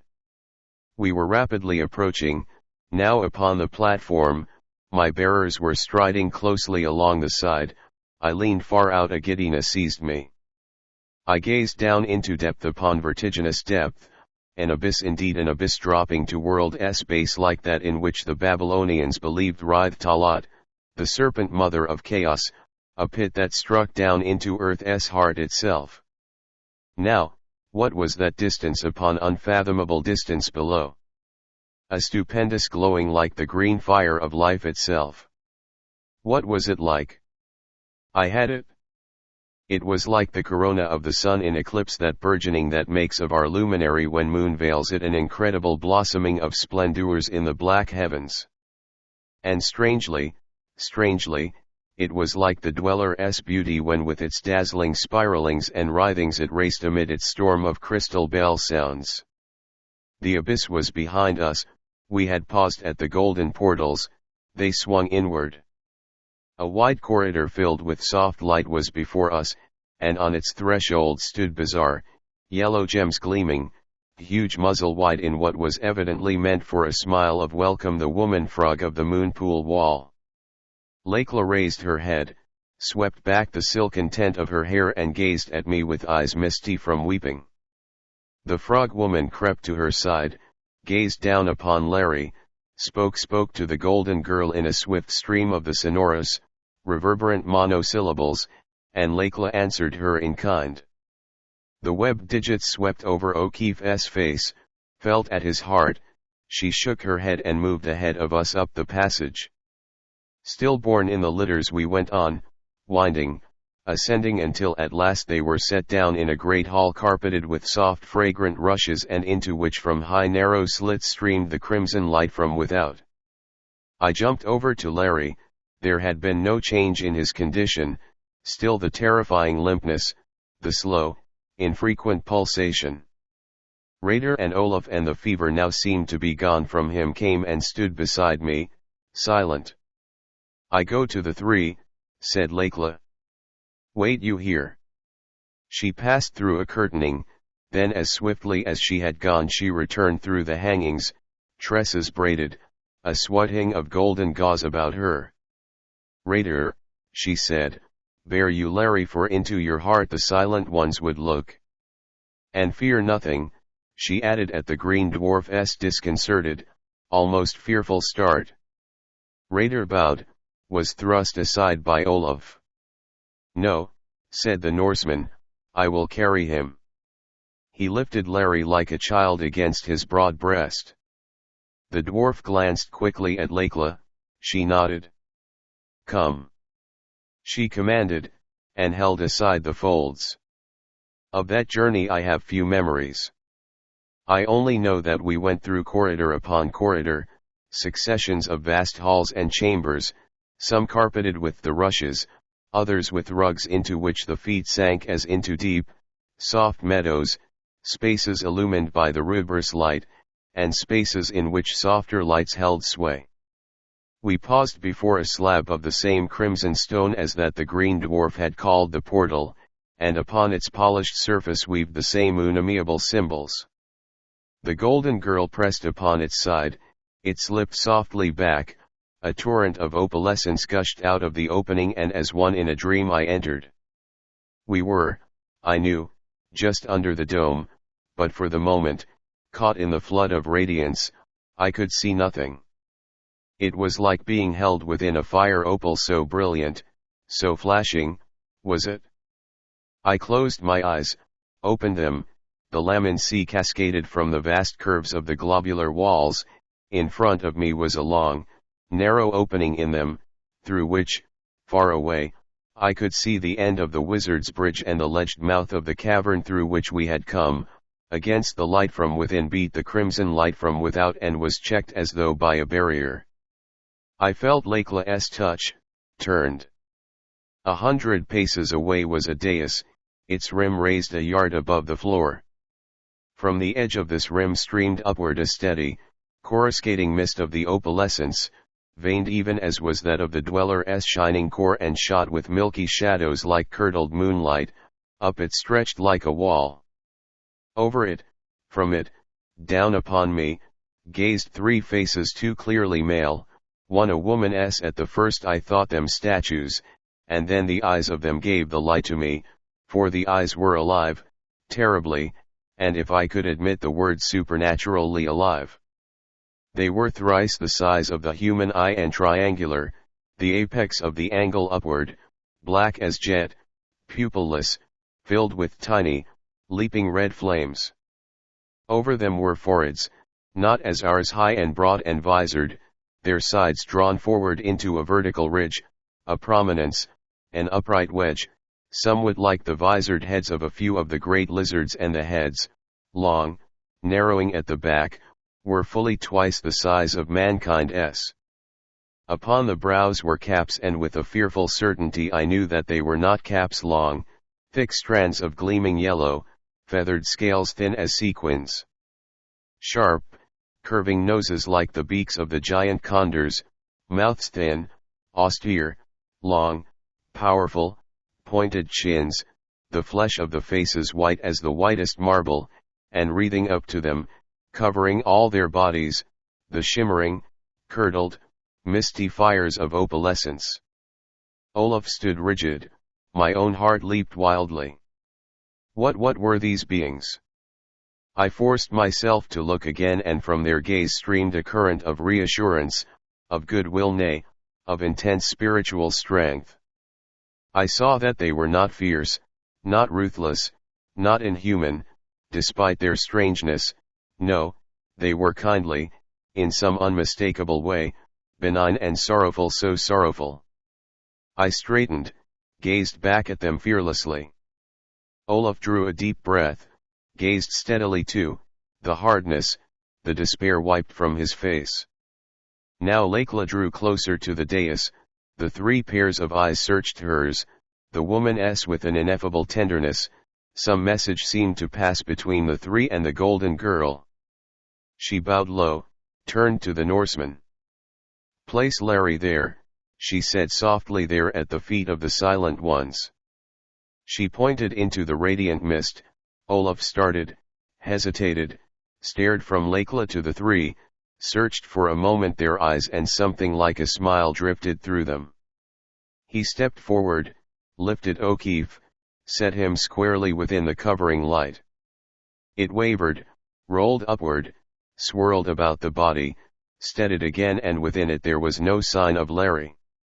Again the mist wavered, shook, and seemed to climb higher, hiding the chins, the beaked noses, the brows of that incredible trinity. But before it ceased to climb, I thought the yellow feathered heads bent, sensed a movement as though they lifted something.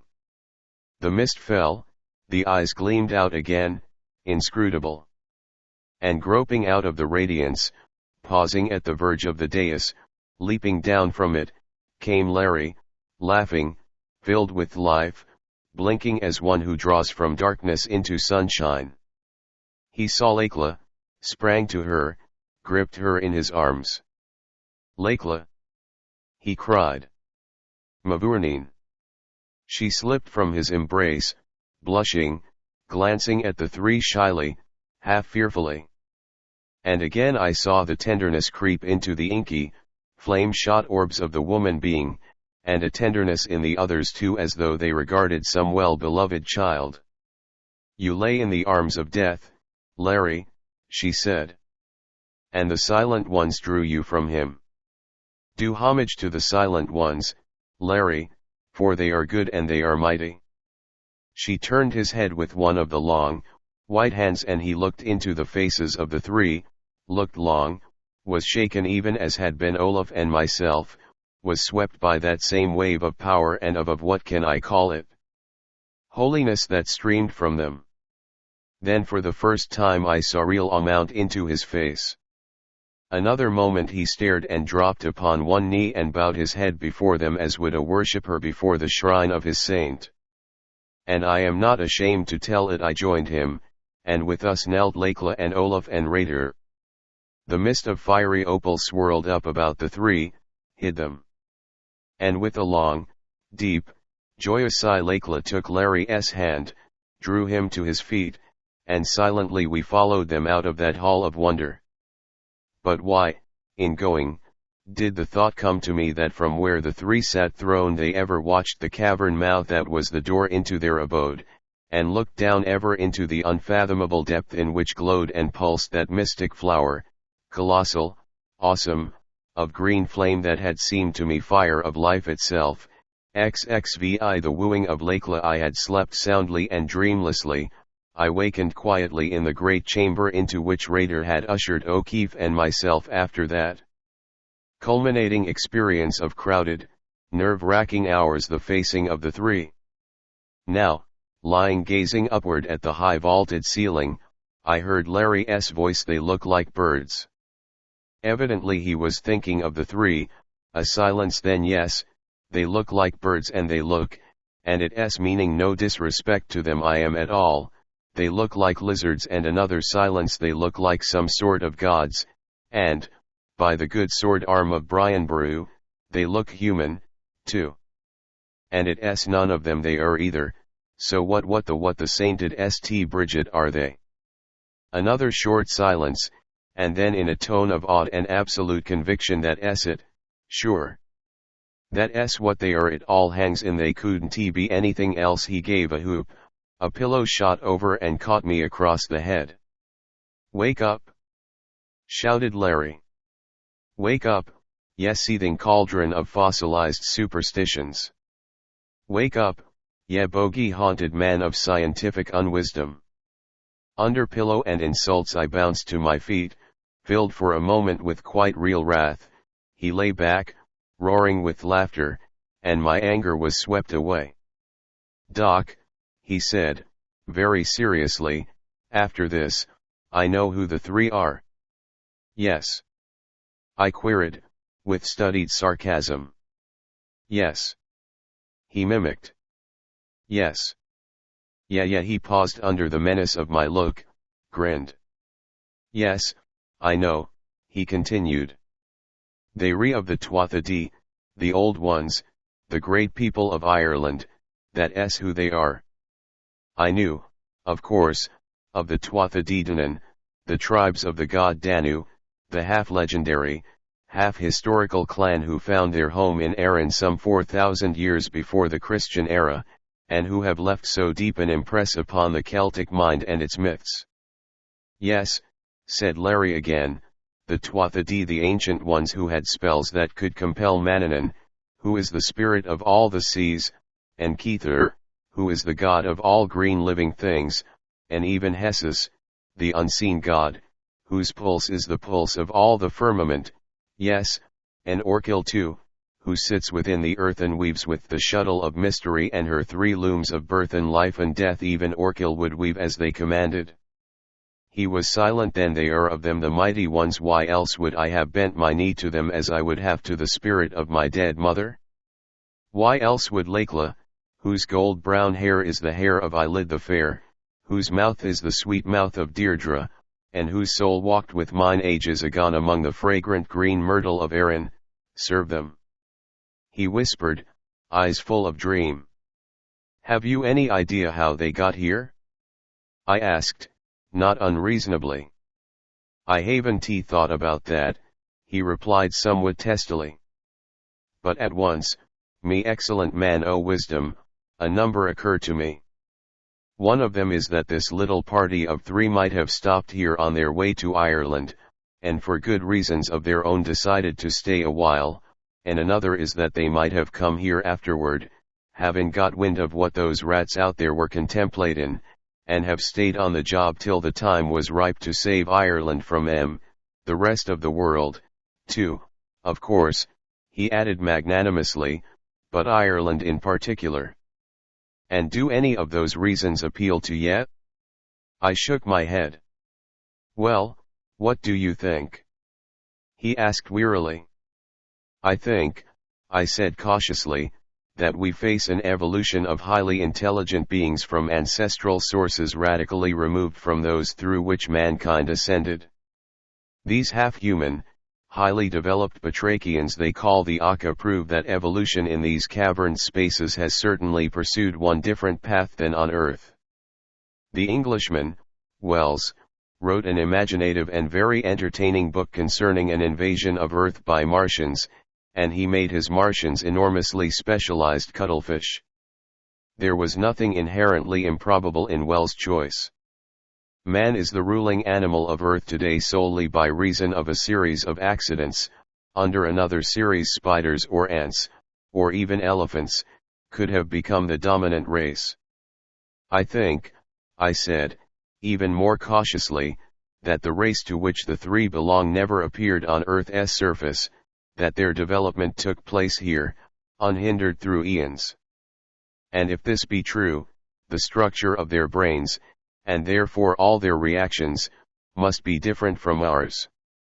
Hence their knowledge and command of energies unfamiliar to us, and hence also the question whether they may not have an entirely different sense of values, of justice, and that is rather terrifying, I concluded. Larry shook his head. That last sort of knocks your argument, Doc, he said. They had sense of justice enough to help me out, and certainly they know love, for I saw the way they looked at Lakela, and sorrow, for there was no mistaking that in their faces. No, he went on. I hold to my own idea. They re of the old people. The little leprechaun knew his way here, and I'll bet it was they who sent the word. and if the O'Keefe banshee comes here, which save the mark. I'll bet she'll drop in on the silent ones for a social visit before she and her clan get busy. Well, it'll make her feel more at home, the good old body. No, Doc, no, he concluded, I am right, it all fits in too well to be wrong. I made a last despairing attempt. Is there anything anywhere in Ireland that would indicate that the Tuatha Dé ever looked like the three? I asked, and again I had spoken most unfortunately. Is there? He shouted. Is there? By the kilt of Cormac MacCormac, I am glad ye reminded me. It was worryin' me a little meself. There was Dacta, who could put on the head of a great boar and the body of a giant fish and cleave the waves and tear to pieces the burlens of any who came against Erin, and there was Rin. How many more of the metamorphoses of the old people I might have heard, I do not know, for the curtains parted and in walked Raider. You have rested well, he smiled, I can see. The handmaiden bade me call you. You are to eat with her in her garden. Down long corridors we trod and out upon a garden terrace as beautiful as any of those of Yolara's city, bowered, blossoming, fragrant, set high upon the cliffs beside the domed castle. A table, as of milky jade, was spread at one corner, but the golden girl was not there. A little path ran on and up, hemmed in by the mass of verdure. I looked at it longingly. Raider saw the glance, interpreted it, and led me up the stepped sharp slope into a rock embrasure. Here I was above the foliage, and everywhere the view was clear. Below me stretched the incredible bridge, with the frog people hurrying back and forth upon it. A pinnacle at my side hid the abyss. My eyes followed the cavern lech. Above it the rock rose bare, but at the ends of the semicircular strand a luxuriant vegetation began, stretching from the crimson shores back into far distances. Of browns and reds and yellows, like an autumn forest, was the foliage, with here and there patches of dark green, as of conifers. 5 miles or more, on each side, the forests swept, and then were lost to sight in the haze. I turned and faced an immensity of crimson waters, unbroken, a true sea, if ever there was one. A breeze blew, the first real wind I had encountered in the hidden places. Under it the surface, that had been as molten lacquer, rippled and dimpled. Little waves broke with a spray of rose pearls and rubies. The giant Medusae drifted stately, luminous kaleidoscopic elfin moons. Far down, peeping around a jutting tower of the cliff, I saw dipping with the motion of the waves a floating garden. The flowers, too, were luminous indeed, sparkling gleaming brilliance of scarlet and vermilions lighter than the flood on which they lay, mauves and odd shades of reddish blue. They gleamed and shone like a little lake of jewels. Raider broke in upon my musings. Lakela comes. Let us go down. It was a shy Lakela who came slowly around the end of the path and, blushing furiously, held her hands out to Larry. And the Irishman took them, placed them over his heart, kissed them with a tenderness that had been lacking in the half-mocking, half-fierce caresses he had given the priestess. She blushed deeper, holding out the tapering fingers, then pressed them to her own heart. I like the touch of your lips, Larry, she whispered. They warm me here. She pressed her heart again and they send little sparkles of light through me. Her brows tilted perplexedly, accenting the nuance of diablerie, delicate and fascinating, that they cast upon the flower face. Do you? Whispered the O'Keefe fervently. Do you, Lakela? He bent toward her. She caught the amused glance of Raider, drew herself aside half haughtily. Raider, she said, is it not time that you and the strong one, Olaf, were setting forth? Truly it is, handmaiden, he answered respectfully enough, yet with a current of laughter under his words. But as you know, the strong one, Olaf, wished to see his friends here before we were gone, and he comes even now," he added, glancing down the pathway, along which came striding the Norseman. As he faced us, I saw that a transformation had been wrought in him. Gone was the pitiful seeking, and gone too the just as pitiful hope. The set face softened as he looked at the golden girl and bowed low to her. He thrust a hand to O'Keefe and to me. "There is to be battle," he said. "I go with Raider to call the armies of these frog people. As for me, Lakela has spoken. There is no hope for mine Helma in life, but there is hope that we destroy the shining devil and give mine Helma peace. And with that I am well content, J.A. Well content." He gripped our hands again. "We will fight?" he muttered. "J.A. And I will have vengeance." The sternness returned, and with a salute Raider and he were gone. 2 great tears rolled from the golden eyes of Lakela. "Not even the silent ones can heal those the shining one has taken," she said. "He asked me, and it was better that I tell him. It is part of the 3's punishment, but of that you will soon learn," she went on hurriedly. "Ask me no questions now of the silent ones. I thought it better for Olaf to go with Raider, to busy himself, to give his mind other than sorrow upon which to feed." Up the path came 5 of the frog women, bearing platters and ewers. Their bracelets and anklets of jewels were tinkling, their middles covered with short kirtles of woven cloth studded with the sparkling ornaments. And here let me say that if I have given the impression that the Aka are simply magnified frogs, I regret it. Frog-like they are, and hence my phrase for them, but as unlike the frog, as we know it, as man is unlike the chimpanzee.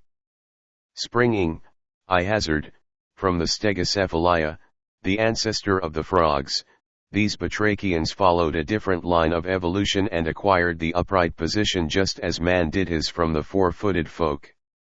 The great staring eyes, the shape of the muzzle were frog-like, but the highly developed brain had set upon the head and shape of it vital differences.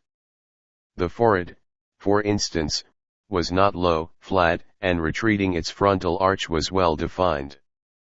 The head was, in a sense, shapely, and with the females the great horny carapace that stood over it like a fantastic helmet was much modified, as were the spurs that were so formidable in the male.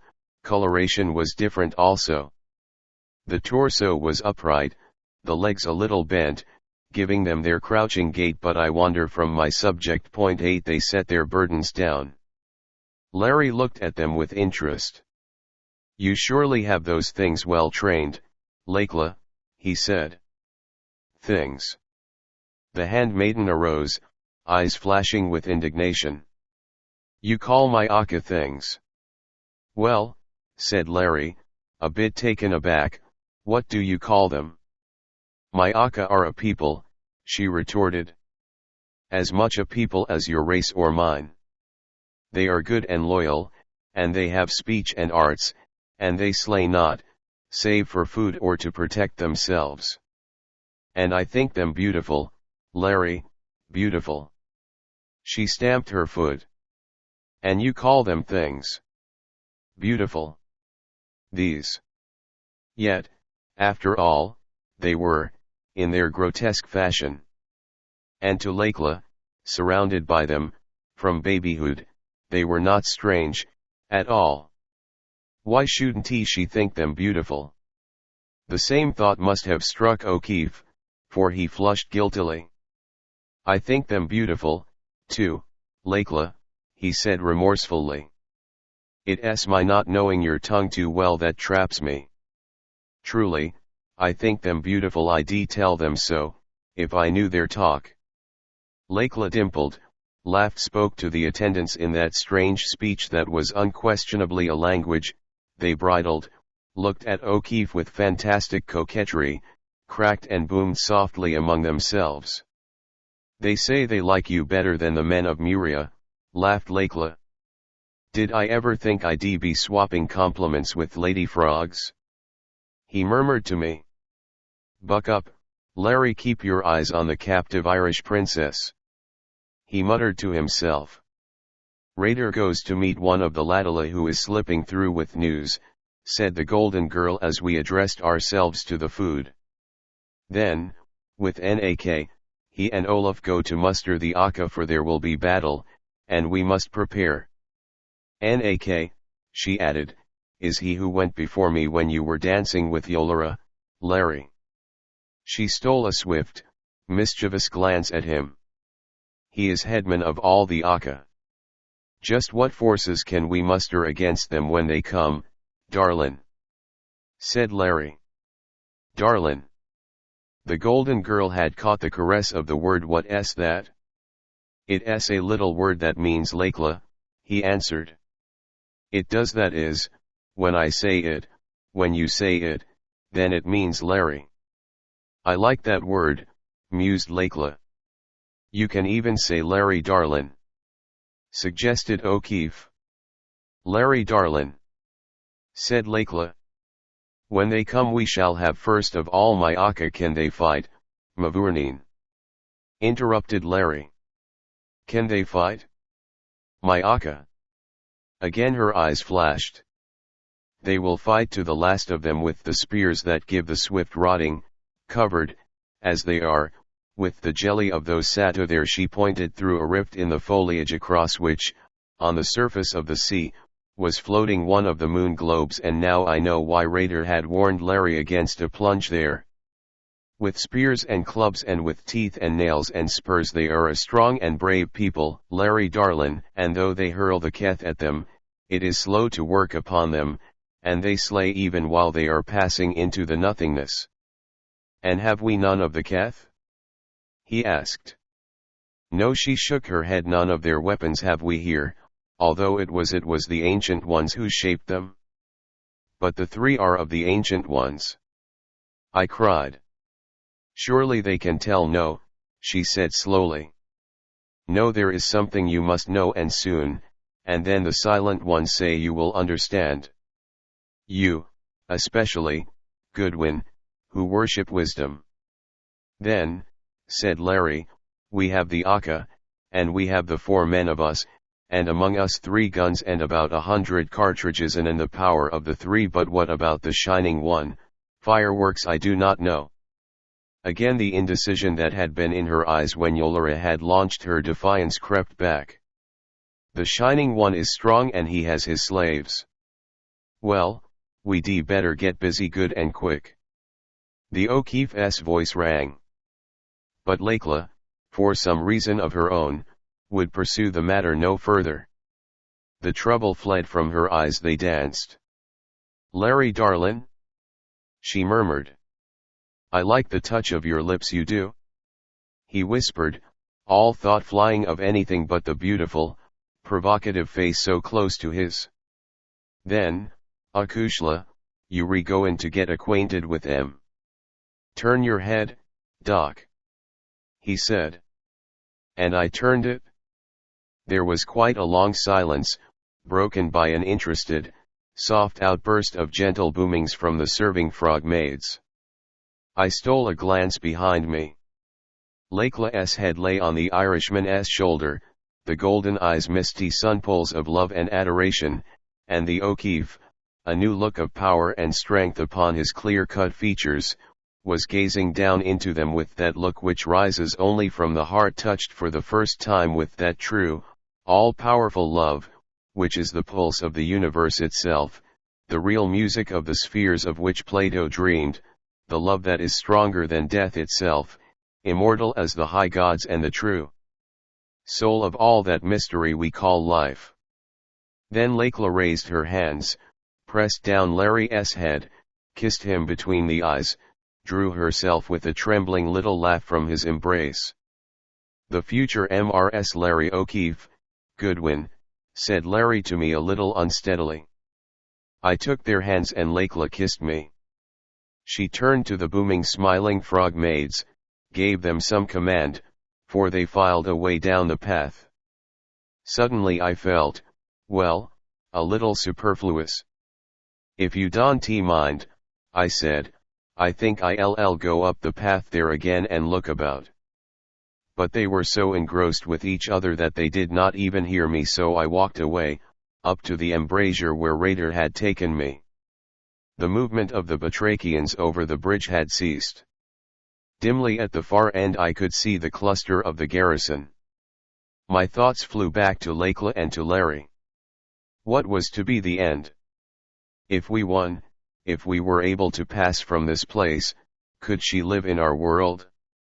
A product of these caverns with their atmosphere and light that seemed in some subtle way to be both food and drink, how would she react to the unfamiliar foods and air and light of outer earth? Further, here so far as I was able to discover, there were no malignant bacilli. What immunity could Lecla have then to those microscopic evils without, which only long ages of sickness and death have bought for us a modicum of protection? I began to be oppressed. Surely they had been long enough by themselves. I went down the path. I heard Larry. It's a green land, Mavourneen. And the sea rocks and dimples around it blue as the heavens, green as the isle itself, and foam horses toss their white manes, and the great clean winds blow over it, and the sun shines down on it like your eyes, Acushla. And are you a king of Ireland, Larry darlin'? Thus Lecla, but enough. At last we turned to go, and around the corner of the path I caught another glimpse of what I have called the Lake of Jewels. I pointed to it. Those are lovely flowers, Lecla, I said. I have never seen anything like them in the place from whence we come. She followed my pointing finger, laughed. Come, she said, let me show you them.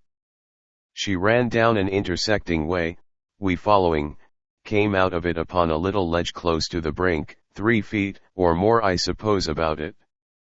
The golden girl's voice rang out in a high-pitched, tremulous, throbbing call. The Lake of Jewels stirred as though a breeze had passed over it, stirred, shook, and then began to move swiftly, a shimmering torrent of shining flowers down upon us. She called again.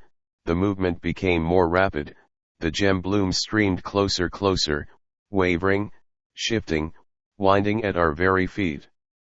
Above them hovered a little radiant mist. The golden girl leaned over, called softly, and up from the sparkling mass shot a green vine whose heads were 5 flowers of flaming ruby, shot up, flew into her hand and coiled about the white arm, its quintet of lambent blossoms regarding us. It was the thing Lecla had called the Yekta, that with which she had threatened the priestess, the thing that carried the dreadful death, and the golden girl was handling it like a rose. Larry swore. I looked at the thing more closely. It was a hydroid, a development of that strange animal vegetable that, sometimes almost microscopic, waves in the sea depths like a cluster of flowers, paralyzing its prey with the mysterious force that dwells in its blossom heads. 9 Put it down, Lecla. The distress in O'Keefe's voice was deep. Lecla laughed mischievously, caught the real fear for her in his eyes, opened her hand, gave another faint call, and back it flew to its fellows. Why, it wouldn't hurt me, Larry, she expostulated. They know me. Put it down, he repeated hoarsely. She sighed, gave another sweet, prolonged call. The lake of gems, rubies and amethysts, mauves and scarlet-tinged blues wavered and shook even as it had before, and swept swiftly back to that place whence she had drawn them. Then, with Larry and Lecla walking ahead, white arm about his brown neck, the O'Keefe still expostulating, the handmaiden laughing merrily, we passed through her bower to the domed castle. Glancing through a cleft, I caught sight again of the far end of the bridge, noted among the clustered figures of its garrison of the frogmen a movement, a flashing of green fire like marsh lights on spear tips, wondered idly what it was, and then, other thoughts crowding in, followed along, head bent, behind the pair who had found in what was Olaf's hell, their true paradise. XXVII The coming of Yolara. Never was there such a girl. Thus Larry, dreamily, leaning head in hand on one of the wide divans of the chamber where Lakla had left us, pleading service to the silent ones. And, by the faith and the honor of the O'Keefes, and by my dead mother's soul, may God do with me as I do by her," he whispered fervently. He relapsed into open-eyed dreaming. I walked about the room, examining it the first opportunity I had gained to inspect carefully any of the rooms in the abode of the three. It was octagonal, carpeted with the thick rugs that seemed almost as though woven of soft mineral wool, faintly shimmering, palest blue. I paced its diagonal. It was 50 yards, the ceiling was arched, and either of pale rose metal or metallic covering, it collected the light from the high, slitted windows, and shed it, diffused, through the room. Around the octagon ran a low gallery not 2 feet from the floor, balustraded with slender pillars, close set, broken at opposite curtained entrances over which hung thick, dull gold curtainings giving the same suggestion of metallic or mineral substance as the rugs. Set within each of the 8 sides, above the balcony, were colossal slabs of lapis lazuli, inset with graceful but unplaceable designs in scarlet and sapphire blue. There was the great divan on which mused Larry, 2 smaller ones, half a dozen low seats and chairs carved apparently of ivory and of dull soft gold. Most curious were tripods, strong, pike-like legs of golden metal 4 feet high, holding small circles of the lapis with intaglios of one curious symbol somewhat resembling the ideographs of the Chinese. There was no dust nowhere in these cavern spaces had I found this constant companion of ours in the world overhead. My eyes caught a sparkle from a corner. Pursuing it, I found upon one of the low seats a flat, clear crystal oval, remarkably like a lens. I took it and stepped up on the balcony. Standing on tiptoe, I found I commanded from the bottom of a window slit a view of the bridge approach. Scanning it, I could see no trace of the garrison there, nor of the green spear flashes. I placed the crystal to my eyes, and with a disconcerting abruptness the cavern mouth leaped before me, apparently not 100 feet away. Decidedly the crystal was a very excellent lens, but where were the guards? I peered closely. Nothing. But now against the aperture I saw a score or more of tiny, dancing sparks. An optical illusion, I thought, and turned the crystal in another direction. There were no sparklings there. I turned it back again, and there they were. And what were they like? Realization came to me. They were like the little, dancing, radiant atoms that had played for a time about the emptiness where had stood Sorgar of the lower waters before he had been shaken into the nothingness. And that green light I had noticed the Keth. A cry on my lips, I turned to Larry, and the cry died as the heavy curtainings at the entrance on my right undulated, parted as though a body had slipped through, shook and parted again and again with the dreadful passing of unseen things. "Larry!" I cried. "Here! Quick!" He leaped to his feet, gazed about wildly, and disappeared. Yes, vanished from my sight like the snuffed flame of a candle, or as though something moving with the speed of light itself had snatched him away. Then from the divan came the sounds of struggle, the hissing of straining breaths, the noise of Larry cursing. I leaped over the balustrade, drawing my own pistol, was caught in a pair of mighty arms, my elbows crushed to my sides, drawn down until my face pressed close to a broad, hairy breast, and through that obstacle, formless, shadowless, transparent as air itself, I could still see the battle on the divan. Now there were 2 sharp reports. The struggle abruptly ceased. From a point not a foot over the great couch, as though oozing from the air itself, blood began to drop, faster and ever faster, pouring out of nothingness. And out of that same air, now a dozen feet away, leaped the face of Larry, bodiless, poised 6 feet above the floor, blazing with rage, floating weirdly, uncannily to a hideous degree, in vacancy. His hands flashed out armless, they wavered, appearing, disappearing swiftly, tearing something from him. Then there, feet hidden, stiff on legs that vanished at the ankles, striking out into vision with all the dizzy abruptness with which he had been stricken from sight, was the O'Keefe, a smoking pistol in hand. And ever that red stream trickled out of vacancy and spread over the couch, dripping to the floor. I made a mighty movement to escape, was held more firmly, and then close to the face of Larry, flashing out with that terrifying instantaneousness even as had his, was the head of Yolera, as devilishly mocking as I had ever seen it, the cruelty shining through it like delicate white flames from hell, and beautiful. Stir not. Strike not until I command.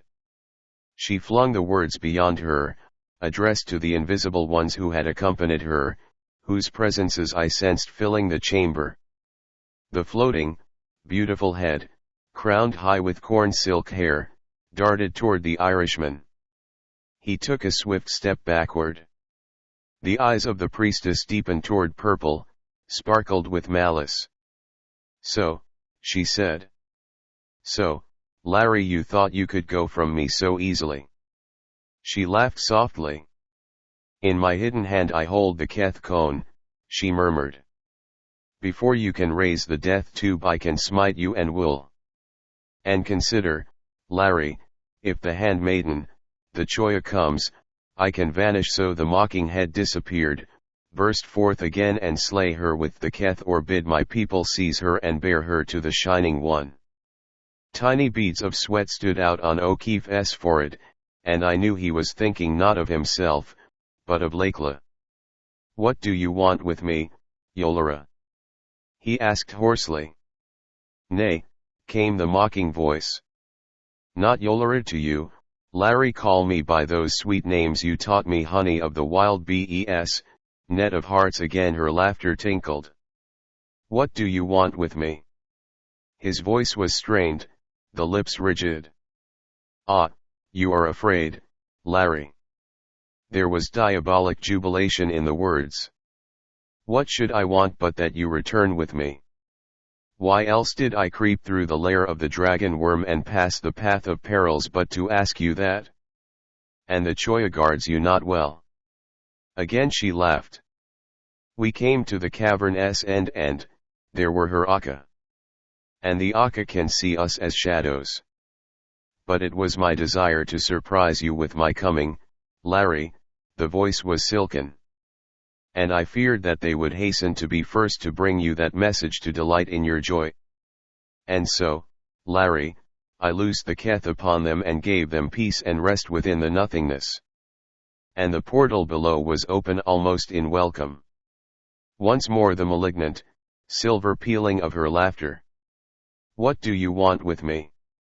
There was wrath in his eyes, and plainly he strove for control. "Want?" the silver voice hissed, grew calm. "Do not see ya and see ya na grieve that the right I pledged them is but half done, and do they not desire it finished? And am I not beautiful? More beautiful than your Choya?" The fiendishness died from the eyes, they grew blue, wondrous, the veil of invisibility slipped down from the neck, the shoulders, half revealing the gleaming breasts. And weird beyond all telling was that exquisite head and bust floating there in air, and beautiful, sinisterly beautiful beyond all telling, too. So even might Lilith, the serpent woman, have shown herself tempting Adam? "And perhaps," she said, "perhaps I want you because I hate you, perhaps because I love you, or perhaps for Lager, or perhaps for the Shining One. And if I go with you," he said it quietly, "then shall I spare the handmaiden, and who knows, take back my armies that even now gather at the portal, and let the silent ones rot in peace in their abode from which they had no power to keep me," she added venomously. "You will swear that, Yolera, swear to go without harming the handmaiden?" he asked eagerly. The little devils danced in her eyes. I wrenched my face from the smothering contact. "Don't trust her, Larry," I cried, and again the grip choked me. Is that devil in front of you or behind you, old man? He asked quietly, eyes never leaving the priestess. If he's in front, I'll take a chance and wing him, and then you scoot and warn Lakla. But I could not answer, nor, remembering Yola's threat, would I, had I been able. Decide quickly. There was cold threat in her voice. The curtains toward which O'Keefe had slowly, step by step, drawn close, opened. They framed the handmaiden. The face of Yolara changed to that Gorgon mask that had transformed it once before at sight of the golden girl.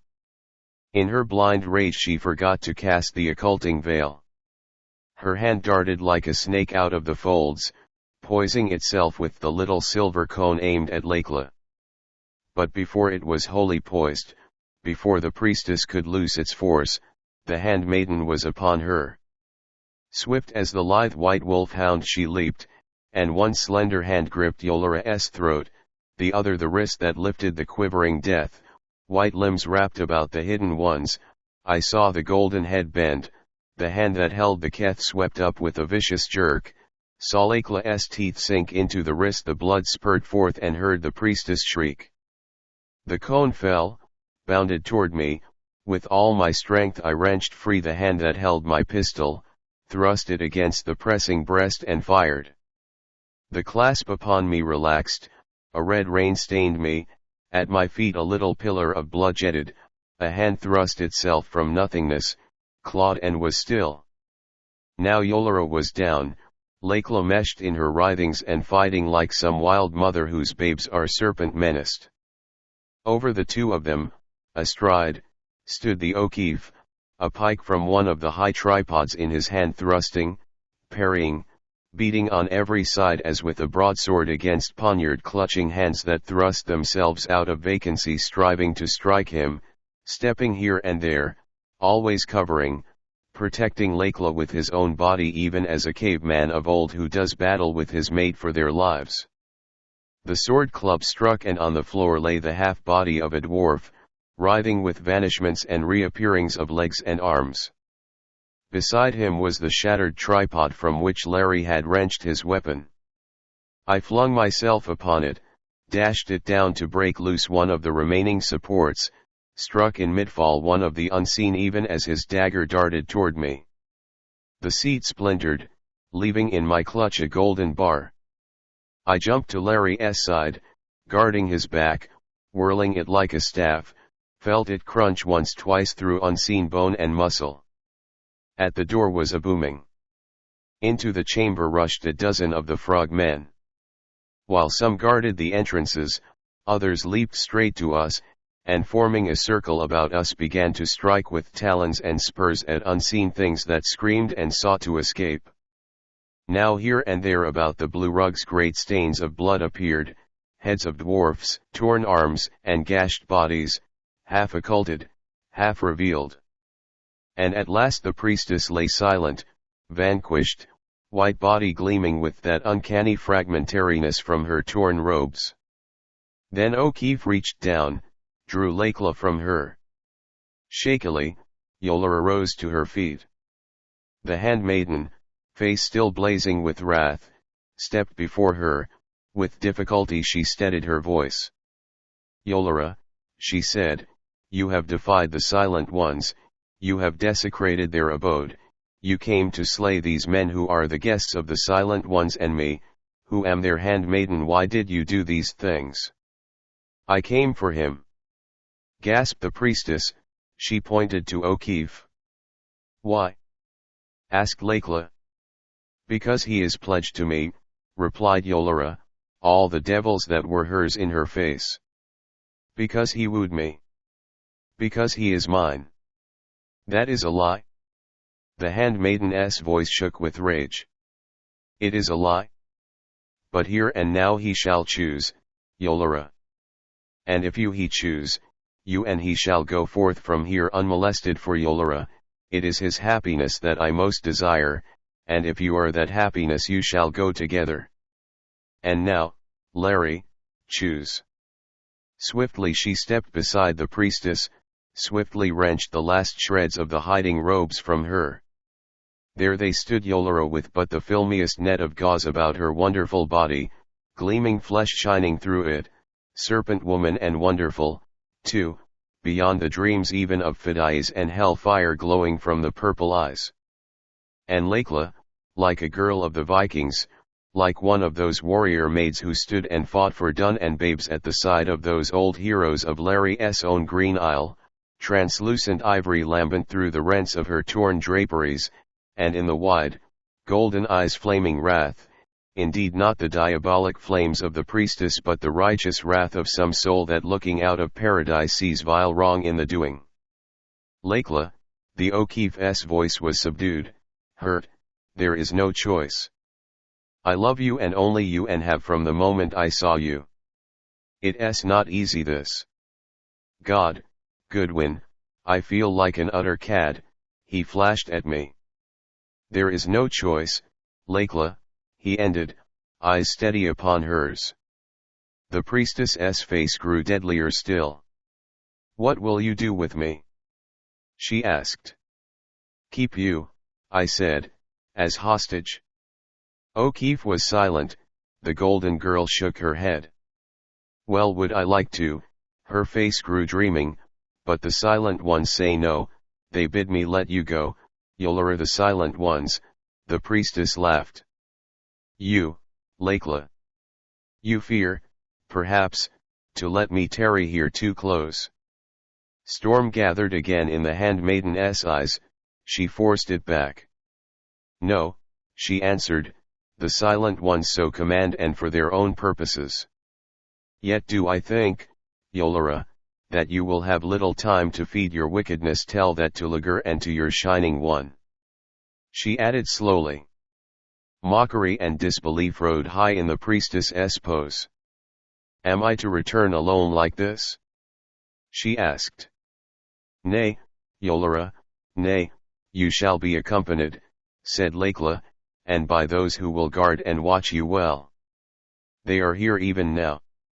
The hangings parted, and into the chamber came Olaf and Rader.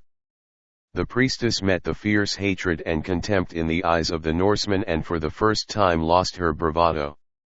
Let not him go with me, she gasped, her eyes searched the floor frantically.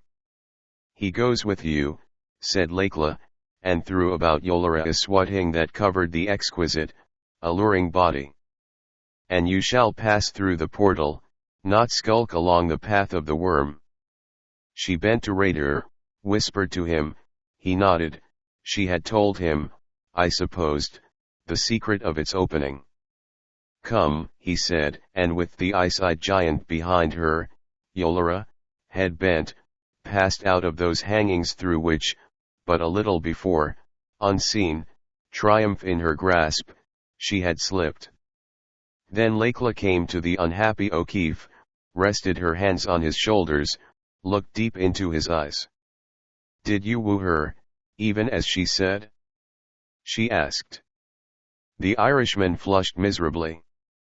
I did not, he said. I was pleasant to her, of course, because I thought it would bring me quicker to you, darlin'. She looked at him doubtfully. Then I think you must have been very pleasant, was all she said, and leaning, kissed him forgivingly straight on the lips. An extremely direct maiden was Lakela, with a truly sovereign contempt for anything she might consider non-essentials, and at this moment I decided she was wiser even than I had thought her. He stumbled, feet vanishing, reached down and picked up something that in the grasping turned his hand to air. One of the invisible cloaks, he said to me. There must be quite a lot of them about. I guess Yolora brought her full staff of murderers.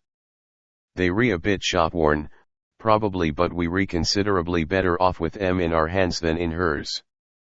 And they may come in handy, who knows? There was a choking rattle at my feet, half the head of a dwarf raised out of vacancy, beat twice upon the floor in death throes, fell back.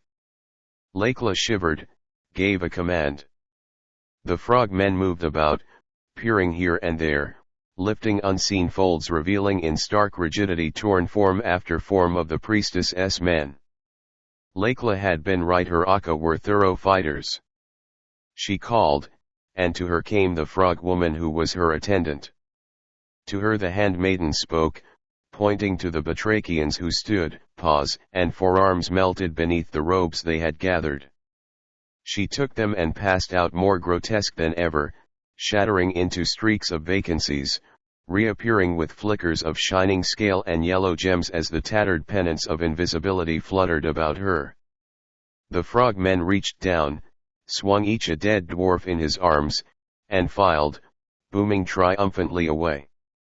And then I remembered the cone of the Keth which had slipped from Yolara's hand, knew it had been that for which her wild eyes searched. But look as closely as we might, search in every nook and corner as we did, we could not find it. Had the dying hand of one of her men clutched it, and had it been borne away with them? With the thought Larry and I raced after the scaled warriors, searched every body they carried. It was not there. Perhaps the priestess had found it, retrieved it swiftly without our seeing. Whatever was true, the cone was gone. And what a weapon that one little holder of the shaking death would have been for us. XXVIII. In the lair of the dweller it is with marked hesitation that I begin this chapter, because in it I must deal with an experience so contrary to every known law of physics as to seem impossible. Until this time, barring, of course, the mystery of the dweller, I had encountered nothing that was not susceptible of naturalistic explanation, nothing, in a word, outside the domain of science itself, nothing that I would have felt hesitancy in reciting to my colleagues of the International Association of Science. Amazing, unfamiliar, advanced as many of the phenomena were, still they lay well within the limits of what we have mapped as the possible, in regions, it is true, still virgin to the mind of man, but toward which that mind is steadily advancing. But this well, I confess that I have a theory that is naturalistic, but so abstruse, so difficult to make clear within the short confines of the space I have to give it, so dependent upon conceptions that even the highest trained scientific brains find difficult to grasp, that I despair. I can only say that the thing occurred, that it took place in precisely the manner I am about to narrate, and that I experienced it. Yet, in justice to myself, I must open up some paths of preliminary approach toward the heart of the perplexity. And the first path is the realization that our world, whatever it is certainly not the world as we see it.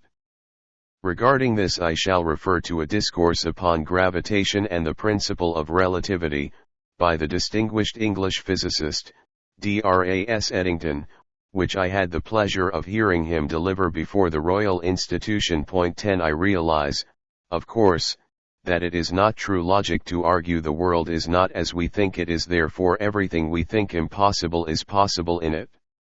Even if it be different, it is governed by law. The truly impossible is that which is outside law, and as nothing can be outside law, the impossible cannot exist.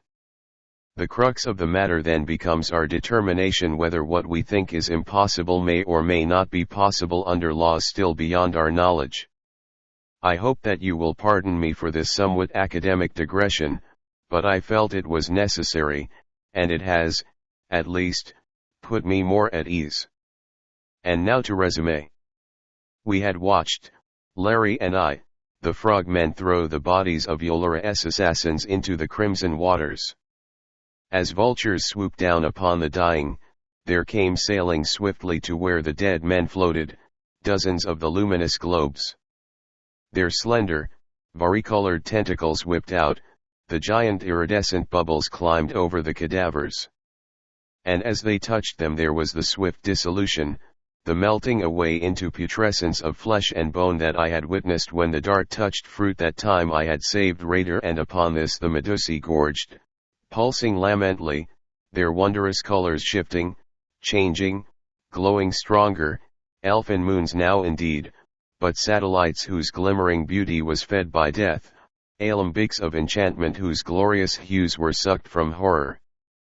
Sick, I turned away. O'Keefe, as pale as I, passed back into the corridor that had opened on the ledge from which we had watched, met Lakla hurrying toward us. Before she could speak there throbbed faintly about us a vast sighing. It grew into a murmur, a whispering, shook us, then passing like a presence, died away in far distance. "The portal has opened," said the handmaiden. A fainter sighing, like an echo of the other, mourned about us. "Yolara is gone," she said, "the portal is closed. Now must we hasten, for the three have commanded that you, Goodwin, and Larry and I tread that strange road of which I have spoken, and which Olaf may not take lest his heart break, and we must return ere he and Raider cross the bridge." Her hand sought Larry's. "Come," said Lakla, and we walked on, down and down through hall after hall, flight upon flight of stairways. Deep, deep indeed, we must be beneath the domed castle. Lakla paused before a curved, smooth breast of the crimson stone rounding gently into the passage. She pressed its side, it revolved, we entered, it closed behind us. The room, the hollow in which we stood, was faceted like a diamond, and like a cut brilliant its sides glistened though dully. Its shape was a deep oval, and our path dropped down to a circular polished base, roughly 2 yards in diameter. Glancing behind me, I saw that in the closing of the entrance there had been left no trace of it save the steps that led from where that entrance had been, and as I looked these steps turned, leaving us isolated upon the circle, only the faceted walls about us, and in each of the gleaming faces the three of us reflected dimly. It was as though we were within a diamond egg whose graven angles had been turned inward. But the oval was not perfect. At my right a screen cut it, a screen that gleamed with fugitive, fleeting luminescences stretching from the side of our standing place up to the tip of the chamber, slightly convex and crisscrossed by millions of fine lines like those upon a spectroscopic plate, but with this difference that within each line I sensed the presence of multitudes of finer lines, dwindling into infinitude, ultramicroscopic, traced by some instrument compared to whose delicacy our finest tool would be as a crowbar to the needle of a micrometer. A foot or two from it stood something like the standee of a compass, bearing, like it, a cradled dial under whose crystal ran concentric rings of prisoned, lambent vapors, faintly blue. From the edge of the dial jutted a little shelf of crystal, a keyboard, in which were cut 8 small cups. Within these cups the handmaiden placed her tapering fingers. She gazed down upon the disk, pressed a digit, and the screen behind us slipped noiselessly into another angle. "Put your arm around my waist, Larry, darlin', and stand close," she murmured. "You, Goodwin, place your arm over my shoulder." Wondering, I did as she bade. She pressed other fingers upon the shelf's indentations. 3 of the rings of vapor spun into intense light, raced around each other. From the screen behind us grew a radiance that held within itself all spectrums, not only those seen, but those unseen by man's eyes. It waxed brilliant and ever more brilliant, all suffusing, passing through me as day streams through a window pane. The enclosing facets burst into a blaze of coruscations, and in each sparkling panel I saw our images, shaken and torn like pennants in a whirlwind. I turned to look, was stopped by the handmaiden's swift command, "Turn not on your life." The radiance behind me grew, was a rushing tempest of light in which I was but the shadow of a shadow. I heard, but not with my ears, nay with mind itself, a vast roaring, an ordered tumult of sound that came hurling from the outposts of space, approaching rushing hurricane out of the heart of the cosmos, closer, closer. It wrapped itself about us with unearthly mighty arms. And brilliant, ever more brilliant, streamed the radiance through us. The faceted walls dimmed, in front of me they melted, diaphanously, like a gelatinous wall in a blast of flame. Through their vanishing, under the torrent of driving light, the unthinkable, impalpable tornado, I began to move, slowly then ever more swiftly. Still the roaring grew, the radiance streamed ever faster we went. Cutting down through the length, the extension of me, dropped a wall of rock, foreshortened, clenched close. I caught a glimpse of the elfin gardens, they whirled, contracted, into a thin slice of color that was a part of me, another wall of rock shrinking into a thin wedge through which I flew, and that at once took its place within me like a card slipped beside those others. Flashing around me, and from Lakeland and O'Keefe, were nimbuses of flickering scarlet flames. And always the steady hurling forward appallingly mechanical. Another barrier of rock, a gleam of white waters incorporating themselves into my drawing out even as were the flowered mosslands, the slicing, rocky walls, still another rampart of cliff, dwindling instantly into the vertical plane of those others. Our flight checked, we seemed to hover within, then to sway onward slowly, cautiously. A mist danced ahead of me, a mist that grew steadily thinner.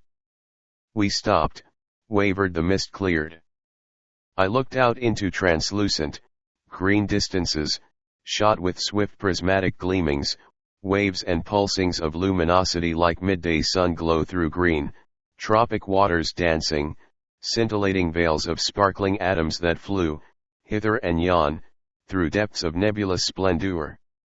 And Lakeland and Larry and I saw, like shadow shapes upon a smooth breast of stone 20 feet or more above the surface of this place, a surface spangled with tiny white blossoms gleaming wanly through creeping veils of phosphorescence like smoke of moon fire. We were shadows and yet we had substance, we were incorporated with, a part of, the rock, and yet we were living flesh and blood. We stretched, nor will I qualify this, we stretched through mile upon mile of space that weirdly enough gave at one and the same time an absolute certainty of immense horizontal lengths and a vertical concentration that contained nothing of length, nothing of space whatever. We stood there upon the face of the stone, and still we were here within the faceted oval before the screen of radiance. Steady. It was Lakeland's voice, and not beside me there, but at my ear close before the screen. Steady, Goodwin. And see. The sparkling haze cleared. Enormous reaches stretched before me. Shimmering up through them, and as though growing in some medium thicker than air, was mass upon mass of verdure, fruiting trees and trees laden with pale blossoms, arbors and bowers of pallid blooms, like that sea fruit of oblivion, grapes of lethe that cling to the tide-swept walls of the caverns of the Hebrides. Through them, beyond them, around and about them, drifted and eddied a horde great as that with which Tamerlane swept down upon Rome, vast as the myriads which Genghis Khan rolled upon the caliphs, men and women and children clothed in tatters, half-nude and wholly naked, slant-eyed Chinese, slow-eyed Malays, islanders black and brown and yellow, fierce-faced warriors of the Solomons with grizzled locks fantastically bedizened, Papuans, feline Javans, Dyaks of hill and shore, hook-nosed Phoenicians, Romans, straight-browed Greeks, and Vikings centuries beyond their lives, scores of the black-haired Murians, white faces of our own Westerners, men and women and children drifting, eddying, each stamped with that mingled horror and rapture, eyes filled with ecstasy and terror entwined, marked by God and devil in embrace, the seal of the Shining One, the dead alive, the lost ones, the loot of the dweller. Soul sick, I gazed. They lifted to us visages of dread, they swept down toward us, glaring upward, a bank against which other and still other waves of faces rolled, were checked, paused, until as far as I could see, like billows piled upon an ever-growing barrier, they stretched beneath us, staring. Now there was a movement far, far away, a concentrating of the Lamin Sea, the dead alive swayed, oscillated, separated, forming a long lane against whose outskirts they crowded with avid, hungry insistence. First only a luminous cloud, then a whirling pillar of splendors. Through the lane came the Shining One.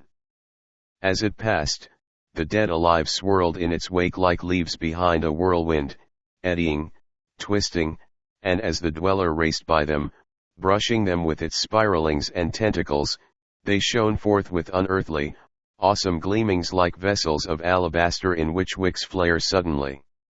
And when it had passed they closed behind it, staring up at us once more. The dweller paused beneath us. Out of the drifting ruck swam the body of Throckmortin. Throckmortin, my friend, to find whom I had gone to the pallid moon door, my friend whose call I had so laggardly followed. On his face was the dweller's dreadful stamp, the lips were bloodless, the eyes were wide, lucent, something like pale, phosphorescence gleaming within them and soulless. He stared straight up at me, unwinking, unrecognizing. Pressing against his side was a woman, young and gentle, and lovely even through the mask that lay upon her face. And her wide eyes, like Throckmortin's, glowed with the lurking, unholy fires. She pressed against him closely, though the hordes kept up the faint churning, these two kept ever together, as though bound by unseen fetters. And I knew the girl for Edith, his wife, who in vain effort to save him had cast herself into the dweller's embrace. Throckmortin! I cried. Throckmortin! I am here. Did he hear? I know now, of course, he could not. But then I waited, hope striving to break through the nightmare hands that gripped my heart. Their wide eyes never left me. There was another movement about them, others pushed past them, they drifted back, swaying, eddying and still staring, were lost in the awful throng. Vainly I strained my gaze to find them again, to force some sign of recognition, some awakening of the clean life we know. But they were gone. Try as I would, I could not see them, nor Stanton and the northern woman named Thora, who had been the first of that tragic party to be taken by the dweller. Throckmortin! I cried again, despairingly. My tears blinded me. I felt Lakla's light touch. Steady, she commanded, pitifully. Steady, Goodwin. You cannot help them now. Steady and watch. Below us the Shining One had paused, spiraling, swirling, vibrant with all its transcendent, devilish beauty, had paused and was contemplating us.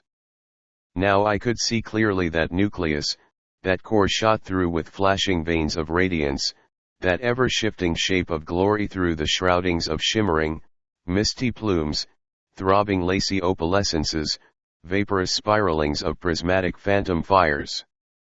Steady over it hung the 7 little moons of amethyst, of saffron, of emerald, and azure and silver, of rose of life and moon white. They poised themselves like a diadem, calm, serene, immobile, and down from them into the dweller, piercing plumes and swirls and spirals, ran countless tiny strands, radiations, finer than the finest spun thread of spider's web, gleaming filaments through which seemed to run power from the 7 globes, like, yes, that was it, miniatures of the 7 torrents of moon flame that poured through the septichromatic, high crystals in the moon pool's chamber roof. Swam out of the coruscating haze the face, both of man and of woman. It was like some ancient, androgynous deity of Etruscan fanes long dust, and yet neither woman nor man, human and unhuman, seraphic and sinister, benign and malefic, and still no more of these 4 than is flame, which is beautiful whether it warms or devours, or wind whether it feathers the trees or shatters them, or the wave which is wondrous whether it caresses or kills. Subtly, undefinably, it was of our world and of one not ours. Its lineaments flowed from another sphere, took fleeting familiar form, and as swiftly withdrew whence they had come, something amorphous, unearthly, as of unknown, unheeding, unseen gods rushing through the depths of star-hung space, and still of our own earth, with the very soul of earth peering out from it, caught within it and in some unholy way debased. It had eyes that were now only shadows darkening within its luminosity like veils falling, and falling, opening windows into the unknowable, deepening into softly glowing blue pools, blue as the moon pool itself, then flashing out, and this only when the face bore its most human resemblance, into twin stars large almost as the crown of little moons, and with that same baffling suggestion of peepholes into a world untrodden, alien, perilous to man. Steady, came Lakla's voice, her body leaned against mine. I gripped myself, my brain steadied, I looked again. And I saw that of body, at least body as we know it, the shining one had nothing but the throbbing, pulsing core streaked with lightning veins of rainbows, and around this, never still, sheathing it, the swirling, glorious veilings of its hell and heaven-born radiance. So the dweller stood and gazed. Then up toward us swept a reaching, questing spiral. Under my hand Lakla's shoulder quivered, dead alive, and their master vanished. I danced, flickered, within the rock, felt a swift sense of shrinking, of withdrawal, slice upon slice the carded walls of stone, of silvery waters, of elfin gardens slipped from me as cards are withdrawn from a pack, one by one slipped, wheeled, flattened, and lengthened out as I passed through them, and they passed from me. Gasping, shaken, weak, I stood within the faceted oval chamber, arm still about the handmaiden's white shoulder, Larry's hand still clutching her girdle. The roaring, impalpable gale from the cosmos was retreating to the outposts of space was still, the intense, streaming, flooding radiance lessened died. Now have you beheld, said Lakla, and well you trod the road. And now shall you hear, even as the silent ones have commanded, what the shining one is and how it came to be. The steps flashed back, the doorway into the chamber opened. Larry as silent as we followed her through it. XXIX the shaping of the shining one we reached what I knew to be Lakla's own boudoir, if I may so call it. Smaller than any of the other chambers of the domed castle in which we had been, its intimacy was revealed not only by its faint fragrance but by its high mirrors of polished silver and various oddly wrought articles of the feminine toilet that lay here and there, things I afterward knew to be the work of the artisans of the Aka, and no mean metal workers were they. One of the window slits dropped almost to the floor, and at its base was a wide, comfortably cushioned seat commanding a view of the bridge and of the cavern ledge. To this the handmaiden beckoned us, sank upon it, drew Larry down beside her and motioned me to sit close to him. Now this, she said, is what the silent ones have commanded me to tell you to you Larry, that knowing you may weigh all things in your mind and answer as your spirit bids you a question that the three will ask, and what that is I know not, she murmured, and I, they say, must answer, too, and it frightens me. The great golden eyes widened, darkened with dread, she sighed, shook her head impatiently. Not like us, and never like us, she spoke low, wonderingly, the silent ones say were they. Nor were those from which they sprang like those from which we have come. Ancient, ancient beyond thought are the Tathu, the race of the silent ones.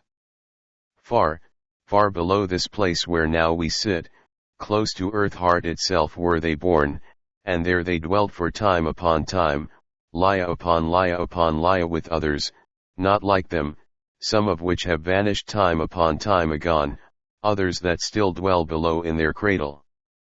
It is hard, she hesitated, hard to tell this that slips through my mind because I know so little that even as the three told it to me it passed from me for lack of place to stand upon, she went on, quaintly. Something there was of time when earth and sun were but cold mists in the heavens, something of these mists drawing together, whirling, whirling, faster and faster drawing as they whirled, more and more of the mists growing larger, growing warm, forming at last into the globes they are, with others spinning around the sun, something of regions within this globe where vast fire was prisoned and bursting forth tore and rent the young orb of one such bursting forth that sent what you call moon flying out to company us, and left behind those spaces whence we now dwell, and of life particles that here and there below grew into the race of the silent ones, and those others but not the Akka which, like you, they say came from above, and all this I do not understand, do you, Goodwin? She appealed to me. I nodded, for what she had related so fragmentarily was in reality an excellent approach to the Chamberlain-Moulton theory of a coalescing nebula contracting into the Sun and its planets. Astonishing was the recognition of this theory. Even more so was the reference to the life particles, the idea of Arrhenios, the great Swede, of life starting on Earth through the dropping of minute, life spores, propelled through space by the driving power of light and, encountering favorable environment here, developing through the vast ages into man and every other living thing we know. 11 Nor was it incredible that in the ancient nebula that was the matrix of our solar system similar, or rather dissimilar, particles in all but the subtle essence we call life, might have become entangled and, resisting every cataclysm as they had resisted the absolute zero of outer space, found in these cavern spaces their proper environment to develop into the race of the Silent Ones, and only they could tell what else. They say, the handmaiden's voice was surer, they say that in their cradle near Earth's heart they grew untroubled by the turmoil and disorder which flayed the surface of this globe.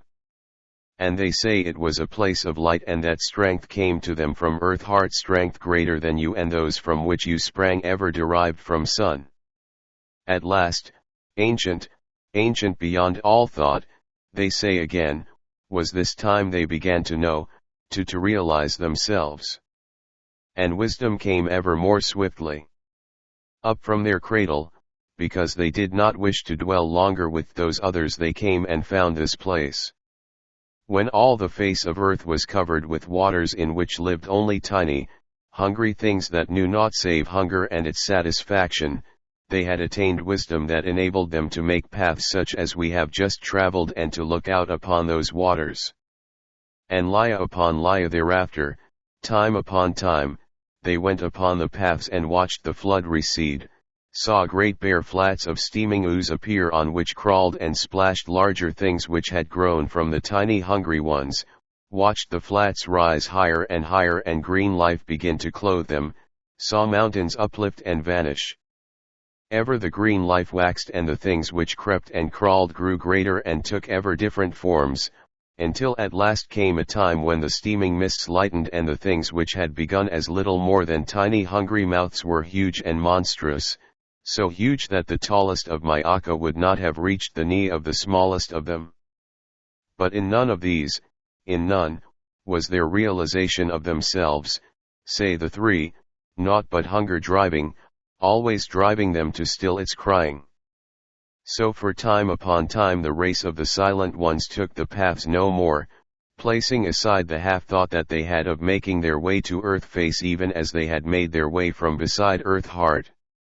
They turned wholly to the seeking of wisdom, and after other time on time they attained that which killed even the faintest shadow of the half-thought.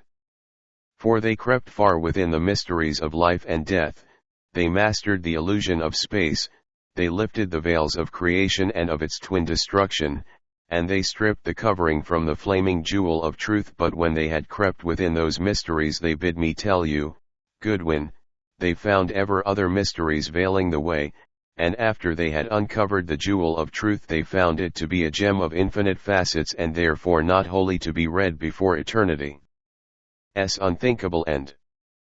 And for this they were glad, because now throughout eternity might they and theirs pursue knowledge over ways illimitable. They conquered light that sprang at their bidding from the nothingness that gives birth to all things, and in which lie all things that are, have been, and shall be, light that streamed through their bodies cleansing them of all dross, light that was food and drink, light that carried their vision afar or bore to them images out of space, opening many windows through which they gazed down upon life on thousands upon thousands of the rushing worlds, light that was the flame of life itself, and in which they bathed, ever renewing their own. They set radiant lamps within the stones, and of black light they wove the sheltering shadows and the shadows that slay. Arose from this people those three, the Silent Ones. They led them all in wisdom, so that in the three grew pride. And the three built them this place in which we sit, and set the portal in its place, and withdrew from their kind to go alone into the mysteries and to map alone the facets of truth jewel. Then there came the ancestors of the Aka, not as they are now, and glowing but faintly within them the spark of self-realization. And the Tathu, seeing this spark, did not slay them. But they took the ancient, long untrodden paths and looked forth once more upon earth face. Now on the land were vast forests and a chaos of green life. On the shores things scaled and fanged, fought, and devoured each other, and in the green life moved bodies great and small that slew and ran from those that would slay. They searched for the passage through which the Aka had come and closed it. Then the three took them and brought them here, and taught them and blew upon the spark until it burned ever stronger, and in time they became much as they are now, my Aka. The three took counsel after this and said, we have strengthened life in these until it has become articulate, shall we not create life? Again she hesitated, her eyes rapt, dreaming. The three are speaking, she murmured. They have my tongue, and certainly, with an ease and rapidity as though she were but a voice through which minds far more facile, more powerful poured their thoughts, she spoke. Yeah, the golden voice was vibrant. We said that what we would create should be of the spirit of life itself, speaking to us with the tongues of the far-flung stars, of the winds, of the waters, and of all upon and within these. Upon that universal matrix of matter, that mother of all things that you name the ether, we labored. Think not that her wondrous fertility is limited by what ye see on earth or what has been on earth from its beginning. Infinite, infinite are the forms the mother bears, and countless are the energies that are part of her. By our wisdom we had fashioned many windows out of our abode, and through them we stared into the faces of myriads of worlds, and upon them all were the children of ether, even as the worlds themselves were her children. Watching we learned, and learning we formed that yet term the dweller, which those without name the shining one. Within the universal mother we shaped it, to be a voice to tell us her secrets, a lamp to go before us lighting the mysteries. Out of the ether we fashioned it, giving it the soul of light that still ye know not, nor perhaps ever may know, and with the essence of life that ye saw blossoming deep in the abyss, and that is the pulse of earth heart, we filled it. And we wrought with pain and with love, with yearning, and with scorching pride, and from our travail came the shining one, our child. There is an energy beyond and above ether, a purposeful, sentient force that laps like an ocean the furthest flung star, that transfuses all that ether bears, that sees, and speaks and feels in us and in you, that is incorporate in beast and bird and reptile, in tree and grass and all living things, that sleeps in rock and stone, that finds sparkling tongue in jewel and star and in all dwellers within the firmament. And this ye call consciousness. We crown the shining one with the 7 orbs of light, which are the channels between it and the sentience we sought to make articulate, the portals through which flow its currents, and so flowing, become chode, vocal, self-realizant within our child.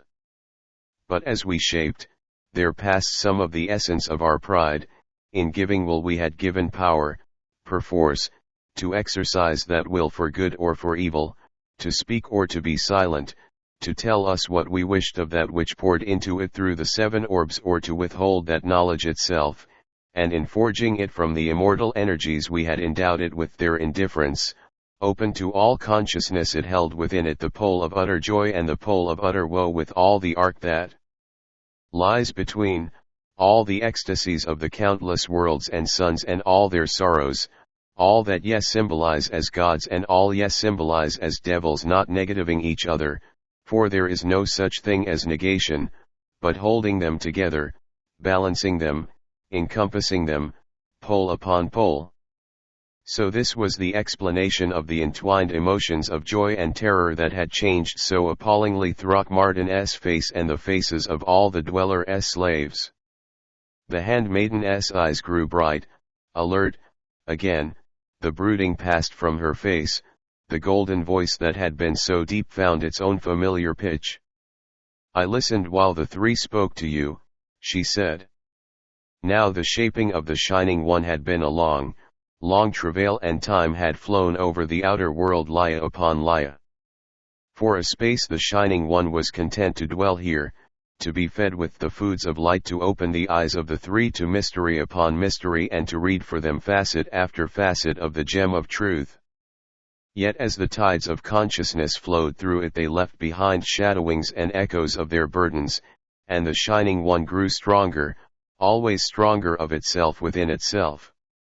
Its will strengthened, and now not always was it the will of the three, and the pride that was woven in the making of it waxed, while the love for them that its creators had set within it waned. Not ignorant were the Tathu of the work of the three. First there were a few, then more and more, who coveted the Shining One, and who would have had the three share with them the knowledge it drew in for them. But the silent ones in their pride would not. There came a time when its will was now all its own, and it rebelled, turning its gaze to the wider spaces beyond the portal, offering itself to the many there who would serve it, tiring of the three, their control and their abode. Now the Shining One has its limitations, even as we. Over water it can pass, through air and through fire, but pass it cannot, through rock or metal. So it sent a message, how I know not, to the Tathu who desired it, whispering to them the secret of the portal.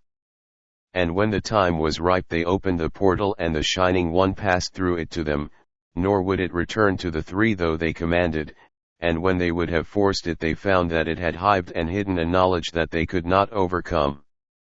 Yet by their arts the three could have shattered the 7 shining orbs, but they would not, because they loved it. Those to whom it had gone built for it that place I have shown you, and they bowed to it and drew wisdom from it.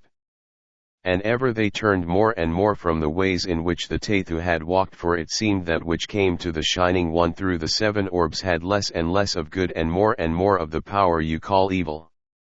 Knowledge it gave and understanding, yes, but not that which, clear and serene, lights the paths of right wisdom, rather were they flares pointing the dark roads that lead to the ultimate evil. Not all of the race of the three followed the counsel of the Shining One. There were many, many, who would have none of it nor of its power. So were the Tathu split, and to this place where there had been none, came hatred, fear, and suspicion. Those who pursued the ancient ways went to the three and pleaded with them to destroy their work, and they would not, for still they loved it. Stronger grew the dweller, and less did it lay before its worshippers, for now so they had become the fruits of its knowledge, and it grew restless, turning its gaze upon earth face even as it had turned it from the three. It whispered to the Tathu to take again the paths and look out upon the world. Lo! Above them was a great fertile land on which dwelt an unfamiliar race, skilled in arts, seeking and finding wisdom mankind. Mighty builders were they, vast were their cities and huge their temples of stone. They called their lands Muria, and they worshipped a god Thanero whom they imagined to be the maker of all things, dwelling far away. They worshipped as closer gods, not indifferent but to be prayed to and to be propitiated, the moon and the sun, 2 kings they had, each with his council and his court. One was high priest to the moon and the other high priest to the sun. The mass of this people were black-haired, but the Sun King and his nobles were ruddy with hair like mine, and the Moon King and his followers were like Yolara or Lager.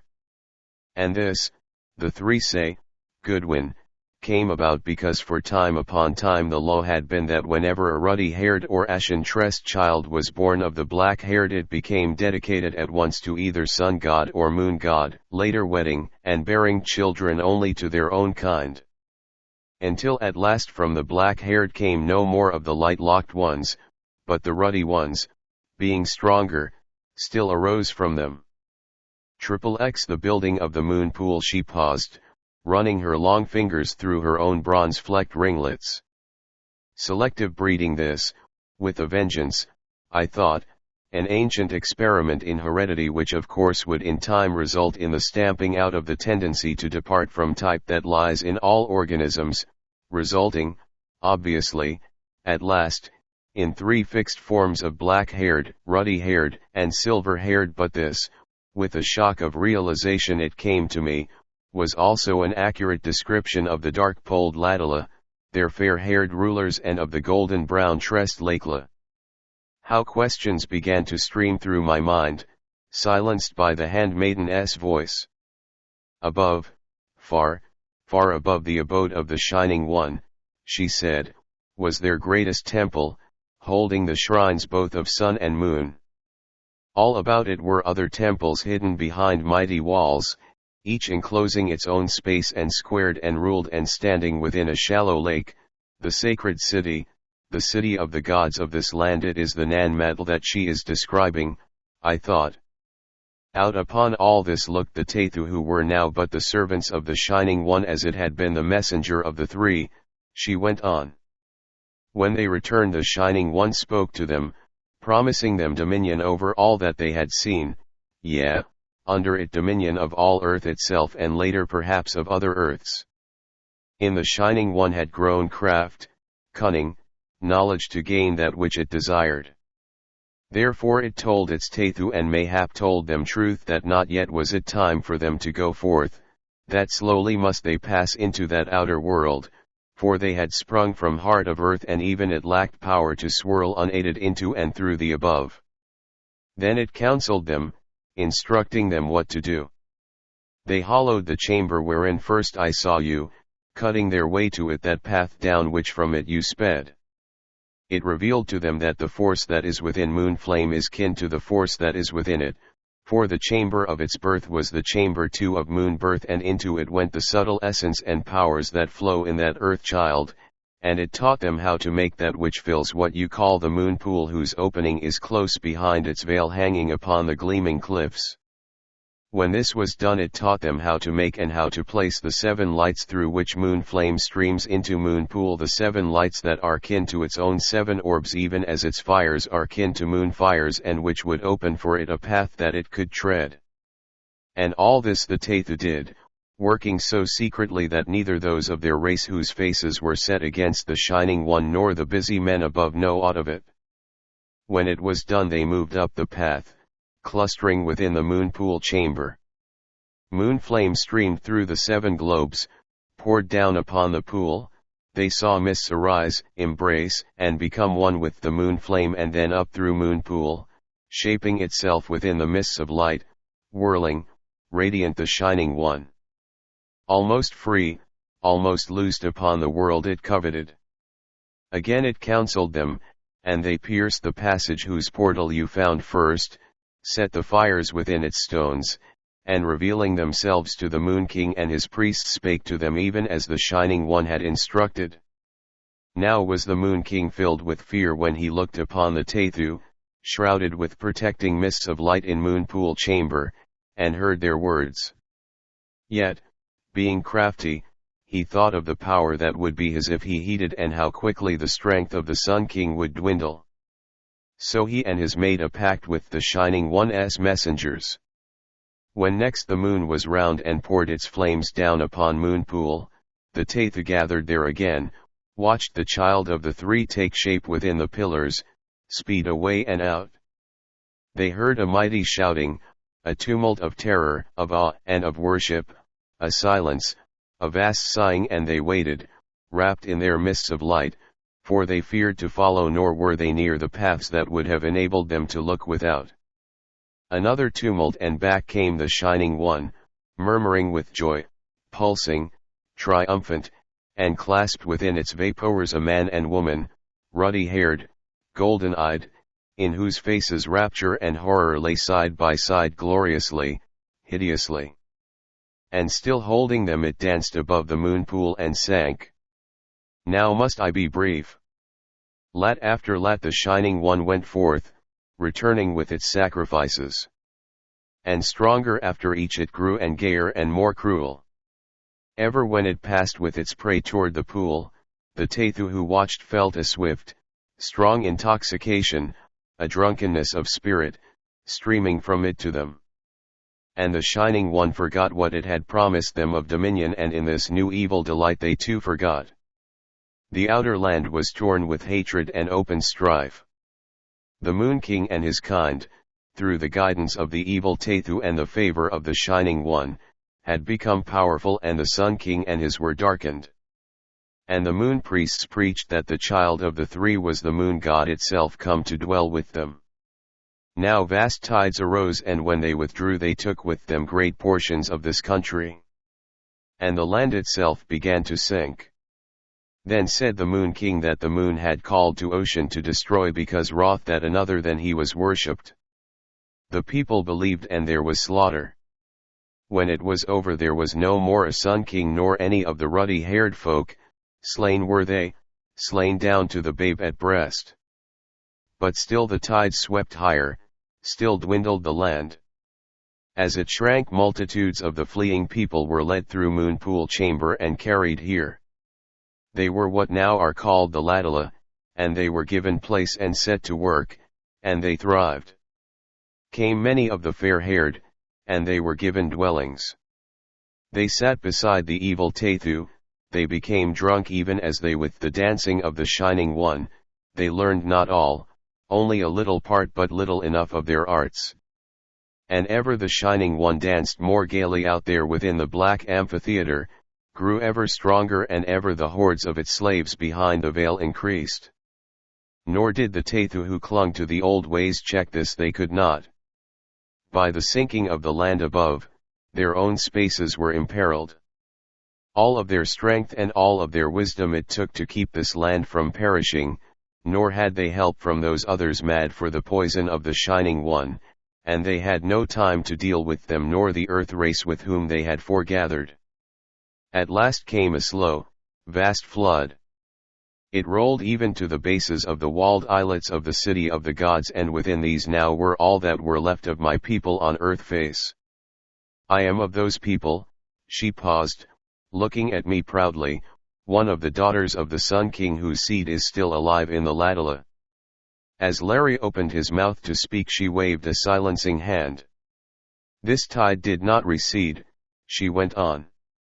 And after a time the remnant, the Moon King leading them, joined those who had already fled below. The rocks became still, the quakings ceased, and now those ancient ones who had been laboring could take breath. And anger grew within them as they looked upon the work of their evil kin. Again they sought the three, and the three now knew what they had done, and their pride was humbled. They would not slay the Shining One themselves, for still they loved it, but they instructed these others how to undo their work, how also they might destroy the evil Tethu were it necessary. Armed with the wisdom of the three they went forth, but now the Shining One was strong indeed. They could not slay it. Nay, it knew and was prepared, they could not even pass beyond its veil nor seal its abode. Ah, strong, strong, mighty of will, full of craft and cunning had the Shining One become. So they turned upon their kind who had gone astray and made them perish, to the last. The Shining One came not to the aid of its servants though they called, for within its will was the thought that they were of no further use to it, that it would rest a while and dance with them who had so little of the power and wisdom of its Tethu and therefore no reins upon it. And while this was happening, black-haired and fair-haired ran and hid and were but shaking vessels of terror. The ancient ones took counsel. This was their decision, that they would go from the gardens before the silver waters, leaving, since they could not kill it, the Shining One with its worshippers. They sealed the mouth of the passage that leads to the Moonpool Chamber, and they changed the face of the cliff so that none might tell where it had been. But the passage itself they left open, having foreknowledge, I think, of a thing that was to come to pass in the far future. Perhaps it was your journey here, my Larry and Goodwin. Verily I think so. And they destroyed all the ways save that which we three trod to the dweller's abode. For the last time they went to the three to pass sentence upon them. This was the doom, that here they should remain, alone, among the Aka, served by them, until that time dawned when they would have will to destroy the evil they had created and even now loved, nor might they seek death, nor follow their judges until this had come to pass. This was the doom they put upon the three for the wickedness that had sprung from their pride, and they strengthened it with their arts that it might not be broken. Then they passed to a far land they had chosen where the Shining One could not go, beyond the black precipices of Dul, a green land Ireland. Interrupted Larry, with conviction, I knew it. Since then time upon time had passed, she went on, unheeding. The people called this place Muria after their sunken land, and soon they forgot where had been the passage the Tathu had sealed. The Moon King became the voice of the dweller, and always with the voice is a woman of the Moon King's kin who is its priestess. And many have been the journeys upward of the Shining One, through the moon pool returning with still others in its coils. And now again has it grown restless, longing for the wider spaces. It has spoken to Yolara and to Lagur even as it did to the dead Tathu, promising them dominion. And it has grown stronger, drawing to itself power to go far on the moon stream where it will. Thus was it able to seize your friend, Goodwin, and Olaf's wife and babe and many more. Yolara and Lagur plan to open way to earth face, to depart with their court and under the Shining One grasp the world. And this is the tale the Silent Ones bade me tell you, and it is done. Breathlessly I had listened to the stupendous epic of a long-lost world. Now I found speech to voice the question ever with me, the thing that lay as close to my heart as did the welfare of Larry, indeed the whole object of my quest, the fate of Throckmortin and those who had passed with him into the dweller's lair, yes, and of Olaf's wife, too. Lakela, I said, the friend who drew me here and those he loved who went before him, can we not save them? The three say no, Goodwin. There was again in her eyes the pity with which she had looked upon Olaf. The Shining One feeds upon the flame of life itself, setting in its place its own fires and its own will. Its slaves are only shells through which it gleams. Death, say the three, is the best that can come to them, yet will that be a boon great indeed. But they have souls, Mavourneen, Larry said to her. And they re-alive still in a way. Anyhow, their souls have not gone from them. I caught a hope from his words, septic though I am holding that the existence of soul has never been proved by dependable laboratory methods, for they recalled to me that when I had seen Throckmortin, Edith had been close beside him. It was days after his wife was taken, that the dweller seized Throckmortin, I cried. How, if their wills, their life, were indeed gone, how did they find each other mid all that horde? How did they come together in the dweller's lair? I do not know, she answered, slowly. You say they loved, and it is true that love is stronger even than death. One thing I don't understand, this was Larry again, is why a girl like you keeps coming out of the black-haired crowd, so frequently, and one might say, so regularly, Lakela. Aren't there ever any red-headed boys, and if they are, what becomes of them? That, Larry, I cannot answer, she said, very frankly. There was a pact of some kind, how made or by whom I know not. But for long the Murians feared the return of the Tathu, and greatly they feared the three. Even the Shining One feared those who had created it for a time, and not even now is it eager to face them, that I know. Nor are Yolara and Lagur so sure. It may be that the three commanded it, but how or why I know not. I only know that it is true, for here am I, and from where else would I have come? From Ireland, said Larry O'Keefe, promptly. And that's where you re-going. For 'tis no place for a girl like you to have been brought up, Lakela, what with people like frogs, and a half-god 3/4 devil, and red oceans, and the only Irish things yourself and the Silent Ones up there, bless their hearts. It's no place for ye, and by the soul of St. Patrick, it's out of it soon ye'll be gettin'. Larry. Larry. If it had but been true, and I could see Lakela and you beside me now, XXXI Larry and the frogmen long had been her tale in the telling, and too long, perhaps, have I been in the repeating, but not every day are the mists rolled away to reveal undreamed secrets of earth youth.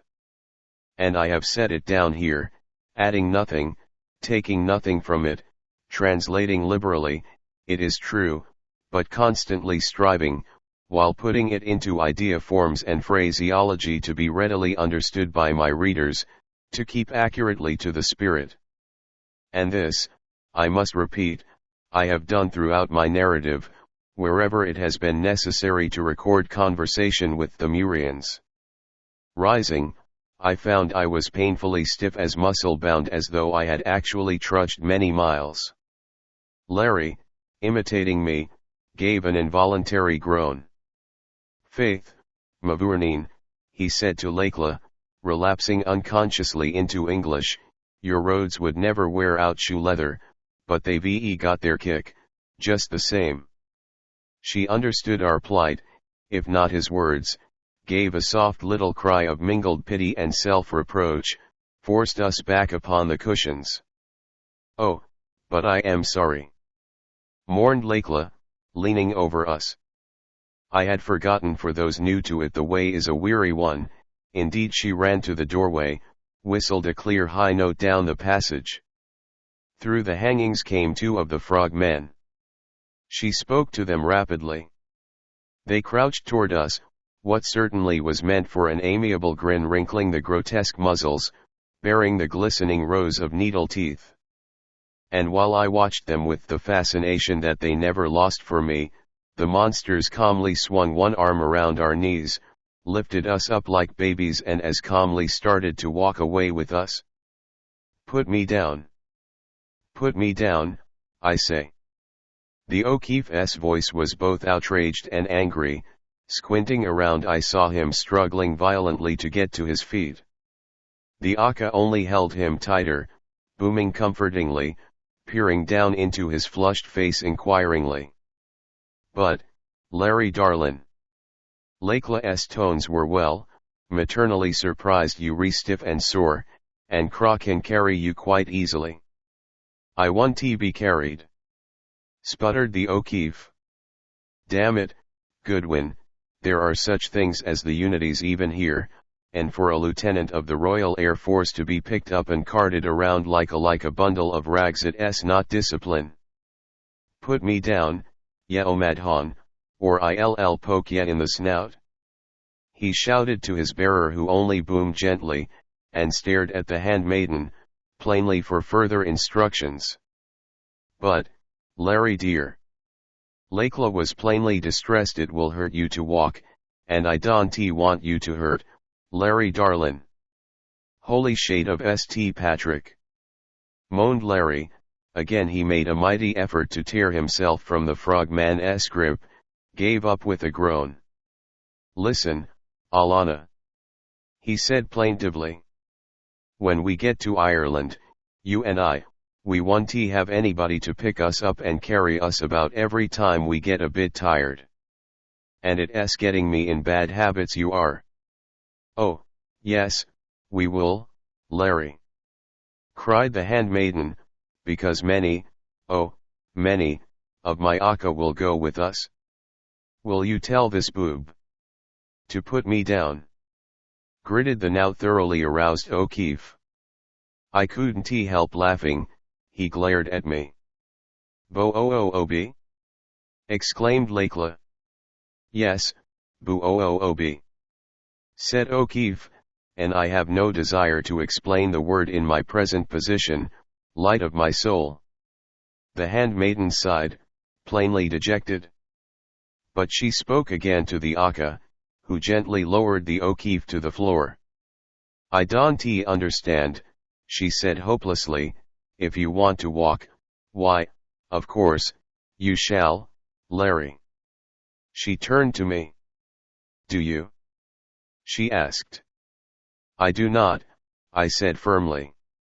"Well, then," murmured Lakla, "go you, Larry and Goodwin, with Craw and Guck, and let them minister to you. After, sleep a little, for not soon will Raider and Olaf return. And let me feel your lips before you go, Larry darlin'." She covered his eyes caressingly with her soft little palms, pushed him away. "Now go," said Lakla, "and rest." Unashamed, I lay back against the horny chest of Guk, and with a smile noticed that Larry, even if he had rebelled at being carried, did not disdain the support of Krah's shining, black-scaled arm which, slipping around his waist, half lifted him along. They parted a hanging and dropped us softly down beside a little pool, sparkling with the clear water that had heretofore been brought us in the wide basins. Then they began to undress us. And at this point the O'Keefe gave up. "Whatever they re going to do we can stop 'em, Doc," he moaned.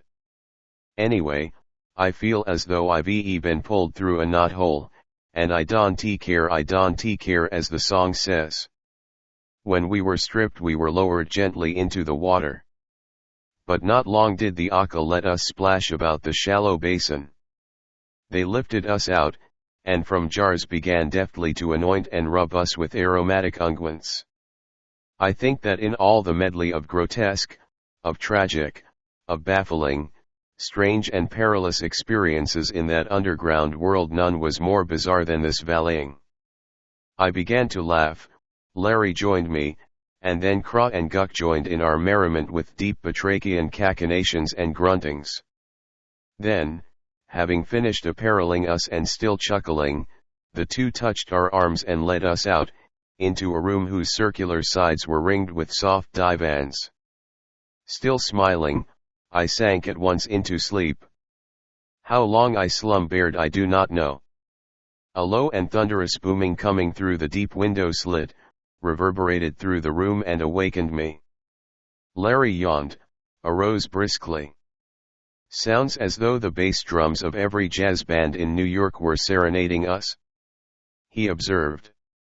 Simultaneously we sprang to the window, peered through. We were a little above the level of the bridge, and its full length was plain before us.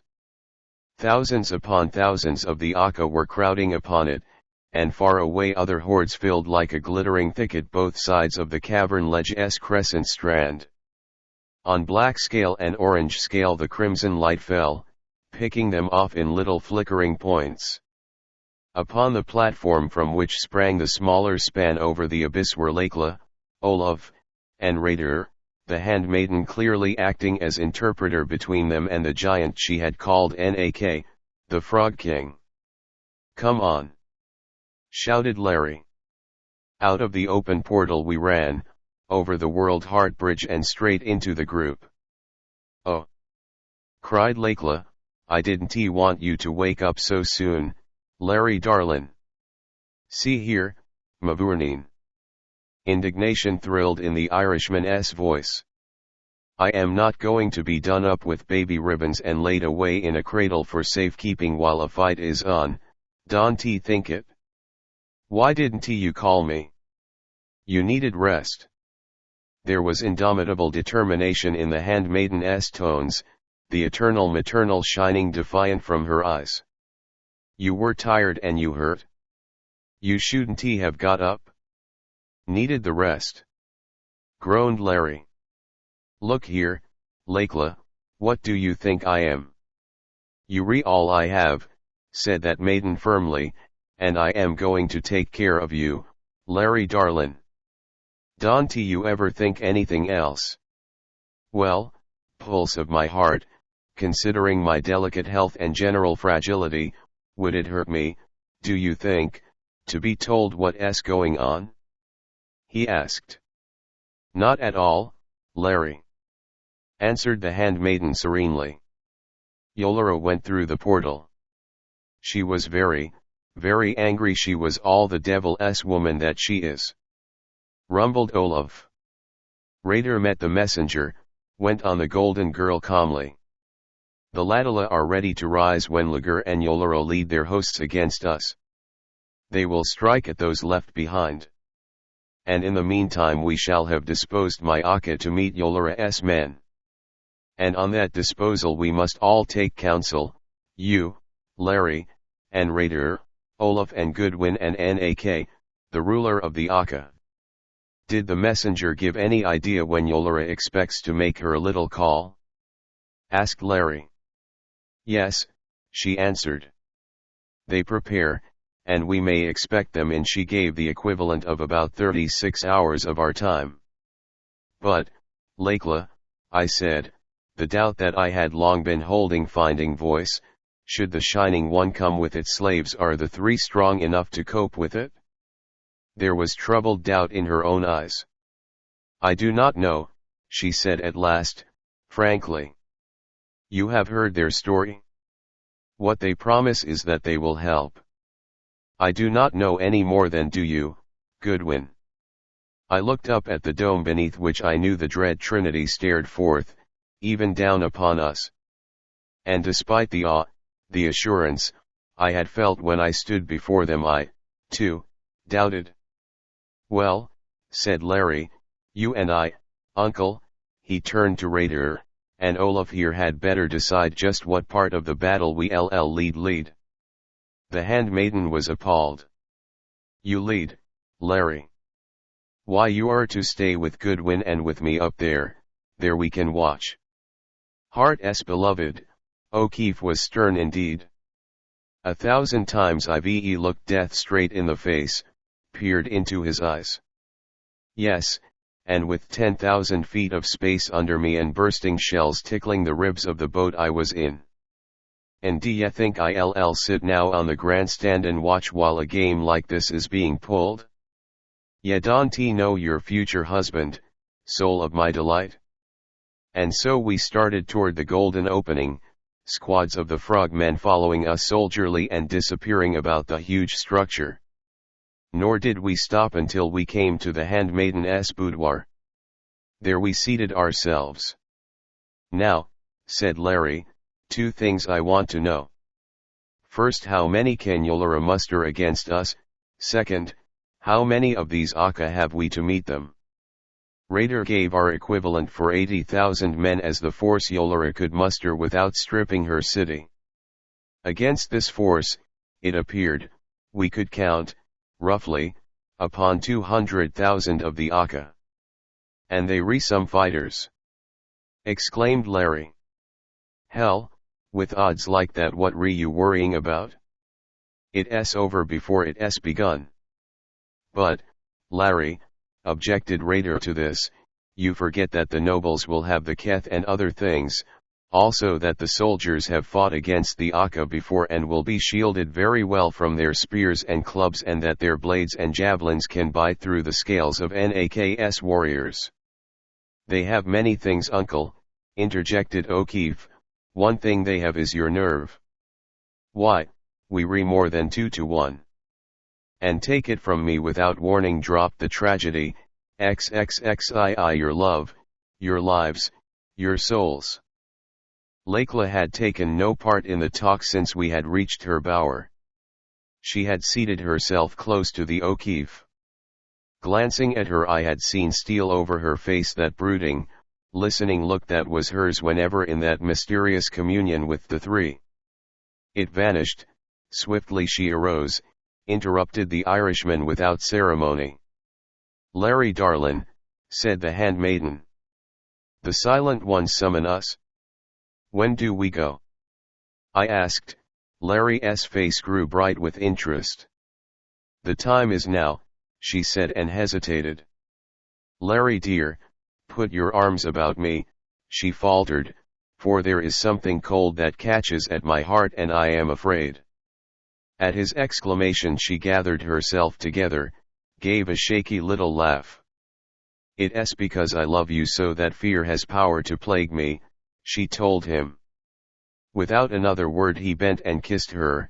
In silence we passed on, his arms still about her girdled waist, golden head and black close together. Soon we stood before the crimson slab that was the door to the sanctuary of the Silent Ones. She poised uncertainly before it, then with a defiant arching of the proud little head that sent all the bronze-flecked curls flying, she pressed. It slipped aside and once more the opalescence gushed out, flooding all about us. Dazzled as before, I followed through the lambent cascades pouring from the high, carved walls, paused, and my eyes clearing, looked up straight into the faces of the three. The angled orbs centered upon the handmaiden, softened as I had seen them do when first we had faced them. She smiled up, seemed to listen. "Come closer," she commanded, close to the feet of the silent ones. We moved, pausing at the very base of the dais. The sparkling mists thinned, the great heads bent slightly over us.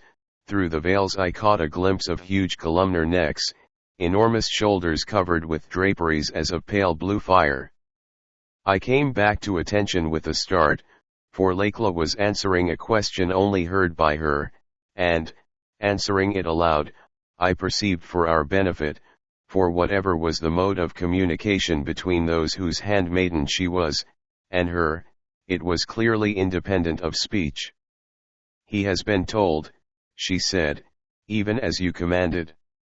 Did I see a shadow of pain flit across the flickering eyes? Wondering, I glanced at Lekla's face and there was a dawn of foreboding and bewilderment.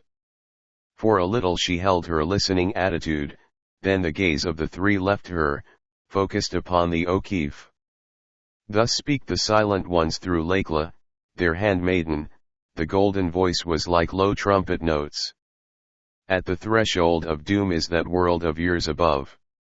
Yeah, even the doom, Goodwin, that ye dreamed and the shadow of which, looking into your mind they see, say the three.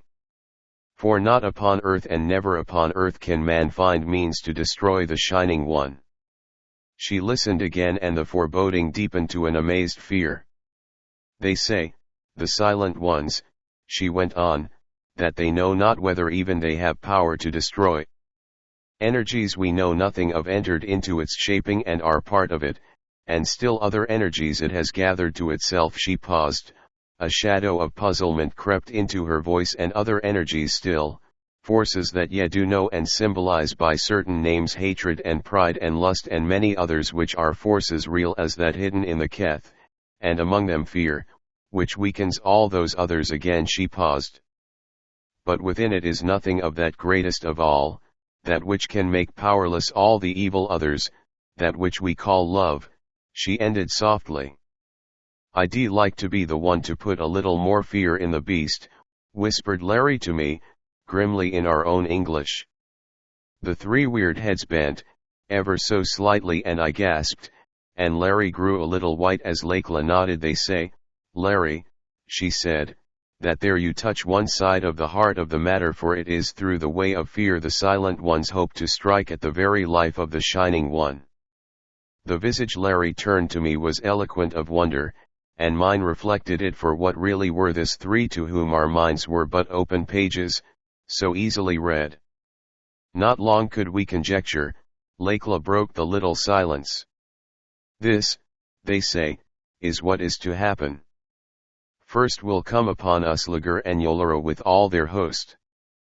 Because of fear the Shining One will lurk behind within its lair, for despite all, the Dweller does dread the three, and only them. With this host the Voice and the Priestess will strive to conquer. And if they do, then will they be strong enough, to destroy us all. For if they take the abode they banish from the Dweller all fear and sound the end of the three. Then will the Shining One be all free indeed, free to go out into the world, free to do there as it wills.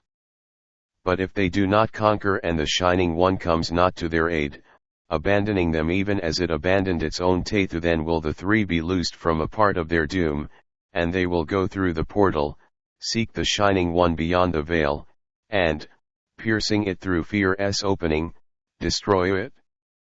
"That's quite clear," murmured the O'Keefe in my ear. "Weaken the morale then smash. I've seen it happen a dozen times in Europe. While they've got their nerve, there's not a thing you can do, get their nerve and not a thing can they do. And yet in both cases they re the same men." Lekla had been listening again. She turned, thrust out hands to Larry, a wild hope in her eyes and yet a hope half shamed. "They say," she cried, "that they give us choice. Remembering that your world doom hangs in the balance, we have choice to stay and help fight Yolara's armies, and they say they look not lightly on that help. Or choice to go, and if so be you choose the latter, then will they show another way that leads into your world. A flush had crept over the O'Keefe's face as she was speaking. He took her hands and looked long into the golden eyes. Glancing up, I saw the Trinity were watching them intently, imperturbably. "What do you say, Mavourneen?" asked Larry gently. The handmaiden hung her head, trembled. "Your words shall be mine, O one I love," she whispered. "So going or staying, I am beside you. And you, Goodwin?" He turned to me. I shrugged my shoulders. After all, I had no one to care. "It's up to you, Larry," I remarked, deliberately choosing his own phraseology. The O'Keefe straightened, squared his shoulders, gazed straight into the flame-flickering eyes. "We stick," he said briefly. Shamefacedly I recall now that at the time I thought this colloquialism not only irreverent, but in somewhat bad taste. I am glad to say I was alone in that bit of weakness. The face that Lakla turned to Larry was radiant with love, and although the shamed hope had vanished from the sweet eyes, they were shining with adoring pride. And the marble visages of the three softened, and the little flames died down.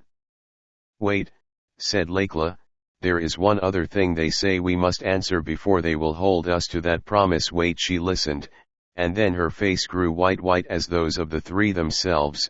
The glorious eyes widened, stark terror filling them, the whole lithe body of her shook like a reed in the wind. "Not that?" she cried out to the three. "Oh, not that. Not Larry. Let me go even as you will, but not him." She threw up frantic hands to the woman being of the Trinity. "Let me bear it alone," she wailed. "Alone, mother? Mother?" The three bent their heads toward her, their faces pitiful, and from the eyes of the woman one rolled tears. Larry leaped to Lakla's side. "Mavourneen," he cried. "Sweetheart, what have they said to you?" He glared up at the silent ones, his hand twitching toward the high-hung pistol holster.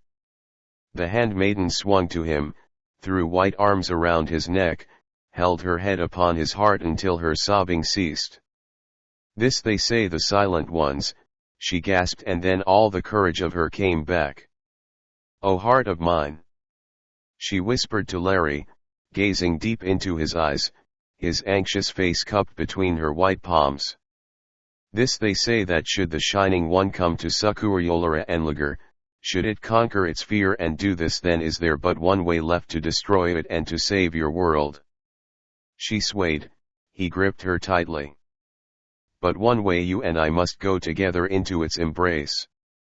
Yeah, we must pass within it, loving each other, loving the world, realizing to the full all that we sacrifice, and sacrificing all, our love, our lives, perhaps even that you call soul, O loved one, must give ourselves all to the Shining One gladly, freely, our love for each other flaming high within us, that this curse shall pass away.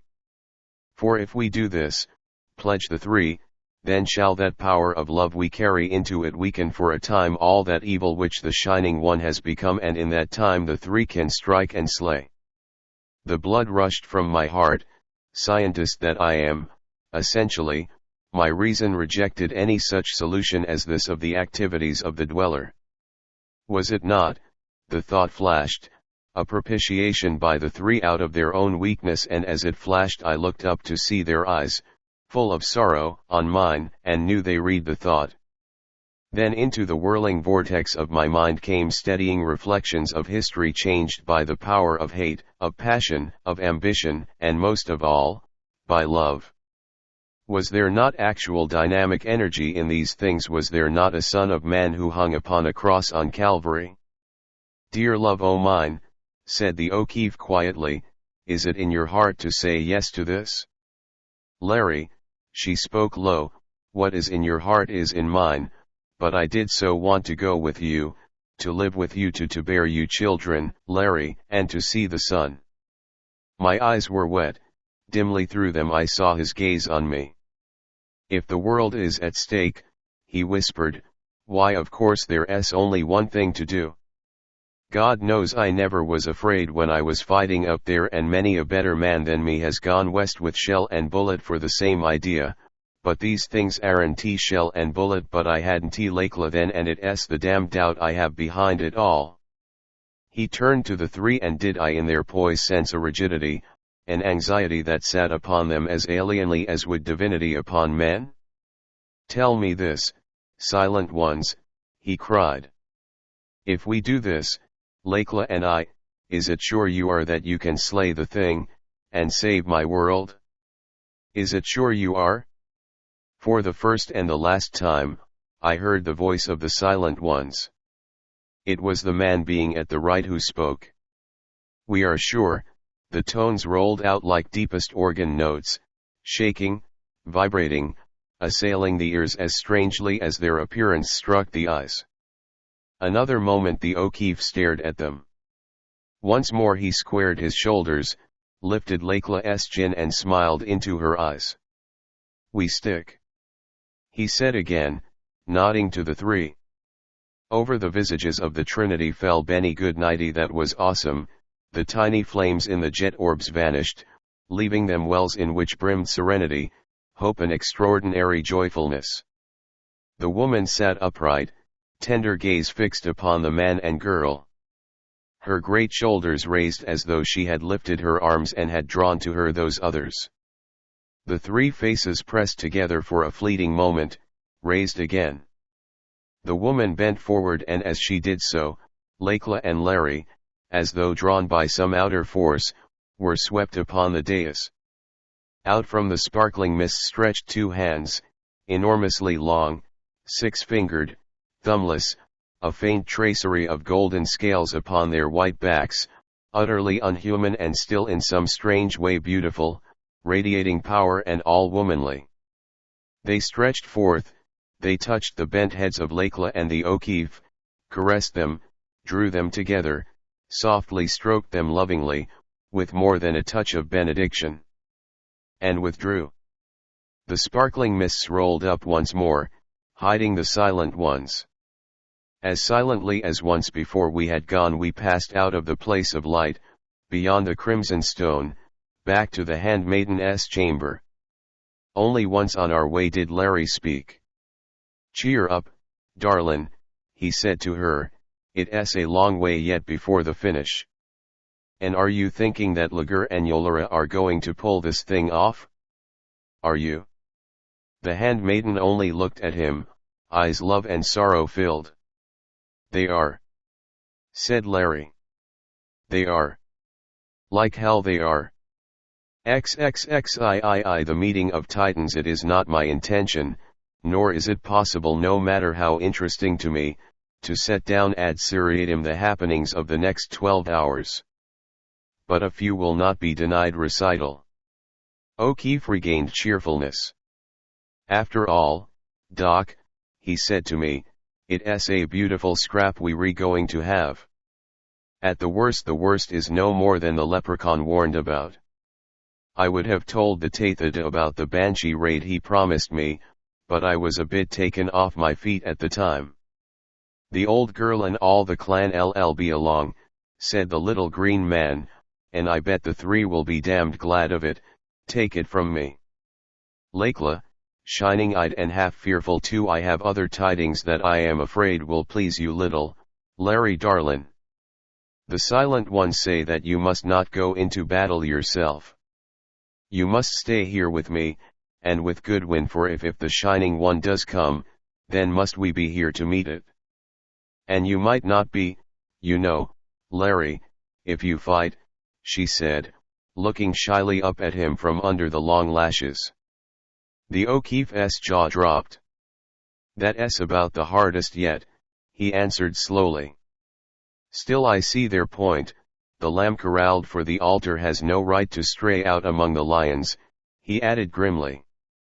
Don't worry, sweet, he told her. As long as I've sat in the game I'll stick to the rules.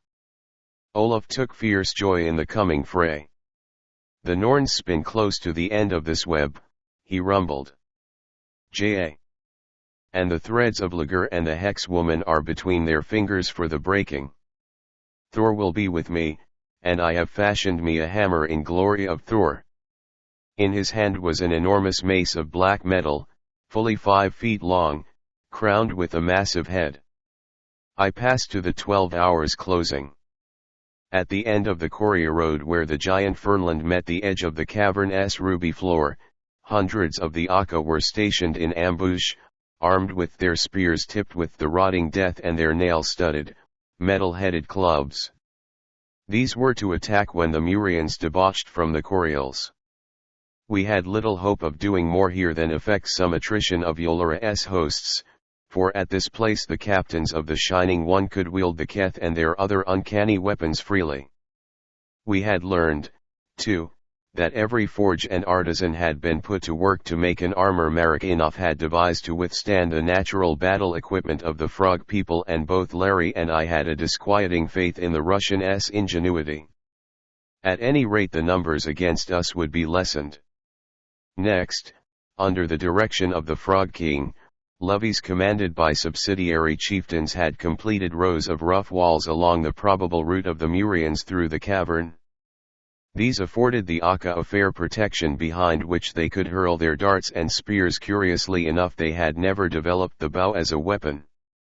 At the opening of the cavern a strong barricade stretched almost to the two ends of the crescent strand, almost, I say, because there had not been time to build it entirely across the mouth. And from edge to edge of the Titanic bridge, from where it sprang outward at the shore of the Crimson Sea to 100 feet away from the golden door of the abode, barrier after barrier was piled. Behind the wall defending the mouth of the cavern, waited other thousands of the Aka.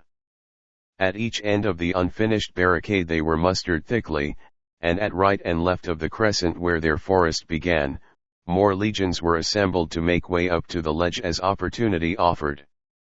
Rank upon rank they manned the bridge barriers, they swarmed over the pinnacles and in the hollows of the island's ragged outer lip.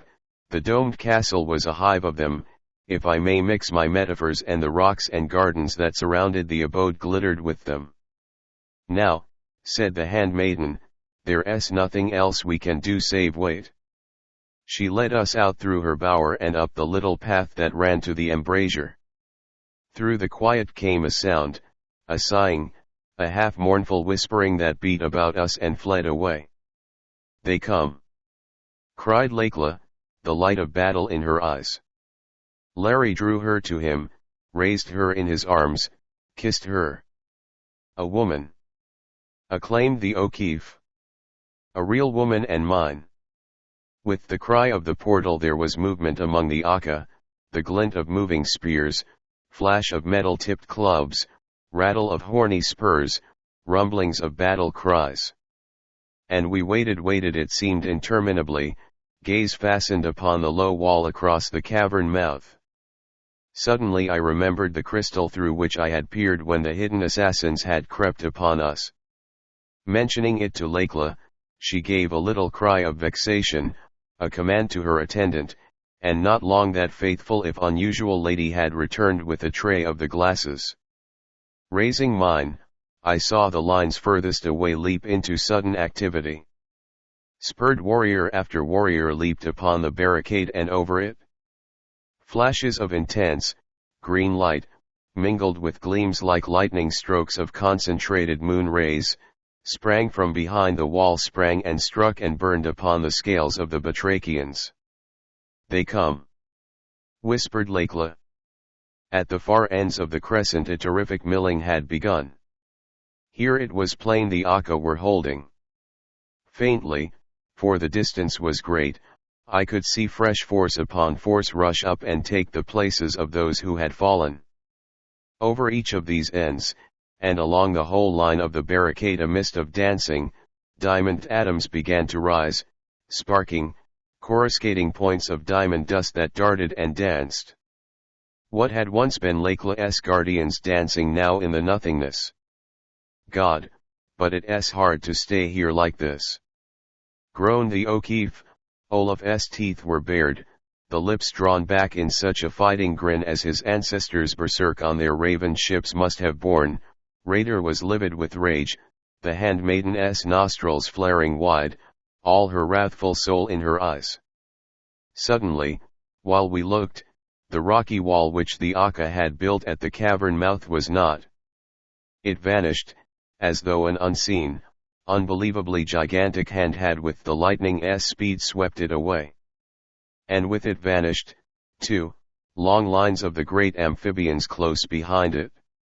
Then down upon the ledge, dropping into the crimson sea, sending up geysers of ruby spray, dashing on the bridge, crushing the frogmen, fell a shower of stone, mingled with distorted shapes and fragments whose scales still flashed meteoric as they hurled from above. "That which makes things fall upward," hissed Olaf. "That which I saw in the garden of Lager." The fiendish agency of destruction which Marikinoff had revealed to Larry, the force that cut off gravitation and sent all things within its range racing outward into space. And now over the debris upon the ledge, striking with long sword and daggers, here and there a captain flashing the green ray, moving on in ordered squares, came the soldiers of the Shining One. Nearer and nearer the verge of the ledge they pushed Nak's warriors. Leaping upon the dwarfs, smiting them with spear and club, with teeth and spur, the Aka fought like devils. Quivering under the ray, they leaped and dragged down and slew. Now there was but one long line of the frogmen at the very edge of the cliff. And ever the clouds of dancing, diamond atoms grew thicker over them all. That last thin line of the Aka was going, yet they fought to the last, and none toppled over the lip without at least one of the armored Murians in his arms. My gaze dropped to the foot of the cliffs. Stretched along their length was a wide ribbon of beauty, a shimmering multitude of gleaming, pulsing, prismatic moons, glowing ever brighter, ever more wondrous, the gigantic Medusae globes feasting on dwarf and frogman alike. Across the waters, faintly, came a triumphant shouting from Lager's and Yolara's men. Was the ruddy light of the place lessening, growing paler, changing to a faint rose? There was an exclamation from Larry, something like hope relaxed the drawn muscles of his face. He pointed to the aureate dome wherein sat the three, and then I saw. Out of it, through the long transverse slit through which the Silent Ones kept their watch on cavern, bridge, and abyss, a torrent of the opalescent light was pouring. It cascaded like a waterfall, and as it flowed it spread whirling out, in columns and eddies, clouds and wisps of misty, curdled coruscations. It hung like a veil over all the islands, filtering everywhere, driving back the crimson light as though possessed of impenetrable substance, and still it cast not the faintest shadowing upon our vision. "Good God!" breathed Larry. "Look!" The radiance was marching down the colossal bridge. It moved swiftly, in some unthinkable way intelligently. It swathed the Aka, and closer, ever closer it swept toward the approach upon which Yolara's men had now gained foothold. From their ranks came flash after flash of the green ray aimed at the abode. But as the light sped and struck the opalescence it was blotted out. The shimmering mist seemed to enfold, to dissipate it. Lakla drew a deep breath. "The Silent Ones forgive me for doubting them," she whispered, and again hope blossomed on her face even as it did on Larry's. The frogmen were gaining. Clothed in the armor of that mist, they pressed back from the bridgehead the invaders. There was another prodigious movement at the ends of the crescent, and racing up, pressing against the dwarfs, came other legions of Nak's warriors.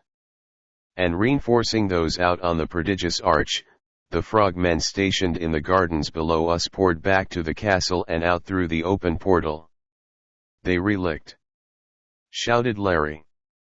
"They so quickly I could not follow the movement." His automatic leap to his hand spoke, once and again and again. Raider leaped to the head of the little path, sword in hand. Olaf, shouting and whirling his mace, followed. I strove to get my own gun quickly. For up that path were running 20 of Lager's men, while from below Lager's own voice roared. Quick! Slay not the handmaiden or her lover. Carry them down. Quick! But slay the others. The handmaiden raced toward Larry, stopped, whistled shrilly again and again. Larry's pistol was empty, but as the dwarfs rushed upon him I dropped 2 of them with mine. It jammed, I could not use it. I sprang to his side. Raider was down, struggling in a heap of Lager's men. Olaf, a Viking of old, was whirling his great hammer, and striking through armor, flesh, and bone. Larry was down, Lakela flew to him. But the Norseman, now streaming blood from a dozen wounds, caught a glimpse of her coming, turned, thrust out a mighty hand, sent her reeling back, and then with his hammer cracked the skulls of those trying to drag the O'Keefe down the path. A cry from Lakela. The dwarfs had seized her, had lifted her despite her struggles, were carrying her away. One I dropped with the butt of my useless pistol, and then went down myself under the rush of another. Through the clamour I heard a booming of the Aka, closer, closer, then through it the bellow of Lager.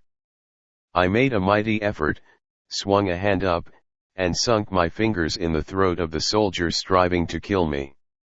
Writhing over him, my fingers touched a poniard, I thrust it deep, staggered to my feet. The O'Keefe, shielding Lakela, was battling with a long sword against a half-dozen of the soldiers. I started toward him, was struck, and under the impact hurled to the ground. Dizzily I raised myself and leaning upon my elbow, stared and moved no more. For the dwarfs lay dead, and Larry, holding Lakela tightly, was staring even as I, and ranged at the head of the path were the Aka, whose booming advance in obedience to the handmaiden's call I had heard.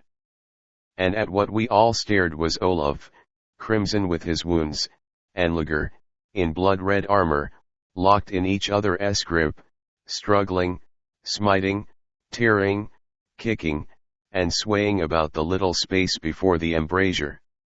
I crawled over toward the O'Keefe. He raised his pistol, dropped it. Kenty hit him without hitting Olaf, he whispered. Lakela signaled the frogmen, they advanced toward the 2 but Olaf saw them, broke the red dwarf's hold, sent Lager reeling a dozen feet away. No!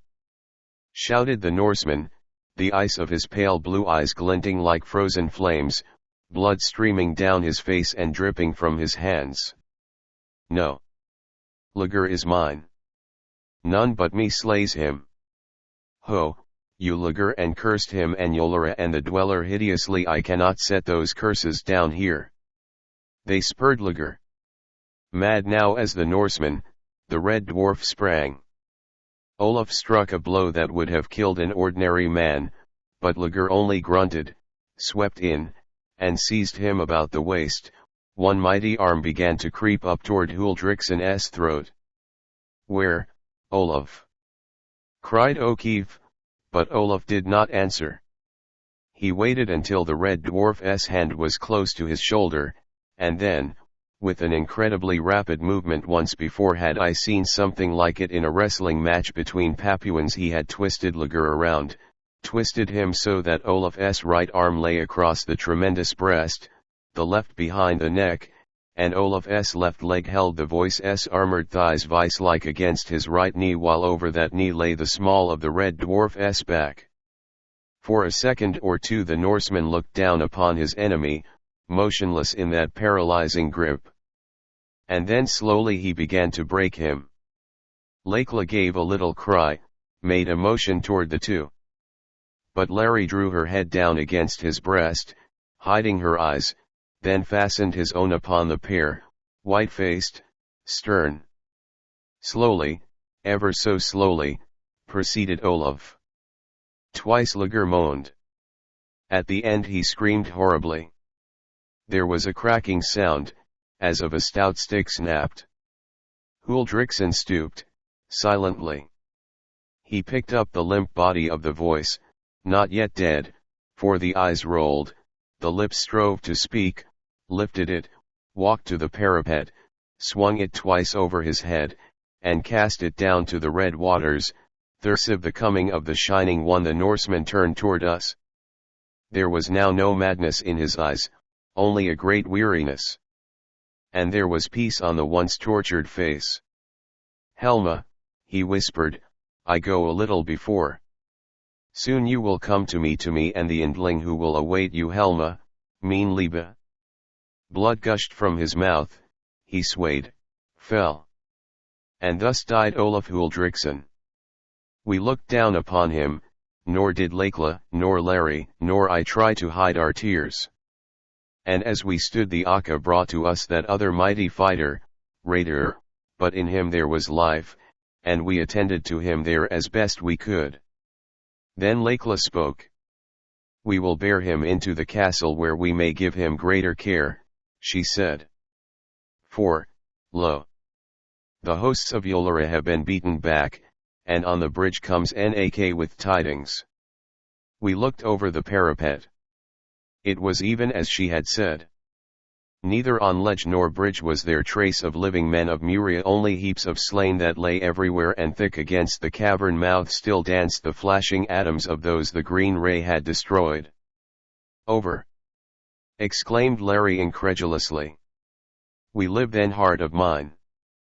The silent ones recall their veils, she said, pointing to the dome. Back through the slitted opening the radiance was streaming, withdrawing from sea and island, marching back over the bridge with that same ordered, intelligent motion. Behind it the red light pressed, like skirmishers on the heels of a retreating army. And yet faltered the handmaiden as we passed into her chamber, and doubtful were the eyes she turned upon the O'Keefe. I don't believe, he said, there's a kick left in them. What was that sound beating into the chamber faintly, so faintly? My heart gave a great throb and seemed to stop for an eternity. What was it coming nearer, ever nearer? Now Lekla and O'Keefe heard it, life ebbing from lips and cheeks. Nearer, nearer, a music as of myriads of tiny crystal bells, tinkling, tinkling, a storm of pizzicati upon violins of glass. Nearer, nearer, not sweetly now, nor luring, no raging, wrathful, sinister beyond words, sweeping on, nearer the dweller. The Shining One.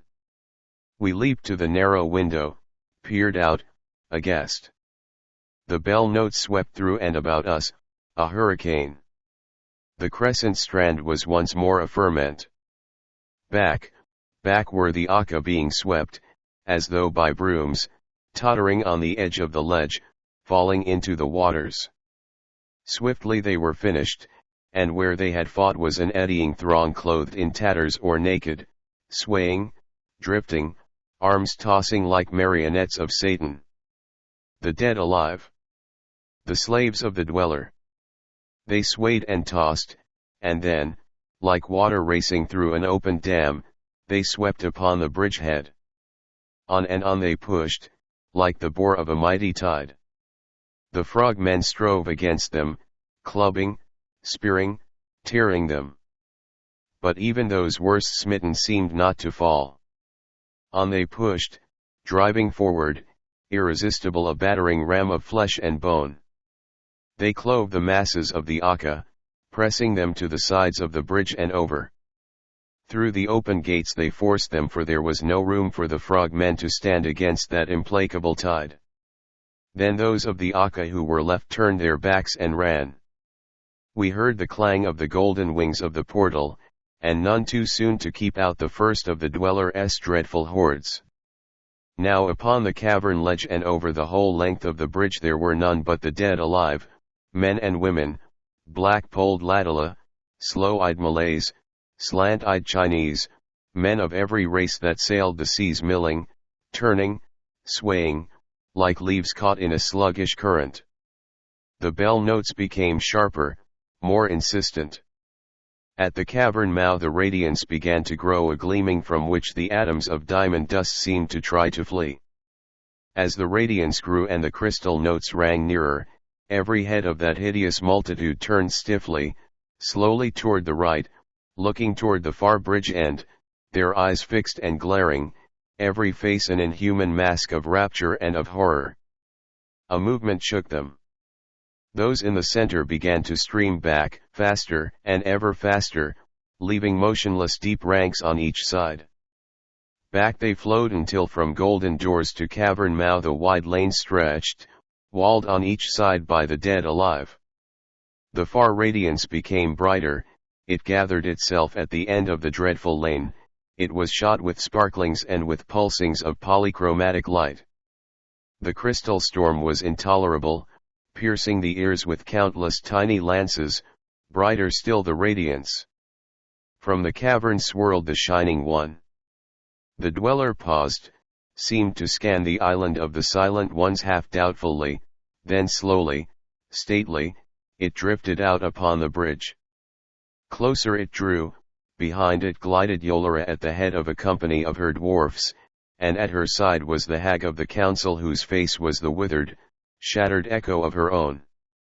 Slower grew the dweller's pace as it drew nearer. Did I sense in it a doubt, an uncertainty?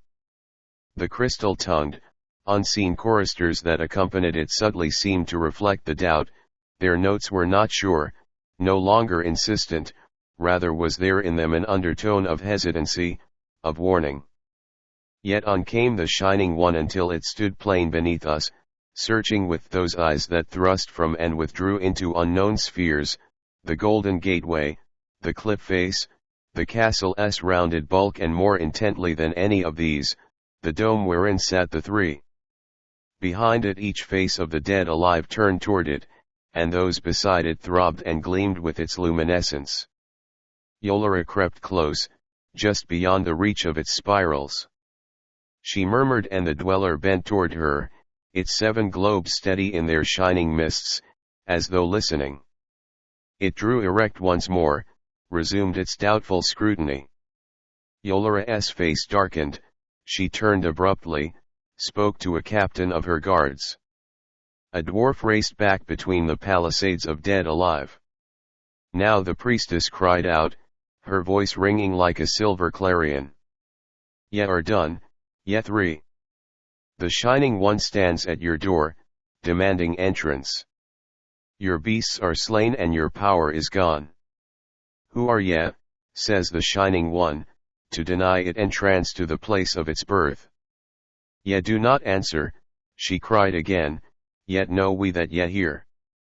The Shining One offers these terms: send forth your handmaiden and that lying stranger she stole, send them forth to us and perhaps ye may live. But if ye send them not forth, then shall ye too die, and soon. We waited, silent, even as did Yolara, and again there was no answer from the three. The priestess laughed, the blue eyes flashed. It is ended, she cried. If you will not open, needs must we open for you. Over the bridge was marching a long double file of the dwarfs. They bore a smoothed and handled tree trunk whose head was knobbed with a huge ball of metal. Past the priestess, past the Shining One, they carried it, 50 of them to each side of the ram, and behind them stepped Merritt. Larry awoke to life. Now, thank God, he rasped, I can get that devil, anyway. He drew his pistol, took careful aim. Even as he pressed the trigger there rang through the abode a tremendous clanging. The ram was battering at the gates. O'Keefe's bullet went wild. The Russian must have heard the shot, perhaps the missile was closer than we knew. He made a swift leap behind the guards, was lost to sight.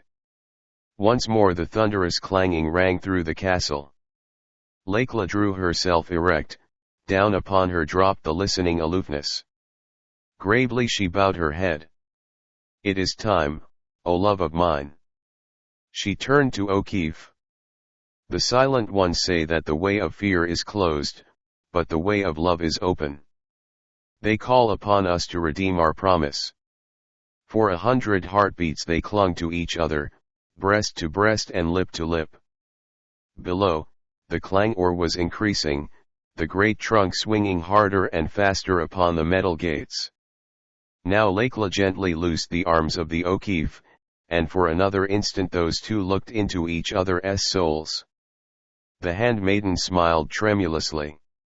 "I would it might have been otherwise, Larry darlin'," she whispered. "But at least we passed together, dearest of mine." She leaped to the window. "Yolara." The golden voice rang out sweetly. The clanging ceased. "Draw back your men. We open the portal and come forth to you and the Shining One, Larry and I." The priestess's silver chimes of laughter rang out, cruel, mocking. "Come, then, quickly," she jeered. "For surely both the Shining One and I yearn for you." Her malice-laden laughter chimed high once more. "Keep us not lonely long," the priestess mocked. Larry drew a deep breath, stretched both hands out to me. "It's goodbye, I guess, Doc." His voice was strained. "Goodbye and good luck, old boy. If you get out, and you will, let the old dolphin know I am gone. And carry on, pal, and always remember the O'Keefe loved you like a brother." I squeezed his hands desperately. Then out of my balance shaking woe a strange comfort was born. "Maybe it's not goodbye, Larry," I cried. "The banshee has not cried." A flash of hope passed over his face, the old reckless grin shone forth. "It's so," he said. "By the Lord, it's so."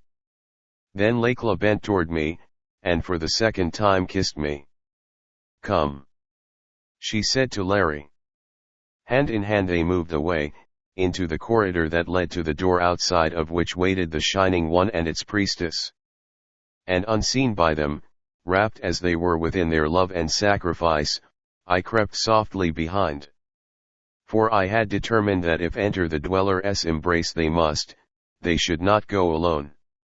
They paused before the golden portals, the handmaiden pressed its opening lever, the massive leaves rolled back.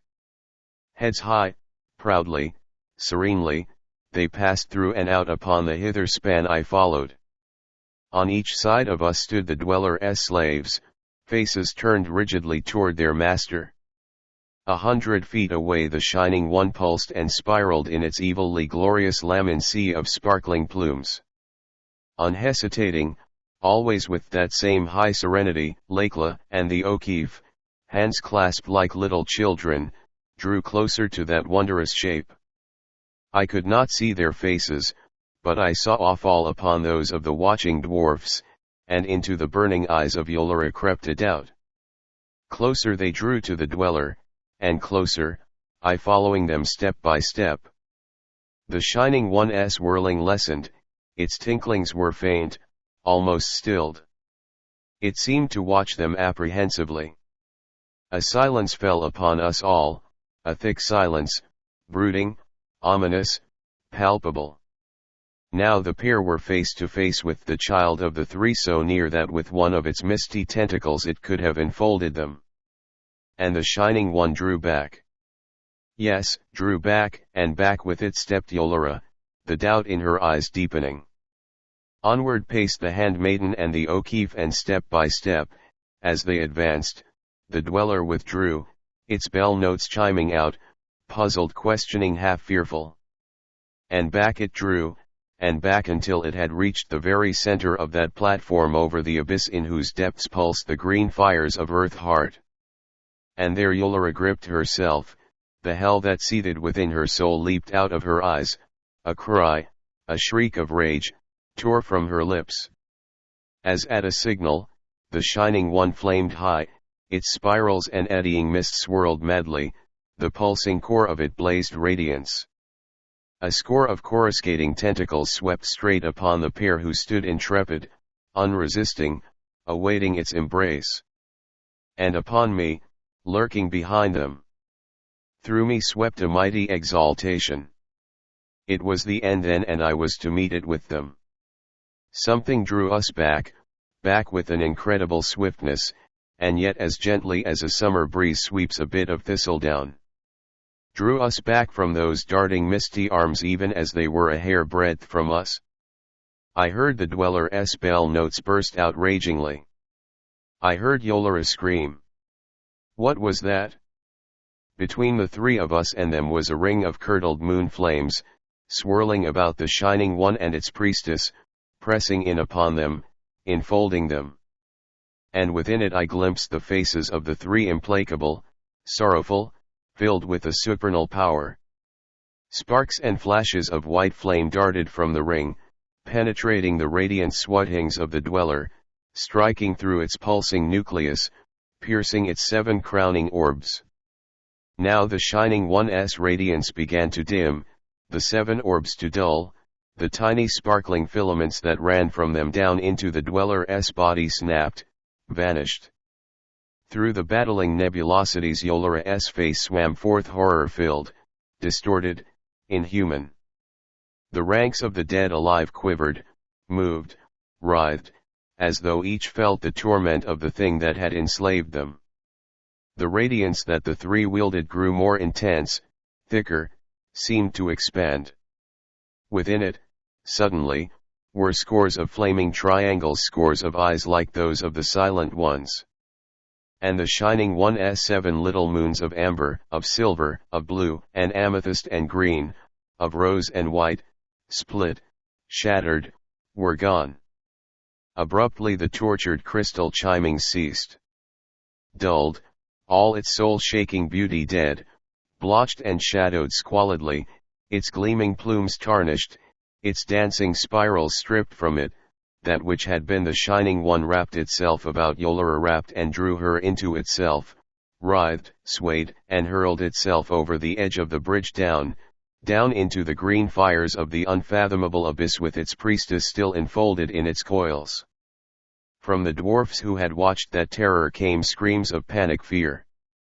They turned and ran, racing frantically over the bridge toward the cavern mouth. The serried ranks of the dead alive trembled, shook. Then from their faces tied the horror of wedded ecstasy and anguish. Peace, utter peace, followed in its wake. And as fields of wheat are bent and fall beneath the wind, they fell. No longer dead alive, now all of the blessed dead, freed from their dreadful slavery. Abruptly from the sparkling mists the cloud of eyes was gone. Faintly revealed in them were only the heads of the Silent Ones. And they drew before us, were before us. No flames now in their ebon eyes, for the flickering fires were quenched in great tears, streaming down the marble white faces. They bent toward us, over us, their radiance enfolded us. My eyes darkened. I could not see. I felt a tender hand upon my head, and panic and frozen dread and nightmare web that held me fled. Then they, too, were gone. Upon Larry's breast the handmaiden was sobbing out her heart, but this time with the joy of one who is swept up from the very threshold of hell into paradise. XXXV Larry, farewell. My heart, Larry, it was the handmaiden's murmur. My heart feels like a bird that is flying from a nest of sorrow. We were pacing down the length of the bridge, guards of the Akka beside us, others following with those companies of Ladala that had rushed to aid us. In front of us the bandaged raider swung gently within a litter, beside him, in another, lay Nak, the Frog King, much less of him than there had been before the battle began, but living. Hours had passed since the terror I have just related. My first task had been to search for Throckmortin and his wife among the fallen multitudes strewn thick as autumn leaves along the flying arch of stone, over the cavern ledge, and back as far as the eye could reach. At last, Lakla and Larry helping, we found them. They lay close to the bridge end, not parted, locked tight in each other's arms, pallid face to face, her hair streaming over his breast. As though when that unearthly life the dweller had set within them passed away, their own had come back for one fleeting instant and they had known each other, and clasped before kindly death had taken them. Love is stronger than all things. The handmaiden was weeping softly. Love never left them. Love was stronger than the Shining One. And when its evil fled, love went with them wherever souls go. Of Stanton and Thora there was no trace, nor, after our discovery of those other two, did I care to look more. They were dead and they were free. We buried Throckmortin and Edith beside Olaf in Lakella's bower. But before the body of my old friend was placed within the grave I gave it a careful and sorrowful examination. The skin was firm and smooth, but cold, not the cold of death, but with a chill that set my touching fingers tingling unpleasantly. The body was bloodless, the course of veins and arteries marked by faintly indented white furrows, as though their walls had long collapsed. Lips, mouth, even the tongue, was paper white. There was no sign of dissolution as we know it, no shadow or stain upon the marble surface. Whatever the force that, streaming from the dweller or impregnating its lair, had energized the dead alive, it was barrier against putrescence of any kind, that at least was certain. But it was not barrier against the poison of the Medusae, for, our sad task done, and looking down upon the waters, I saw the pale forms of the dwellers' hordes dissolving, vanishing into the shifting glories of the gigantic moon sailing down upon them from every quarter of the sea of crimson. While the frogmen, those late levies from the farthest forests, were clearing bridge and ledge of cavern of the litter of the dead, we listened to a leader of the Ladala. They had risen, even as the messenger had promised Raider. Fierce had been the struggle in the garden city by the silver waters with those Lagur and Yolara had left behind to garrison it. Deadly had been the slaughter of the fair-haired, reaping the harvest of hatred they had been sowing so long. Not without a pang of regret did I think of the beautiful, gaily malicious elfin women destroyed evil though they may have been. The ancient city of Lara was a charnel. Of all the rulers not 2 score had escaped, and these into regions of peril which to describe as sanctuary would be mockery. Nor had the Ladala fared so well. Of all the men and women, for women as well as men had taken their part in the swift war, not more than 1/10 remained alive. And the dancing motes of light in the silver air were thick, thick they whispered. They told us of the Shining One rushing through the veil, comet-like, its host streaming behind it, raging with it, in ranks that seemed interminable. Of the massacre of the priests and priestesses in the Cyclopean temple, of the flashing forth of the summoning lights by unseen hands followed by the tearing of the rainbow curtain, by colossal shatterings of the radiant cliffs, the vanishing behind their debris of all trace of entrance to the haunted place wherein the hordes of the Shining One had slaved the ceiling of the lair. Then, when the tempest of hate had ended in seething Lara, how, thrilled with victory, armed with the weapons of those they had slain, they had lifted the shadow, passed through the portal, met and slaughtered the fleeing remnants of Yolara's men only to find the tempest stilled here, too. But of Merritt they had seen nothing. Had the Russian escaped, I wondered, or was he lying out there among the dead? But now the Ladala were calling upon Lakela to come with them, to govern them. I don't want to, Larry darlin', she told him. I want to go out with you to Ireland. But for a time I think the 3 would have us remain and set that place in order. The O'Keefe was bothered about something else than the government of Muria. If they be killed off all the priests, who is to marry us, heart of mine? He worried.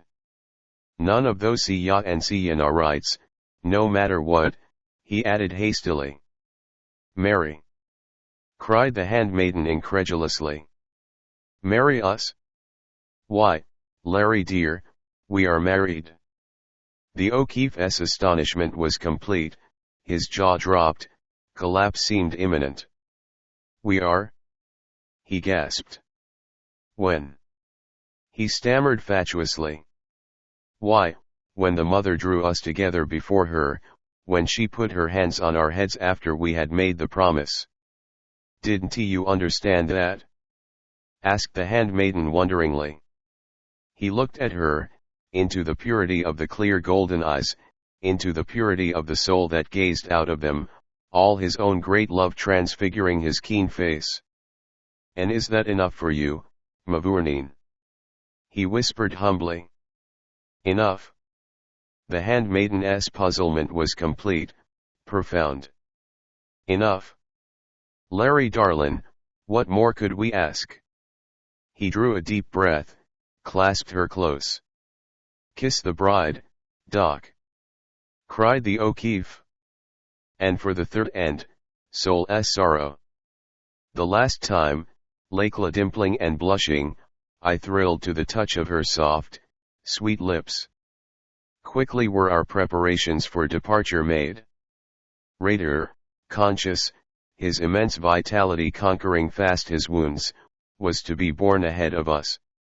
And when all was done, Lakela, Larry, and I made our way up to the scarlet stone that was the doorway to the chamber of the three. We knew, of course, that they had gone, following, no doubt, those whose eyes I had seen in the curdled mists, and who, coming to the aid of the three at last from whatever mysterious place that was their home, had thrown their strength with them against the Shining One. Nor were we wrong. When the great slab rolled away, no torrents of opalescence came rushing out upon us. The vast dome was dim, tenantless, its curved walls that had cascaded light shone now but faintly, the dais was empty, its wall of moonflame radiance gone. A little time we stood, heads bent, reverent, our hearts filled with gratitude and love, yes, and with pity for that strange trinity so alien to us and yet so near, children even as we, though so unlike us, of our same Mother Earth. And what I wondered had been the secret of that promise they had wrung from their handmaiden and from Larry.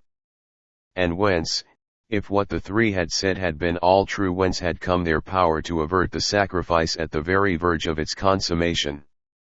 "Love is stronger than all things," had said Lakela. Was it that they had needed, must have, the force which dwells within love, within willing sacrifice, to strengthen their own power and to enable them to destroy the evil, glorious thing so long shielded by their own love? Did the thought of sacrifice, the will toward abnegation, have to be as strong as the Eternal's, unshaken by faintest thrill of hope, before the three could make of it their key to unlock the Dweller's guard and strike through at its life? Here was a mystery indeed. Lakela softly closed the crimson stone. The mystery of the Red Dwarf's appearance was explained when we discovered a half-dozen of the water coria moored in a small cove not far from where the secta flashed their heads of living bloom. The dwarfs had borne the shallops with them, and from somewhere beyond the cavern ledge had launched them unperceived, stealing up to the farther side of the island and risking all in one bold stroke. Well, Lager, no matter what he held of wickedness, held also high courage. The cavern was paved with the dead alive, the Aka carrying them out by the hundreds, casting them into the waters. Through the lane down which the Dweller had passed we went as quickly as we could, coming at last to the space where the coria waited. And not long after we swung past where the shadow had hung and hovered over the shining depths of the midnight pool. Upon Lakela's insistence we passed on to the palace of Lager, not to Yolara's, I do not know why, but go there then she would not. And within one of its columned rooms, maidens of the black-haired folks, the wistfulness, the fear, all gone from their sparkling eyes, served us. There came to me a huge desire to see the destruction they had told us of the Dweller's lair, to observe for myself whether it was not possible to make a way of entrance and to study its mysteries. I spoke of this, and to my surprise both the handmaiden and the O'Keefe showed an almost embarrassed haste to acquiesce in my hesitant suggestion. "Sure," cried Larry, "there's lots of time before night." He caught himself sheepishly, cast a glance at Lakela. "I keep forgettin' there's no night here," he mumbled. "What did you say, Larry?" asked she. "I said I wish we were sitting in our home in Ireland, watching the sun go down," he whispered to her. Vaguely I wondered why she blushed. But now I must hasten. We went to the temple, and here at least the ghastly litter of the dead had been cleaned away. We passed through the blue cavern space, crossed the narrow arch that spanned the rushing sea stream, and, ascending, stood again upon the ivoried pave at the foot of the frowning, towering amphitheater of jet. Across the silver waters there was sign of neither web of rainbows nor colossal pillars nor the templed lips that I had seen curving out beneath the veil when the Shining One had swirled out to greet its priestess and its voice and to dance with the sacrifices. There was but a broken and rent mass of the radiant cliffs against whose base the lake lapped. Long I looked and turned away saddened. Knowing even as I did what the irised curtain had hidden, still it was as though something of supernal beauty and wonder had been swept away, never to be replaced, a glamour gone forever, a work of the high gods destroyed. "Let us go back," said Larry abruptly. I dropped a little behind them to examine a bit of carving and, after all, they did not want me. I watched them pacing slowly ahead, his arm around her, black hair close to bronze gold ringlets. Then I followed. Half were they over the bridge when through the roar of the imprisoned stream I heard my name called softly. "Goodwin. Dr. Goodwin." Amazed, I turned. From behind the pedestal of a carved group slunk Merritt. My premonition had been right. Some way he had escaped, slipped through to here. He held his hands high, came forward cautiously. "I am finished," he whispered. "Done. I don't care what they'll do to me." He nodded toward the handmaiden and Larry, now at the end of the bridge and passing on, oblivious of all save each other. He drew closer. His eyes were sunken, burning, mad, his face etched with deep lines, as though a graver's tool had cut down through it. I took a step backward. A grin, like the grimace of a fiend, blasted the Russian's visage. He threw himself upon me, his hands clenching at my throat. "Larry!" I yelled, and as I spun around under the shock of his onslaught, saw the two turn, stand paralyzed, then race toward me. "But you'll carry nothing out of here!" shrieked Merritt. "No." My foot, darting out behind me, touched vacancy. The roaring of the racing stream deafened me. I felt its mists about me, threw myself forward. I was falling with the Russian's hands strangling me. I struck water, sank, the hands that gripped my throat relaxed for a moment their clutch. I strove to writhe loose, felt that I was being hurled with dreadful speed. On full realization came on the breast of that racing torrent dropping from some far ocean cleft and rushing where? A little time, a few breathless instants, I struggled with the devil who clutched me inflexibly, indomitably. Then a shrieking as of all the pent winds of the universe in my ears. Blackness. Consciousness returned slowly, agonizedly. "Larry!" I groaned. "Lakela!" A brilliant light was glowing through my closed lids. It hurt. I opened my eyes, closed them with swords and needles of dazzling pain shooting through them. Again I opened them cautiously. It was the sun. I staggered to my feet. Behind me was a shattered wall of basalt monoliths, hewn and squared. Before me was the Pacific, smooth and blue and smiling. And not far away, cast up on the strand even as I had been, was Merritt. He lay there, broken and dead indeed. Yet all the waters through which we had passed, not even the waters of death themselves, could wash from his face the grin of triumph. With the last of my strength I dragged the body from the strand and pushed it out into the waves. A little billow ran up, coiled about it, and carried it away, ducking and bending. Another seized it, and another, playing with it. It floated from my sight, that which had been Merritt enough, with all his schemes to turn our fair world into an undreamed of hell. My strength began to come back to me. I found a thicket and slept it must have been for many hours, for when I again awakened the dawn was rosing the east.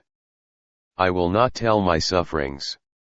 Suffice it to say that I found a spring and some fruit, and just before dusk had recovered enough to writhe up to the top of the wall and discover where I was.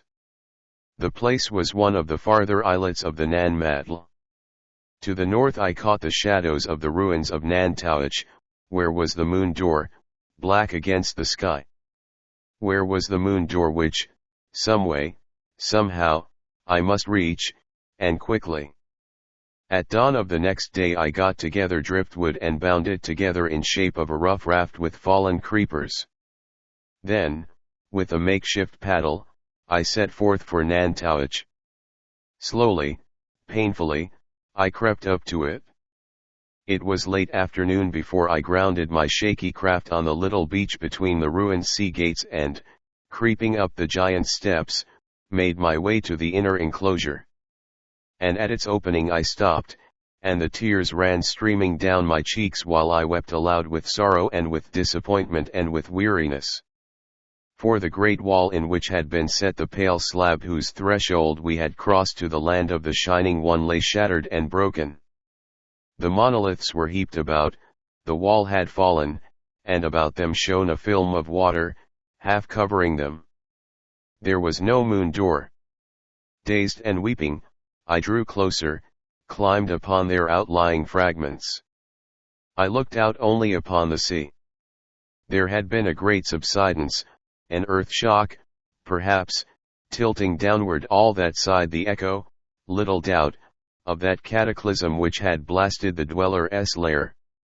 The little squared islet called Tau, in which were hidden the 7 globes, had entirely disappeared.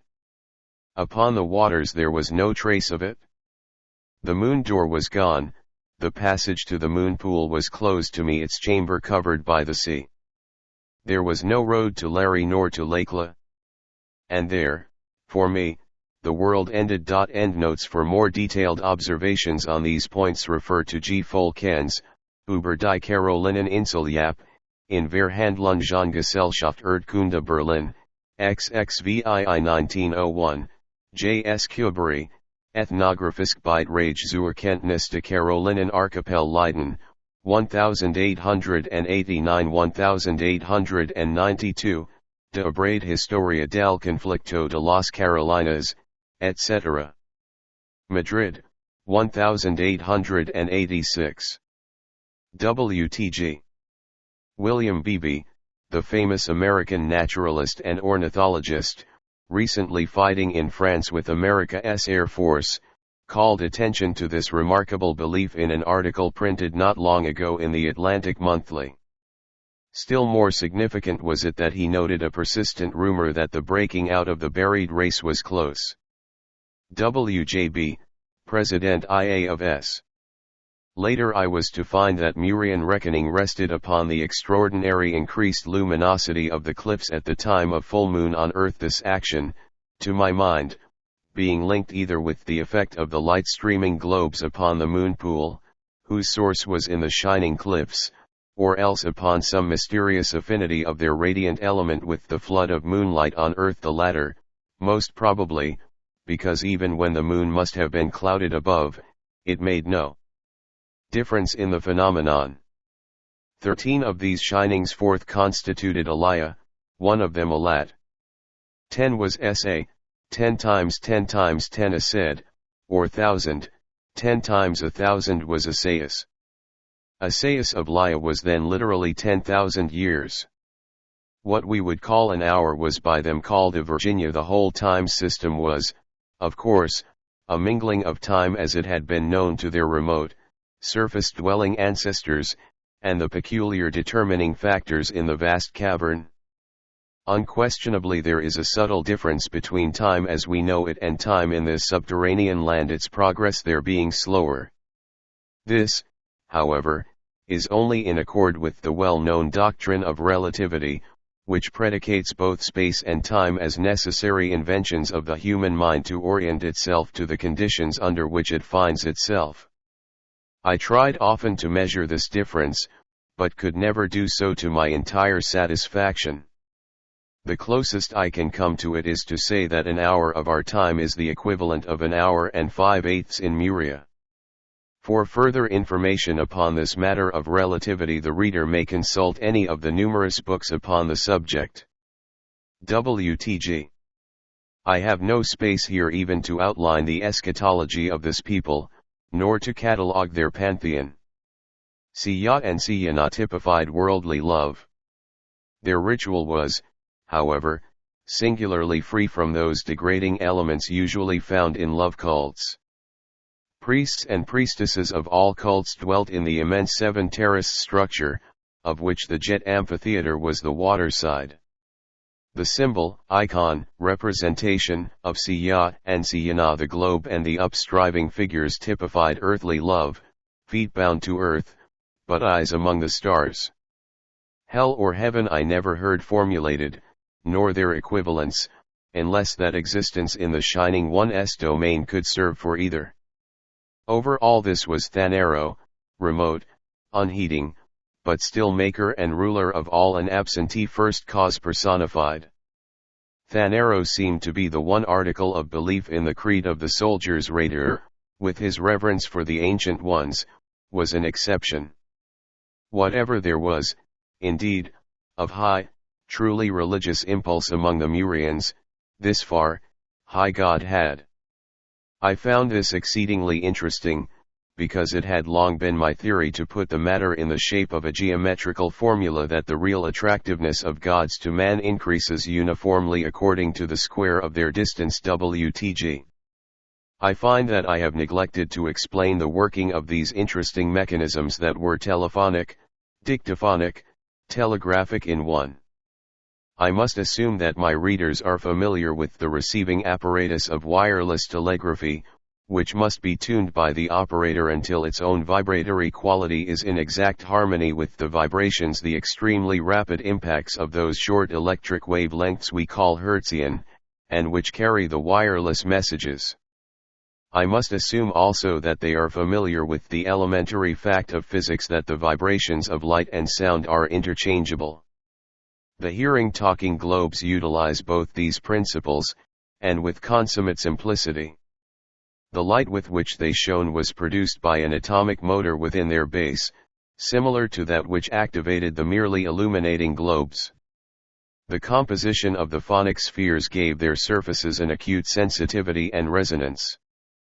In conjunction with its energizing power, the metal set up what is called a field of force, which linked it with every particle of its kind, no matter how distant. When vibrations of speech impinged upon the resonant surface, its rhythmic light vibrations were broken, just as a telephone transmitter breaks an electric current. Simultaneously, these light vibrations were changed into sound on the surfaces of all spheres tuned to that particular instrument. The crawling colors which showed themselves at these times were literally the voice of the speaker in its spectrum equivalent. While usually the sounds produced required considerable familiarity with the apparatus to be understood quickly, they could, on occasion, be made startlingly loud and clear, as I was soon to realize. WTG. A tal in Muria is the equivalent of 30 hours of Earth surface time. WTG. The Aka are viviparous. The female produces progeny at 5-year intervals, never more than 2 at a time. They are monogamous, like certain of our own Ranidae. Pending my monograph upon what little I had time to learn of their interesting habits and customs, The curious will find instruction and entertainment in Brandes and Schwenisch in S. Brot P. Fleischderschwanzlosen Bat Rakier, p. 395, and Lillian V. Sampson S. Unusual Modes of Breeding Among Anura, Amer. Nat. Thursiv, 1900. WTG. The Yecta of the Crimson Sea are as extraordinary developments of hydroid forms as the giant medusae, of which, of course, they are not two remote cousins. The closest resemblances to them in outer water forms are among the gymnoblastic hydroids, notably Clavitella prolifer, a most interesting ambulatory form of 6 tentacles. Almost every bather in southern waters, northern too, knows the pain that contact with certain jellyfish produces. The Yecta's development was prodigious and, to us, monstrous. It secretes in its 5 heads an almost incredibly swiftly acting poison which I suspect, for I had no chance to verify the theory, destroys the entire nervous system to the accompaniment of truly infernal agony, carrying at the same time the illusion that the torment stretches through infinities of time. Both ether and nitrous oxide gas produce in the majority the sensation of time extension, without of course the pain symptom. What Lakela called the Yecta kiss is I imagine about as close to the orthodox idea of hell as can be conceived.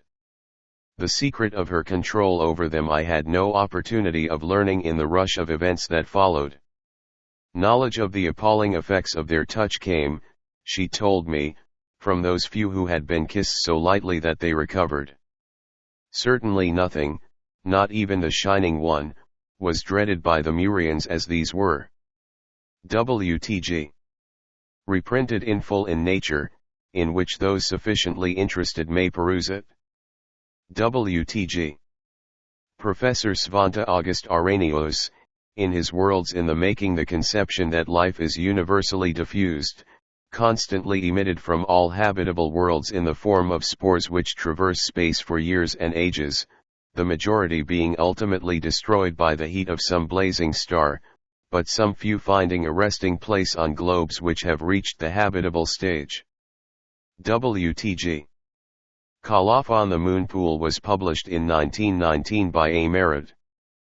This ebook was produced for Standard eBooks by Alex Cabal, and is based on a transcription produced in 2008 by Judith Boss and Al Haynes for Project Gutenberg and on digital scans from the Hathitrust Digital Library. The cover page is adapted from Brook by Moonlight, a painting completed before 1891 by Ralph Albert Blake Locke. The cover and title pages feature the League Spartan and Sorts Mill Gaudi typefaces created in 2014 and 2009 by the League of Movable Type. This edition was released on June 16, 2022, 9:31 p.m. and is based on Revision 316 CA82. The first edition of this ebook was released on September 30, 2016, 10:24 p.m. You can check for updates to this ebook, view its revision history, or download it for different e-reading systems at standardebooks.org. eBooks A Merritt The Moon Pool. The volunteer-driven Standard eBooks project relies on readers like you to submit typos, corrections, and other improvements. Anyone can contribute at standardebooks.org. Uncopyright. May you do good and not evil. May you find forgiveness for yourself and forgive others. May you share freely, never taking more than you give. Copyright pages exist to tell you can do something. Unlike them, this uncopyright page exists to tell you that the writing and artwork in this ebook are believed to be in the United States public domain, that is, they are believed to be free of copyright restrictions in the United States. The United States public domain represents our collective cultural heritage, and items in it are free for anyone in the United States to do almost anything at all with, without having to get permission. Copyright laws are different all over the world, and the source text or artwork in this ebook may still be copyrighted in other countries. If you are not located in the United States, you must check your local laws before using this ebook. Standard ebooks makes no representations regarding the copyright status of the source text or artwork in this ebook in any country other than the United States.